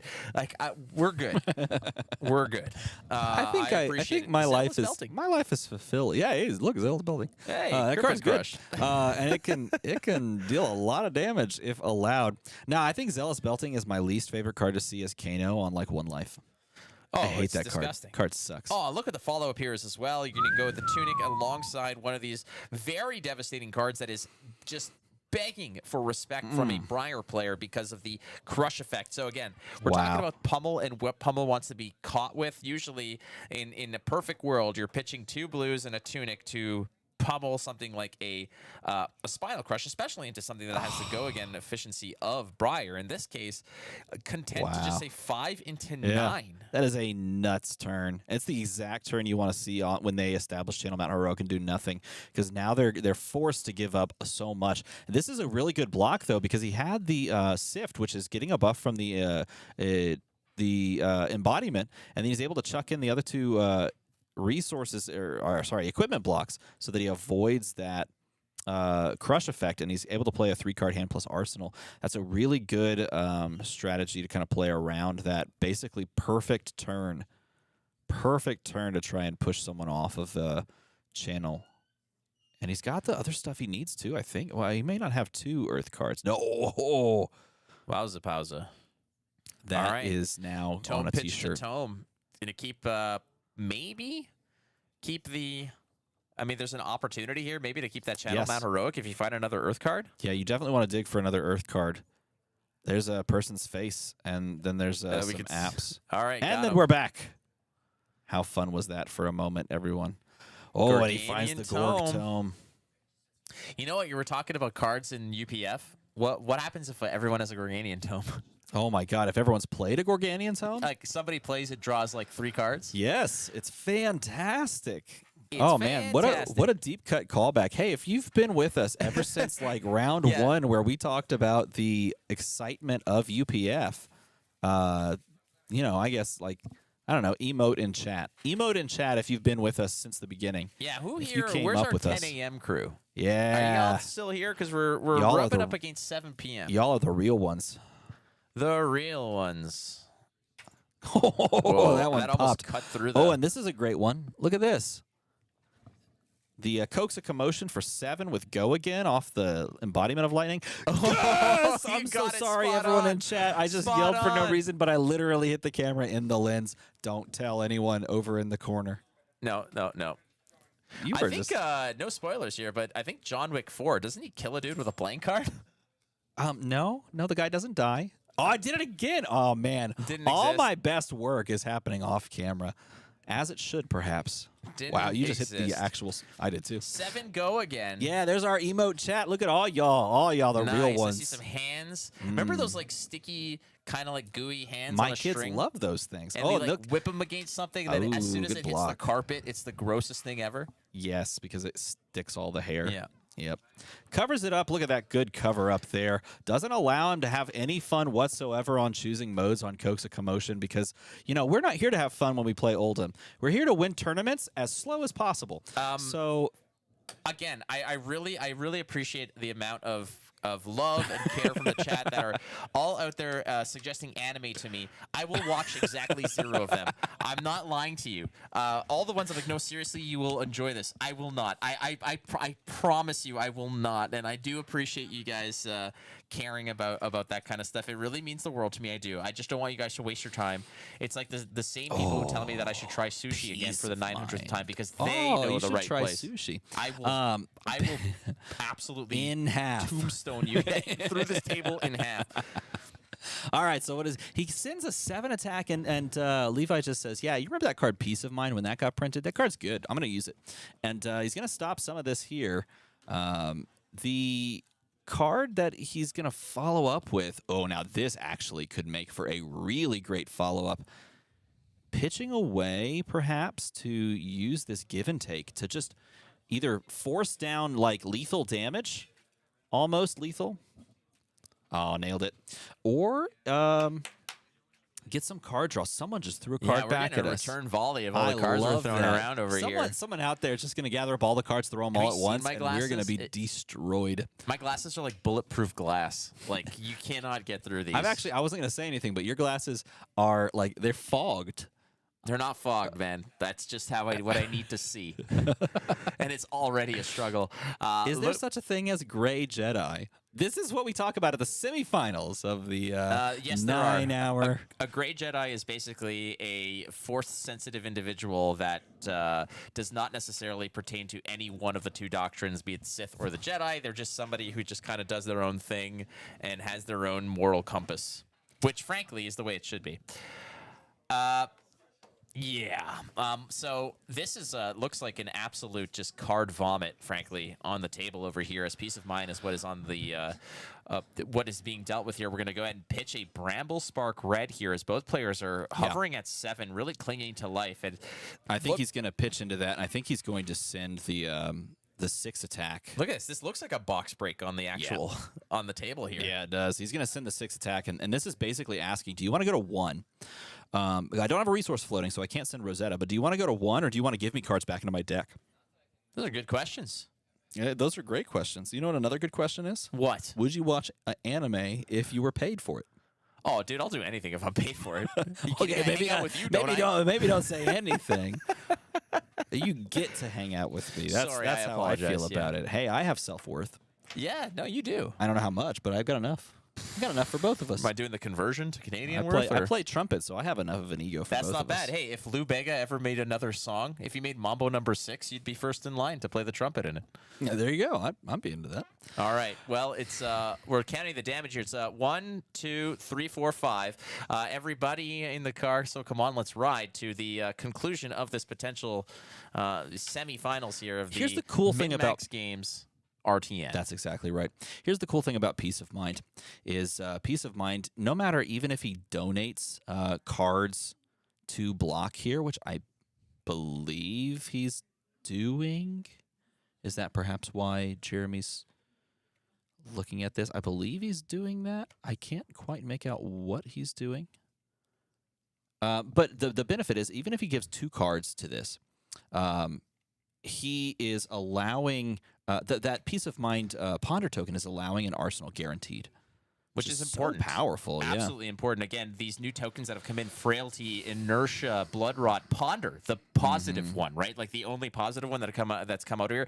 We're around the bend from new tokens like Eloquence and Courage, I believe, is going to be a new one as well. Yeah. Which are very cool. I'm very interested to see what the new Warrior tokens be, or the Courage tokens going to be. Me too. Nonetheless, Eloquence is going to be a very, very big part of people's theory crafting moving forward as more cards are released. But that is still a month away, as we are going to be looking to resolve this one, as it is all Jeremy Stowe at the moment. Levi Rauch has had some very big turns. Some of those Zealous belting into pummel turns, Zealous belting into spinal crush turns has been quite an onslaught that Levi Rauch has had the opportunity to send. But he is on the receiving end now. As you can see, so many cards. Both of them are saying, "Wait, is this yours? Is this mine? What the hell's going on?" Well, this is interesting. I think he's going through and choosing what he wants to cycle with give and take, and he's choosing the Gorganian Tome and a Nimbleism. I would have expected, maybe grabbing like another copy of Channel Mount Heroic, and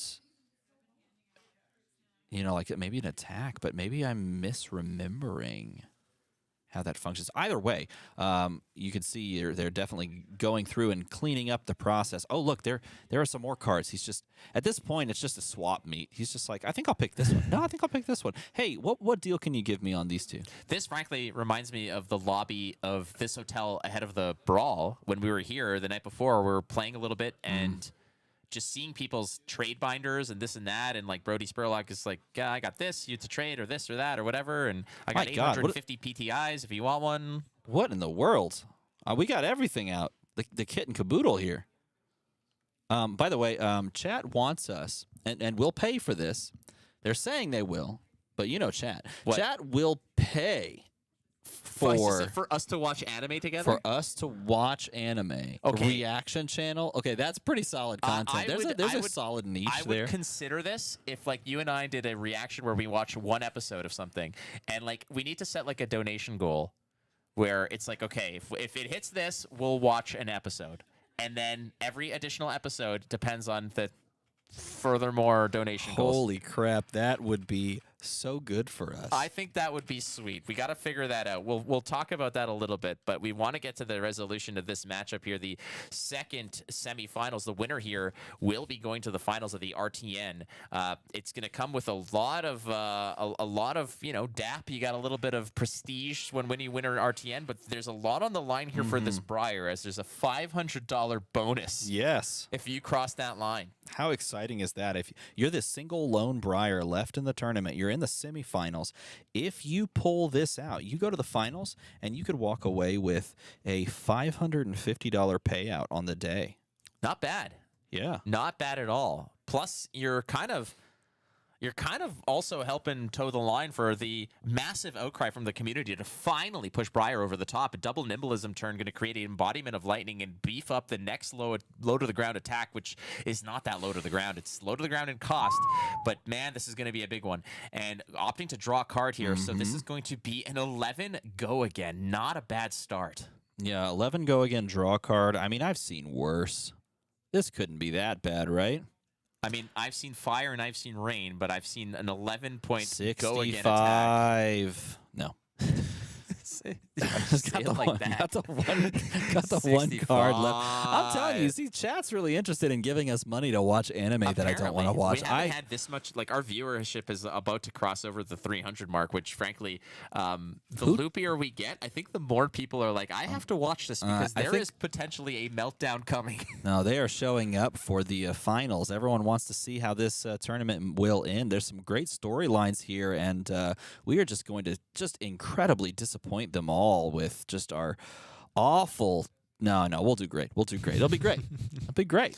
I mean, look at this, 7-5, and he does it off the back of a double Nimbleism into an E-Strike, into drawing an E-Strike, into a Rosetta for 2-2. Yeah. You 2 and 2 is write good, it up but like it's not that. quite 65. 65. Sam's back from the old 3 floating, who uses a 2000s era camcorder to film their videos, which I think is literally so stinking smart. It's pretty rad. From a content creation standpoint, that is a fantastic way to create like a recognizable brand. Well, come on now. Why stop there? Let's go back. Why don't we use like shadow puppets? I mean, if we What? really want to go in the old-timey type of thing, you No, know? I thought you were gonna say like dress in 2000s era clothes. Oh, yeah, I would love to do that. Like Put some 90s Jan era. Co jeans on. Oh my God, Jean Co jeans. All right, so check this out. I work as a teacher in my day job, and I was walking into school last week as school was ending, and one of the students was walking past me, middle schooler, and they were wearing trap pants. You know what trap pants are? Track pants? Trap. I don't know what trap pants Trap are. jeans? That kind Okay. of sounds a little bit weird. All right, so like they're the super baggy black jeans that have the like the belts that hang down on the sides and kind No of cross clue, over. dude. All Not right, a clue. like classic goth pants, and like I grew up not wearing those, but having my best friends in the world all wearing those, and it took me way back, and I loved it. It was Yep. awesome. So I leaned over and I was like, hey, solid. Dude. Solid outfit. Baggy puppets. Baggy puppets. Baggy pup- okay. I looked at Sam. All right. Sam said, "I'll All do right. puppets with you, Flake, All any right, day." this is getting off the. Okay, Yeah, we're getting 7. We'll Go come back. again. We're coming back to this. It's 7 go again, off of a embodiment of lightning created from a sift and a nimbleism. Yeah, I That love how he scar for a played scar. the sift to trigger this. The sift play is super smart, and it does also kind of like sculpt your hand to do something strong here. Gonna create the embodiment that does leak 1, I believe, because of the hit, and he's gonna send the Rosetta for 2 and 2, and that's gonna leak some more.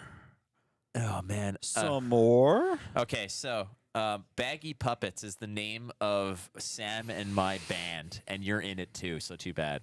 All right, what do I get to play? You can play whatever the hell you want. I'm Have you ever been in a band? I've always dreamt of being in a band. So no. I just am the first Oh, person to look suggest at this. karaoke on any particular night. Channel Mount Heroic, another Jeremy, big card. is he This gonna was- cross it? This was the one that was pitched, I think, early on in the game, or can I be wrong about that? Maybe not. Either way, it's a 6 go again from the Swarming Gloomveil. Again, the establishment of an aura, in this case Yep. being the Channel Mount Heroic. Yep, that's exactly right. This could spell doom for Oldham here, who That's has no more equipment to DOOM. lean on. That's how you spell doom. It's D-O. Anyway, so 6 go again, as you said, and I will say I would take the part of the drums. You'll take the drums, no Yeah, problem. I got drums. I will. So I have. So I was in a funk band for a while, and I played drums in the funk band. What was the name of the band? I am not going to say that because Why? you can go and you can find. That's the whole point here, That's why I'm friends. not going to say it. So, he's going to heal up. So this puts him to 5. So this is not going to necessarily be the turn that closes it out unless he can follow this attack up. There was Threat Display. I think might have been Garbage Andy's. Phasmatus was Kel's. Threat display. Now that is awesome. Yeah. Speaking of threat display, exude confidence. Quite the display here. Talk about a display of threats, and especially if they're holding on to a defense reaction, this could spell lights out. He has a Earth card in hand. Now you have to throw some stuff in front of this. You are right up against it, as it were. Levi Rauch here holding on to 2 points of health. Going to throw in 2 cards into the mix to take 1 down to 1. Now, here is where this gets ultra greasy, because down to 1, AB1, you have to time your either a Crown activation at the right time to block that 2. Or an earth react. Or an Earth React. But Yep. the Earth React has to be well in advance. It Yep. has to be on the attack preceding the Rosetta Thorn turn. So now Levi has absolutely no margin for error. I don't know how many Sigils of Solace were played, but that's a card that he's probably hoping to find. I don't know if he's playing with Another Oasis, maybe. You could Oasis? get another life there. Heart of Fyendal if he's got it in the list. Might Yep. be a little reprieve. He does, I believe, have a Heart of Fyendal. This is that moment where you really have to know how to play your hero, and it pays to have tons of reps, and also pays to be a little lucky drawing into those cards right about now, because if you're not, then you could just be closed out on. And the same thing is true of Jeremy's position here too, because if he doesn't have a go again, he's going to have to finally make use of the Snapdragons that he's been very patiently holding on to. But if he can only swing like, I don't know, 1 attack, go again into Rosetta, and with a non-attack, then he may not actually be able to push some equal damage. We do see that there's a Scar. Obviously, that doesn't have go again by itself because he has more life. Oh, wait. Nasty that- business here. That is a force of nature with the Channel Mount Heroic already online. Going to draw a card effects. Snapdragon Scalers, Mr. Stephen J. Armada is still active. It is still there. So we're going to cover this up, the entirety of it, because that is going to draw some cards. Snapdragon Scaler's looking to close this out. The importance of your equipment late into this game, we're going to see it magnified by the sheer value that these Snapdragon Scalers represent. And this is where you have to Earth React, or yeah, I think you have to Earth React here. No. You could Crown plus Null Rune, of course. Silly me. Nonetheless, 7 is a nasty little business order of business. No go again off this, however. So, but sending 7 to quote Dagan White. Whenever I'm just, when I would stream and say like, okay, do I do this or do this? And his answer was always big numbers. And I agree. It's big numbers indeed. A 7 spot. And look at this. So this basically says that there's a sigil in Arsenal. Yep, as has he says. to be. Yep. There we go. Gain 3, go up to 4, take 1. Down You're to down 3. to 3. You came out on top here, but now you no longer have the benefit of an Arsenal. Yep. You came out on top for now.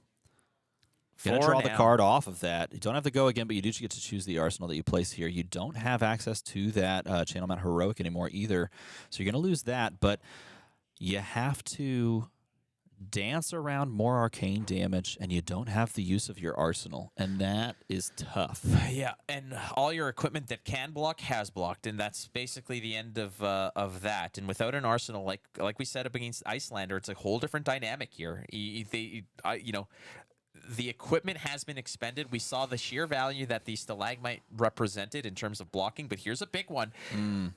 Oh, he misses.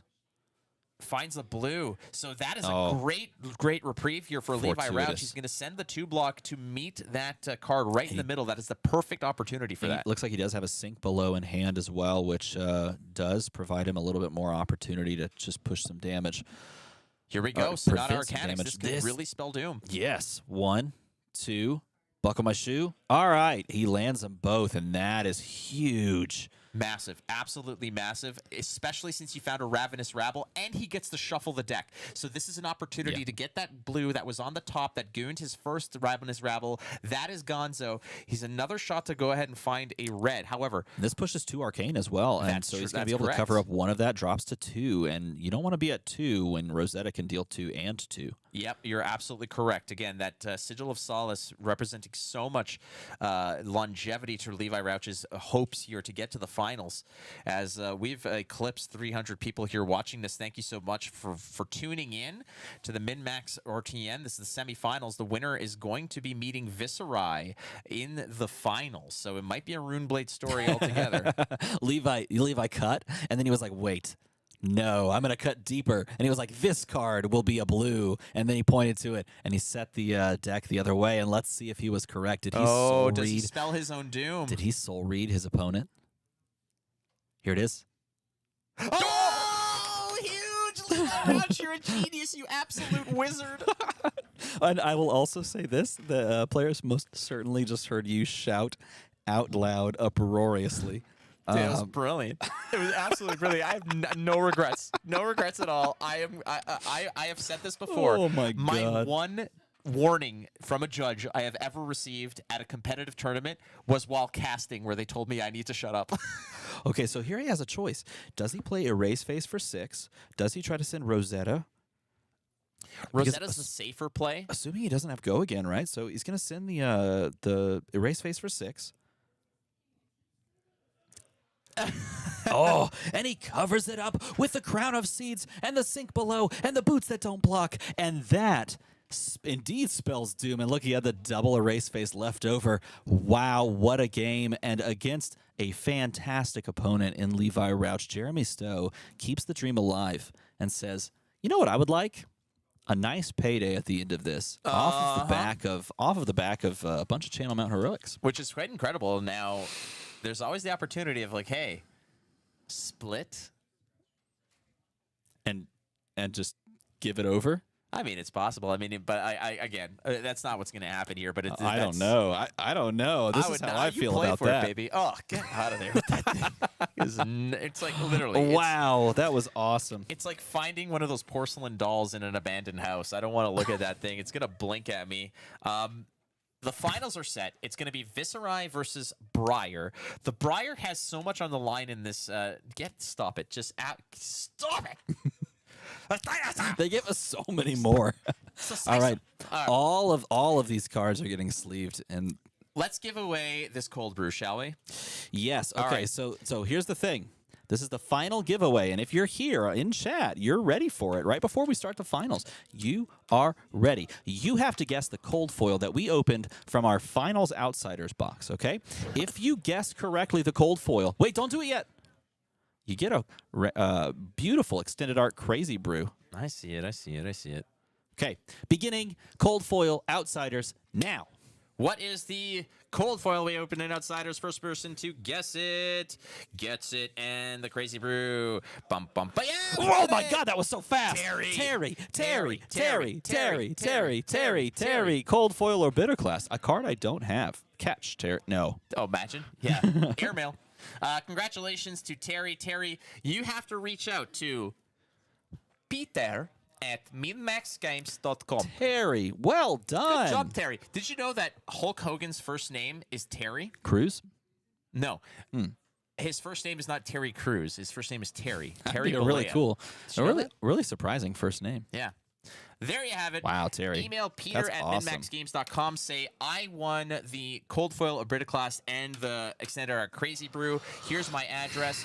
Here's why you should hire Flake and Armada some more. And that's basically it. That's all you have to do. That's it. Can you believe that? That's awesome. That's what a insane. What a win. Insane. What a win. What did we get? The joy of being with you. Oh, yay. Your presence.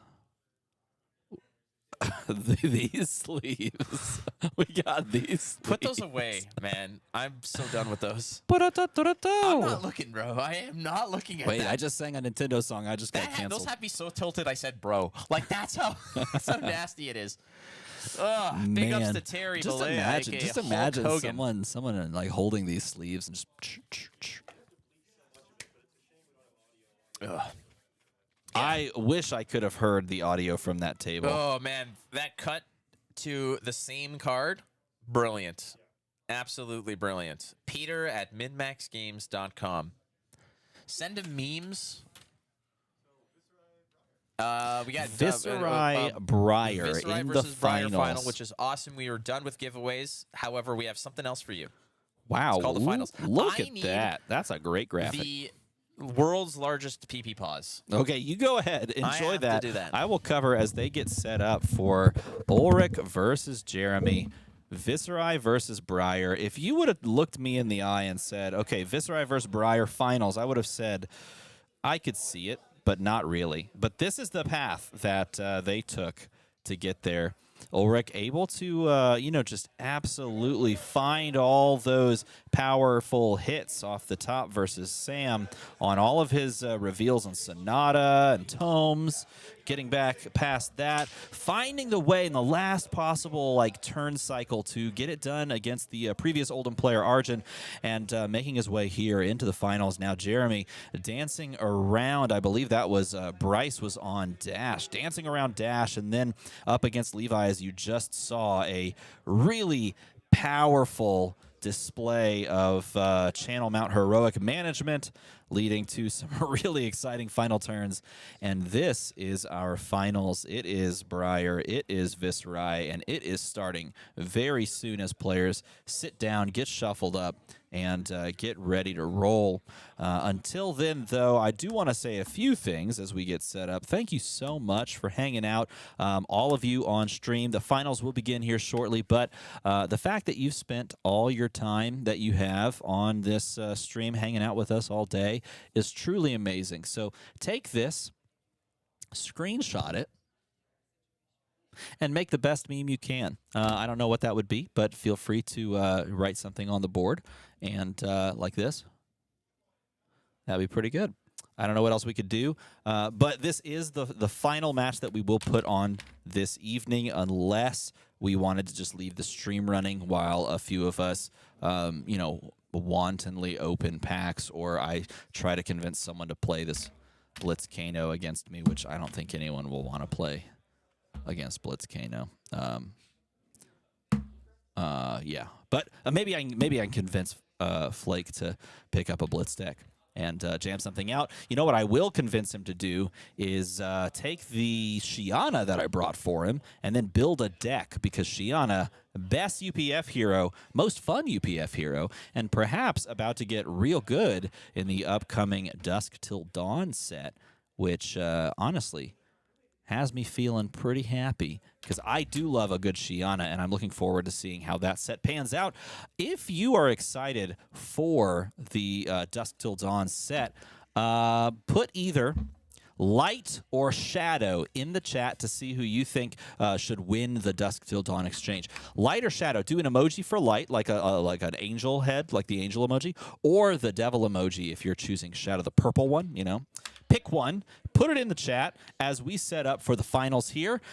Let me see who wins. I will keep tally, actually. That'll be fun. Or even, you know what we could do? We can actually run a, let's see. How do I set up a poll? There should be a poll option on the computer. It should be very easy to set up, actually, if I remember. Ooh, there's some people saying light, light, light, light, shadow, light, shadow. Please draw a cat for me, DM Armada.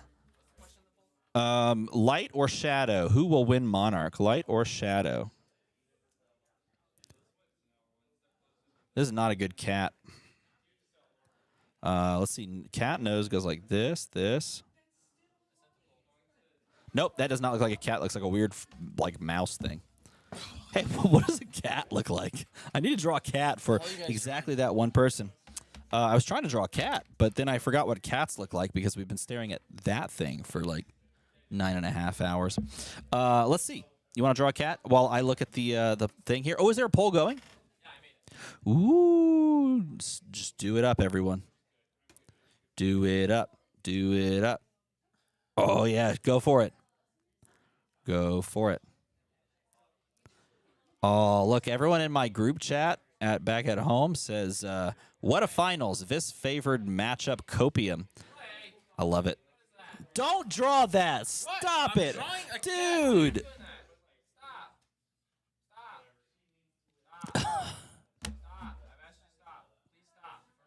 It's a cat. That's a cat. I had a channel. That's not gonna go. I had a channel. This is a cat. I had a channel. And then Flake got me 3 copyright strikes. That's not how you can't copyright a cat. Well, okay, sure, you're right. 3 reported. I got reported. All right, let's see. How many people okay, no one's a sus cat. That's right. It was a sus cat. I can't believe this guy over here. Can you believe this guy? Tally.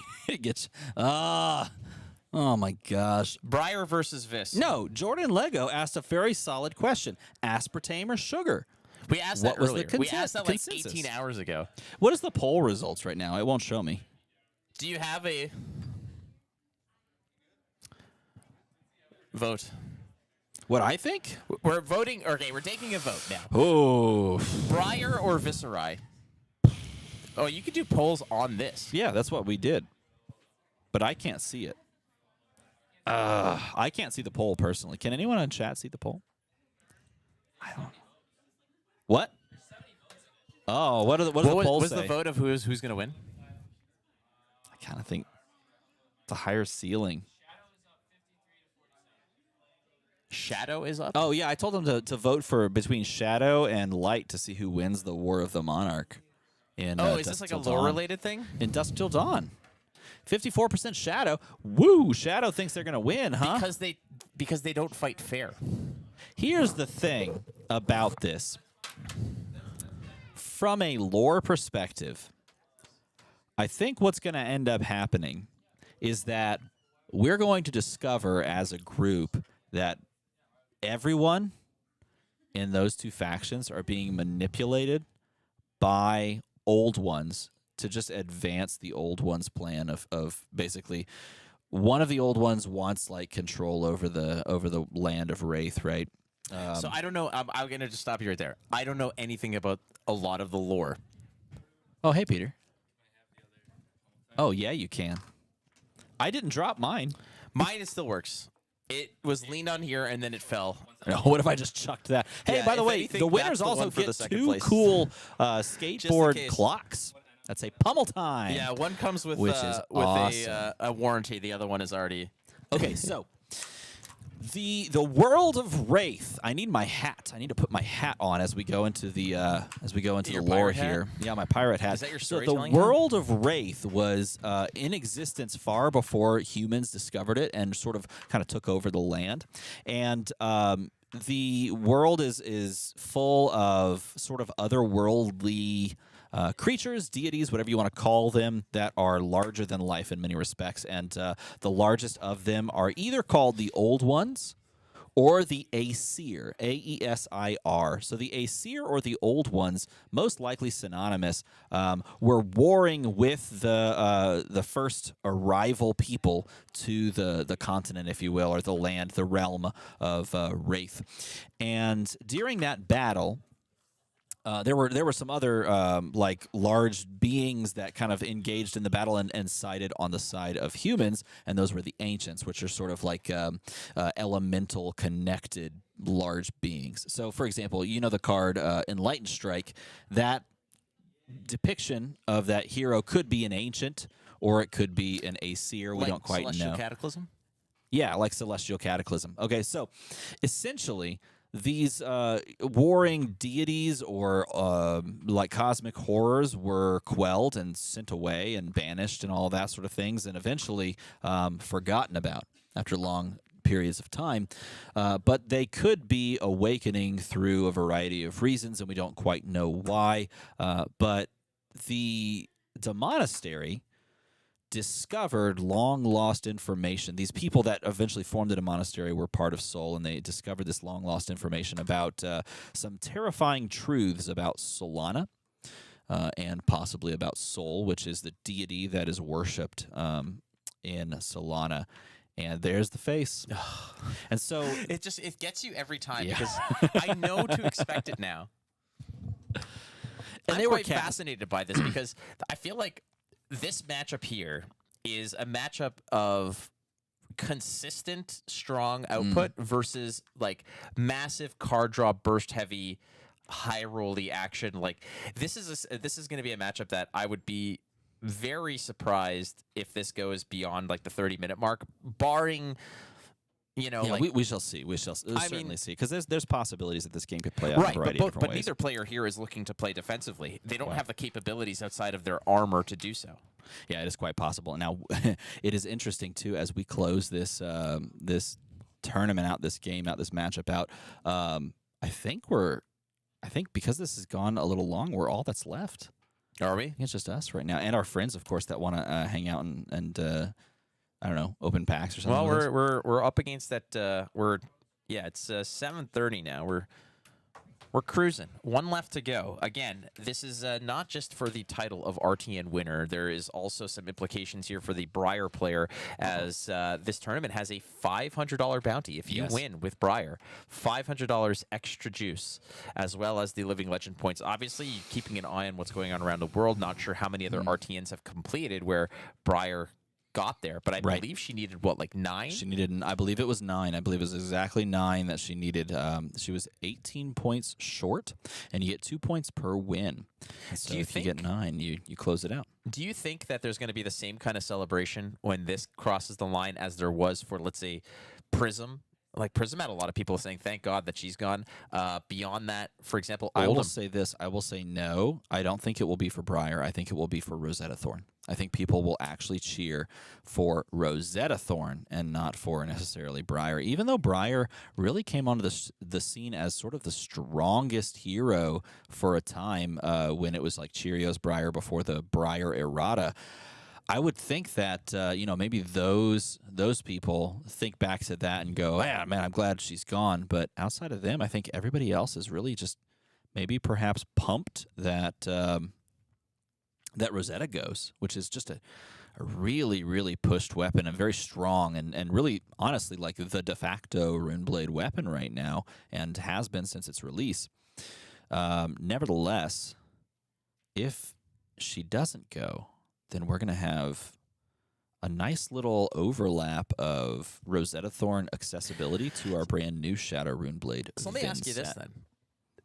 Let's say Briar wins here, retires Rosetta Thorn. Do you think this resurgence of Viscerai sort of starts to sort of chug down a little bit because it no longer has Rosetta Thorn as sort of a finisher to its big turns? If the supplemental set that we're about to get has really bad weapons and no good Runeblade support, which makes absolutely no sense, then sure. But I think it's far too early to tell, simply because this set that's coming out is literally about Runeblades versus Warriors, light versus shadow, and I think it's next to impossible to say that that this set is not going to have decent support for Runeblades, Shadow Runeblades in general. All I'd right, be let's shocked. begin. It's going to be a Spellblade Assault alongside the one rune chant for the first volley here in the finals of the RTN in Chicago. FLAKE alongside DM ARMADA.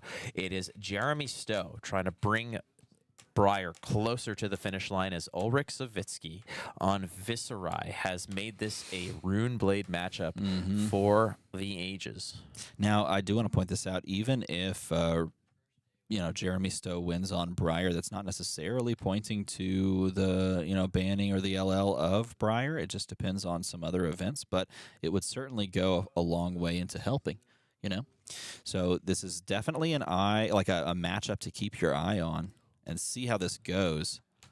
I'd be curious to see, what other RTNs have had a Briar win, what the implication of this is, like how many are out there. I mean, I remember when Starvo was just so close and didn't quite get there. There was like one or two tournaments that it just missed out on that would have actually put it over the top, and it didn't quite get there. If Briar's going to survive another sort of cycle before the next bans, but as it stands right now, Ulrich does get the first blood here, connecting for one. Now it's Briar's turn. You see a Nimblism in hand. I believe there's a Channel Mount Heroic, a Bramble Spark. Did I see a Channel Mount Heroic? I may have. Nothing to pitch into it. Yeah, there it is. So he's just putting that down, actually. I think he's just already Earmarking it. reserved that as the Arsenal card. Yeah, I think so too. I most certainly think that that's the case. Now he's looking at this as a 3-card hand, trying to decide how he's going to play out this 3-card hand, and he has some sticking points because he has 2 non-attacks that he could certainly play, and there they are, those 2 non-attacks, but I think he's going to choose to pitch those and play Erase Face and send 6 damage. This matchup definitely, certainly, feels like a race, and it feels like who can find their power cards and who can have those big spike turns first. Turning off the effect here is almost never going to happen because that is too powerful of an effect to lose as Viscerai, so you're almost always going to see that as a block, so... But you're getting there.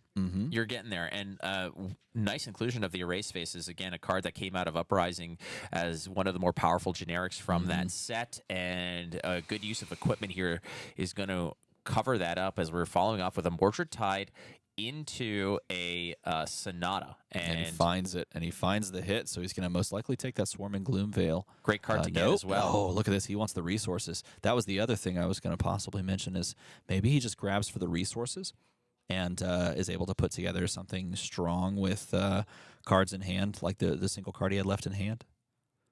Moving forward now, the arcane damage from that...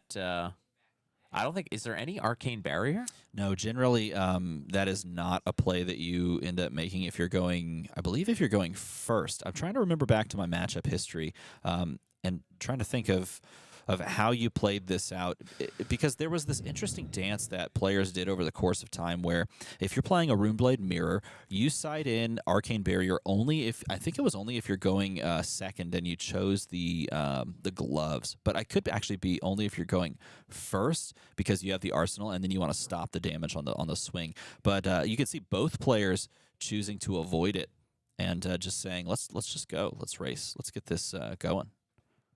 A nice departure from previous matchups or previous finals we've seen over the past few months of like Oldhams and slowing things down and really drawn out methodical gameplay, whereas this is going to be I'm going to grab your shirt, you're going to grab mine, and we're going to just throw fists until one of us hits the ground. That's it's a like a huge hockey play. fight to a degree. Yeah. That was a huge play because the generation off of the Mordred Tide really pushes the tempo on that a lot because you're able to play the Spellblade Assault, generates 2 rune chants plus the 1 from Mordred Tide, then generate 1 rune chant off Viscerai plus the 1 from Mordred Tide, puts you back up to 5 and sets up your hand for future like big swing plays. Still looking at that Channel Mount Heroic in the arsenal, looking for a way to actually pay for it. I think there's an Earth card in hand. I believe he's got one tucked close, unless that's a... No, it is. It's an amulet as well as an Autumn's Touch. So 2 ways to actually pay for it. But you still have to deal with this first salvo. And I think that, you know, this might be a situation like maybe you tank up here and just play the Channel Mount Heroic and or an arsenal that Scar for a Scar. You have maybe 1 or 2 cards that you can give up here to block, and then you come back with like a massive attack. We'll see how this actually happens. No, he's going to take the damage here. This again is a race, and your opponent just generated 5 rune chants, and if they draw into a 4-card hand that benefits greatly off of those rune chants, then you could fall too far behind too quickly. So maybe he's thinking he wants to try and keep as much life parity as possible. You're already at 10 down, and establishing Channel Mount Heroic and maybe pushing a little bit of damage might just be good enough here. All right, Scar for 7 go again. The Channel Mount Heroic has found the connection with that Amulet of Earth. 7 go again is what we're looking at here. I think he's even considering maybe swinging that Autumn's Touch for the damage plus the buff. I mean, if it's a race, then you got to race, right? And if it's tempo you're buying, then it's tempo you're buying, because that Autumn's Touch right now is not going to do a whole lot, and you're going to establish yourself. Yeah, he's going to go for it. Nicely predicted here again. It's just a blue Autumn's Touch, so it's 8, but 8 is still getting huge. You there. Yeah, and you already saw that your opponent committed 2-card block here, so they're perhaps looking at an awkward hand from their perspective as well. He's going to take the 8, play a 2-card hand. Your opponent has a channel established. This is going to be very swingy, very back and forth to see how this all unfolds. The channel's got its first counter. Drawing up your 4. Opponent takes up the Tunic. White border you can Tunic. Go Sonata here. Sonata here, going to draw 3 and flip them, revealing. Oh, and this is his first miss on stream of the day, and that is the worst possible time to miss. Yeah, it seems right like here in the finals. The Vis was like bulletproof when it came to this. Like everything that they flipped over was just perfect. Yeah, the absolute uber nuts, and unfortunately here he whiffs for the first time on stream, and that's the last time you want to whiff. Well, the other option here is, I mean, there's still that big play. The Crown of Dominion with the gold piece that it creates, looking to connect that with a cash-in. Ulrich has not found the cash-in yet, and as you're playing, you're on the second turn over here, you've drawn some cards, but now you're shuffling. So maybe you're shuffling the cash-in even further back or further up from the deck. So ultimately that's going to be a play, and a very pivotal aspect of this matchup is when that cash-in turn occurs. What will Ulrich have? Yeah, he's got a 1-card hand here. He could probably send Rosetta if he wants to, but he's holding out a 5 rune chants, and you sometimes just want those rune chants. You want those left over, and he's gonna send them because this is a race, and fundamentally you do want to be able to present some amount of damage, especially when your opponent's on a Channel Mount Heroic kind of a turn. This is a 2 and 5, if I'm not mistaken, right? There's no add-on to this. No, this is just a 2 and 5, like So you said. a 1 for 7, so it's just paltry, just very pedestrian for a rune blade. I mean, we've seen some massive turns. Do you think that Ulrich's running like 9th blade in this? In this matchup, I don't think so. No, I think that's too much of a liability to hit in your hand. But I think it's also very important to understand the exact amount of non-attacks to attacks in your deck. And if he built the deck in such a way where he actually needs those cards, then maybe he has it just for the ratios, but I doubt it. I could be wrong, though. That's why I play Guardian. Is it blue? Does it block for 3? I'm in. He's going to draw his 4 and really hope that Jeremy can't put on a ton of pressure. Well, I see an Earth card. If he has an outlet to pitch 2 Earth cards to keep that Channel Mount Heroic alive for another turn, that could spell disaster. That's nasty. Oh, He's got another Channel Mount Heroic. Yeah, this is. He's got a Swarming, a Surge, I think, Earthlore Surge, a Lightning Surge, a Channel Mount Heroic, and a Swarming Gloomveil. I think those are the 4 cards. If that's the case, you could establish a second Channel Mount Heroic here and go for the throat with that Swarming Gloomveil that would come in for 9. Oh, maybe not. Is it? No, it's not a Swarming Gloom Veil, but there is a Lightning Surge. I think what he's trying to think here is if he establishes that second Channel Mount Heroic and passes, he loses the one that's on the board. Right. He could pocket the Lightning Surge for the go again, but he's just kind of giving up this turn here. Things are not as rosy as it may seem. It looks like a premeditate. Ooh, Premeditate would be a fantastic card for later, but you don't have a card in Arsenal, and there's no real way to get one. Well, And the other option here is you could actually premeditate, play the Channel Mount, create a Lightning Surge, Right. a Lightning token, then play the Surge and the premeditate, Yeah, and that looks exactly. like what's going to happen Yeah. here. And I think that's a smart play, and it's basically what you're doing is you're swapping one for the other, one channel mount for the other in this setup. Whereas you could have just double pitched, like created a rune chant, and then come in like with a couple of other possible attacks and ways to pitch your second Earth card, but instead just sending this way so that you can replace one channel mount with the other and Still maintain. fat, though. Very fat. Yep. The And this- Ponder token on top of it, too. if it hits, yeah.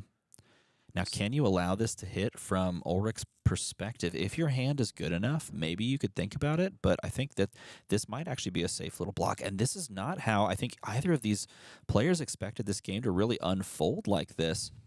That is going to create the ponder, that is going to create the embodiment. I don't think either of these players expected to be blocking this much in this respect, or at least at this point in the game.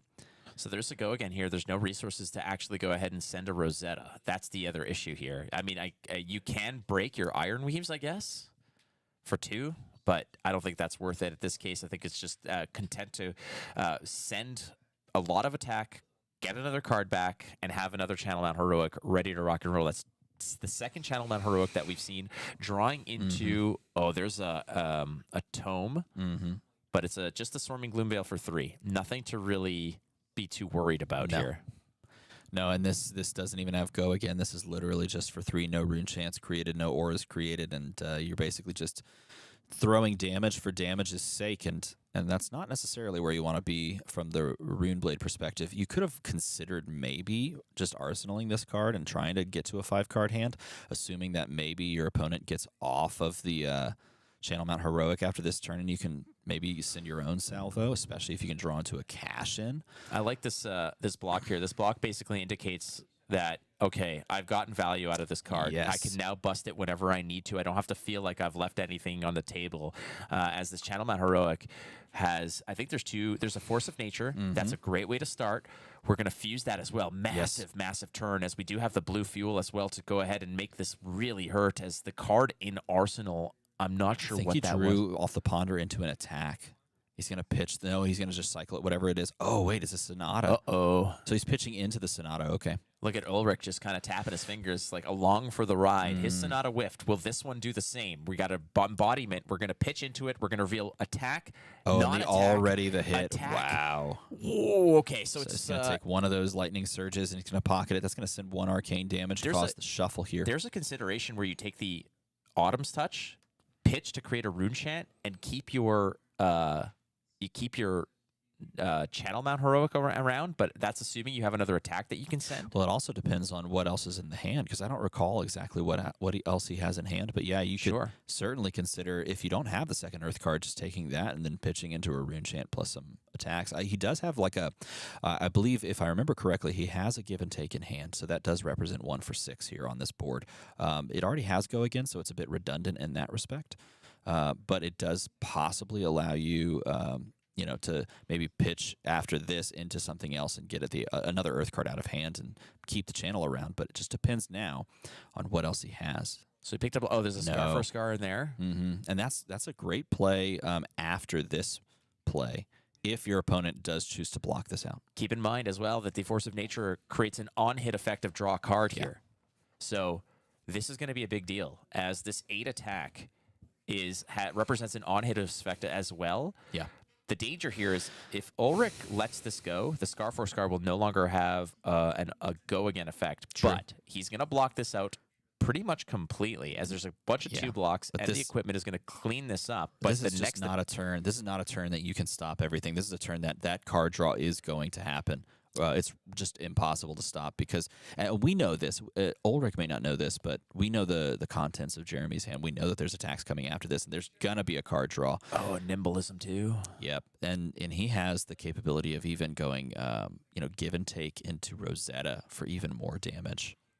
He didn't draw into the Earth card though, and so we know that this is going to be the last turn for this second copy of Channel Mount Heroic. But you know what? If he can just get enough damage through and put him on a one-card hand. Well, hold on a second. I mean, this give and take draws you a card if it hits. So That is true. Yeah, that is true. So I think you pump this to the moon with this nimblism, right? And you know that they can't block, so we're just going to get another fat stack of damage, draw another card. The card that you draw here becomes a Rosetta swing for 2 and 2. So this is a 9 spot. Like, look at the work that this Briar is doing. I've mentioned it at the beginning of this match that it's going to be the consistency and the reliability of damage that Viscerai can push through versus the explosivity of the Rune Blade that is Briar Warden of and he Thorns. finds the other Earth card. So this is huge. He makes the Rune Chant off of this, pitches the second one. He's going to keep the channel around. He's going to send 2, 2, and 1. And, he's at 21 to, I think, like 7 or at least. I think he goes to, I was going to say, I think he goes down even lower. Dude, these are the kinds of one-card hand. These are the turns that Briar players go home and say, "Dear diary, it happened." Like, legitimately. Well, you know what? This is the turn that probably punches his last ticket to that big payday. If he can close it out from here, and he's just going to send a casual 1-cost 4-attack meet and greet. Jeremy's probably just content to say, give me that. I have a 4-card hand, and I have yet another salvo of attacks. I don't think he's going to meet this? it or greet it, frankly. I think he's just going to laugh it off and say, yeah, no problem. But again, if the best players in the world make sure that they cover all their bases, he's going to look at the hands. If there's anything in that hand that becomes expendable, then that is lost value that you want to throw in front of this. We're here pumping the tires of this Briar that had an explosive turn, an absolutely brutal turn for Ulrich. But at the same time, Viscerai can double Mordred some nonsense. Yeah, but I mean, you could even just look at this and go, okay, why don't I just give the 2 equipment blocks here and cover this up completely and just stay at 21? And then if he draws into like a really great defensive hand, I don't have to necessarily worry about it because I can send a full 4-card hand off this last time that I get activations here. I'm really curious if there's anything in his hand that he actually didn't like. But it seems like he found precisely the ingredients to bake up one hell of a humble pie that he's going to swing right back at this Rune Blade. Oh, and he draws his cards and drawing 4 cards. Some of those are, I think that's 3 blocks and a 2 block. But I mean, when you have another channel and if he hits a red here. Well, is it Levi cutting the deck? We'll find out. Oh, he hits the red. And this pushes 7 with the guaranteed go again. There's a 3-card hand left. You can see it. Jeremy Stowe now is approaching. He's giving up a tunic. Any other cards? He hasn't committed to the block yet. He's like, I don't know. It's white border. I kind of want to keep that, and throws a 6 spot in front of it. And it's fine to cover the tunic. You might be saying, like, just give it up. Like, you're never going to get value out of it. I have done that in the past where I've given up my tunic and then played 5 or 6 more turns where I didn't need to give up the tunic. Well, I think he was possibly saving it so that he could maybe cover up like a card draw breakpoint, like a snatch, something like that. But because obviously you can pair it with something like this. But at this point, he's just, I need to stay alive. I need to do anything that I can to stay alive. First order of business is get to the next turn. And you know what? He can't. That's going to set him down. And look at that. The explosion of just damage over the top seals the deal for Jeremy Stowe.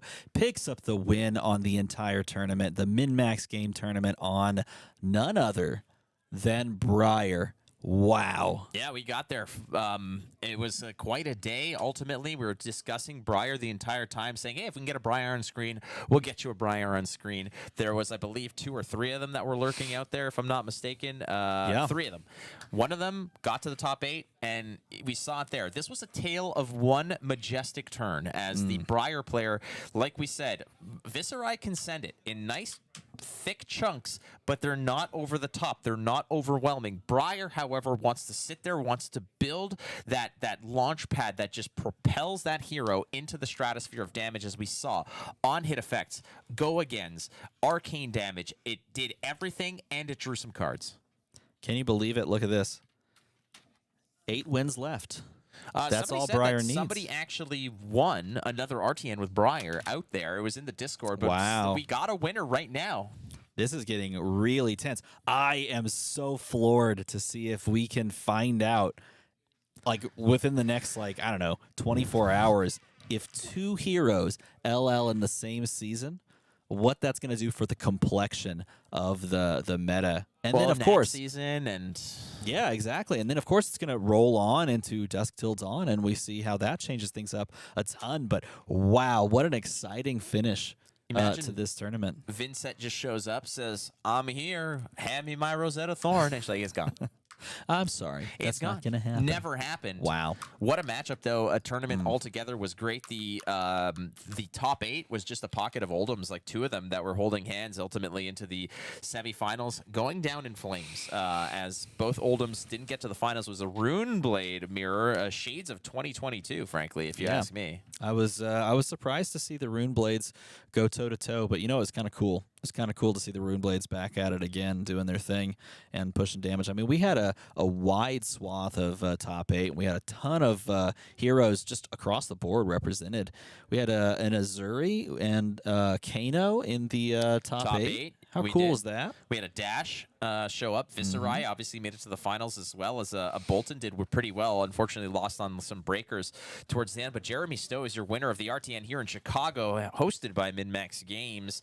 And honestly, it's the other aspect of this that I just want to briefly mention is, despite Dromai having the second most presence here at 6 heroes represented, Yeah. didn't do much. And Yep. Dromai to me feels like a hero that really kind of bends and sways to the ebbs and flows of the meta, where if the meta is agreeable, she is going to dominate and she can really perform well. But if the meta just doesn't agree, I feel it's I will much tell like you this right now. I have played Dromai versus Viscerai and Dromai versus Briar a good bit, and I don't enjoy either of those matchups from the Dromai perspective at all. I don't like them, and everyone has their own opinions, of course, but if you're looking at 6 Viscerai and, 3 Briars out of a small pool tournament, and you're going up most likely against any of those, it can just sort of maul your record and kind of really push you down. If that's the matchup that you're worried about, I mean, even the 7 Lexis don't make it feel much better as a Dromai player, because you're going to run into one of them. It's dangerous. agreed. All right, But well, it's just, what are you looking for something? 10 hours, baby. Woo! 10 hours, Hey, 10 if you rounds. stuck with us the whole way through, Well, emote in chat if Not anyone everybody, managed but it. hey, if you were there from Genesis all the way through till, I don't know, what's the last book?